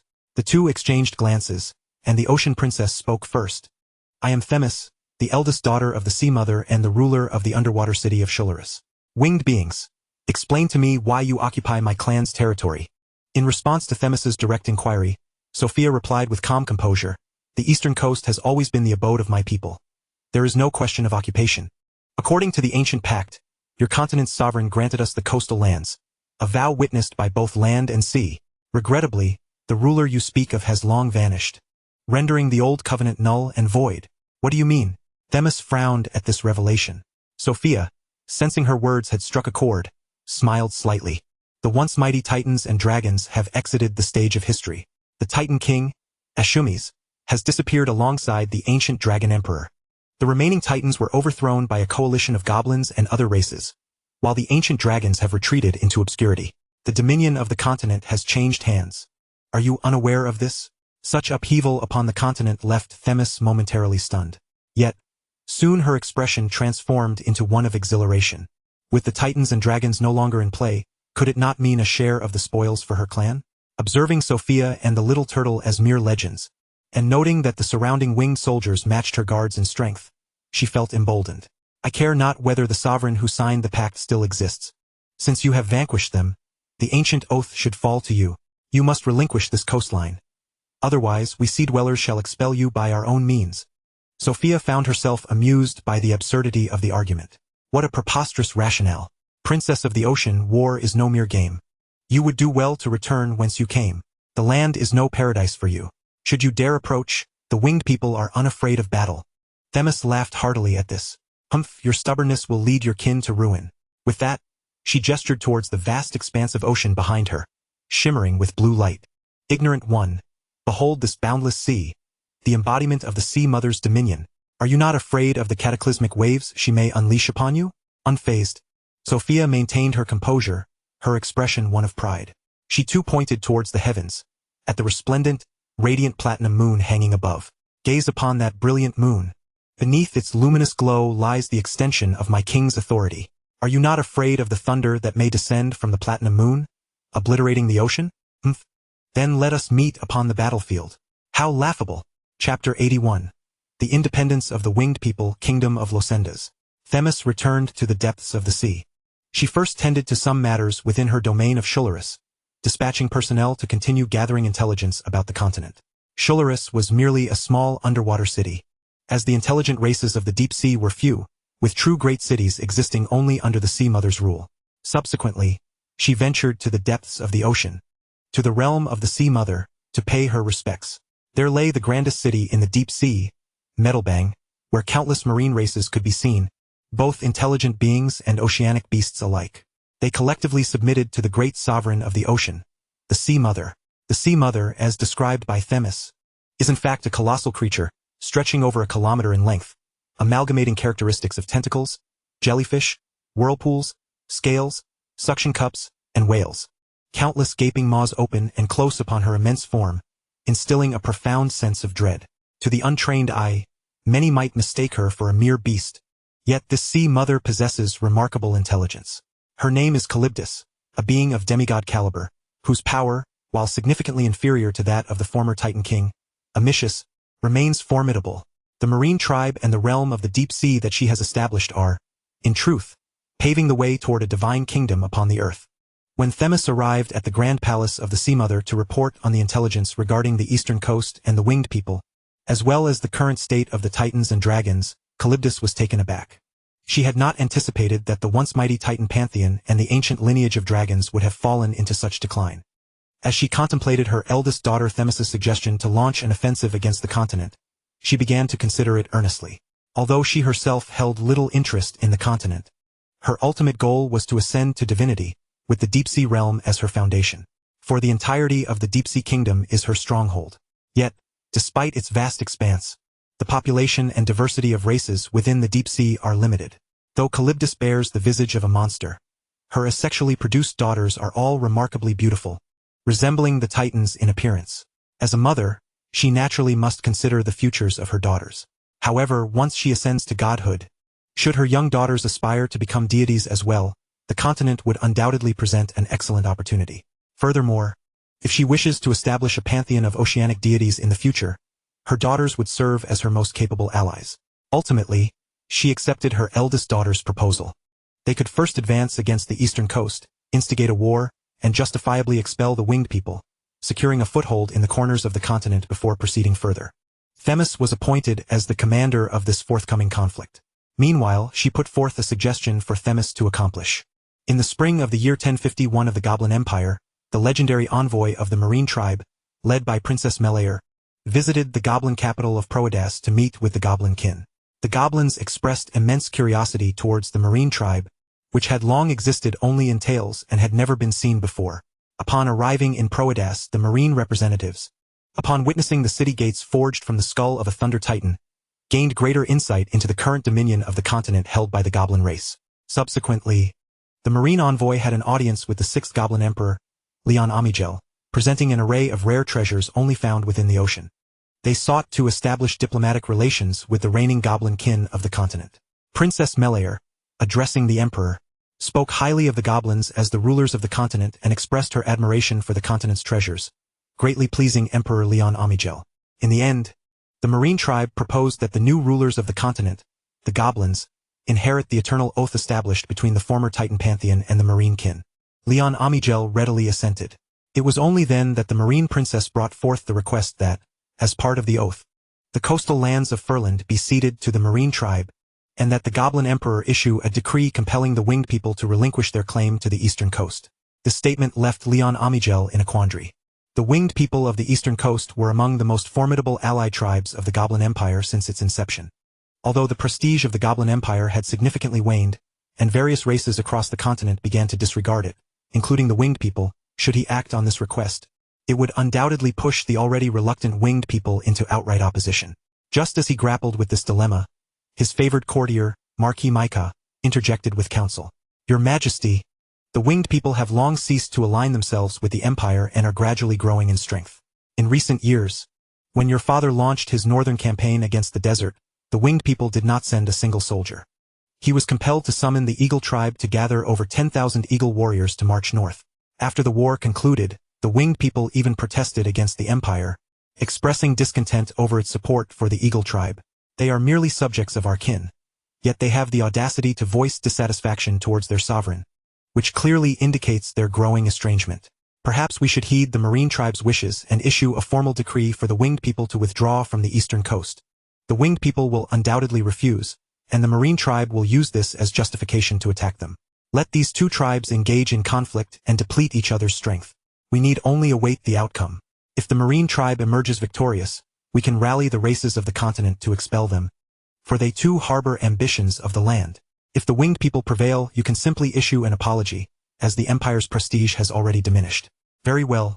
We shall proceed as you suggest. In the summer of the year 1051 of the Goblin Empire, upon receiving the edict from Emperor Leon Amigel, Sophia of Ulil City nearly bit her silver teeth in fury. How dare the wretched goblins utter such shameless words? She reported the contents of the edict to Jiang Yu, who sat upon the platinum throne. Even the typically composed Jiang Yu fell silent upon reading the decree from the Goblin Emperor. Do the goblins still consider themselves the masters of the continent? After a moment of contemplation, Jiang Yu made a decision. 3 days later, in Rosendas on the eastern coast, in Ulil City, Sophia raised her lava sword high, denouncing the injustices of the goblin kin. Thereafter, facing the high heavens and the moon, she proclaimed the independence of the winged people, severing their ties to the Goblin Empire, and established the kingdom of the winged people. It was also named the Kingdom of Rosendas. Chapter 82. The Millennium War begins. The Kingdom of Rosendas is established. Naturally, Jiang Yu becomes the King of Rosendas, while Sophia serves as the vice-sovereign of the kingdom, overseeing matters in Jiang Yu's absence. When news of the winged people's independence reached Proedas, the emperor and his ministers exchanged bewildered glances, seemingly unprepared for such a vehement reaction from the winged people. However, the majority of the Empire's forces were stationed in the northern territories, repelling the Behemoth Kingdom to prevent its southward advance.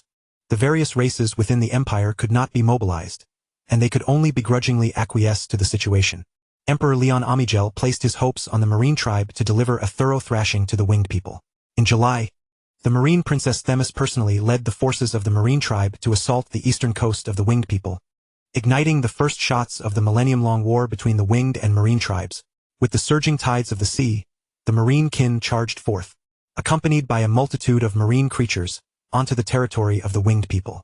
Marine knights rode upon sharks, giant whales, crabs, seahorses, and octopuses as they surged toward the shoreline. Meanwhile, marine warriors commanded fishmen, jellyfolk, and sea mudmen, intelligent races dwelling within the ocean, to storm ashore as expendable forces. Instantly, a vast throng of marine beings flooded into the land of the winged people. Fortunately, the villages of the winged people along the coastline had been evacuated, and civilians had been relocated to safety, thus avoiding any casualties among the populace during this assault. In a bid to fend off the aquatic tribes and safeguard her homeland, Sophia summoned all the winged legions within the realm of Rosendas to embark on a campaign. The winged legions from the Celestial Mountains, Lomanda, and the Sophia Archipelago stood ready for action at a moment's notice. Armed with the Sword of Lava, she personally advanced to the front lines to confront the enemy. Ever since she renounced her path to divinity, Sophia had traversed far along the legendary road of mortals. Coupled with the sword of lava, bestowed upon her by Jiangyu, she possessed a combat prowess that could be likened to that of a demigod. With the advantage of her home turf, she found herself evenly matched against the demigod princess of the aquatic tribes, Themis.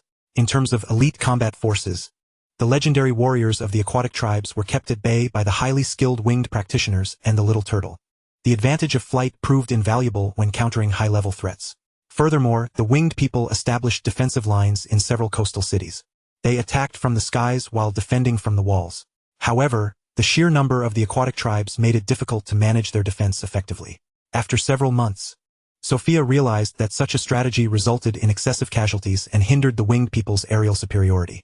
After careful deliberation, she resolutely abandoned several winged cities along the coast, relinquishing a portion of land to expand their strategic depth.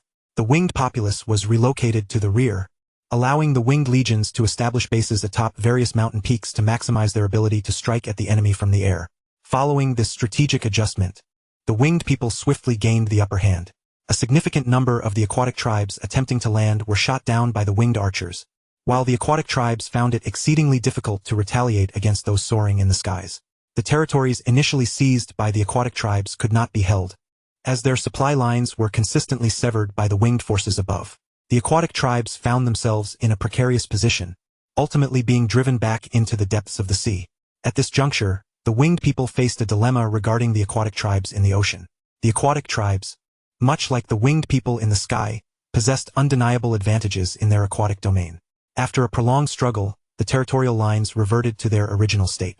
Witnessing the stalemate, Themis grew anxious, for the notion of launching an offensive against the continent seemed utterly absurd to most of the aquatic tribes. Having inhabited the ocean for generations, the aquatic tribes harbored little desire for the land. They remained indifferent to Themis's grand vision for the future, conditioned by the long-standing rule and authority of the Sea Mother, which compelled their habitual obedience. In exasperation, Themis sought the aid of the Sea Mother. With the winged tribes possessing aerial advantages, Themis could conceive of no other solutions. She implored the Sea Mother, Charybdis, to stir the ocean's tides, inundating the eastern coast and transforming portions of the coastal regions into maritime territory, thereby creating a home ground advantage for the aquatic army. The Sea Mother hesitated, concerned that such actions might provoke resentment among the terrestrial races, jeopardizing future dominion over the continent. For once the land was submerged, it would become saline and barren, rendering it unfit for cultivation. Yet Themis made a valid point. Without the ability to reach the shore, all subsequent plans would be futile. The Sea Mother, Charybdis, ultimately acquiesced. Chapter 83. To calm the maritime borders. In the year 1051 of the Goblin Empire, November, eastern coast. After successfully repelling the aquatic tribes back into the ocean, they remained quiet for a time. Sophia relocated her command tent to a mountaintop by the sea, dispatching numerous elite winged squads to patrol the coastline daily. Among them was Yadashi, an ordinary soldier of the Winged Legion, who diligently soared above the vast expanse of the ocean each day with his comrades, ever vigilant. Occasionally, squads of aquatic soldiers would surface to scout, only to be met with a rain of arrows from Yadashi and his companions. 5 months had elapsed since the aquatic invasion commenced. Under the leadership of the kingdom's vice-lord, the Radiant Saint Sophia, Yadashi had been engaged in battle against the aquatic tribes for over 4 months. He had experienced the failures of the aquatic tribes as they landed and seized cities and coastal lands, as well as the triumphs that followed Sophia's strategic shifts, which dealt significant blows to the tall, blue invaders across the vast land. Ultimately, the winged people united their efforts to suppress the invading aquatic forces back into the sea, and Yadashi felt an immense pride in his identity as a winged being. In the eyes of him and his comrades, those wretched aquatic brutes deserved to return to their ocean to feed the sharks, rather than encroach upon the continent and vie for territory with the winged people. They believed that after being driven back into the sea, the aquatic tribes would likely refrain from further aggression, allowing them to restore a peaceful and tranquil life. On a fine day, beneath a clear blue sky, the sea lay tranquil. A gentle sea breeze caressed Yadashi's face, bringing him comfort. Beside him, his comrade Yoris was lamenting, "Alas, after months of seafood, I feel as though my mouth is turning as salty as a fish's." With the winged forces on the eastern coast numbering in the hundreds of thousands, relying solely on previous food reserves was unsustainable. Sophia typically ordered the troops to scour the battlefield after each engagement, collecting the seafood left behind by the aquatic tribes to serve as provisions. In response to his companion's grumbling, Yadashi smiled and reassured him, "Victory is within our grasp. Once we return to our homeland, I shall treat you to a meal of mutton from the northern plains at Uncle Ed's tavern." "Yadashi, you really think you can afford that? Those greedy goblin merchants charge quite the price." "Haha, that's because my sister is a handmaiden of Princess Sophia, and my family is fairly well off." "Yadashi, my dear brother, how do you find your brother-in-law?" As the two engaged in light-hearted banter, immense shadows suddenly loomed on the distant horizon. Yadashi happened to glance towards the sea line and was instantly filled with dread. "Quick! We must return to inform Lady Sophia. A cataclysmic sea disaster is upon us." Not only they, but all the patrolling winged squads also discerned the impending colossal waves and quickly turned back. However, before they could relay the warning to Sophia, a striking figure, a valiant female winged warrior, emerged in the sky, standing at the forefront of all the winged people. She wielded the sword of lava, her gaze fixed upon the monstrous waves approaching from the ocean, her face a mask of fury. Themis, calculating that even with her utmost effort to summon the power of the lava, she would struggle to withstand such overwhelming waves, Sophia knelt upon one knee, lifting her gaze to the platinum moon in the sky. "O king, please protect your kin." The earth-shattering ocean waves towered several hundred meters high, rushing forward with astonishing speed. As Sophia knelt in midair, the first of the immense waves surged close. The enormous swell obscured the heavens, and the briny sea breeze was engulfed by the oncoming tide. To Sophia, positioned at the forefront, the impending deluge rendered her as insignificant as an ant, poised to be swallowed by the monstrous waves. All the winged people were filled with terror and despair. Yet, at that moment, the platinum moon in the sky suddenly radiated a resplendent brilliance, momentarily outshining even the sun above. In an instant, a colossal blue sword, imbued with the essence of boundless oceanic waters, thunderously descended from the infinite heights, plunging into the coastline. Invisible ripples spread forth with a resounding clang. It seemed as though a magnificent will, unparalleled in the cosmos, manipulated the surging seas, forcefully suppressing the towering waves with an iron grip. Subsequently, a voice of clarity and authority reverberated through the heavens and the earth. Under its decree, the dominion of heavy waters was invoked to pacify the maritime realm. Chapter 84. In a fit of rage. High above, Jiangyu sat regally upon the platinum throne, his silver hair billowing, as his violet eyes abruptly opened, casting a downward gaze towards the abyssal depths. Meanwhile, at the ocean's floor, the sea matron Calypso, perched upon the throne of the Sea King, seemed to sense something. Her gargantuan head lifted suddenly, peering into the azure skies. It felt as though these two formidable entities were engaged in a silent dialogue that transcended the bounds of time and space. After a prolonged moment, the sea matron Calypso bowed her head at the bottom of the deep sea. Simultaneously, Jiangyu closed his violet eyes. He sat solemnly, unmoving as a mountain. Though he appeared relaxed, he was expending every ounce of his strength. Suppressing the tumultuous seas, stirred by a being like Calypso, was no simple feat, and he had yet to recover from his injuries.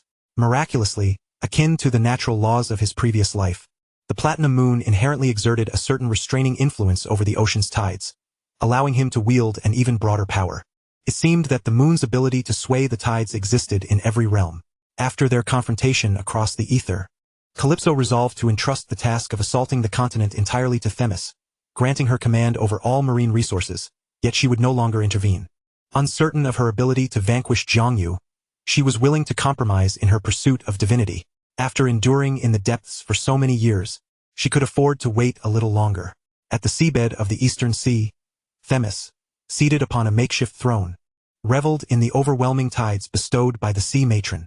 She gazed at Sophia, who appeared as insignificant as an ant before the towering waves, and chuckled with glee. "Sophia, let us see what you will do to save your kin now, perhaps with your firewood stick?" However, in the next moment, a powerful and resplendent will, akin to the hand of the heavens, swept across the tumultuous waves along the eastern coastline, calming them with ease. In an instant, she felt the waters imbued with a different kind of aquatic authority, an aura of unparalleled majesty enveloping the depths, pinning her to her throne, rendering her incapable of movement. Having only recently ascended to demigod status, her power had yet to reach its zenith, and this revelation truly astonished her. Gazing at the dazzling platinum moon in the heavens, she murmured, "Was that winged woman telling the truth? That radiant platinum moon indeed wields the power to suppress the ocean." On the eastern coast, as that cataclysmic force was instantly quelled by Jiangyu, Countless winged beings within its midst turned their fervent gazes towards the shimmering platinum moon above, their eyes ablaze with fanaticism and adoration. Holy, our king! Holy, sovereign of the skies! Sophia too tightened her grip on her lava-long sword, her eyes shimmering with exhilaration.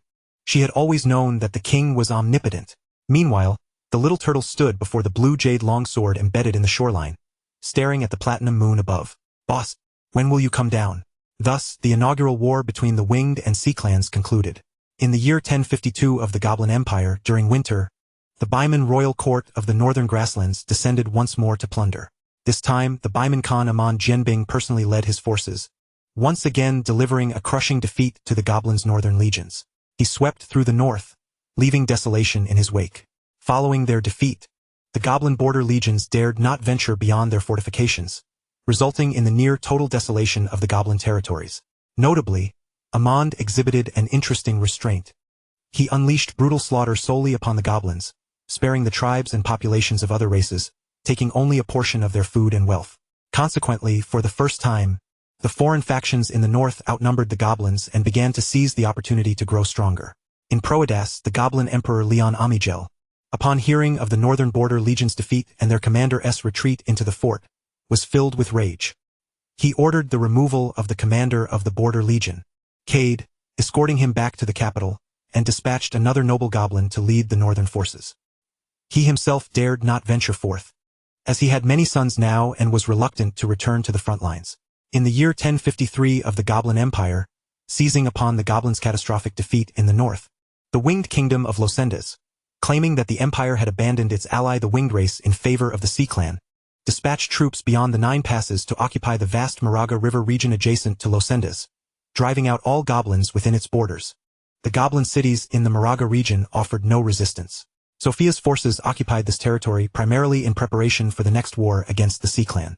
Clearly, she dared not allow the winged people to inhabit the lands along the eastern coast any longer. Therefore, this vast expanse of land had to be reclaimed from the goblins. There was also another reason. Just west of the Moraga River lay the Whispering Forest, and the ancestral land of the winged people, the High Barbarian Mountain, was located to the west of that forest. When this news reached Proedas, the goblin emperor Leon Amigel was incensed, exclaiming that it was an intolerable affront. In a fit of rage, he calculated the strength at his disposal and ultimately resolved to retaliate. In the year 1055 of the Goblin Empire, the dwarven kingdom of Avat announced its independence amidst the western mountains. Chapter 85, The Sister Wars and the Rise of the Bloodaxe Clan. The western mountains were rich in minerals and metals. A millennium ago, the dwarves acquired precious forging techniques from the human race of the previous era and have since thrived.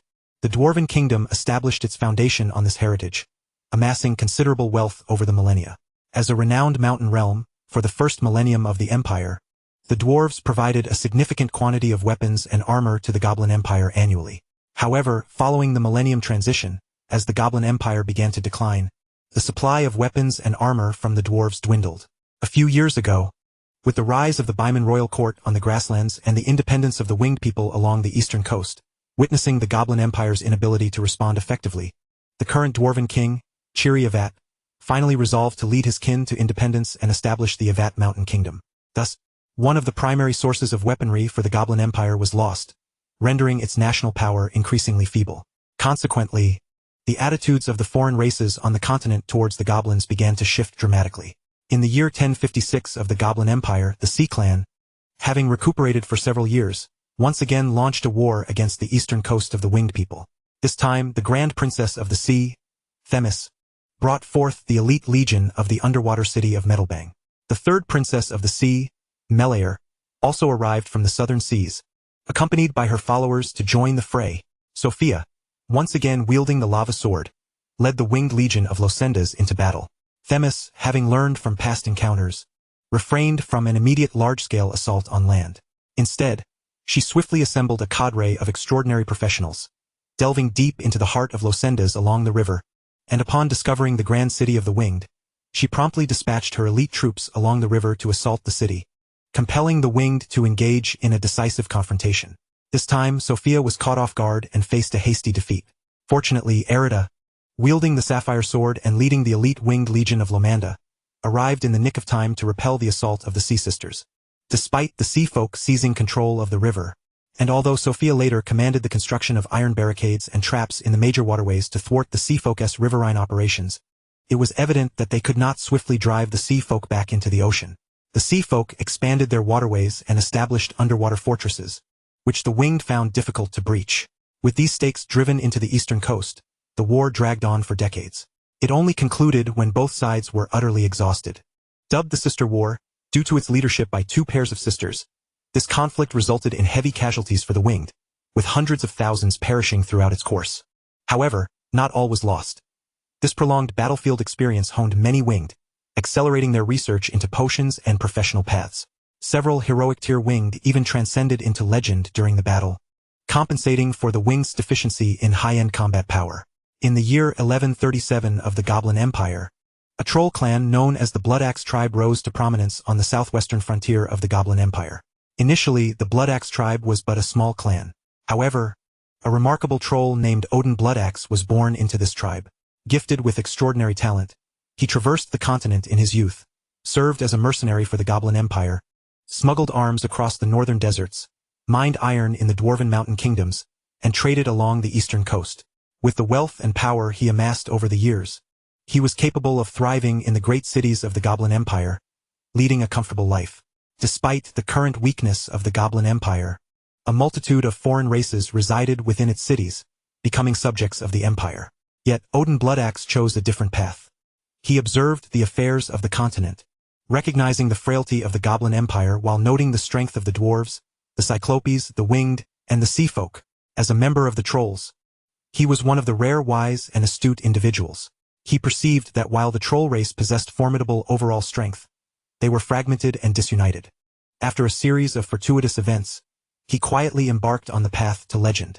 Subsequently, he returned to his homeland in the Domart region of the southwestern frontier, took command of the Bloodaxe tribe from which he hailed, and became the chieftain.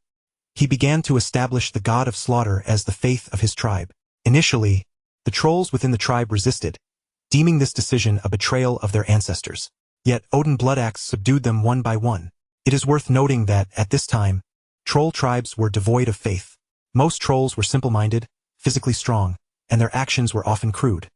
While they exhibited great combat prowess and the occasional emergence of legends, they had never formed a substantial force. This was largely due to the fact that most troll tribes operated independently, each resisting the other. Today, the Bloodaxe tribe seeks submission from the Stonehammer tribe, and tomorrow, the Stonehammer tribe is determined to defend its clan's honor. They revered their ancestors but lacked a unified belief, and no one contemplated this direction. Odin Bloodaxe aspired to unify the disparate troll clans under the faith of the god of slaughter. This god indeed possessed mystical powers, granting trolls boons in battle.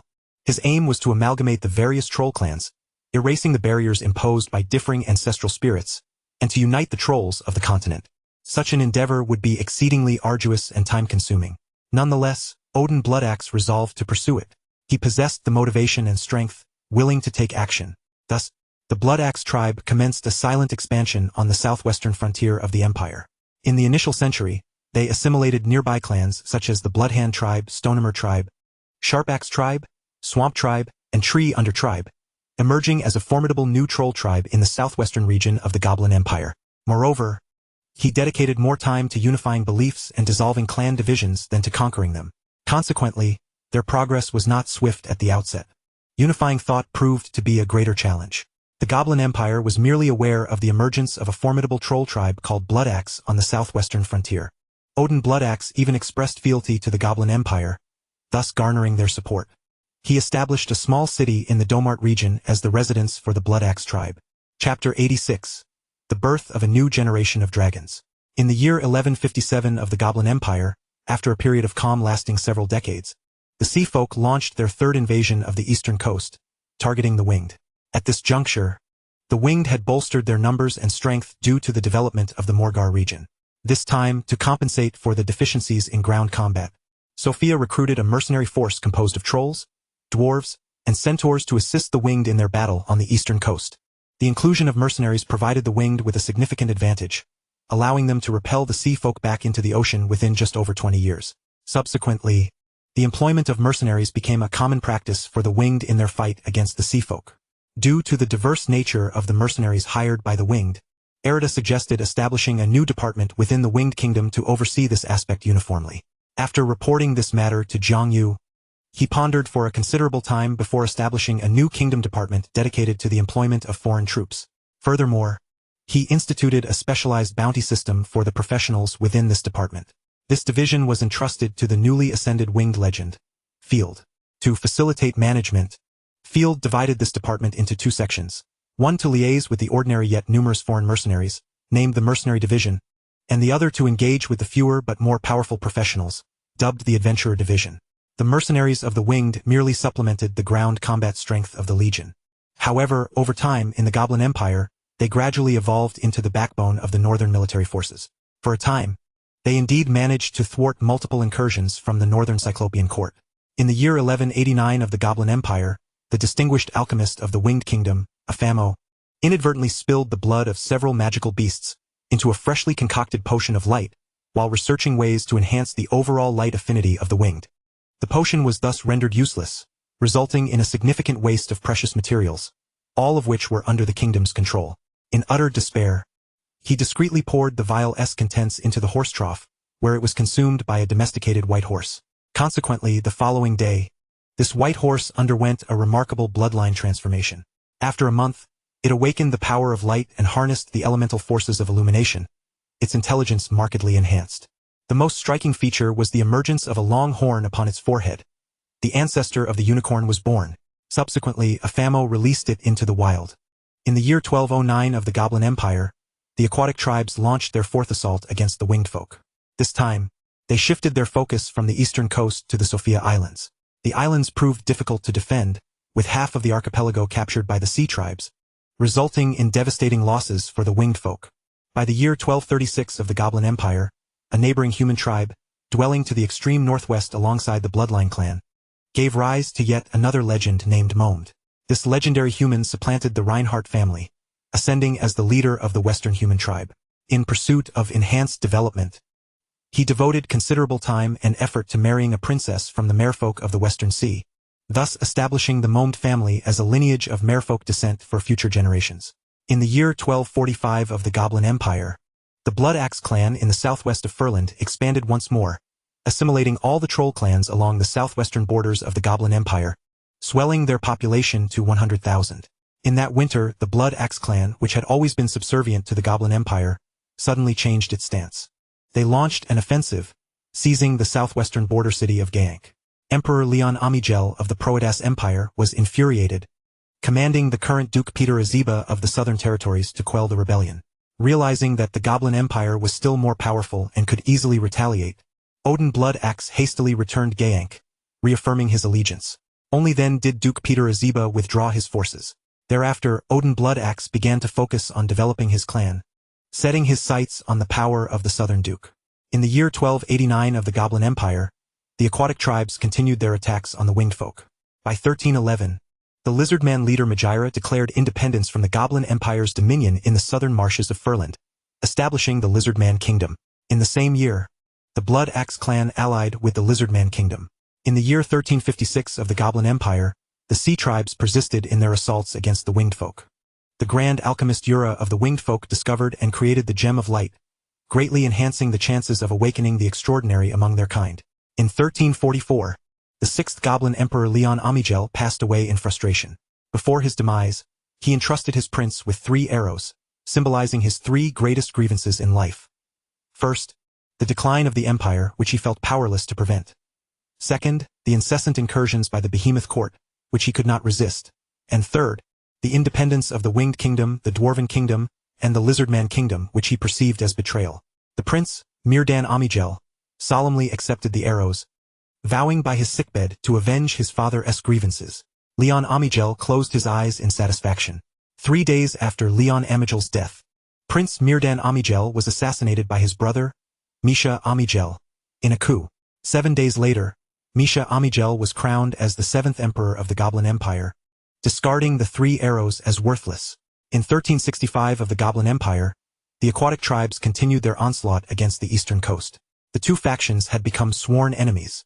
Sophia vowed to eradicate the aquatic tribes from existence.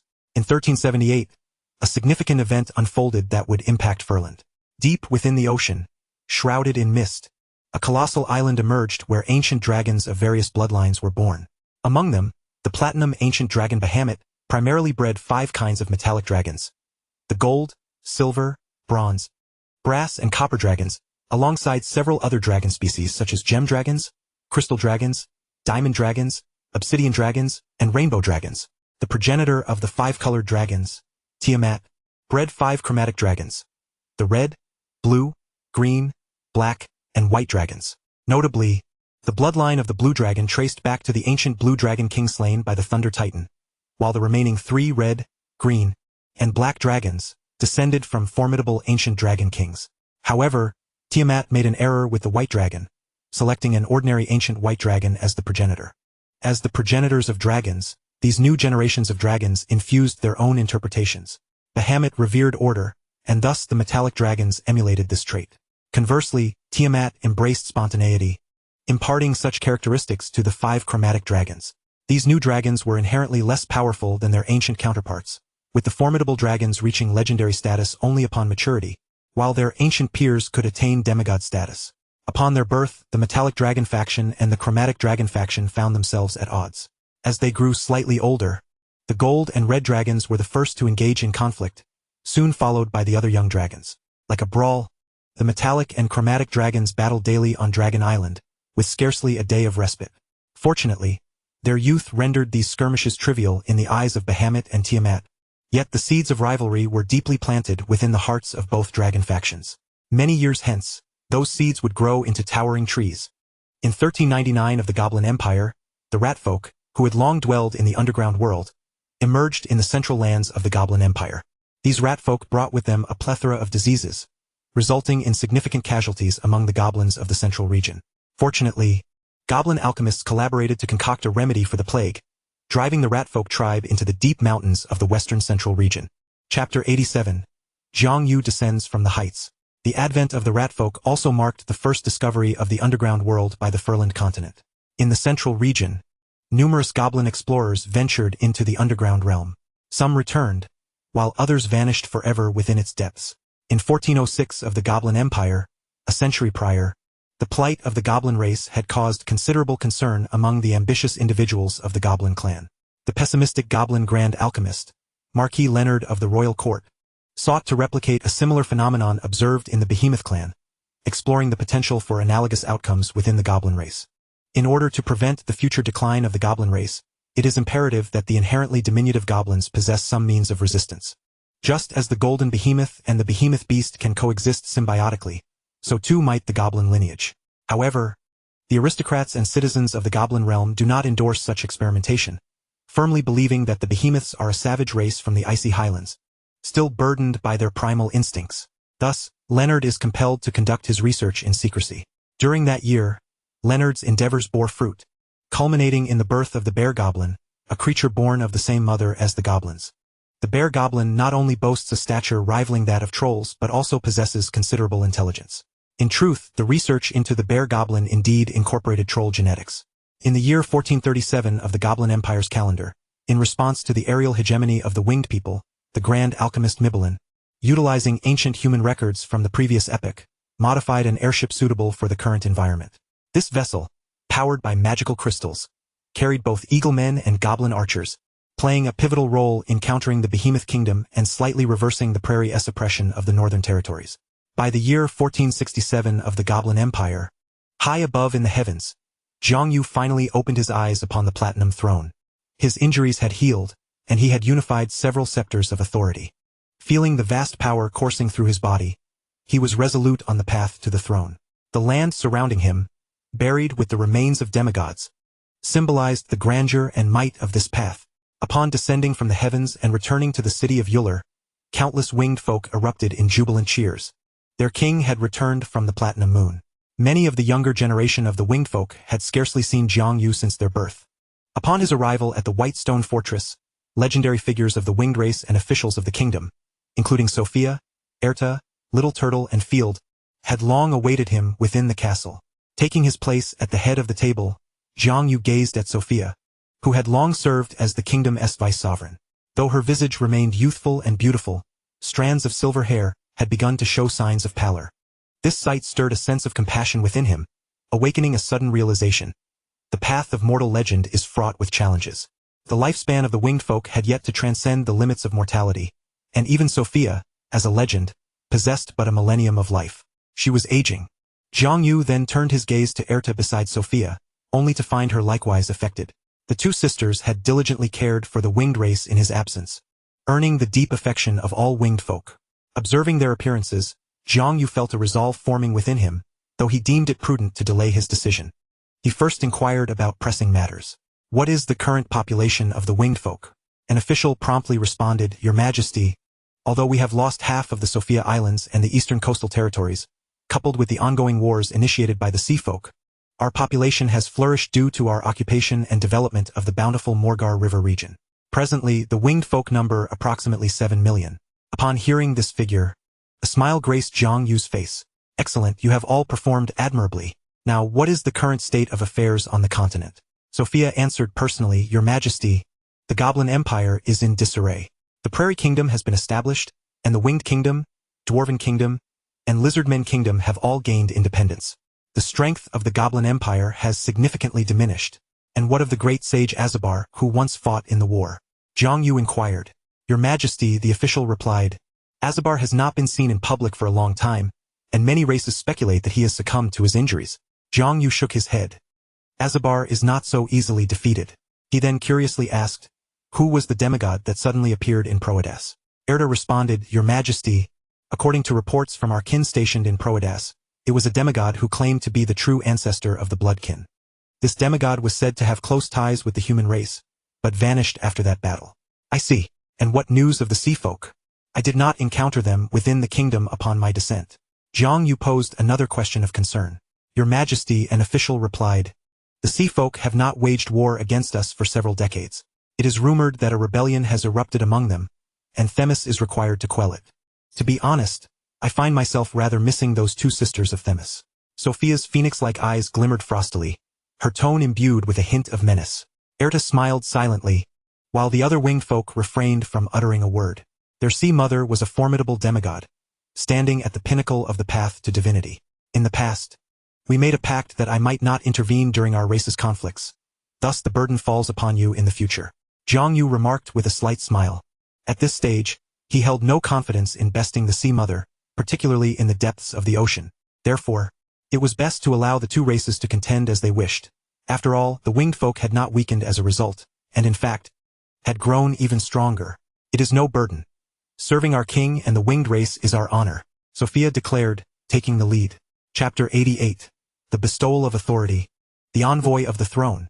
Afterward, Jiang Yu posed additional inquiries regarding the winged race to the kingdom's officials, covering diplomatic relations, agricultural produce, extraordinary professions, alchemical technology, enchanting techniques, and the breeding of magical beasts. The officials responded to each question in turn. As the wait drew to a close and nightfall approached, Jiang Yu dismissed the officials of the Whitestone Fortress, instructing them to return to their homes.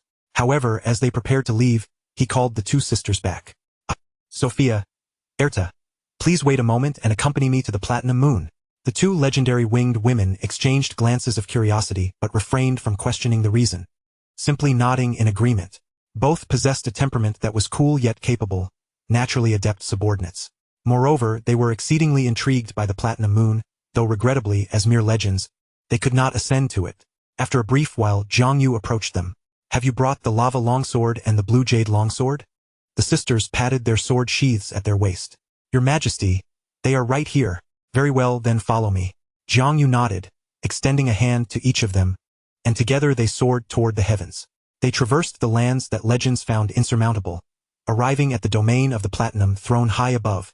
Upon their arrival, the sisters gazed with wonder upon the majestic Platinum Throne, then turned their eyes toward the nearby silver moon that seemed to shine eternally. Do not gaze upon that silver moon. Within it lies a slumbering powerful being, one whom even I cannot contend with, Jiang Yu cautioned. Oh, the sisters nodded obediently. Once they had composed themselves, Jiang Yu spoke. Sophia, Erta, you are not so young anymore, are you? Sophia has already surpassed a millennium in age, and Eretha is not far behind. With a legendary lifespan of 1,000 years, according to the natural course of time, the Sophia sisters should have met their demise centuries ago. However, several centuries prior, After Jiang Yu infused the essence of longevity into the bloodline of the winged people, although it did not transform the entire race into beings of eternal life, it did extend their original lifespan. Yet, as of today, their time is indeed drawing near. The Sophia sisters dedicated their entire lives to the winged people, remaining unmarried and childless, serving dutifully at the Platinum Throne without a hint of negligence. As descendants of companions from 15 centuries ago, Jiang Yu would feel even more remorse if it were not for the fact that the lineage of his elder sister, Limer, still endures. In response to Jiang Yu's inquiry, Sophia casually smiled and said, "To be honest, Your Majesty, in recent years, I have been searching for a successor. My age has become quite advanced, yet the winged people must continue to thrive." Aretha, standing beside her, offered a gentle smile. "They do not concern themselves with life and death, but rather with their king and kin. Sophia, Aretha, the winged people are currently at a crucial juncture of rapid development. I possess a method that can ensure your longevity." Sophia and Aretha exchanged astonished glances and inquired in unison, "Your Majesty, what is this method?" "I shall bind a certain authority to you. However, from this moment forth you must be irrevocably bound to the Platinum Throne. As long as the throne exists, so shall you. Should the throne shatter, you will perish alongside it." "We are willing," the sisters replied in unison. The prospect of witnessing the rise of the winged people and continuing to serve Jiang Yu is an opportunity they could never refuse. Seeing their agreement, Jiang Yu felt a sense of relief. "Very well. Take the lava longsword and the blue jade longsword and step forward." He then ascended the Platinum Throne, facing the two legendary winged beings who knelt before him, and solemnly declared, "Today, in the name of the Platinum Throne, I bestow upon Sophia and Aretha the authority of fire's lava and water's heavy water. Henceforth, you shall be the emissaries of my throne, wielding the might of my authority." As his words resonated, the long swords in Sophia and Aretha's hands erupted with radiant light of the laws, gradually transforming into ethereal forms and entering the bodies of the two legendary winged beings. The convergence of laws and compatibility of authority felt akin to a demigod's breakthrough. Simultaneously, the Platinum Throne and its entirety vibrated, and a magnificent brilliance enveloped the realm. In that instant, the platinum moon shone resplendently across the heavens, eclipsing the brilliance of the silver moon and the sun. As the radiance faded, Sophia and Aretha appeared more youthful yet exuded greater authority. Their silver hair became smooth and flowing, resembling celestial beings. More importantly, Sophia's eyes transformed into hues of molten lava, while Aretha's eyes deepened into a profound blue. From that moment onward, they became the emissaries of the throne, comparable to demigods. Afterward, the three descended from the heavens. This time, Sophia and Aretha could descend on their own. In the future, should Jiang Yu need to remain seated in the heavens, they could ascend to seek him. 3 days later, Jiang Yu unearthed the remains of the radiant titan, Asuna, from her resting place on Paradise Mountain and brought her back to the heights. Despite the passage of over 1,000 years, the demigod's body remained uncorrupted and vividly lifelike. He extracted the titan's femur and forged it into a radiant longsword, then, drawing upon his comprehension of the radiant laws, summoned the power of authority to descend and decisively suppressed it. The world's malice approached as anticipated. Yet Jiang Yu paid it no heed. He plunged the radiant longsword, imbued with the suppressed radiant authority, into the titan's skull. Some of the powers of the radiant authority were replenished, becoming even more potent. With this strike, the radiant titan's flesh and blood dissolved, and her remains were absorbed by the floating land of the Platinum Throne, expanding its area slightly. In the year 1468 of the Goblin Empire, the Sea Tribe invaded the eastern coastline once more. It seemed that the Sea Tribe's Grand Princess had quelled a rebellion and finally returned to lead her forces in attack. After spending several centuries in a stalemate, anyone else would have abandoned the endeavor or sought a different battleground. Yet, for reasons unknown, Themis remained obstinately committed to confronting the winged people. Naturally, Sophia would not relent either, leading her troops to resist once more. This time, with Sophia and Aretha's significantly enhanced powers, they initially suppressed Themis and Meleager, forcing Themis to retreat to the sea in search of stronger allies. Unfortunately, aside from the third Princess Meleager, Themis had a mediocre reputation among her sisters and lacked close connections. Thus, this confrontation ended in a rather anticlimactic fashion. Throughout this battle, Jiang Yu observed the entire process from the Whitestone Fortress. He began to understand why Themis, once a respected princess commanding loyalty from her followers, would later become akin to a solitary sea demon in the future, as her intellect seemed rather lacking. With this realization, he set aside his concerns, exchanged words with Sophia and the others, and departed from Rosenda's, embarking on a journey across the continent. He intended to fulfill an ancient promise before venturing to the continent of Finadun to explore the mysteries of the elven origins.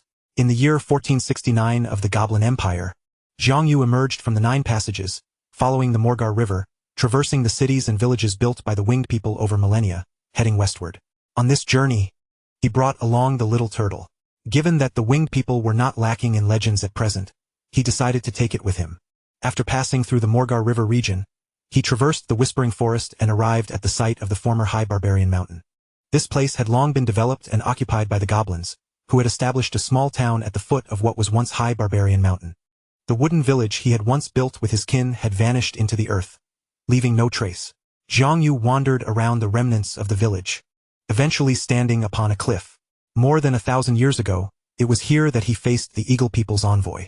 Time had passed, and he had fulfilled his promise by obliterating the Eagle People's court. However, there was an aspect that affected his mood. The caves where the ancestors of the winged people once resided on High Barbarian Mountain had been taken over by a horde of goblins. Is this land of my dragon's ascendants truly a place where you green-skinned little brutes can dwell? Zhang Yu scowled, unsheathed his sword, and eliminated all the goblins, disposing of their corpses in the Whispering Forest. After spending several days on High Barbarian Mountain, he continued northward towards the Great Desert Prairie. Chapter 89. The Emergence of the Church. With the ordinary flight speed of the winged people, it would take 7 days to fly west from High Barbarian Mountain to the vast sea forest. However, given Zhang Yu's current speed, reaching the vast sea forest would not require such a prolonged journey. Yet, he did not wish to rush, as time was not of the essence. He considered it a retracing of his past path. Traveling westward from High Barbarian Mountain, the landscape was no longer as wild as before, as the goblins had cleared a path. Along this route, numerous goblin tribes were scattered, followed by convoys of goblins. The caravans of these goblins typically enlist trolls as mercenaries to ensure their safety. Along this lengthy route, several goblin settlements can be found.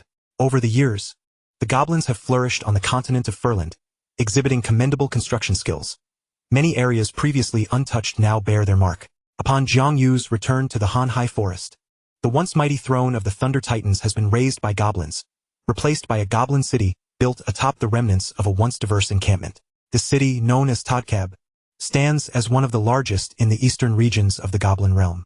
Entering this goblin city, one would find not only the native goblin populace but also representatives from various clans across the continent, with trolls being the most numerous. The second chapter unfolds, showcasing the goblins' distinctive sense of civilization, which offers a unique charm. In the eastern part of Todkab, a grand platform has been constructed, level with the city walls, adorned with runes that illuminate with the glow of magic crystals. Several airships, the latest advancements in goblin alchemical technology, are docked there. The progress of goblin alchemy, if one overlooks the external circumstances of the Goblin Empire, appears to be flourishing. Zhang Yu, accompanied by his small turtle, boards one of the airships. The sight of the winged people flying on airships astonishes the visitors, as winged folk have been a rarity on the continent of late. Since the independence of the Kingdom of Rosendas, the goblins' perception of the winged folk has also diminished. Nonetheless, this particular goblin captain of the airship harbors a certain disdain for the winged folk. Yet, Zhang Yu's commanding presence compels him to show respect. The airship departs from Todkab, traversing the Han High Forest, the Thunder Marshes, and the Burner Mountains, heading northward until it arrives at the largest city in the Northern Territories, Ubud. Here lies the Goblin Northern Legion, tasked with the critical responsibility of defending against the threats posed by the behemoth kingdom of the Northern Plains. Zhang Yu then ventures north from Ubud, directly entering the grasslands in search of the human tribes that once migrated northward. The current human tribes have adapted to their grassland existence, splintering into numerous nomadic factions that govern themselves independently. Originally, their ancestors were shepherds of griffins, and transitioning to herding cattle and sheep has proved no challenge. However, the largest tribe is the Rhine tribe, established at the northeastern edge of the Northern Territories, where the three rivers converge in a region abundant with rainfall, thus forming a grassland city. This tribe was historically the main lineage of the northern human migration, consistently under the rule of the Reinhardt family. The present Dio Reinhardt is the grandson of Vega Reinhardt, representing the most authentic lineage of the Reinhardt bloodline. Upon Zhang Yu's arrival at this tribe, Dio Reinhardt is visibly moved, immediately recognizing Zhang Yu's identity.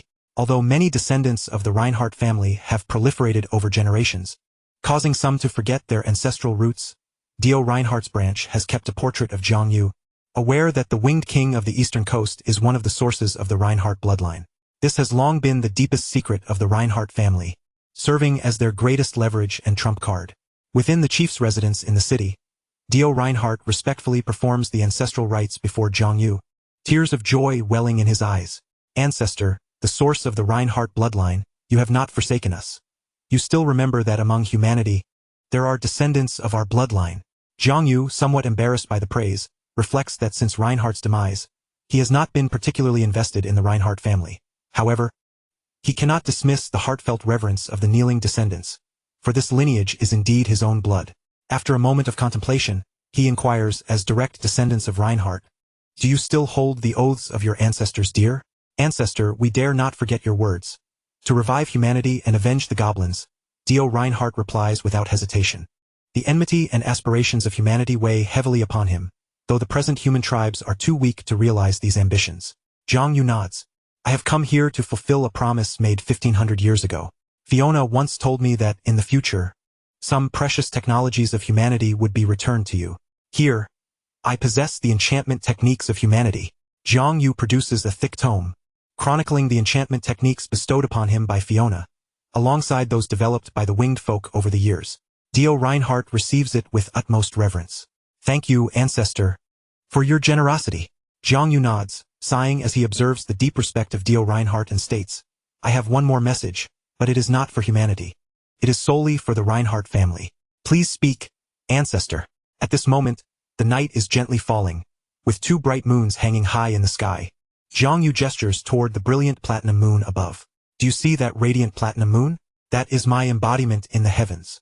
Should your Reinhardt lineage face peril in the future, call upon my name beneath the light of the platinum moon, and I shall protect you. Remember, do not invoke my name lightly. My protection for the Reinhardt family is limited to your times of crisis. Despite this restriction, Dio Reinhardt's gratitude knows no bounds. Thank you, ancestor, for your benevolence. His eyes gleam with admiration, realizing that the ancestor is indeed the luminous white moon in the sky. Today, many among humanity revere the white moon. Ancestor, the descendants have an unspoken request. Please grant us this favor. Speak. The Reinhardt family wishes to establish a faith centered around the platinum moon within their lineage, to unite their kin's hearts and gradually extend it to all of humanity. Zhang, taken aback, recognizes this as akin to the initial stages of a religious movement. He smiles. Very well. He does not seek faith for himself but does not wish to deny humanity's beliefs. Given the uncontrollable nature of this process, it is prudent to seize the opportunity and occupy the space of future deities. Chapter 90. The Father of Oak Trees in the Continent of Phinodon. After spending some time in the region of the Three Rivers, Zhang, accompanied by Dio Reinhardt, explores the surroundings daily. Meanwhile, the small turtle finds great interest in instructing the practitioners of the Reinhardt tribe. He relishes the experience of being a teacher. A month later, Zhang departs from the Reinhardt tribe, and the chief, Dio Reinhardt, leads all members of the Reinhardt family from the tribe to bid farewell to Zhang as he leaves the city. While others may not comprehend the chief's intentions, Zhang has gleaned a hint of understanding. Apart from the genuine reverence for Zhang, the ancestral figure of their lineage, Dio also sought to make it known to the world that the Reinhardt tribe of humanity shares profound ties with the Winged Ones, having leveraged the latter's influence. The stature of the Reinhardt family among humanity has diminished significantly from its once illustrious standing. Subsequently, Zhang continued his journey westward, arriving at a small hill that once belonged to the Balak territory. The transformation here was remarkable. The once lush and towering osmanthus tree had vanished, replaced by a tangle of weeds due to years of neglect. The gravestones of Fiona and Reinhardt were now askew and half-buried in the earth. In mere centuries, this place had become desolate, a former human city reduced to ruins, overrun by beasts and reclaimed by the forest, a testament to the passage of time. After humanity's departure, the northern goblins established their own settlement south of Balak City, albeit on a modest scale due to the frequent incursions from the northern steppes royal court. Atop the hill, after writing the gravestones and brushing off the dust, Zhang stood for a moment as the sun dipped below the horizon before departing. He chose not to venture further westward into the continent of Furland but instead turned eastward, aiming to soar directly to the continent of Phinodon. With a leisurely flight interspersed with pauses to absorb the continent's vistas, he arrived at the eastern coastline of Furland. This stretch of shore, located north of the Winged One's eastern coast, boasted a significantly colder climate. Here, he crossed the sea to reach Phinodon, navigating the vast expanse that separated the two continents, nearly equivalent to the entire breadth of Furland. Accompanied by his small turtle companion, Jiang Yu glided leisurely for half a month, traversing storms and rain, until at last, he set foot upon the shores of Finadun.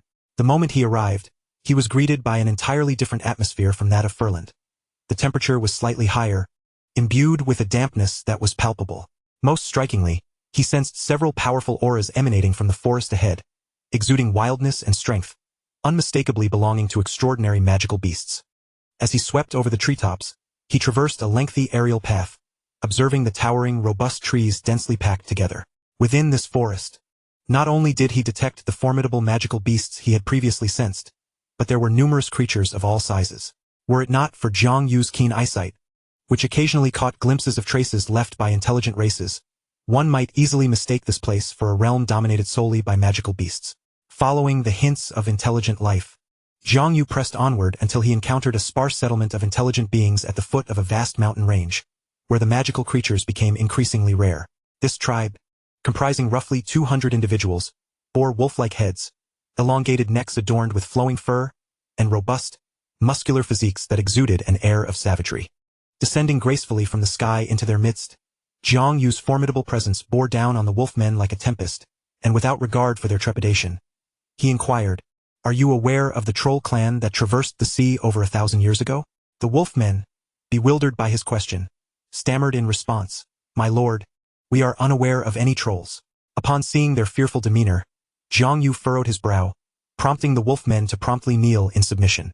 Meanwhile, the small turtle perched upon his shoulder stifled a chuckle. "Besides yourselves, what other races or tribes dwell nearby?" Jiang Yu pressed further. "My lord, the most powerful race in the vicinity is the Traiants residing in the Edith Great Forest." "Very well," Jiang Yu replied, relaxing his brow before taking to the skies once more. On his shoulder, the small turtle mischievously tossed an object down to the wolfman tribe.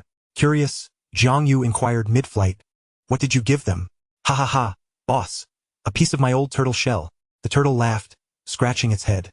"And what purpose does that serve?" Jiang Yu questioned. "Boss, this is the first race we encountered upon arriving in Finadun. It's a keepsake, a token of our fateful encounter. Who knows, perhaps one day, these fellows will evolve into a civilization with their own paths to becoming practitioners. After all, the High Barbarian Mountain Tribe was once just a small band of 200 as well." At the base of the mountains, an elderly wolfman shaman joyfully cradled the shimmering turtle shell, raising it high and exclaiming, "Extraordinary power." In time, this wolfman tribe indeed flourished. In the heart of the Edith Great Forest, an area of trees towered above the rest, appearing as if a circular anomaly of mutated oaks had emerged within the forest. The abundant life force pervaded this land of mighty oaks, enveloping it like an ocean. Upon crossing the lengthy mountain range, Jiang Yu was struck by this sensation.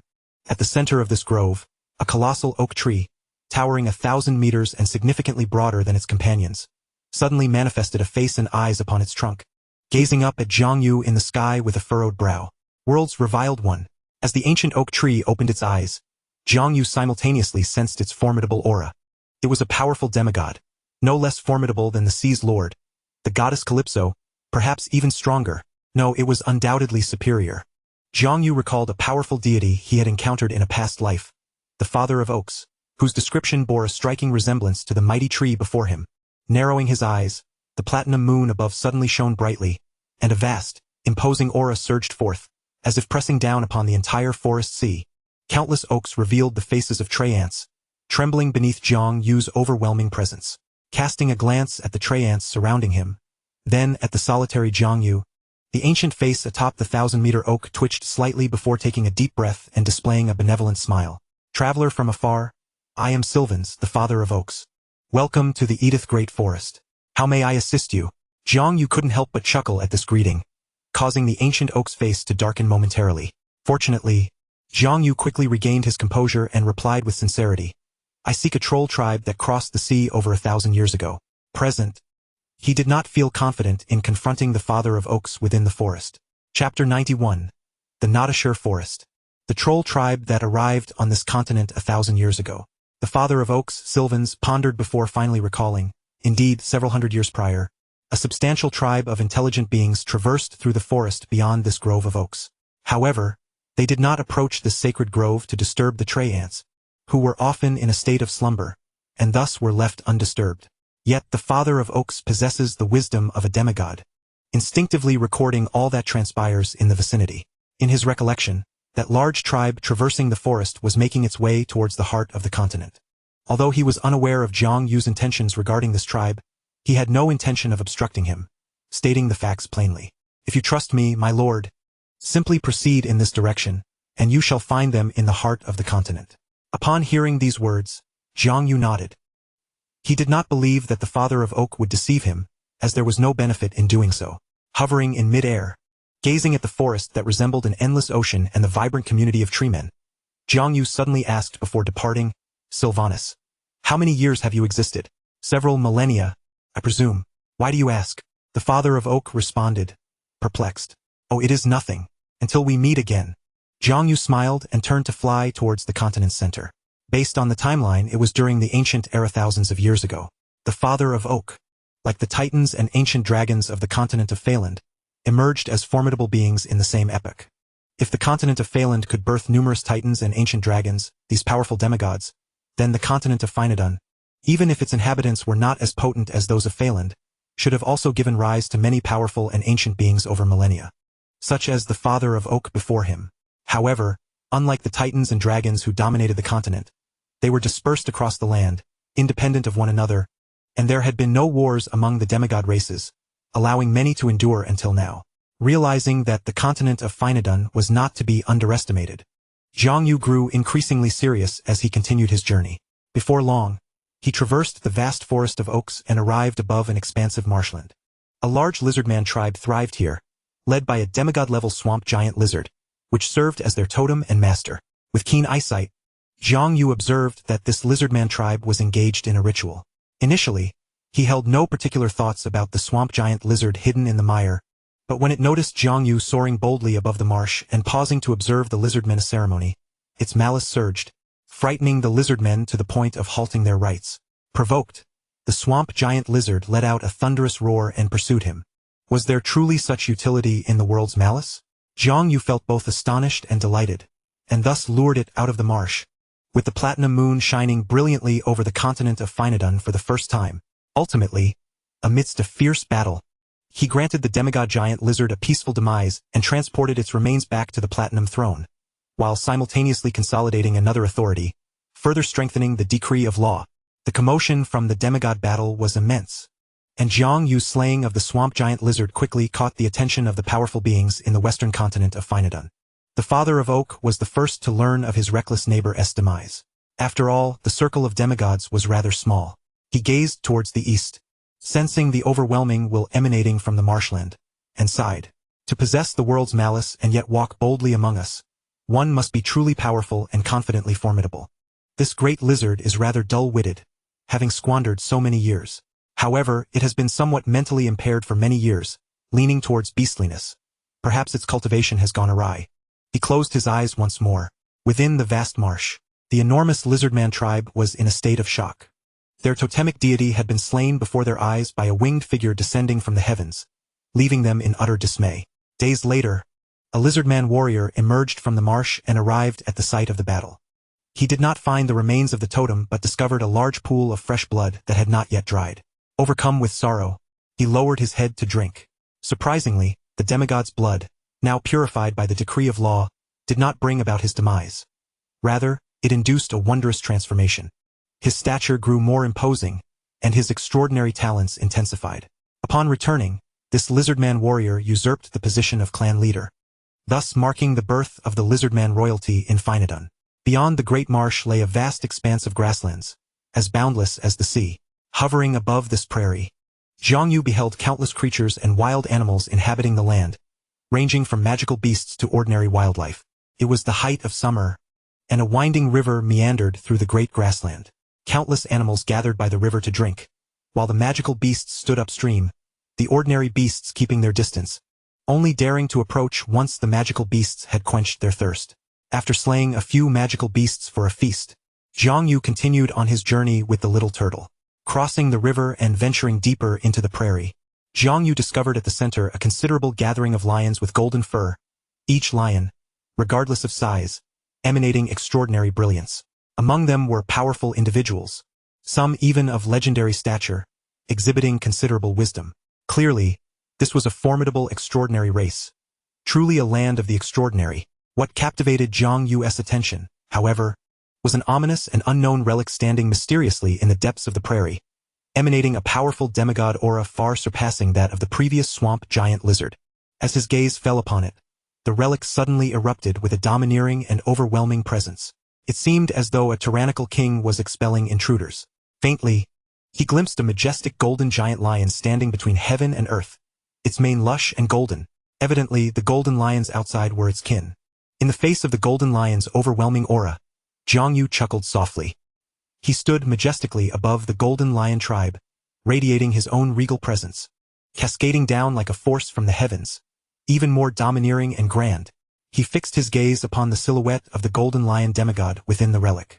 After a considerable time, the aura emanating from the relic finally diminished, ultimately dissipating. At that moment, a light chuckle echoed across the vast expanse of the prairie. For a brief instant, the entire grassland was filled only with the breath of the wind. These demigods of Finadun seemed content to remain cooped up in their own lairs, afraid to venture beyond their comfort zones. They were nothing like Zhang Yu's previous giant lizard friend, who had been so hospitable. Below, upon the great prairie, all the golden lions lay prostrated on the ground under Zhang Yu's oppressive aura, not daring to breathe. The leader, a legendary lion king, buried its head low, his heart filled with trepidation. Over the years, he had encountered some silver-haired, winged avians in the east, yet none had ever evoked such terror. After a prolonged silence, a thought suddenly sprang to mind. I wonder if those avians in the Notashire forest, no, those beautiful winged beings, have a fondness for lionesses? To boldly flaunt themselves above their ancestors while their ancestors have shown deference, such a powerful being is truly unprecedented. After a considerable time had passed since Zhang Yu's departure, the legendary Lion King remained with his head bowed, too timid to peek out. Zhang Yu ventured further east, leaving the depths of the grasslands behind. He soared over river valleys, traversed mountains, and glided across plains, ultimately arriving at the edge of an expansive forest. Standing beneath the clouds, he beheld several villages emerging from within the woods. The inhabitants of these villages bore a resemblance to the trolls of yore, though their features had softened considerably. They lacked the robust and towering stature of trolls, appearing somewhat shorter in height. If one were to describe them, Zhang Yu would liken them to a blend of trolls and elves. Chapter 92. Silver Moon Traces. The Natashire Great Forest was the destination of the ancient Wood clan. They had crossed the ocean and journeyed tirelessly, ultimately finding their place of residence. The perils encountered along the way are best left unmentioned, for they eventually arrived here without incident. Natashire, which means the beautiful forest beneath the silver moonlight, welcomed them. Upon reaching Natashire, the initial leader of the Wood clan renounced the troll lineage and adopted the name of elves, becoming the first elven king. For over a millennium, they have enjoyed a largely peaceful existence, their presence and traces of life scattered throughout Natashire. The villages before Zhang Yu exemplified this. Having previously interacted with this troll clan, Zhang Yu had formed a favorable impression and sought to inquire about the current state of the elven race from a nearby elf. Thus, he descended from the sky with the little turtle and approached the outermost village. At that moment, dawn was breaking, and the sky was illuminated.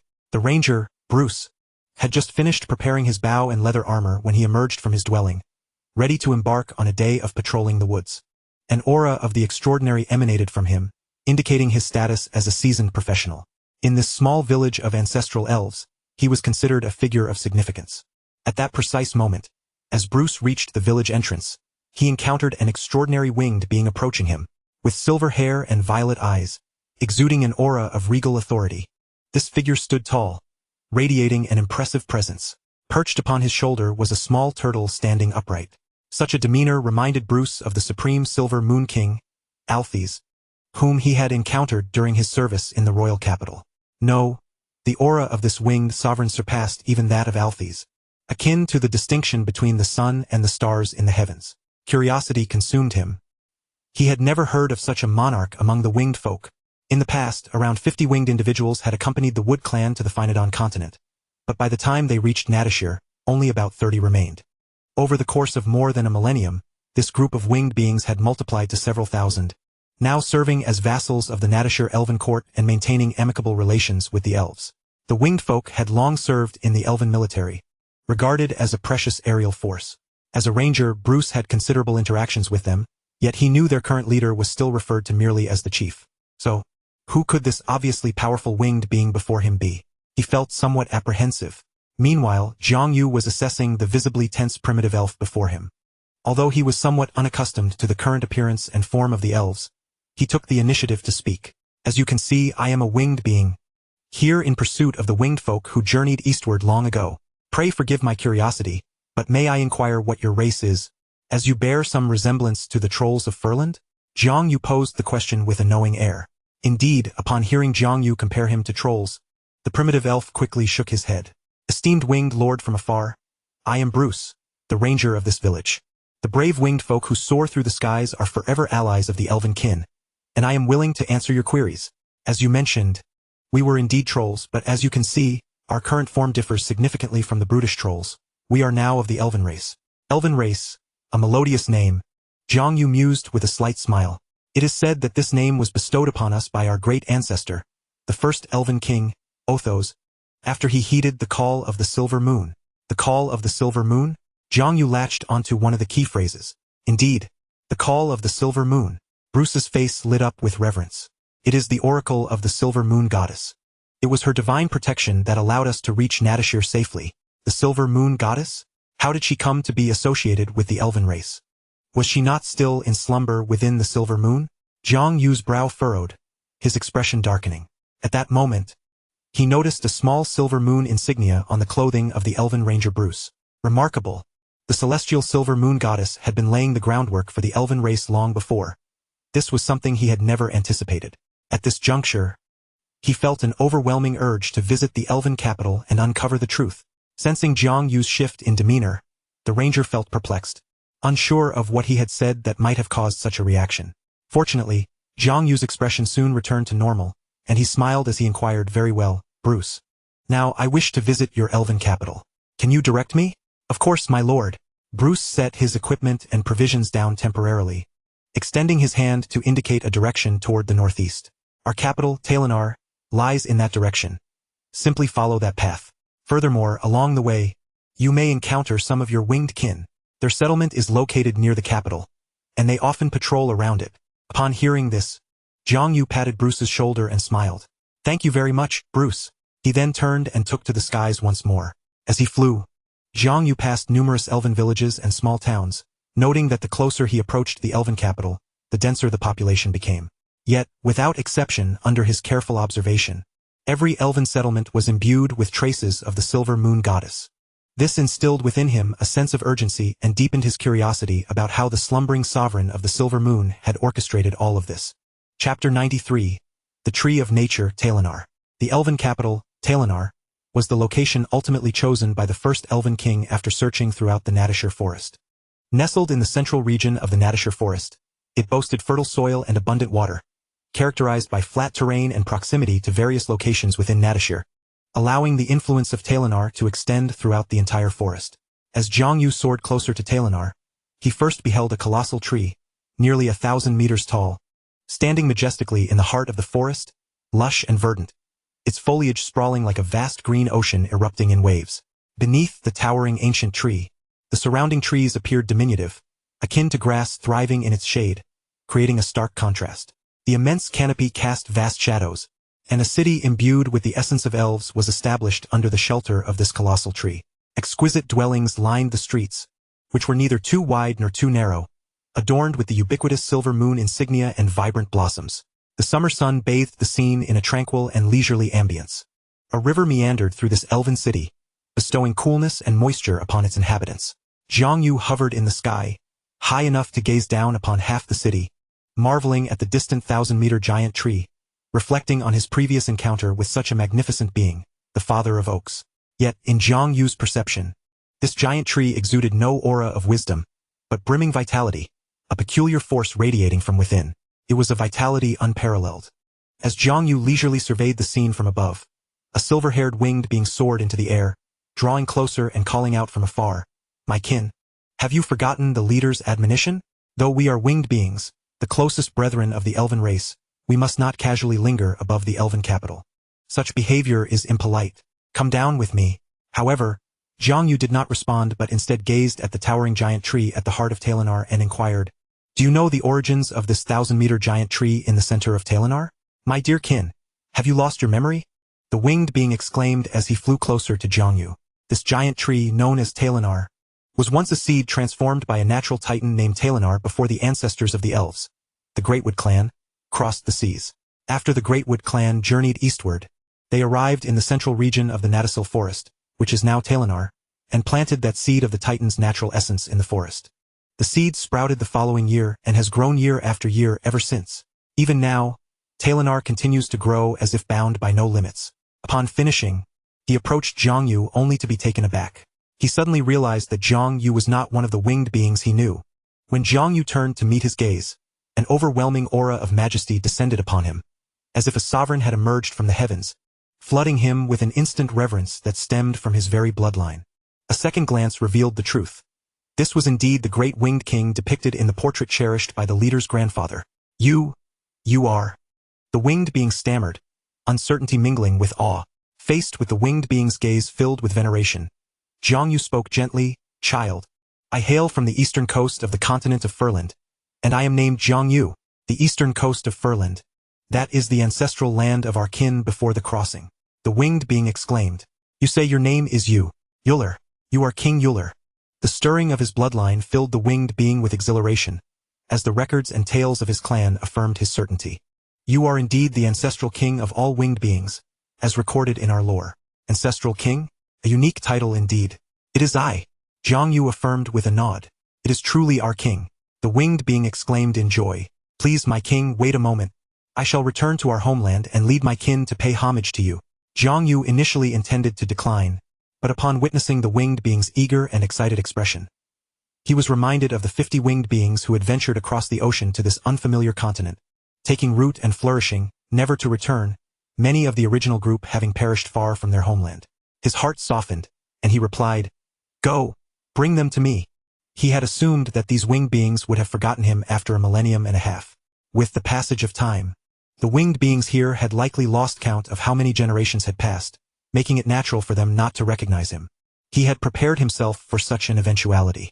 Yet, to his astonishment, within this extraordinary realm, the power of bloodline remained so pure and potent that it allowed descendants, even after millennia, to retain the same reverence for their ancestors.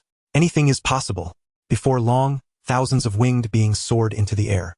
Leading them was an elder winged being, cradling an ancient parchment illustration, which he unfurled before Jiang Yu.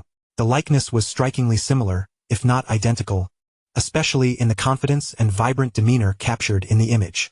Coupled with the kinship and commanding presence Jiang Yu radiated, they instantly recognized that the winged being before them was indeed their ancestral king. Tears streamed down the elder's face as he led the throngs of winged beings in a profound gesture of reverence, bowing in the highest elven tribute. King. The commotion in the skies had long since attracted the attention of the entire Talinar region. In the forest, the rangers lowered their bows and gazed skyward. On the streets, the elven residents paused their activities, stepping out of their tree dwellings to behold the spectacle above. Even the elven king Althais leaned upon his staff, emerging from the moonlit court to observe the extraordinary scene. Almost all the winged beings of Talinar ascended, bowing in reverence to the silver-haired, violet-eyed young winged being, proclaiming loudly, "King." The grandeur of the moment resonated throughout the heavens and earth. All elves found themselves pondering, who is that winged being? It sounds as though he is the winged king.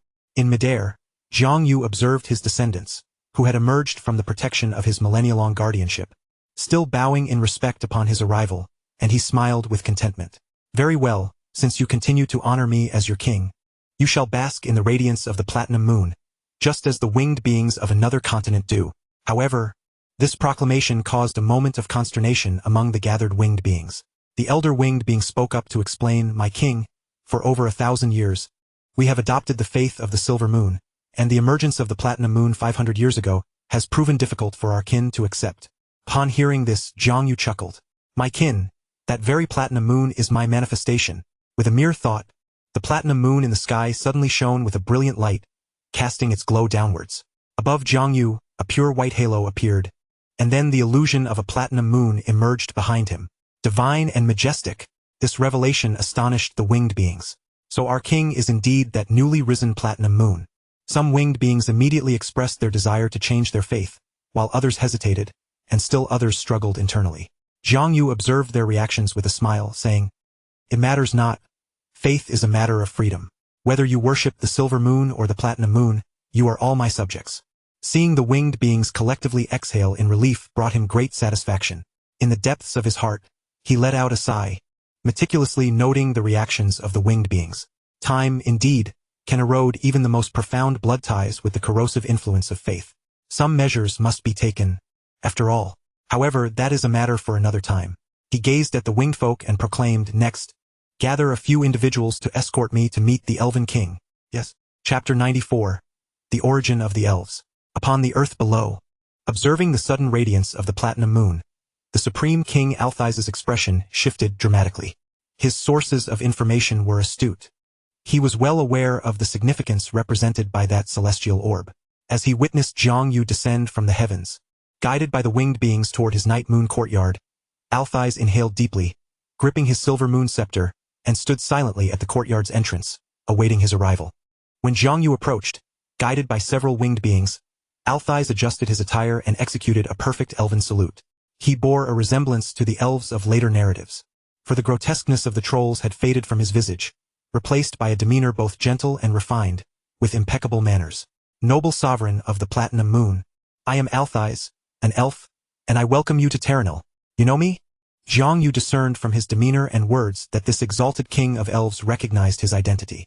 Half a month prior, the platinum moon had unexpectedly blazed forth, casting its brilliance over the lost marsh. Shortly thereafter, news of the Marsh King Mateus's demise reached the ears of many. "The very being who struck down the Marsh King was none other than you, was it not?" "It is I," Jiang Yu acknowledged with a smile and a nod. Althais was instantly filled with admiration. "What an extraordinarily glorious achievement!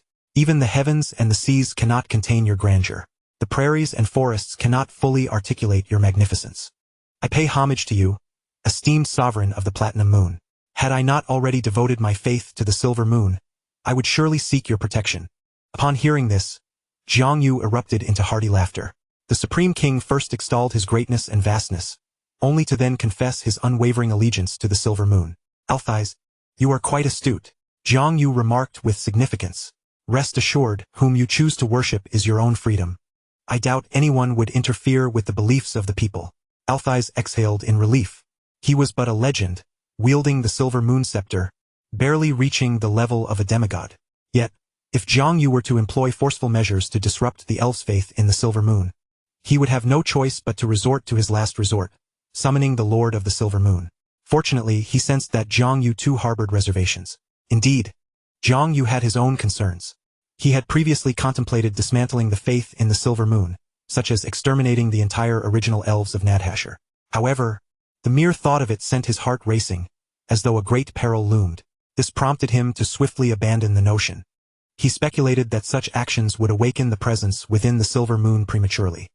He remained unaware of the depths of the Lord of the Silver Moon, but without a doubt it could match his strength if not surpass it. As both were celestial orbs in the sky, should the Lord of the Silver Moon be enraged, it could drag his platinum moon down from the heavens. Setting aside these distractions, Jiang Yu inquired about a matter of utmost interest to him.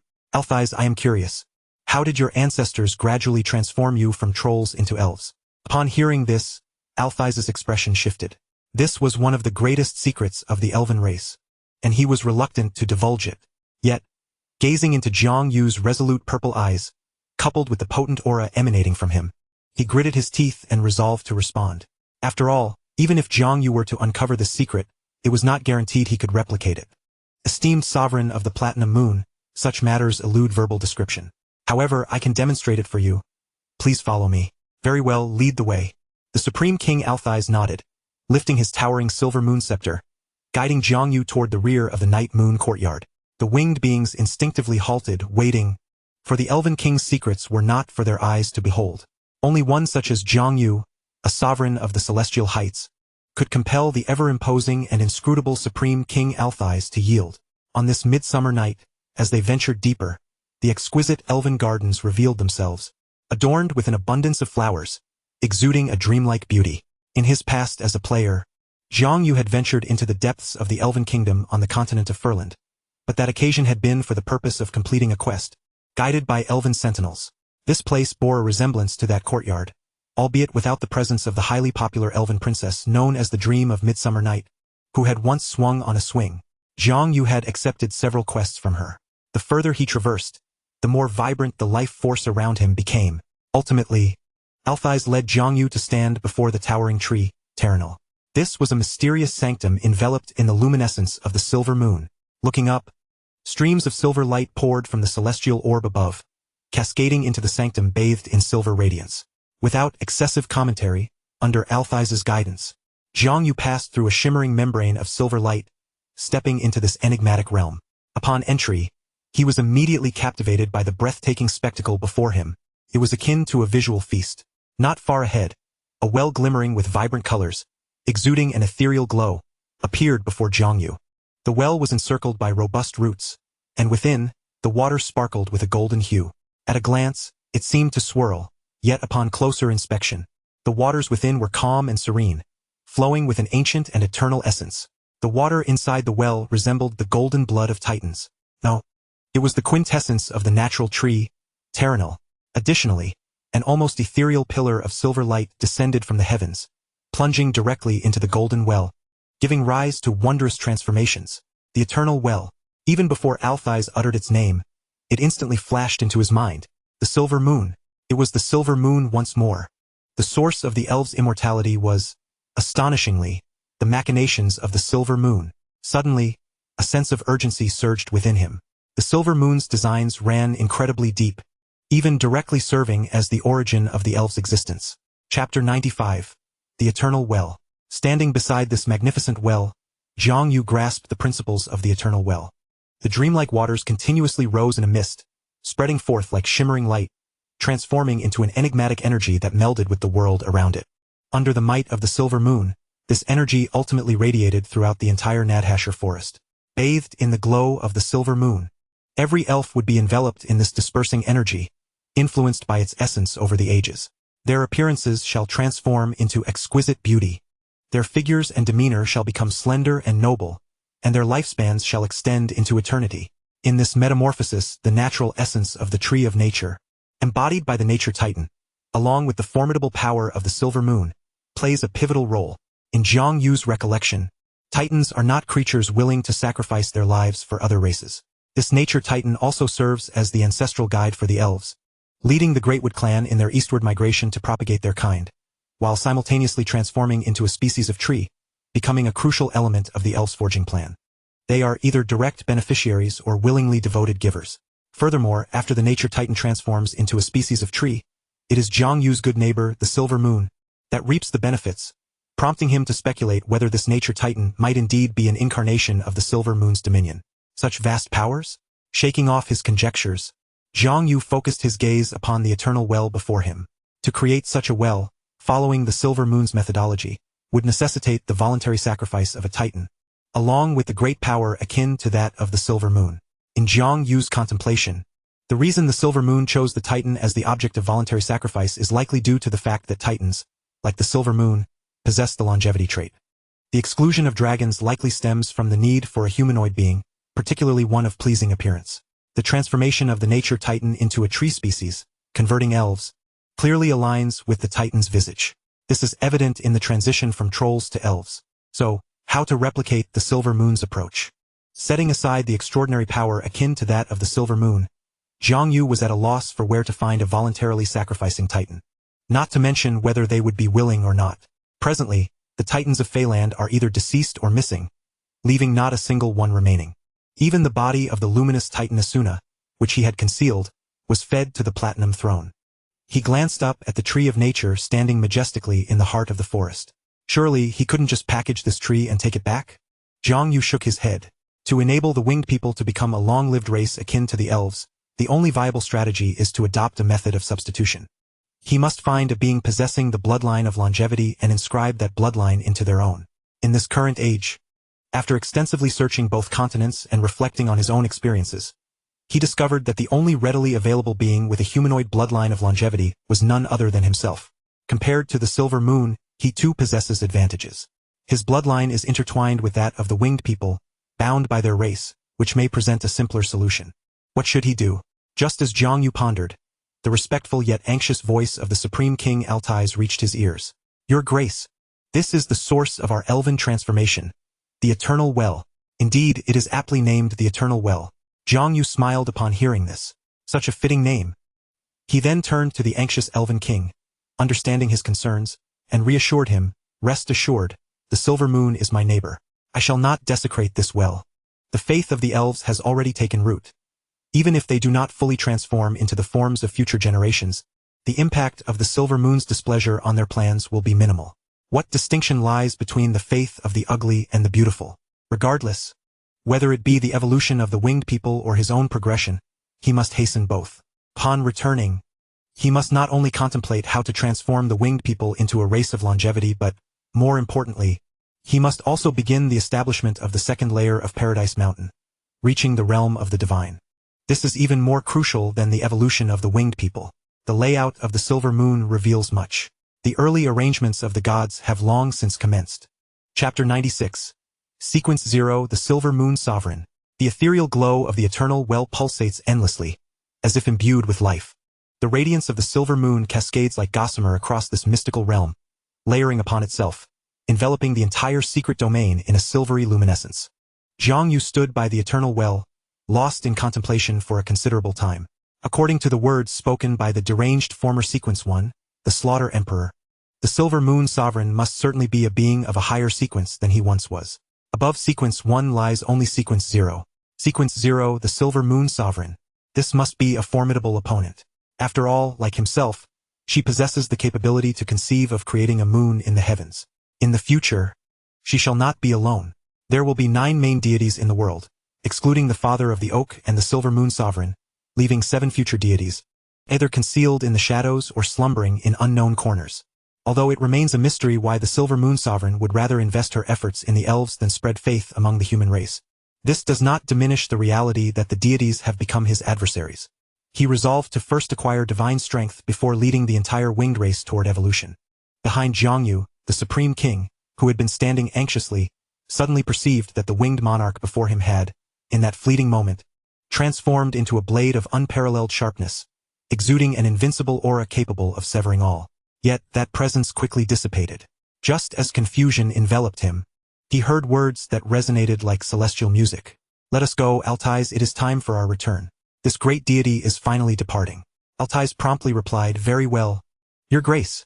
Upon returning to the Night Moon Court, several winged individuals who had accompanied them had yet to depart. They anxiously awaited in the courtyard of the Elven Palace until Jiang Yu and Altais emerged from the Night Moon Court. They hurriedly approached. Ancestor, Supreme King, you have returned. Indeed. Jiang Yu nodded, addressing Altais, who had fallen a step behind him. Altais, you need not accompany me further. Tonight, I shall return to the land of the winged people. Your Grace, the scenery of my Night Moon Court is exquisite. If you wish, I can arrange for it to be tidied up at once. Altais attempted to persuade him to stay. No need, Altais. My objective in coming to the Phaenodon continent has been achieved. I shall not linger here, Jiang Yu replied with a smile, casting a deep gaze toward the depths of the Night Moon Court. Altais, with your lifespan you will surely live for a long time. I hope you remember that the winged people and the elves are allies for millennia, and many years from now we shall remain so. Of course, great Your Grace, the elven race shall certainly remember. Altais responded solemnly. You may not be aware, but the Silver Moon Sovereign is my good neighbor. When I ascended the moon to the heavens, she offered her assistance. Indeed, beneath the radiance of the silver moon, he had evaded the relentless slaughter of chaotic world laws before the throne. Once she awakens, it is certain that the bond between our two races will grow even closer. Jiang Yu spoke with a grave demeanor. Altais gazed at the 2 luminous moons twinkling in the night sky, feeling a mixture of belief and skepticism. Could it be that the moons above truly shared an amicable bond? In that case, were my earlier cautious actions not a trifle absurd? He found himself doubting his own judgment. Indeed, from the moment until now, Jiang Yu had not committed any acts detrimental to the elven race. At that moment, Jiang Yu gently patted his shoulder. Moreover, Altais, I shall not take the winged ones of Phaenodon with me. They will remain in Natashir, advancing and retreating alongside the elves. This indeed is my sincerity. Upon uttering these words, Jiang Yu took flight with a few respectful winged ones, heading towards their settlement, leaving the bewildered elven king Altais in his wake. Jiang Yu spoke truthfully. The winged ones who had already embraced the faith of the Silver Moon were not meant to be taken back. He had other plans for them here. Departing from the court of the Night Moon, they flew out of the city of Thailander to the winged ones' dwelling, situated approximately 100 kilometers away. This territory had been granted to them by the first Elven king several centuries after their migration to the Natashir forest, during which the winged ones' population gradually expanded. They had established a small town as their home, with the leader being the venerable winged elder, Hater Lielfeng, who followed closely behind Jiang Yu. In the Elven community, such feudal landholders are referred to as lords, not leaders. The various Elven lords, alongside the Elven King's court, formed the present-day society of Natashir elves. Hater had also been granted an exception to join the ranks of Elven lords. The winged settlement was named Yulul, after the first-generation winged lord, Yulul Lielfeng. By Hater's generation, over 50 generations had passed since then. Chapter 97. The Platinum Elf Plan. When the elderly winged elder introduced his family name, Liel, it harkened back to the 50 winged ones who had collectively adopted the surname Wind before their eastward journey. Thus, the winged community of Finadun could indeed be classified as wind-winged, a branch of the original winged race. Having lived for many years in the energy-saturated environment of the Natashir forest, the winged ones had undoubtedly been influenced, albeit indirectly, by the energies that primarily affected the elves under the Silver Moon's sway. They had grown more slender and graceful in stature, their features more refined. The middle name Liel in Hater's name served to honor their ancestral origins. The Eagleman Liel. Hearing this familiar yet distant name in a foreign land evoked a profound sense of solitude in Jiang Yu. Liel, over a millennium ago, had been one of Jiang Yu's closest companions in his youth. To this day, he could vividly recall Liel's visage, that tall and slender eagle man, as if he were standing before him. This recognition endeared the elderly winged elder to him significantly. After all, they shared a bond of friendship through blood. The winged ones were remarkably swift. Upon reaching the skies above Yulul, Jiang Yu took a cursory glance and noted that the winged inhabitants were faring well, albeit they had inevitably adopted certain elven customs and aesthetics. However, this was of little consequence. As long as their lives were sustainable, a touch of elven traits was to be expected. The majority of the town's residents were the winged ones who had remained during the day, alongside some who had urgently returned from afar, all gathered outside to welcome him. Upon his arrival, thousands of winged ones knelt upon the ground once more, paying their respects to their ancestral king. Jiang Yu hovered in the air, offering words of encouragement for an extended period. Under the radiant illumination of the platinum moon, his divine and majestic presence was accentuated. Among the winged ones, someone etched this scene into memory, and in the years that followed, it inspired the creation of a painting. Eventually, this renowned artwork, titled The Platinum Sovereign, was passed down through generations. Subsequently, Jiang Yu visited the residence of the elderly winged elder Hater. Several strong winged ones accompanied him. These individuals were among the winged ones who had swiftly embraced a new faith. The elderly winged elder lit the candles, and as Jiang Yu took his seat at the head of the table, he looked at them and smiled. For many years, you have endured the hardships of being away from your kin while developing in the land of Finadun. I truly commend your resilience, my king. We do not find it burdensome, they replied, standing up in earnest reverence. My eyes do not deceive me. Well then, let us set aside this discussion for now. My purpose for coming to Finadun, aside from my own matters, is to entrust you with a task. Your Majesty, please command us. The winged ones responded with deep respect. I harbor no objections to freedom of faith, but if more beings choose to believe in me, it will undoubtedly be mutually beneficial. This time, I will not escort you back to the continent of Falanda. Rather, you are to promote the faith of the Platinum Moon among the elves as much as possible. I permit my followers to simultaneously embrace the faith of both the Silver Moon and the Platinum Moon. I believe this approach will facilitate the growth of faith. The winged ones exchanged solemn glances upon hearing this. Your Majesty, we shall do our utmost to fulfill this task. Indeed, do not place undue pressure upon yourselves. Such endeavors should not be rushed. If one generation cannot accomplish it, let the next or the one after that take it up. The primary consideration is to ensure safety in the process. Furthermore, should you encounter insurmountable difficulties, simply call upon my name in the presence of the Platinum Moon. Jiang Yu instructed. Understood, Your Majesty. The winged ones nodded in agreement. Jiang Yu was satisfied with their responses. He did not expect this strategy to undermine the faith in the Silver Moon, for the elven race was not so naive. However, it would indeed be delightful to cause some inconvenience to the sovereign of the Silver Moon. In the future, the elven race of Natashir would splinter into several factions. Among them, the most powerful and numerous would be the Silver Moon Elves, the Natashir Elves, known as the current elven race. Other factions included the Forest Elves, Wozir Elves, Sun Elves, Sainahir Elves, Dark Elves, Yifuhir Elves, Sea Elves, Ozenhir Elves, and Light Elves, Brighthir Elves, among others. Yet, after this day when the elven race eventually divided, there might very well emerge a new faction of Platinum Elves. Thereafter, Zhang Yu remained in the Natashir forest for a while longer, inquiring with Elven King Altus about the whereabouts of nearby demigods. He seized the opportunity to eliminate a demigod known as the Mountain Serpent, one of the prominent demigods in central Phinodon, which was situated closest to the elven race. The news of the Mountain Serpent's slaying brought immense joy to Elven King Altus. The elven race had long sought to expand into the western mountainous regions, yet the formidable Mountain Serpent had obstructed their progress, resulting in numerous casualties among the elves. The demise of the Mountain Serpent at the hands of the Platinum Moon was indeed a cause for their elation. Meanwhile, the little turtle spent each day in Yulul, playing with the winged children, and even constructed a hot spring in the center of the town. A few days later, Zhang Yu returned to the continent of Falanda with the little turtle. Chapter 98. The Little Imp. A few months later, Zhang Yu returned to the coastal city of Yulur with a small turtle in tow. Over the span of a few years, the winged ones had not undergone significant changes. However, during this period, an unsettling event transpired in the capital of the Goblin Empire, Proadasan. A year ago, Proadasan experienced a mysterious disappearance of numerous goblin children over several months. Initially, the goblins were indifferent, as such occurrences were not uncommon. Yet, as the disappearances intensified, they soon spiraled out of control, akin to a colossal black hand wreaking havoc in the imperial capital, with nearly 1/10 of goblin families losing their offspring, including several noble children. This alarming situation prompted the Goblin Empire to take action. The Municipal Hall of Proadasan initiated an investigation, but the daily toll of lost children continued unabated, instilling a sense of dread among the populace. The chief municipal officer, Bras, could no longer remain complacent as the situation escalated. To complicate matters further, Emperor Misha Amigel was besieged by the lamentations of the nobility, which only added to his exasperation.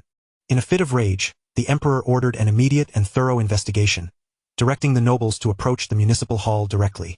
Despite several days of inquiries, the municipal hall yielded no results. In desperation, Chief Officer Bras sought counsel from the shadowy underground factions, only to be informed that they were not responsible, as such madness was beyond their capacity. Moreover, even their leader's youngest son had gone missing, and they were actively searching for him. As the turmoil escalated, a calamity of moderate proportions erupted in Proadasan. One fateful night, in a small grove near the Proadasan Mountains, a horde of creatures, slightly shorter than the average goblin, with black-red skin, horns sprouting from their heads, hunched postures, and an overwhelming stench of sulfur, emerged. These dark entities, numbering in the thousands, infiltrated the city of Proadasan, slaughtering goblins and consuming any life they encountered. This incident once again drew the attention of Emperor Misha Amigel, who swiftly mobilized the Imperial Guard to eliminate the threat. Fortunately, these dark beings proved to be weak, and by dawn they were eradicated entirely. However, an eerie revelation awaited. As goblins began to clean up the bodies, they were astonished to find that, despite the grotesque and bizarre appearance of these dark creatures, they bore a striking resemblance to the lost children they had mourned. Soon, an increasing number of goblins made the same unsettling discovery, a chilling sensation enveloping them all. Yet, before they could express their outrage, a suffocating aura of the abyss suddenly engulfed half of Proadasan. From the very grove that had birthed the earlier creatures emerged a battered demon, its voice hoarse with rage as it unleashed a massacre upon all goblins within its line of sight. This was a high-ranking abyssal demon, its strength surpassing that of ordinary legends, verging on demigod status. It ignited chaos within the city, resulting in the deaths of countless Imperial guards and goblin civilians. Just as Emperor Misha Amigel prepared to rally the legendary forces of Proadasan against this threat, the long-reclusive goblin sage, Azeba, resurfaced, dispatching the demon with swift and decisive action. The crowd erupted in cheers. The reappearance of Sage Azeba after several centuries invigorated the goblin populace, momentarily overshadowing their grief over lost children. Upon hearing that Azeba still lived, many foreign factions within the empire significantly tempered their actions.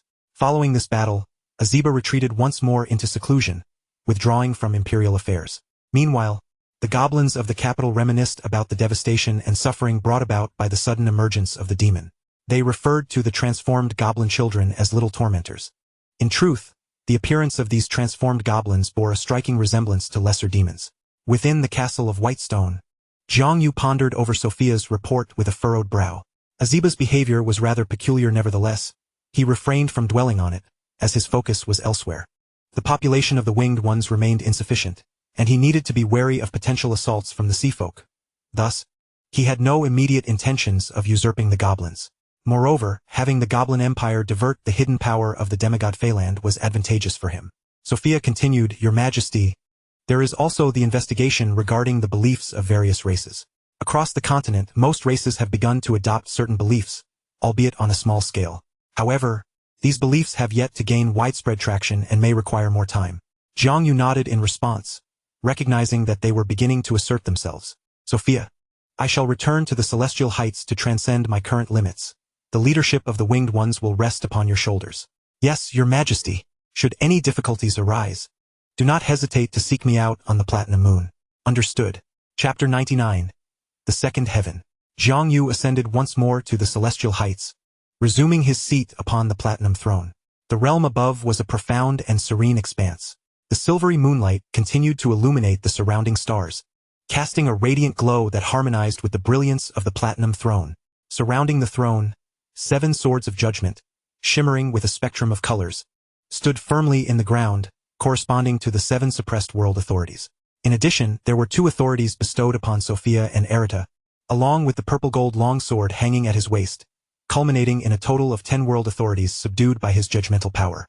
Given that the throne embodied his essence, these 10 authorities incessantly forged his will, augmenting the strength of the laws of judgment. With an indomitable champion's will, he sculpted the laws to suppress worldly authority, an infinite potential of will, albeit with the Platinum Throne imposing limitations on the capacity of his judgment. The throne necessitated expansion and creation. Even deities must forge their divine personas as the inception of their celestial might, purifying their forms to become divine entities, transcending the light of their spirits. Jiang Yu's Platinum Throne equated to a divine persona but was even more vast and potent, enhancing his own transcendence. Thus, his next step was to construct the second Heaven Mountain. The previous Platinum Throne and the summit of the Heaven Mountain would serve as the core for the first Heaven Mountain. This is precisely why this path is referred to as that of the Skylord. The expansion of Heaven Mountain signifies the enlargement of dominion in the skies. Does it not? Within Jiang Yu's Skylord framework, the construction of Heaven Mountain differs fundamentally from the divine realms of the deities. The divine realms of the deities are rooted in the primary world, existing as sanctified domains capable of elevating authority, amplifying divine power, and formalizing the force of will, essentially constituting a world unto itself.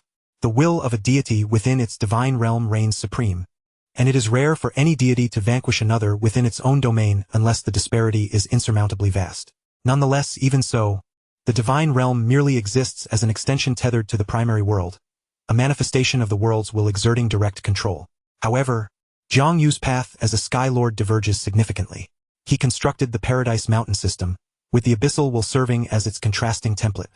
This is a system that leans more towards outward expansion. In the future, once the sevenfold paradise is established, his will shall be formidable enough to rival the Abyssal will.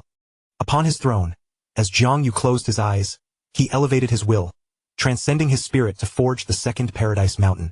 This time, there was no need to transport earth from the ground. The authority of the mountain, derived from the colossal serpent of the mountain, slithered at the base of the first Paradise Mountain, gathering the purest stardust from the heavens and transforming it into the essence of the second Paradise Mountain. Thus, the Platinum Moon hung silently in the sky, gradually changing. In the year 1504 of the Goblin Empire, on a summer night, the 7th Emperor of the Goblin Empire, Meixia Amigel, met with an unexpected demise. When discovered by the ministers, he had already been dead within the palace for several days. This Goblin Emperor reigned for merely 148 years.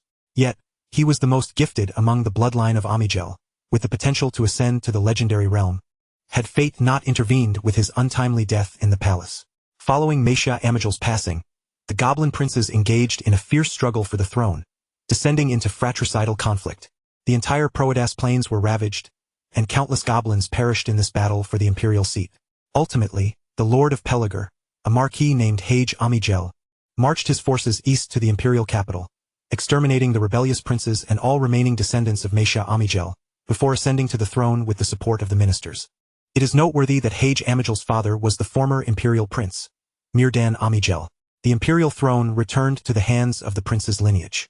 However, due to Hage Amigel's excessively bloody and ruthless methods, he initiated a brutal tradition of succession within the Goblin Empire, marked by the eradication of entire bloodlines. In the year 1566 of the Goblin Empire, the chieftain of the Bloodaxe clan, Odin Bloodaxe, absorbed the Fire Tree clan from the Western Territories, a large troll tribe boasting a population of 100,000, known for cultivating fire trees and establishing a troll city. The Bloodaxe clan's population swelled to 300,000, becoming the most powerful troll tribe in the southwest region. This victorious annexation solidified Odin Bloodaxe's determination to unite all trolls across the continent of Furland. The faith in the god of slaughter also expanded accordingly. In the year 1587 of the Goblin Empire, the Sea Folk invaded the Winged Kingdom once more. This time, the Sea Princess Themis, accompanied by the hard-won support of her sister, Princess Metal, participated in the war between the Winged Folk and the Sea Folk. The three sea princesses matched the strength of the Sophia sisters. The high-end combatants reached a stalemate, and the confrontation between the Winged Folk and the Sea Folk also began to stagnate. The war descended into a protracted conflict, becoming the longest war between the two races. Chapter 100. The Birth of the Siren's Song. In the winter of 1597 to the spring of 1598 of the Goblin Empire, the northern desert prairie experienced a year without a drop of rain, leading to the demise of numerous prairie races. Consequently, the Baiman royal court no longer heeded the resurgence of Azurba's influence over Proedas and once again mobilized troops southward. This time, a formidable coalition of nearly 1 million prairie tribes advanced towards the Goblin Empire. After 3 months, the stationed Northern Legion met with defeat.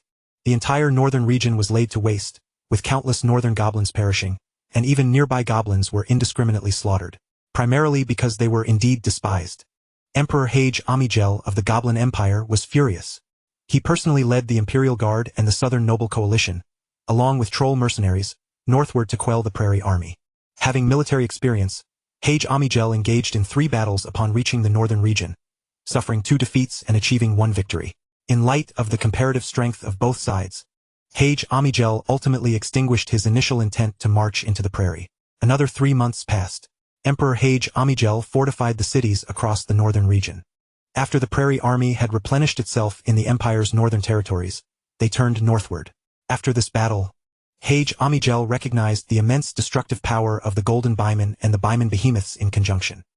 He summoned the Goblin Grand Alchemist, Leonard, back to the royal court, secretly instructing him to breed bear goblins for the Empire. In the year 1648 of the Goblin Empire, the first organized Bear Goblin Legion appeared on the continent of Furland. That year, during the reign of the Baiman Khan Amand Jianbing, the Khan's favored son, Pyrrhus Amand, led a prairie army southward. The heavily armored Bear Goblin legions advanced to the northern front to confront the enemy, achieving their first significant victory against the Prairie Army. In this battle, the Bear Goblin Legion gained renown with their commander, Tommen, capturing Pyrrhus Amand. To secure the return of the 13th prince of the Baiman, Pyrrhus Amand, the Prairie Royal Court promised not to march southward for 50 years. Following this battle, the Goblin Emperor felt a surge of pride. Commander Tommen of the Bear Goblin Legion was heavily favored by Hage Amigel. Hage Amigel granted him a countship in the Northern Territories, making him the first Bear Goblin to ascend to nobility. The Bear Goblins, inseparable from their goblin kin, enjoyed immense trust and, due to their martial prowess, gradually entered the ruling class of the Goblin Empire. In the year 1666 of the Goblin Empire, the yet-to-be demigod, but still legendary, 5th Princess of the Sea Folk also participated in this war that had already lasted for 79 years. During this protracted conflict, the young Sea Princess, touched by the brutal confrontation between the two races, shed tears and created a legendary song that would be passed down through the ages. The Siren's Song. Whenever the Siren's Song resonated across the battlefields of the eastern coast, soldiers from both sides would inexplicably cease their fighting to listen to the enchanting melody. After this song, battles resumed, but the soldiers of the Winged Folk gradually became aware of this Sea Princess. In the year 1687 of the Goblin Empire, the Goblin alchemist Ramel constructed a grand vessel upon the Rhine River, a ship infused with various Goblin alchemical techniques, capable of prolonged sea voyages. The visionary Goblin Emperor Hage Amigel ordered Ramel to head to the coastal city of Kexlian in the eastern territories of the Goblin race to construct ships. Kexlian Port, situated south of Rosendass and Romanda, near the southeastern corner of the continent of Furland, served as the largest port city of the Goblin Empire along the southeastern coast. In the year 1724 of the Goblin Empire, the great Khan of the northern desert prairie, the Baiman king Amand Jianbing, passed away, concluding his legendary life.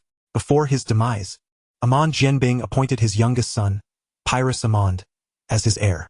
However, following his death, his three other sons, Milan Amand, Human Amand, and Edson Amand, who also achieved legendary status, revolted, citing Pyrrhus Amand's previous defeat and capture by the goblins as justification for their rebellion. A war among the four kings erupted across the prairie. In less than a month, Pyrrhus Amand was defeated, and he led the remnants of his people southward to the Goblin Empire, seeking refuge. Age Amigel was overjoyed. Not only did he accept Pyrrhus Amand, but he also bestowed upon him a fertile expanse of land in the north, elevating him to the rank of Marquis of Baiman. The following year, Hag Amigel fortified his forces, preparing to seize the opportunity amidst the chaos of the grasslands and march northward to avenge past humiliations. In the same year, within a family of winged officials in the city of Euler on the eastern coast, a prodigious winged child named Ludwig was born, possessing an extraordinary dual affinity for both light and darkness. Chapter 101. The Son of Morning, the Radiant Star. Over the years, the exceptional innate talents of the winged people have significantly improved under the conscious efforts of Zhang Yu and the high-ranking members of their race. Even so, Ludwig's gifts were exceedingly rare among the winged folk. He was innately intelligent, able to harness extraordinary powers by the age of 6, and by 10, he had taken up the mantle of a light swordsman. As a child of a prominent family of winged officials in Euler, Ludwig's existence soon caught the attention of the Whitestone Fortress. His unparalleled talent and noble lineage brought him into the sights of Sophia. After a thorough examination, in the year 1734 of the Goblin Empire, 10-year-old Ludwig was taken as a disciple by Sophia, who imparted her wisdom and guidance to him. However, Sophia did not advise Ludwig to pursue the legendary path of the light swordsman. Instead, she encouraged him to forge his own career from the master tier, embarking on the path of a dual-class practitioner. She understood that with his rare dual affinity for both darkness and light, Ludwig was destined to carve out a unique path. 10 years later, Ludwig fulfilled expectations by creating the profession of the Light-Dark Knight, an exceedingly rare knightly class among the winged people. Since the winged could fly, few required steeds, and the knightly path was not favored among them. However, during his studies in Rosendas, he discovered a pure white horse with a single horn in the mountains, exuding an aura of light that made him feel an extraordinary kinship. After taking the horse under his care, he spent every day in its company, and thus, a flash of inspiration ignited within him, illuminating the path of knighthood. 20 years later, in the year 1754 of the Goblin Empire, Ludwig advanced to the self-created profession of Light-Dark Grand Knight. At this time, the sea folk and the winged people were engaged in fierce battles along the eastern coast. Ludwig petitioned Sophia to allow him to fight on the front lines alongside the winged soldiers. Sophia refused. As the currently recognized legendary seed of the winged people, they were unwilling to send him to the battlefield. Yet, standing before the Platinum Fortress and beneath the Platinum Moon, Ludwig delivered an impassioned declaration. Master, fellow kin, if the king is the Platinum Moon in the heavens, then I shall be a star orbiting that golden moon. I shall serve as the king's vanguard, sacrificing for him. How can I dare to fight for the king, to shed blood for the winged people, if I do not strive to become a star of the golden moon? At that moment, Zhang Yu, seated upon the platinum throne, cast his gaze upon the earth, witnessing the spirited young winged man, and he felt a surge of joy. He then gathered the radiance of the platinum moon and cast it upon all winged folk before the white stone fortress. His voice resonated from the heavens. Ludwig, young winged one, I have heard your words. Go forth, fight, and prove yourself to be that shining star of the future. Sophia, let him go. Every young winged person is a child of morning, destined to stand beneath the bright sun. Reluctantly, Sophia consented, admonishing Ludwig to prioritize his safety. Subsequently, Ludwig displayed unparalleled bravery on the battlefield, achieving remarkable feats. Notably, as a winged child and disciple of the kingdom's vice-lord, he charged forth on his white steed like a true knight, greatly invigorating the morale of the winged soldiers. Ludwig's uniqueness captured the attention of the sea folk's fifth princess, Amphia. Whenever Ludwig appeared, Amphia would sing the sea siren's song to counter the high spirits ignited by Ludwig. The effects of the sea siren's song became increasingly recognized. In the year 1756 of the Goblin Empire, among the sea folk, in accordance with Princess Amphia's system of the sea siren's song, a sea folk practitioner girl composed a new sea siren song. This new composition began to exhibit hallucinogenic effects. Thereafter, the sea siren's song experienced explosive development, with numerous variations being created, each possessing functions of hallucination, confusion, hypnosis, stasis, and seduction. A multitude of sea siren songs emerged on the battlefield between the winged and the sea folk, causing significant casualties among the winged people. The sea folk's grand princess, Themis, was elated and established a legion of sea singers to assist the sea folk army in battle. The emergence of the Sea Singer Legion dealt a significant blow to the winged race. The winged people's military operations began to falter, and portions of land along the eastern coast were once again seized by the sea folk. In response to the sea folk's offensive, Vice Lord Sophia called upon scholars throughout the winged race to devise a solution. In the year 1768 of the Goblin Empire, a genius from the Blood Axe clan of trolls in the southwest of the Goblin Empire created the berserker profession, which was exceptionally suited to the troll race. The troll leader, Odin Bloodaxe, was overjoyed and promoted this profession widely within the Blood Axe clan. After all, trolls were more brawn than brains, and it was rare for them to have a talent capable of creating a profession, especially one as fitting as the berserker. The emergence of the berserker instilled a surge of confidence in Odin Bloodaxe, further solidifying his resolve. His gaze turned towards the various troll tribes across the continent. Chapter 102 The Hymn System. As early as the year 1726 of the Goblin Empire, Emperor Hag Amigel seized the opportunity of turmoil within the Prairie Royal Court to launch a northern expedition. Led by Pyrrhus Amand as a guide, he ventured deep into the grasslands. Hag Amigel was fortunate, as the goblin army encountered 2 waves of prairie forces consecutively, achieving victory in both battles. Hag Amigel pressed on, facing off against Milan Amand and Human Amand in succession. After fierce bloodshed, he triumphed in both encounters, which filled Hag Amigel with pride and the determination to continue, intent on defeating the last son of Amand. However, at that moment, Edson Amand led an army to ambush the recently victorious goblin forces, reversing the tide of the prairie. The allied forces suffered a crushing defeat, and Hag Amigel's northern expedition sustained heavy casualties, ultimately retreating back to the north. Instead of pursuing his victory, Edson Amand convened all prairie tribes for a meeting in front of Amand's tomb, where he was crowned as the Great Khan of the Prairie Baiman Kingdom. After becoming Great Khan, Edson Amand invited Hag Amigel to meet at the border. Ultimately, the 2 races re-signed a pact, extending their previous 50-year non-aggression treaty to a century. In the year 1770 of the Goblin Empire, on the eastern coast, in the city of Euler, after more than 2 decades, a female winged officer named Lilica, having endured the loss of comrades, the severe injuries of allies, and the retreat of her kingdom, returned home to the city of Euler to recuperate after suffering grave wounds on the battlefield. During her convalescence, she became acutely aware of the advantages that the sea folk derived from the siren song on the coastal battlefield, as well as the significant casualties suffered by her own winged kin as a result. Thus, she devoted herself to research, and after 3 years, she finally composed the battle hymn Wings of Light, a song unique to the winged race. Subsequently, she returned to the battlefield, and with this anthem, she inspired the courage and valor of her fellow winged warriors. This was a song brimming with positive energy and extraordinary power. However, the uplifting effects of this song were insufficient to counteract the detrimental influence of the siren song. The battlefield remained a site of disadvantage. Another 3 years passed, and under the exalted faith of the Platinum Moon and the winged king Jiangyu, she created the first hymn of the winged race, known as Platinum Word. This sacred song was solemn, divine, and tranquil. In the face of the siren song, it possessed formidable abilities to dispel illusions, clarify minds, and uplift spirits. Upon the emergence of this hymn, when large-scale battles erupted once more on the eastern coast, the siren song Pearl of the Ocean resonated, followed by the sacred Platinum Word, whose majestic and holy melody reverberated across the entire battlefield.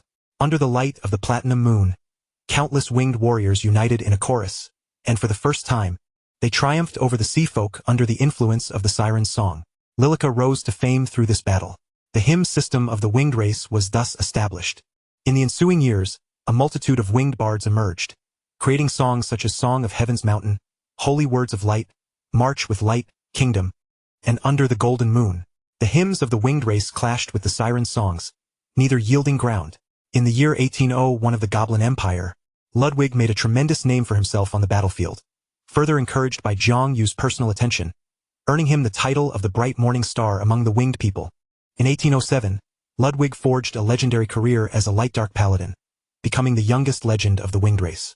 By 1830, Lilica, leveraging the hymn system, pioneered the legendary path of the hymn shepherd, achieving legendary status. Chapter 103, The Establishment of the Troll Kingdom. By 1860, the war between the winged race and the sea folk was still ongoing. The now legendary Ludwig was appointed by the kingdom's vice lord, Sophia, as a commanding officer of the winged forces, tasked with overseeing the battles in the Abdu region of the eastern coast. The supreme commander of the Sea Folk's forces in this area was none other than the Sea Folk's fifth princess, Amphiel, who had created the Siren's Song. The two engaged in battle almost daily, although Amphiel had been a legend for much longer than Ludwig, and thus one would presume she was stronger. In reality, their strengths were not vastly different. This was solely due to Ludwig's exceptional combat talent, which Sophia had marveled at. In the current context of the entire winged race, Ludwig's combat prowess ranked within the top 5. Ludwig stationed in Abdu for many years, interacting daily with Amphiel, and as time passed, a mutual respect blossomed between them. If not for their conflict with the winged kin, Amphiel was, in truth, a remarkably kind-hearted siren, as evidenced by her reluctance to inflict casualties on the winged soldiers. Throughout her tenure, she primarily engaged in battles with winged legends, seldom intervening in the skirmishes below. Even her siren's song was only invoked when both sides ceased hostilities. She detested death. During her time in Abdu, whenever Amphiel's siren song echoed across the battlefield, all combatants would pause their assaults, and after the song concluded, commanders would issue orders to retreat to their camps.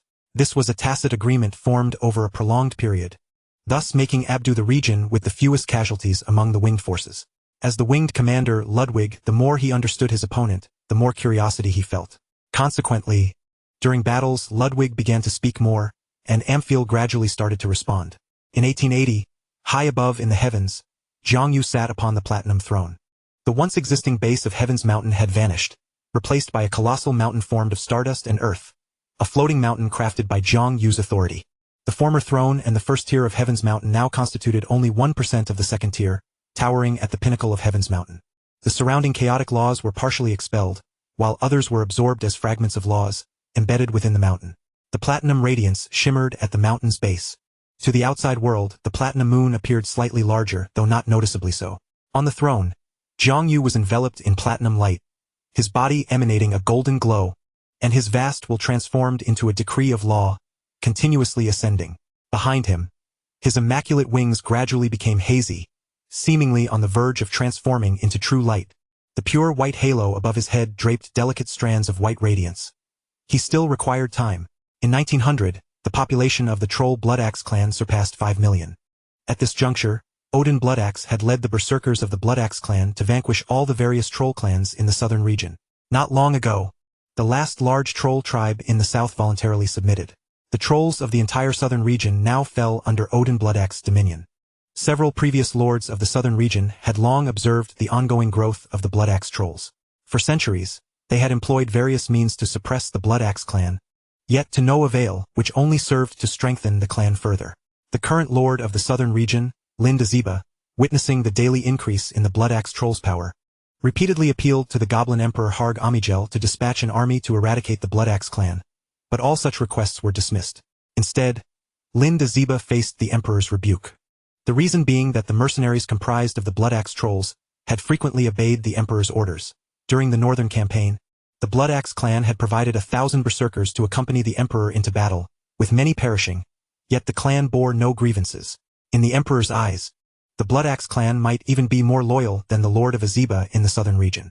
You, the southern lord, relying on your lineage from the great sage Aziba, have transformed the entire southern region of the Goblin Empire into your own kingdom. Harg Amigel, as the Emperor, harbored immense disdain yet felt utterly powerless. Each time he received reports about the Bloodaxe trolls from the southern lord, he found a perverse pleasure, swiftly penning a rejection. How dare you, an outsider, question my loyal subjects? Truly an affront to the heavens. That year, in his old age, Odin Bloodaxe mysteriously broke through to the demigod realm, his fame echoing throughout the southern region. Shortly thereafter, trolls from all corners of the land became aware of the emergence of a demigod troll in the south. The reputation of the Bloodaxe has soared to unprecedented heights. In the year 1910 of the Goblin Empire, an event occurred that took everyone by surprise. The chieftain of the Bloodaxe trolls, Odin Bloodaxe, who had always prided himself as a loyal subject of the empire, declared himself king in the southern territories, establishing a kingdom for the trolls. The news sent shockwaves across the continent. The once disorganized troll race now possessed their own kingdom. In the same year, Odin Bloodaxe led his troll army to conquer the grand cities of Enia and Dumias, seizing control of the Enia River region and the Dumias area in the south, uniting all troll settlements in the southern lands. Chapter 104, Territorial Expansion. The Inya River region and Dumia's area fell under Troll dominion, particularly the Inya River basin, which lay merely a stone's throw from the southern prince's stronghold, Azeba. Upon hearing of Odin Blood Axe's rebellion, Prince Jimia Azeba was struck with dismay. 500,000 trolls amalgamated into a single kingdom, and the trolls berserkers, known as the continent's terror, posed a formidable threat that his modest forces could not hope to withstand. Seizing the opportunity while the troll kingdom was in its infancy and Odin Blood Axe preoccupied, Jimia Azeba hastily dispatched messages to both the Goblin Emperor and his ancestors. In Proedas, the missives from Jimia Azeba and the southern officials arrived almost simultaneously. Emperor Hagar Amigel, upon learning of the troll Odin Blood Axe's ascension to demigod status and his rebellion against the Empire, was engulfed in darkness. Just as the northern court had settled, the south presented him with such a calamitous predicament. He could scarcely believe that the ever-loyal and tribute-paying Odin Blood Axe would rise in revolt. In his subconscious, he was more inclined to think that it was Prince Jimia Azeba's folly. The Azeba family had always maintained a hostile stance towards the Blood Axe clan, year after year lodging complaints against them. Ultimately, Odin Blood Axe must have been compelled to take up arms out of desperation. And with this understanding, during the court session the following day, Emperor Hagar Amigel vehemently berated Jimia Azeba as a fool. How could a noble family that had guarded the southern territories for generations be on the verge of being toppled by trolls under their command? Truly, a complete nincompoop. The court decided to send envoys to the Troll Kingdom to confer with Odin Blood Axe, seeking to clarify any misunderstandings. They also mobilized the available goblin legions from the central region in preparation for a southern advance. Furthermore, the emperor instructed Prince Jimia Azeba to safeguard his stronghold of Azeba, ensuring that the troll army would not advance another step. Finally, he personally journeyed to the secluded abode of the great sage, seeking the wisdom of the goblin sage Azeba. After all, Odin Blood Axe had already attained demigod status, and the Empire's legends were predominantly located in the north. With only a few in the east, there were not enough legends available to be dispatched to the south to counter Odin Blood Axe. Once the court session concluded, the envoys from both emperors set forth from Proedas. One headed for Azeba in the south, while the other made for the troll capital of Eka. Upon the arrival of the emperor's envoy in Azeba, delivering the emperor's handwritten letter to Jimia Azeba, the southern prince was instantly distraught, disregarding the presence of the messenger and vehemently cursing Emperor Hagar Amigel as a fool. However, he adhered to the court's decision, rallying the southern noble coalition and legendary warriors to assemble at Azeba in preparation for defense. Meanwhile, another envoy, having traversed great distances, reached the troll capital of Eka, meeting with the emperor's most loyal subject, Odin Blood Axe. When asked if there were any grievances that led to the rebellion, particularly if it was due to the excessive oppression from Prince Jimia Azeba, Odin Blood Axe exchanged glances with his ministers and then erupted into laughter. Rising to his feet, he faced the emperor's envoy directly and declared with a booming voice, "Return to your emperor and inform him that he must either cede the southern territories to the Troll Kingdom or brace for the wrath of the troll berserkers." In the year 1913 of the Goblin Empire, a great war erupted between the Troll Kingdom and the Goblin Empire in the south, with hundreds of thousands of soldiers clashing in the Ramels Valley, leaving a scene of carnage and rivers of blood. As a demigod, Odin Blood Axe found himself confronted by a legendary team clad in cloaks dispatched by Azeba. In the boundless skies above, Jiang Yu also observed the unfolding battle. He suddenly sensed the presence of the Slaughter Emperor from many years prior, prompting him to descend from his platinum throne to the heavens above. However, the aura of the Slaughter Emperor flickered and vanished, while that of the troll demigod below bore a murderous intent. He lowered his gaze, fixating on Odin Blood Axe for a moment, yet ultimately refrained from taking action. Indeed, Odin Blood Axe's dominion derived from the essence of slaughter, but killing him would yield no gain, for he was not the master of that power. Jiang Yu returned to the high heavens, resuming his seat upon the throne, focused on his transformation and breakthrough. Meanwhile, on the battlefield of Ramels, Odin Blood Axe's back was drenched with sweat. As Jiang Yu's gaze descended, the specter of death loomed ever closer. Fortunately, the platinum moon high above did not claim him, and he lost the will to continue fighting. Thus, the war between the Troll Kingdom and the Goblin Empire came to an end. In subsequent negotiations, the Goblin Empire grudgingly acknowledged the existence of the Troll Kingdom, marking a shift in the balance of power across the southeast, southwest, and north. The Goblin Empire found itself encircled by the Prairie Kingdom, the Mountain Kingdom, the Swamp Kingdom, the Troll Kingdom, and the Winged Kingdom. A multitude of heroes emerged. Chapter 105. The Origins of Beasts and Barbarians. In the year 1938 of the Goblin Empire, on the southeastern coast, several massive goblin alchemical ships bid farewell to the people at Kexline port. Aboard were thousands of goblins and bear goblins, along with some Eaglemen. They were set to embark on a long voyage to the eastern continent of Finadun. This represented an attempt by the Goblin Empire to explore new horizons.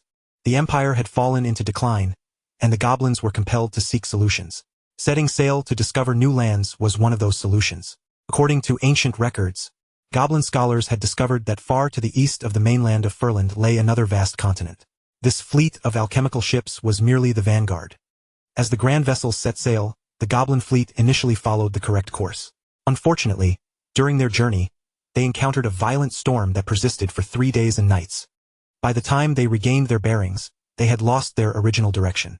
Reluctantly, the fleet's leader issued a command to return. However, having drifted too far off course, it took them a full 6 months to finally sight land.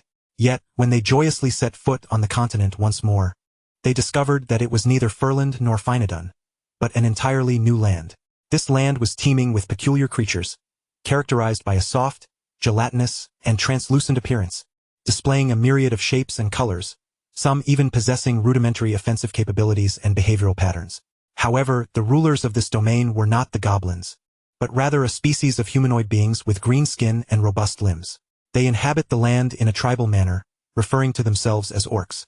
The Goblin Maritime Expedition was captured by a large orc tribe residing along the nearby coast. Initially, upon encountering the goblins, the orcs mistook the bear goblins and goblins for a peculiar orc clan, as there were striking similarities between the two, particularly their verdant skin, which spoke volumes. The orc tribes on this continent were not a monolithic entity but rather a collection of factions, often embroiled in conflict. The orcs originally intended to slay these odd kin, but the sagacious Grand Shaman, a learned orc, intervened to halt their intentions. Subsequently, some of the goblins' alchemical techniques infiltrated this orc tribe. The mere mastery of forging iron armor and weaponry significantly augmented their military strength. With this newfound prowess, they vanquished the mountain giant settlements to the east and the stone golem clans to the west, asserting dominance over the entire coastal plain. Through interactions with the goblins, the orcs became aware of the existence of the continent of Furland, igniting their curiosity about its various races and the illustrious Goblin Empire spoken of by the goblins. However, this expedition, comprising goblins, bear goblins, and eagle folk, never returned to Furland, establishing their roots in this new land. In the year 1980 of the Goblin Empire's calendar, in the northern realms, the Goblin Empire sought to sow discord between the behemoth kingdom of the plains and the various tribes therein. They promised that all major tribes, excluding the human race, could affiliate with the Goblin Empire and vowed to grant the first tribe to descend south and pledge allegiance a vast expanse of land, assisting them in establishing their own kingdom. Amidst the Great Plains, a prominent centaur tribe known as the House Clan, enticed by the Goblin emissaries, descended southward to align with the Goblin Empire. True to their word, the Goblin Empire bestowed upon this centaur clan a significant tract of land near the behemoth territory of Pylus, thus establishing the Centaur Kingdom. The Great Khan of the Plains was infuriated, denouncing the Goblin Empire's shamelessness while mobilizing troops to confront the Centaur Kingdom. He could not tolerate the independence of the Plains tribes in their quest for nationhood, as it threatened the very roots of the Plains monarchy. He summoned all available forces from the Plains, particularly from the human tribes, to partake in the conflict. This war raged for 6 months, inflicting grievous losses on both the Plains and the Empire. However, ultimately, the newly formed Centaur Kingdom was obliterated. Yet, the goblins reaped some rewards from this conflict. Due to the war, certain tribes of the Plains, harboring their own aspirations for independence, refrained from exerting themselves significantly. The majority of the fighting was led by the Behemoth clan themselves. Although victorious, their population and strength diminished considerably, resulting in a waning grip over the plains. In the year 1992 of the Goblin Empire's calendar, on the western coast of Furland, nearly a millennium ago, a group of humans arrived on this land. This territory was ruled by the bearfolk, ogres, fishmen, and the merfolk residing in the western seas. The western coast was separated from the western expanse of the continent by a mountain range stretching for tens of thousands of miles, and the goblins' influence had yet to extend to this area. Conversely, the dwarves frequently traversed these lands. The human population was scarce, numbering merely in the tens of thousands upon their arrival. After enduring a millennium of struggle for survival, they finally established roots here. However, the customs and culture of their ancestors had undergone significant transformation. To adapt to their environment, and with the abundant resources of the western coast, their physiques grew considerably more robust. They began to revere their wildness, proclaiming themselves as barbarians. Chapter 106, Lucifer. In the year 2000 of the Goblin Empire's calendar, on the eastern coast, the Winged Legion and the Sea Folk Legion stationed in the Abdu region had not engaged in fierce battles for many years. There were even months when the combined casualties of both races numbered in the single digits. Ludwig attributed this to the prolonged conflict between the Winged and Sea Folk, which had led to a sense of fatigue within the legions of Abdu. Many had fought for generations. Grandparents, parents, and grandchildren cohabited the barracks, accustomed to the routine. However, that year, a shocking event unfolded that captivated both races. A group of foreign mercenaries, while on a mission, inadvertently discovered that the legendary prodigy of the winged race, Ludwig, often nestled against the sea folk's fifth princess, Amphiel, on a rocky shore, their demeanor affectionate. Subsequently, they observed that Ludwig and Amphiel frequently appeared together on the battlefield, exhibiting an uncanny synergy. Rumors began to swirl that the two legendary figures harbored mutual affections. Initially, the White Stone Fortress dismissed these claims. Sophia vehemently regarded them as absurd. After years of bitter conflict, the winged and sea folk bore deep-seated enmity. Ludwig, as the youngest legend of the winged race, the vice-lord of the kingdom, and a disciple of the revered Saint Flame, Sophia, known throughout the realm, could never be seen consorting with the sea folk princess. This notion was utterly implausible. Any winged individual with a shred of honor would wish to eradicate the sea folk. If Ludwig truly pursued a relationship with Princess Amphiel, it would be an affront that no winged being could accept. As the rumors spread like wildfire, both Sophia of the Whitestone Fortress and Themis, the sea folk princess, were compelled to launch investigations. The findings were disheartening for all. Ludwig had not only fallen deeply in love with the sea folk princess, but had also fathered a child. When both races finally discovered their whereabouts, they found them in a modest wooden cabin on a shore near Abdu. Amphiel was pregnant with their second child. On that day, under a fair sky and calm waves, Sophia, Elita, and a host of winged legends, along with elite winged troops, hovered above the cabin.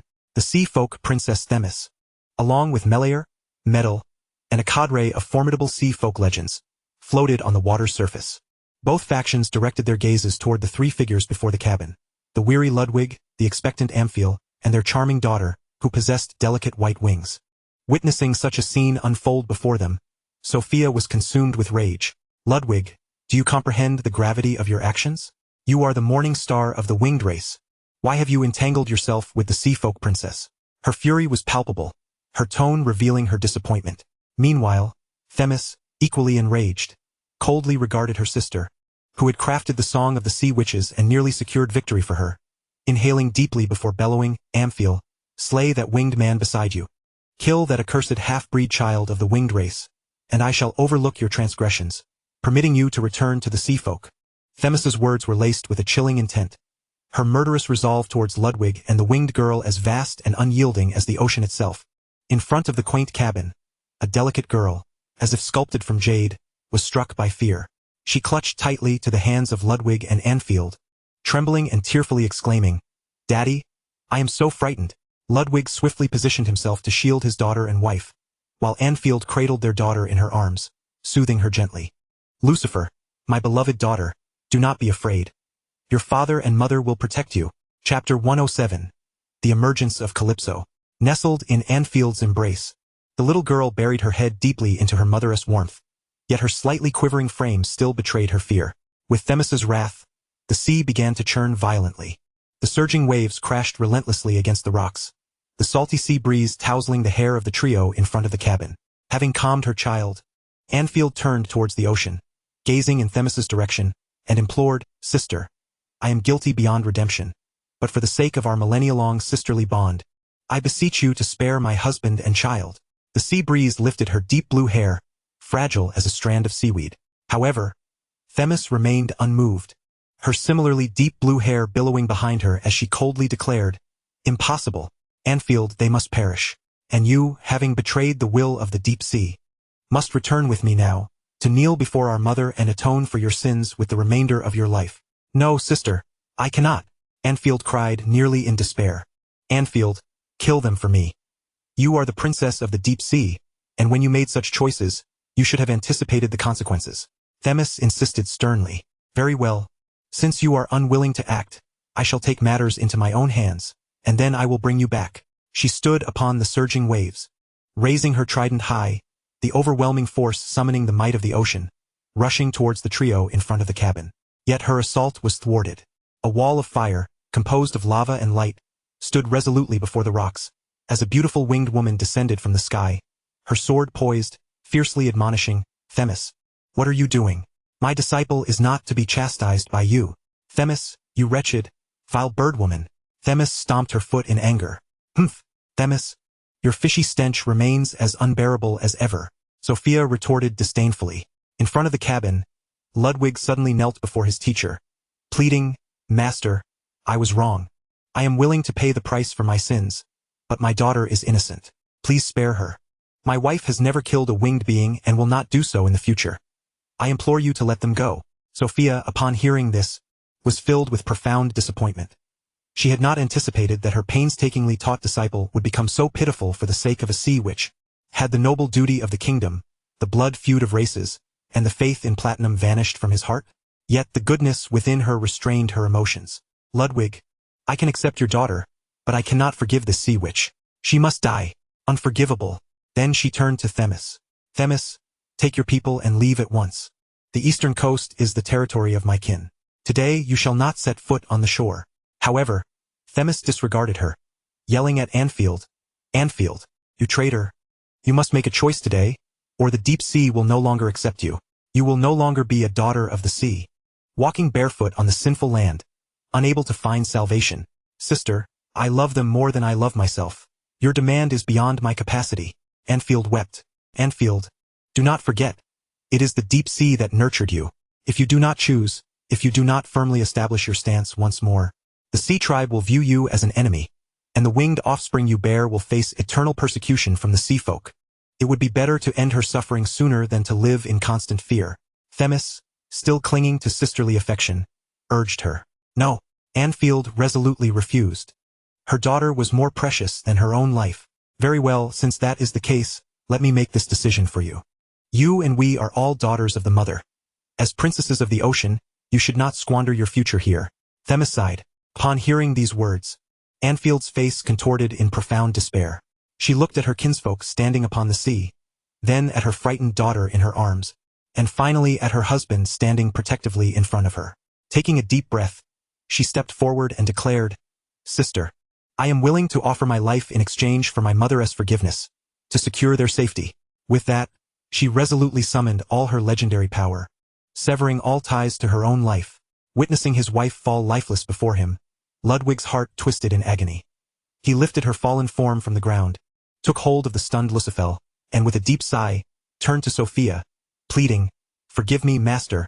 Please take care of my daughter. She is innocent." Then, he gazed up at the radiant platinum moon. "Noble platinum moon, I implore you to forgive my daughter. May the light of the platinum also shine upon her. For this, I am willing to pay the price with my life." With those words, he, like Anfield, shattered his own vitality, dying before all. Realizing this, Sophia rushed forward. But by the time she reached him, it was too late. Only a timid, tear-streaked little girl remained, standing behind her deceased parents. She forced a pained smile. "Child, come to me." Meanwhile, upon the ocean, witnessing her sister perish before her eyes, a surge of profound sorrow and rage shattered Themis's defenses. She brandished her trident and shouted, "Ah! This wretched spawn has caused my sister's death. Everyone, follow me. Kill her. Slay this accursed winged abomination." "Humph! Themis, you would not even spare a child. All winged beings heed my command. Stop them." Instantly, a chaotic battle erupted. Seeing the winged beings obstructing her path, Themis found herself unable to approach Lucifel. Standing upon the sea, she called upon the power of her bloodline, proclaiming loudly, "Mother of the sea, your daughter beseeches you. Slay this vile spawn that has defiled the princess of the sea." Far beneath the depths of the ocean, the slumbering sea mother, Calypso, suddenly awoke. She heard her daughter's call and swiftly extended a thread of consciousness. Upon reaching the shore, she beheld her little daughter Anfield lying lifeless on the sands, then gazed at the sky filled with winged beings clashing with her kin in the ocean. A great fury ignited within her. For the first time in countless years, the terrifying beast, which had never emerged from the deep sea, unfurled its terrifying tentacles into the world. Above the coastline, as Themis's call echoed, Sophia felt a tremor in her heart, an intense sense of impending crisis washing over her. Then, From the depths of the sea, the ocean's surface erupted with countless towering, colossal tentacles each stretching for kilometers. They resembled majestic peaks, bearing the tumultuous storms that roared between heaven and earth, and the boundless sea, surging to heights of 1,000 meters before cascading downwards. They advanced towards all the winged beings on the coast. A terrifying force descended upon them like an immense ocean, crushing down. There was no way to resist, no way to withstand. Death was imminent. A sense of helplessness surged within Sophia as she faced the storm and waters capable of submerging the entire eastern coastline. Her pristine wings fluttered in the sky as she prayed to the platinum moon above. "O exalted platinum moon, my great sovereign, please descend upon this shore and protect your people." Chapter 108. I will not allow it in the heavens above. Jiangyu, seated upon the platinum throne, almost instantly heard Sophia's plea. He cast his gaze upon the eastern coast and beheld the mother of the deep, Calyptis, manifesting there, unleashing a storm and waves that appeared apocalyptic. Jiangyu's violet eyes ignited with a pure, holy flame, as if illuminating the entire heavens. "Calyptis, how audacious of you! I decree, let it be so." The platinum throne erupted in resplendent radiance, a dazzling brilliance enveloping the entire twin heaven mountain, spreading forth across the world. Under the gaze of all, the platinum moon shone forth like a sun. An overwhelming aura of dominion swept through the realms, resembling a divine emperor descending upon the earth. On the ground, countless beings looked up in astonishment. Had the platinum moon grown angry? Why did the second moon suddenly shine as brightly as the sun? On the coast, wooden huts had long succumbed to the towering waves. Behind, a beautiful winged woman tightly embraced the little girl, Lucifer, striving to distance herself from the battlefield. Yet, the girl's eyes sparkled like morning stars, her gaze calm as she observed the apocalyptic scene before her, having shed the fragility of her parents' presence, as if she had matured in an instant. On the battlefield, innumerable winged beings gazed at the heavens shrouded in darkness by the monstrous waves, trembling in fear. The transcendent storm swept in like a tidal wave, plunging the world into chaos, obscuring even the platinum moon, just as despair gripped the hearts of all winged beings. In the celestial realm, Jiangyu gripped the purple-gold longsword at his waist, rising suddenly from the platinum throne. With a single step, he descended from the heavens. Following the radiant glow of platinum, he soared above the coast, a brilliant beam of light piercing the darkness, confronting the colossal waves as he unsheathed his sword. Clang! The resounding sound of the sword echoed, like a thunderclap, in the eyes of Sophia, Erita, and all the despondent winged beings present. The terrifying pressure of the mother of the deep dissipated abruptly. A magnificent sword light, radiant as the dawn, swept away the monstrous waves and apocalyptic storm. The entire sea was instantly tranquil. Following this, a voice, calm yet authoritative, resonated throughout the heavens and earth. "Calyptis, you have overstepped your bounds." Sunlight broke through the clouds, illuminating the figure of the newcomer. All beheld a towering silhouette standing in the sky, sword in hand, gazing down upon the vast ocean and land. His pristine wings appeared to be woven from light, ethereal and radiant, while the pure white halo above his head emanated a sacred majesty. Simply standing there, he resembled the master of the universe, worthy of reverence from all. "Platinum Moon, do you dare to obstruct me?" roared the colossal sea creature in fury. "Do you think you are worthy to impede me?" Jiangyu laughed heartily, his violet eyes cold. The ruler of the deep sea seethed with rage. Yet she restrained her urge to strike, addressing Jiangyu in an attempt to reason. "Platinum Moon, my daughter has perished. She is my own flesh and blood, a child I painstakingly nurtured. And what of it?" The ruler of the deep sea took a deep breath. "As long as that wretched child dies today, we shall withdraw immediately." However, Jiangyu regarded her with disdain. "I will not allow it." He slowly approached the colossal sea creature, step by step, drawing nearer until he stood before her. The sound of his footfalls reverberated through the heavens and earth, as though treading upon the hearts of all. Both the sea folk and winged beings bowed their heads, paralyzed with fear. Only the little girl, Lucifer, with her golden eyes, gazed intently at Jiangyu's figure, as if he alone existed in the vastness of the universe. Finally, Jiangyu stood close to the ruler of the deep sea, locking eyes with her, his violet gaze piercing through the multitude of enormous eyes upon her head. He pronounced each word with gravity.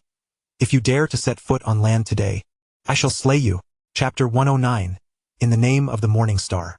As these words left his lips, the atmosphere of the world fell into an instant silence. Even the winds and seas dared not stir. The sea folk upon the surface and the winged beings above simultaneously swallowed hard. At that moment, they wished they could vanish like ostriches. The grotesque head of the ruler of the deep sea began to glow a menacing red. She was enraged. The storm of the heavens and the dominion of the sea clashed violently, as a fierce tempest seemed poised to ascend to the skies and devastate the land. The entire ocean trembled. The might of the mother of the deep collided with the sovereignty of the platinum ruler, throwing the space between heaven and sea into disarray. Jiang Yu stood proudly in midair, a smile gracing his lips, the intent of his sword slightly raised. As he regarded the colossal sea monster rising nearly 1,000 meters above the ocean, seemingly anticipating Charybdis's reaction. After a long pause, the anticipated cataclysm did not occur. The mother of the deep inhaled deeply several times, finally retracting her serpent-like tentacles into the ocean. Her voice was deep and powerful. Platinum ruler, I shall remember you. Upon finishing her statement, she extended her tentacles, sweeping up all the sea folk from the surface, slowly sinking them into the depths of the ocean. Only countless winged beings remained, stunned in midair, watching the departure of the sea mother. Can she truly endure this? Jiang Yu narrowed his eyes, observing Charybdis retreating into the deep sea, feeling a pang of regret. Just moments ago, had Charybdis dared to take a single step forward, he would have had the confidence to keep her here. This location lay at the boundary between the deep and shallow sea. Despite her towering presence above the waves, a significant portion of her form remained submerged, with nearly half of her tentacles firmly gripping the ocean floor. Truly cunning. No wonder she has a share in the future dominion. As the sun set in the west, Jiang Yu shook his head, realizing that the figures of the sea folk had vanished. He turned back and descended before the small wooden hut. Sophia and the other winged beings quickly landed behind him. Gazing at the entwined lifeless forms of Ludwig and Amphiel, Jiang Yu sighed and remarked, Ludwig, to love a sea which in secret, had he lived, I would have undoubtedly sentenced him to death. Betraying one's kin is a transgression I cannot tolerate. But he is dead, and that deranged sea princess equally deserves her fate. Yet she too has perished. Since death has claimed them, let it be. However, while their corporeal sins may be evaded, the sins of their souls are inescapable. As he spoke, he reached out and grasped fiercely at the two lifeless bodies before him. To the astonishment of the onlookers, two bewildered souls were drawn forth by Jiang Yu. They were none other than Ludwig and Amphiel. Gazing upon them, Jiang Yu softly pronounced, You two shall eternally sing hymns for me in my celestial realm. For a fleeting moment, the two bewildered souls appeared to awaken at Jiang Yu's words, turning their gaze towards the crowd of winged beings, where a little winged girl named Lucifer was being cradled in the arms of a female winged being. Looking at Jiang Yu with pleading eyes, Jiang Yu, with a hint of resignation, said, Very well, very well. He beckoned to Lucifer. Come here, child. The little girl, wiping away the tears that had welled up at the sight of her parents' souls, obediently approached Jiang Yu. Your name is Lucifer? Yes. Lucifer nodded earnestly. Observing the delicate and charming girl before him, Jiang Yu felt an inexplicable surge of affection. He extended his arms and, before all the winged beings, lifted her up, gently stroking her little head as he smiled. Lucifer, from this day forth, you shall inherit the name of your father, the Morning Star. Chapter 110. The Child Not of Sea nor Wing. Thus, Lucifer Ludwig Morning Star became the name the little girl would carry henceforth. At the moment Jiang Yu held her, Sophia quietly exhaled a sigh of relief. Behind her, the hostility in the eyes of all the winged beings vanished at that instant. From that moment on, while Lucifer was indeed Ludwig's daughter, she was also the girl embraced and named by the king. With such a connection, Lucifer's future path would surely be much easier. In Jiang Yu's eyes, Lucifer had inherited her parents' talents, possessing gifts of light and darkness along with an affinity for hymns. She truly had the potential to assume her father Ludwig's position. Nonetheless, Jiang Yu took a moment to instruct Sophia, Sophia, this child must be taught by you personally. I do not wish to see a repeat of Ludwig's tale. Moreover, while her parents have erred, the child is innocent. The winged race must not discriminate. You are to treat her as your own. Sophia nodded earnestly. Your Majesty, I shall raise Lucifer. I will ensure she becomes the new morning star of the winged race. Jiang Yu smiled and nodded. I leave her in your capable hands. Just then, Jiang Yu's gaze shifted to Amphiel's corpse, a mysterious smile gracing his features. Life is truly wondrous. Is this the power of motherhood? Sophia, beside him, was bewildered. Jiang Yu pointed to the ground, where the body of the sea princess Amphiel lay. Suddenly, her abdomen began to swell, as if something within were about to rupture forth. All the winged beings turned their attention to this spectacle. As Amphiel's belly grew ever larger, A loud pop resounded. Like the bursting of amniotic fluid, several oddly shaped little lives crawled out from Amphiel's belly. They bore the striking features of their parents. Though still juvenile, their future beauty was evident. Their upper bodies resembled those of the winged beings, yet instead of arms, they possessed wings, while their lower halves ended in claws. Describing them as having human heads and bird bodies might be more fitting. In Zhang Yu's arms, Lucifel gazed in disbelief at her newly born, peculiarly shaped sisters, while Sophia and the other winged beings displayed expressions of revulsion. To them, these new lives were nothing short of monstrosities. Yet Zhang Yu understood that the birth of these little lives was no small miracle. Their development had been hastened in Amphiel's last moments. However, the influence of the sea monster's blood had also caused the winged bloodline to exhibit ancestral traits. Observing the winged beings' expressions of disdain, Zhang Yu recognized that while they might accept Lucifel, they were reluctant to embrace such bizarre entities. Even he found it difficult to feel affection for them. At this juncture, Sophia stepped forward to inquire, "Your Majesty, how shall we handle these newborns?" Zhang Yu turned to her, asking, "What do you think should be done?" "Your Majesty, these little ones are equally innocent. Yet, I believe they are neither of sea nor wing and cannot be integrated into the winged race. How about this? We find a stretch of coastline where we can daily provide them with food, ensuring they grow up well. Once they are capable of surviving on their own, we will no longer need to intervene." Zhang Yu nodded in agreement. "Very well, let it be so." He then looked to Lucifel, asking, "Lucifel, did your parents ever name your brothers or sisters?" "Yes. My mother said if it were a brother, he would be named Savi, and if a sister, she would be named Siren," Lucifel replied cheerfully. Zhang Yu nodded and then turned his attention to the few anomalous creatures crawling upon Amphiel's corpse, pondering, "In that case, let them all be named Siren." Chapter 111. The Siren Clan. Thus, the three innocent beings not of sea nor wing were bestowed their names, destined to receive the protection of the winged race in their early days. With the arrival of the dual-race sovereign, the centuries-long war between the winged and sea races was temporarily quelled. Both armies returned to their respective territories, commencing a new cycle of recuperation. Zhang Yu ascended back to his resplendent platinum throne in the celestial heights. The construction of his second celestial mountain was underway, his will and true essence undergoing a process of sublime elevation, and he could not afford to pause. In truth, avoiding a confrontation with the mother of the deep sea was a fortuitous outcome. She was a peak demigod on the verge of divinity. Should Zhang Yu engage her with his full strength, it would undoubtedly disrupt his ascension process, yielding more losses than gains.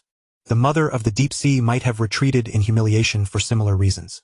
On the vast expanse of the second celestial mountain, a portion had been completed, a realm bathed in light, where two souls donned in white sanctified garments sang hymns of praise. "Holy, holy, how can sinners gaze upon the divine? How can sinners gaze upon the divine? The majesty and glory of the Almighty."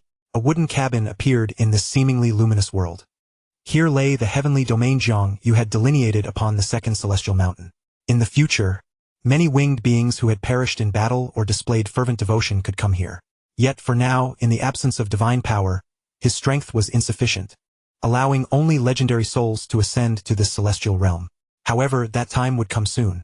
This was akin to a divine kingdom.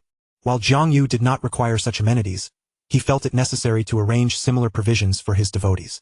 The first celestial mountain. Upon the exalted platinum throne, Zhang Yu cast a final glance towards the eastern coastline before closing his violet-hued eyes, resolutely continuing along his path of ascension. Time was of the essence. In the realm of the kingdom of Rosendath, on an obscure rocky beach along the eastern coast, 3 sirens were raised on the sustenance provided by the winged folk, maturing in a remarkably brief span of years. Once they reached adulthood, these sirens departed the nurturing shores, taking flight to distant lands. The winged people held no objection to their continued existence in this locale, yet they imposed restrictions on the sirens' autonomy.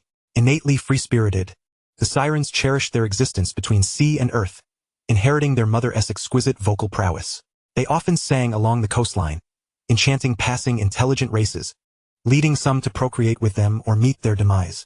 Regardless of the race with which they mated, the offspring born were invariably sirens, female. This appeared to be a formidable racial endowment. In time, they would propagate a lineage known as the Siren clan. Conversely, their sister Lucifel's fate was entirely divergent. Lucifel was brought back to Uliel City by Sophia, who devoted herself to her education, imparting the intricacies of the professional system. Possessing exceptional talent akin to her father's, Lucifel was capable of wielding extraordinary powers by the age of 6, assumed the role of a light swordsman at 10, and mastered the art of singing hymns with proficiency by 15. Sophia took great care in Lucifel's upbringing, determined to prevent a tragedy akin to that of Ludwig. She instilled in Lucifel the same ideals of lifelong loyalty to her race and kingdom, choosing to remain unmarried, seeing herself as a maternal figure to Lucifel. Erida frequently visited Sophia, each time imparting her swordsmanship skills to Lucifel, facilitating her comprehensive advancement. At times, Lucifel would reminisce about her parents and, during her leisure, would venture to visit her extraordinary sisters. Each visit, she would bring an abundance of delightful treats and amusements. However, her siren sisters seemed ungrateful. They accepted the food and toys with disdain, growing increasingly resentful towards Lucifel. In their hearts, they questioned why, as a child of both winged folk and sea nymph, Lucifel could be adopted by the kingdom's vice lord, while they remained confined to the rocky beach, akin to wild dogs scavenging for scraps. The blood of sea monsters twisted their psyche, filling them with envy for Lucifel's life, a life that seemed perpetually out of reach. Thus, at the tender age of 10, after hurling insults at Lucifel, the siren sisters chose to soar into the distant skies, departing from the nurturing grounds of the winged folk. They had come of age. Their lineage increasingly aligned with that of sea monsters, while Lucifel's bloodline leaned predominantly towards the winged folk. Through the inheritance of their parents' bloodlines, the sirens possessed a measure of extraordinary power, their voices imbued with the might of the sea nymph's song. This granted them the ability to protect themselves and gradually grow stronger with each passing year. The departure and harsh words of her siren sisters struck a profound blow to Lucifel, instilling in her a sense of tranquility, tenacity, and fervor for her training. She resolved not to tread entirely in her father's professional footsteps but to forge a new legendary path. She would surpass her father. Such was Sophia's conviction. In the year 2038 of the Goblin Empire, the 7th Emperor Harg Amigel passed away. He was the only Goblin Emperor to have transcended the legendary realm since Amigel. Unfortunately, he did not ascend to demigod status like his ancestor. Following Harg Amigel's demise, the young Prince Villander Amigel ascended to the throne. His rise was met with little turbulence. The Goblin Empire was beset by both internal strife and external threats, rendering the Emperor's position a mere facade of power. Chapter 112, The Northern Campaign of the Troll Kingdom. In the northern expanse of the Empire lies the grassland court of the Baiman tribe, the Empire's most formidable adversary at present. To the east, the winged folk have risen to prominence, establishing the kingdom of Rosendath. Had it not been for the aquatic races diverting their attention, the entire eastern border of the Empire would likely have succumbed to the winged folk's dominion. To the west, the Dwarven Mountain Kingdom and the Lizardman Swamp Kingdom have reached a substantial state, yet they remain relatively docile, with minimal goblin military presence. To the south, the Troll Kingdom has grown increasingly formidable over the centuries. The Goblin Empire has newly formed 3 Goblin Legions to counter the expansion of the Troll Kingdom. Whenever Villander Amigel reflects upon the southern Troll Kingdom, he is plagued by headaches. In his father's lifetime, Harg Amigel frequently berated the Duke of the Southern Realm, the Aziva family. Originally allies of the Empire, the Troll Kingdom had been unwittingly driven to rebellion by a cadre of fools. He had always believed that Odin Bloodaxe was a loyal subject, never suspecting otherwise.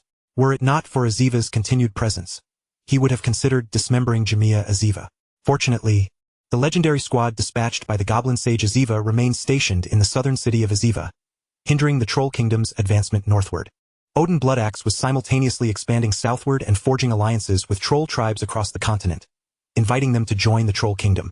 After centuries of effort, the vast majority of Western troll tribes united under the banner of the Troll Kingdom, thus extending its influence to encompass 1/3 of the Western territory, overlapping with that of the Goblin Empire. Simultaneously, Odin Bloodaxe sent envoys northward to the Grassland Court, periodically launching joint assaults against the Goblin Empire, further weakening its strength. Over the course of centuries, the Goblin Empire's territory and influence gradually diminished, while other races flourished and expanded.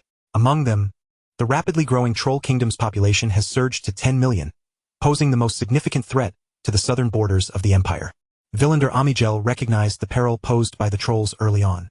Upon assuming power, he took proactive measures, issuing decrees to weaken all troll tribes within the Goblin Empire, both overtly and covertly. Numerous robust troll mercenaries were dispatched to the northern frontier to repel the Grassland Court's advances. The dwindling troll tribes faced further hardships as local officials siphoned their food and resources, rendering their survival increasingly arduous. Mistakes made by the trolls were met with severe punishment, often resulting in conscription or the death penalty. Villander Amigil's intention was to gradually diminish the power of the troll tribes until they faded from the Goblin Empire's lands. However, as these policies unfolded, the long-corrupt officials, driven by a desire for political gain, ruthlessly persecuted the troll tribes, inciting widespread rebellion. Some officials were bribed, leading many troll tribes to flee the empire, seeking refuge within the troll kingdom, thereby further augmenting its strength. The decree issued by the Goblin Emperor Villander Amigel is regarded by posterity as the catalyst hastening the decline of the Goblin Empire. The year is 2105 of the Goblin Empire. King Odin Bloodaxe of the Troll Kingdom, under the pretext of avenging the persecution of his fellow trolls by the Goblin Empire, mobilizes a national army to wage war against them. Prior to his expedition, he declares his intent to breach the city of Azeba. Simultaneously, the Northern Prairie Court sends troops southward in support of the Troll Kingdom. The Goblin Empire finds itself besieged on both the southern and northern fronts, leaving them in a precarious position. During this tumultuous time, the Duke of the Southern Territory, Ali Azeba, gathers the entirety of the Southern Army, preparing to defend Azeba City. However, to his astonishment, Odin Bloodaxe circumvents this formidable stronghold and strikes directly at the grand city of Highland in the eastern part of the Southern Territory. The year is now 2106 of the Goblin Empire. Highland falls, and the eastern region of the south is occupied by trolls. Numerous noble estates in the south are pillaged, causing widespread panic and prompting many to demand that Ali Azeba abandon Azeba City to confront the trolls in battle and reclaim lost territory. Among them, several legends from the southern region emerge. Even Emperor Villander Amigel issues a decree to reproach Ali Azeba for his inaction. In desperation, Ali Azeba is compelled to lead his forces eastward, where they encounter the troll army at the Ryumia River. A decisive battle looms. The outcome of this confrontation will determine the fate of the southern territory of the Goblin Empire, as the army led by Ali Azeba constitutes the entirety of the southern forces. Chapter 113. South of the Amber River lies the territory of the trolls. The vicinity of the Ryumia River is a vast plain. Ali Azeba's Goblin army is stationed to the west of the river, while Odin Bloodaxe's troll army occupies the eastern bank. The two armies gaze across the river at one another. At this juncture, the Goblin race, equipped with superior alchemical technology, holds the advantage. In the sky, numerous airships cast shadows over the troll forces, raining down magical fire, while swathes of Eaglemen stand guard nearby. On the ground, alchemical cannons unleash a relentless barrage, pummeling the trolls on the opposing shore. Under normal circumstances, such firepower would suffice to obliterate a well-structured army. However, the trolls are different. They boast the highest number of berserkers on the continent. Individual troll berserkers charge to the front lines, braving the cannon fire and ranged assaults, clutching wooden boards as they rush toward the opposite bank, completely disregarding casualties. These berserkers are extraordinary beings, and Odin Bloodaxe has positioned nearly all of his army's berserkers at the forefront of the formation, wagering everything to shatter the goblins. He himself soars into the air alongside legendary warriors of the troll race, engaging the goblins' elite forces in a fierce aerial standoff. Despite having attained demigod status many years ago, Odin Bloodaxe's strength has not significantly increased. His skills have merely become more refined, akin to the prowess of the winged beings Sophia and Erita. Undeterred by death, the berserkers continue their onslaught, crossing the river in waves, swiftly overwhelming the goblin army's front lines. As Ali Azeba attempts to consolidate his forces to encircle the troll berserkers, a multitude of trolls, facilitated by the sacrifices of the berserkers and ice mages, cross the makeshift bridges forged with their lives to support their comrades. The two armies clash violently. The morale of the goblin front lines crumbles under the relentless assault of the berserkers, and chaos spreads to the rear, causing the forces composed of various noble factions to disintegrate in an instant, leaving only the 3 legions of the Empire and the Duke's personal army to hold their ground. The troll army encircles them, and after an hour of fierce resistance, the goblin center is ultimately annihilated. Ali Azeba, refusing to retreat, fights to the death. He understands that should he lose this battle, the entire duchy of Azeba will fall to the trolls. He would rather perish than live as a vanquished ruler. Events unfold as he anticipated. Following the defeat of the goblin southern army, the troll forces advance unimpeded, swiftly capturing the major southern cities of Moira, Akalito, and Inurban in the western region. Ultimately, they lay siege to Azeba City. Ali Azeba's son, Mando Azeba, resolutely refuses to surrender. After 7 days of assault, the city falls. Odin Bloodaxe commands a massacre, vowing not to sheathe his blade for 3 days, as a blood tribute to the god of slaughter. In just 3 days, nearly 100,000 goblins are slaughtered in Azeba City, the largest city in the southern region of the Goblin Empire, shocking the continent. The Goblin Emperor Villander Amigel, upon hearing of the battle's outcome, is filled with both fury and dismay, cursing Duke Azeba as a worthless fool, and hastily dispatches the Imperial Guard southward to secure the Amber River. The Imperial Guard consolidates the remnants of the defeated forces, establishing a garrison north of the Amber River. This time, the Goblin army has learned its lesson, holding firm and refusing to engage. Even when the Troll army attempts to maneuver around them, they merely fortify the important cities. After several probing attempts, the Troll army, deterred from advancing further, leaves a portion of its forces south of the Amber River and withdraws. Consequently, the entire land south of the Amber River falls under the control of the Troll Kingdom. The territory of the Goblin Empire shrinks once more. In the year 2145 of the Goblin Empire, Odin Bloodaxe relocates the capital to Azeba City, renaming it Balu City, the Troll King's city. By 2155, a tribe of trolls on the prairie has tamed giant wolves as mounts, giving rise to the profession of wolf cavalry. Concurrently, the Reinhardt family of the Trident River has domesticated prairie lion steeds, birthing the Golden Lion Knight profession. In 2167, the Grand Army of the Prairie Court descends southward, with the Troll Wolf Cavalry and human Golden Lion Knights as vanguards, achieving victory in all 9 battles, their fame resounding throughout the land. The Southern Troll Kingdom adheres to its pact and launches an offensive against the Amber River. In May, the Prairie Army breaches the heavily fortified northern city of Ubud, where the commander of the 1st Northern Legion, the legendary Goblin Rigo, meets his demise. The Northern Legion falls, and the Prairie Army advances relentlessly, capturing the major northern cities of Halos, Melanson, and Polek. They ultimately halt their advance at the city of Mohand, north of Galzer. The Goblins promptly redirect their western and eastern legions northward. This time, the Prairie Army is not merely seeking a quick score. The weakness of the Goblin Empire and the successes of the Southern Troll Kingdom lead the mighty Khan Edson Amon to believe that the northern territories recently conquered from the Goblins are now firmly within the grasp of the Prairie Court. Upon the arrival of the Goblin reinforcements in Galzer and Mohand, they ultimately fail to reclaim lost ground, having no choice but to establish a new border defense along the central region of the Alth River. The territorial boundaries of both nations are temporarily set. In 2168 of the Goblin Empire, due to the exceptional contributions of the Reinhardt Knights and the Troll Wolf Cavalry, Edson Amand grants the Polek territory to the Reinhardt family and bestows the Halos territory upon the Troll clan of the Great Wolf. The Melanson territory is placed under the direct jurisdiction of the Prairie Court.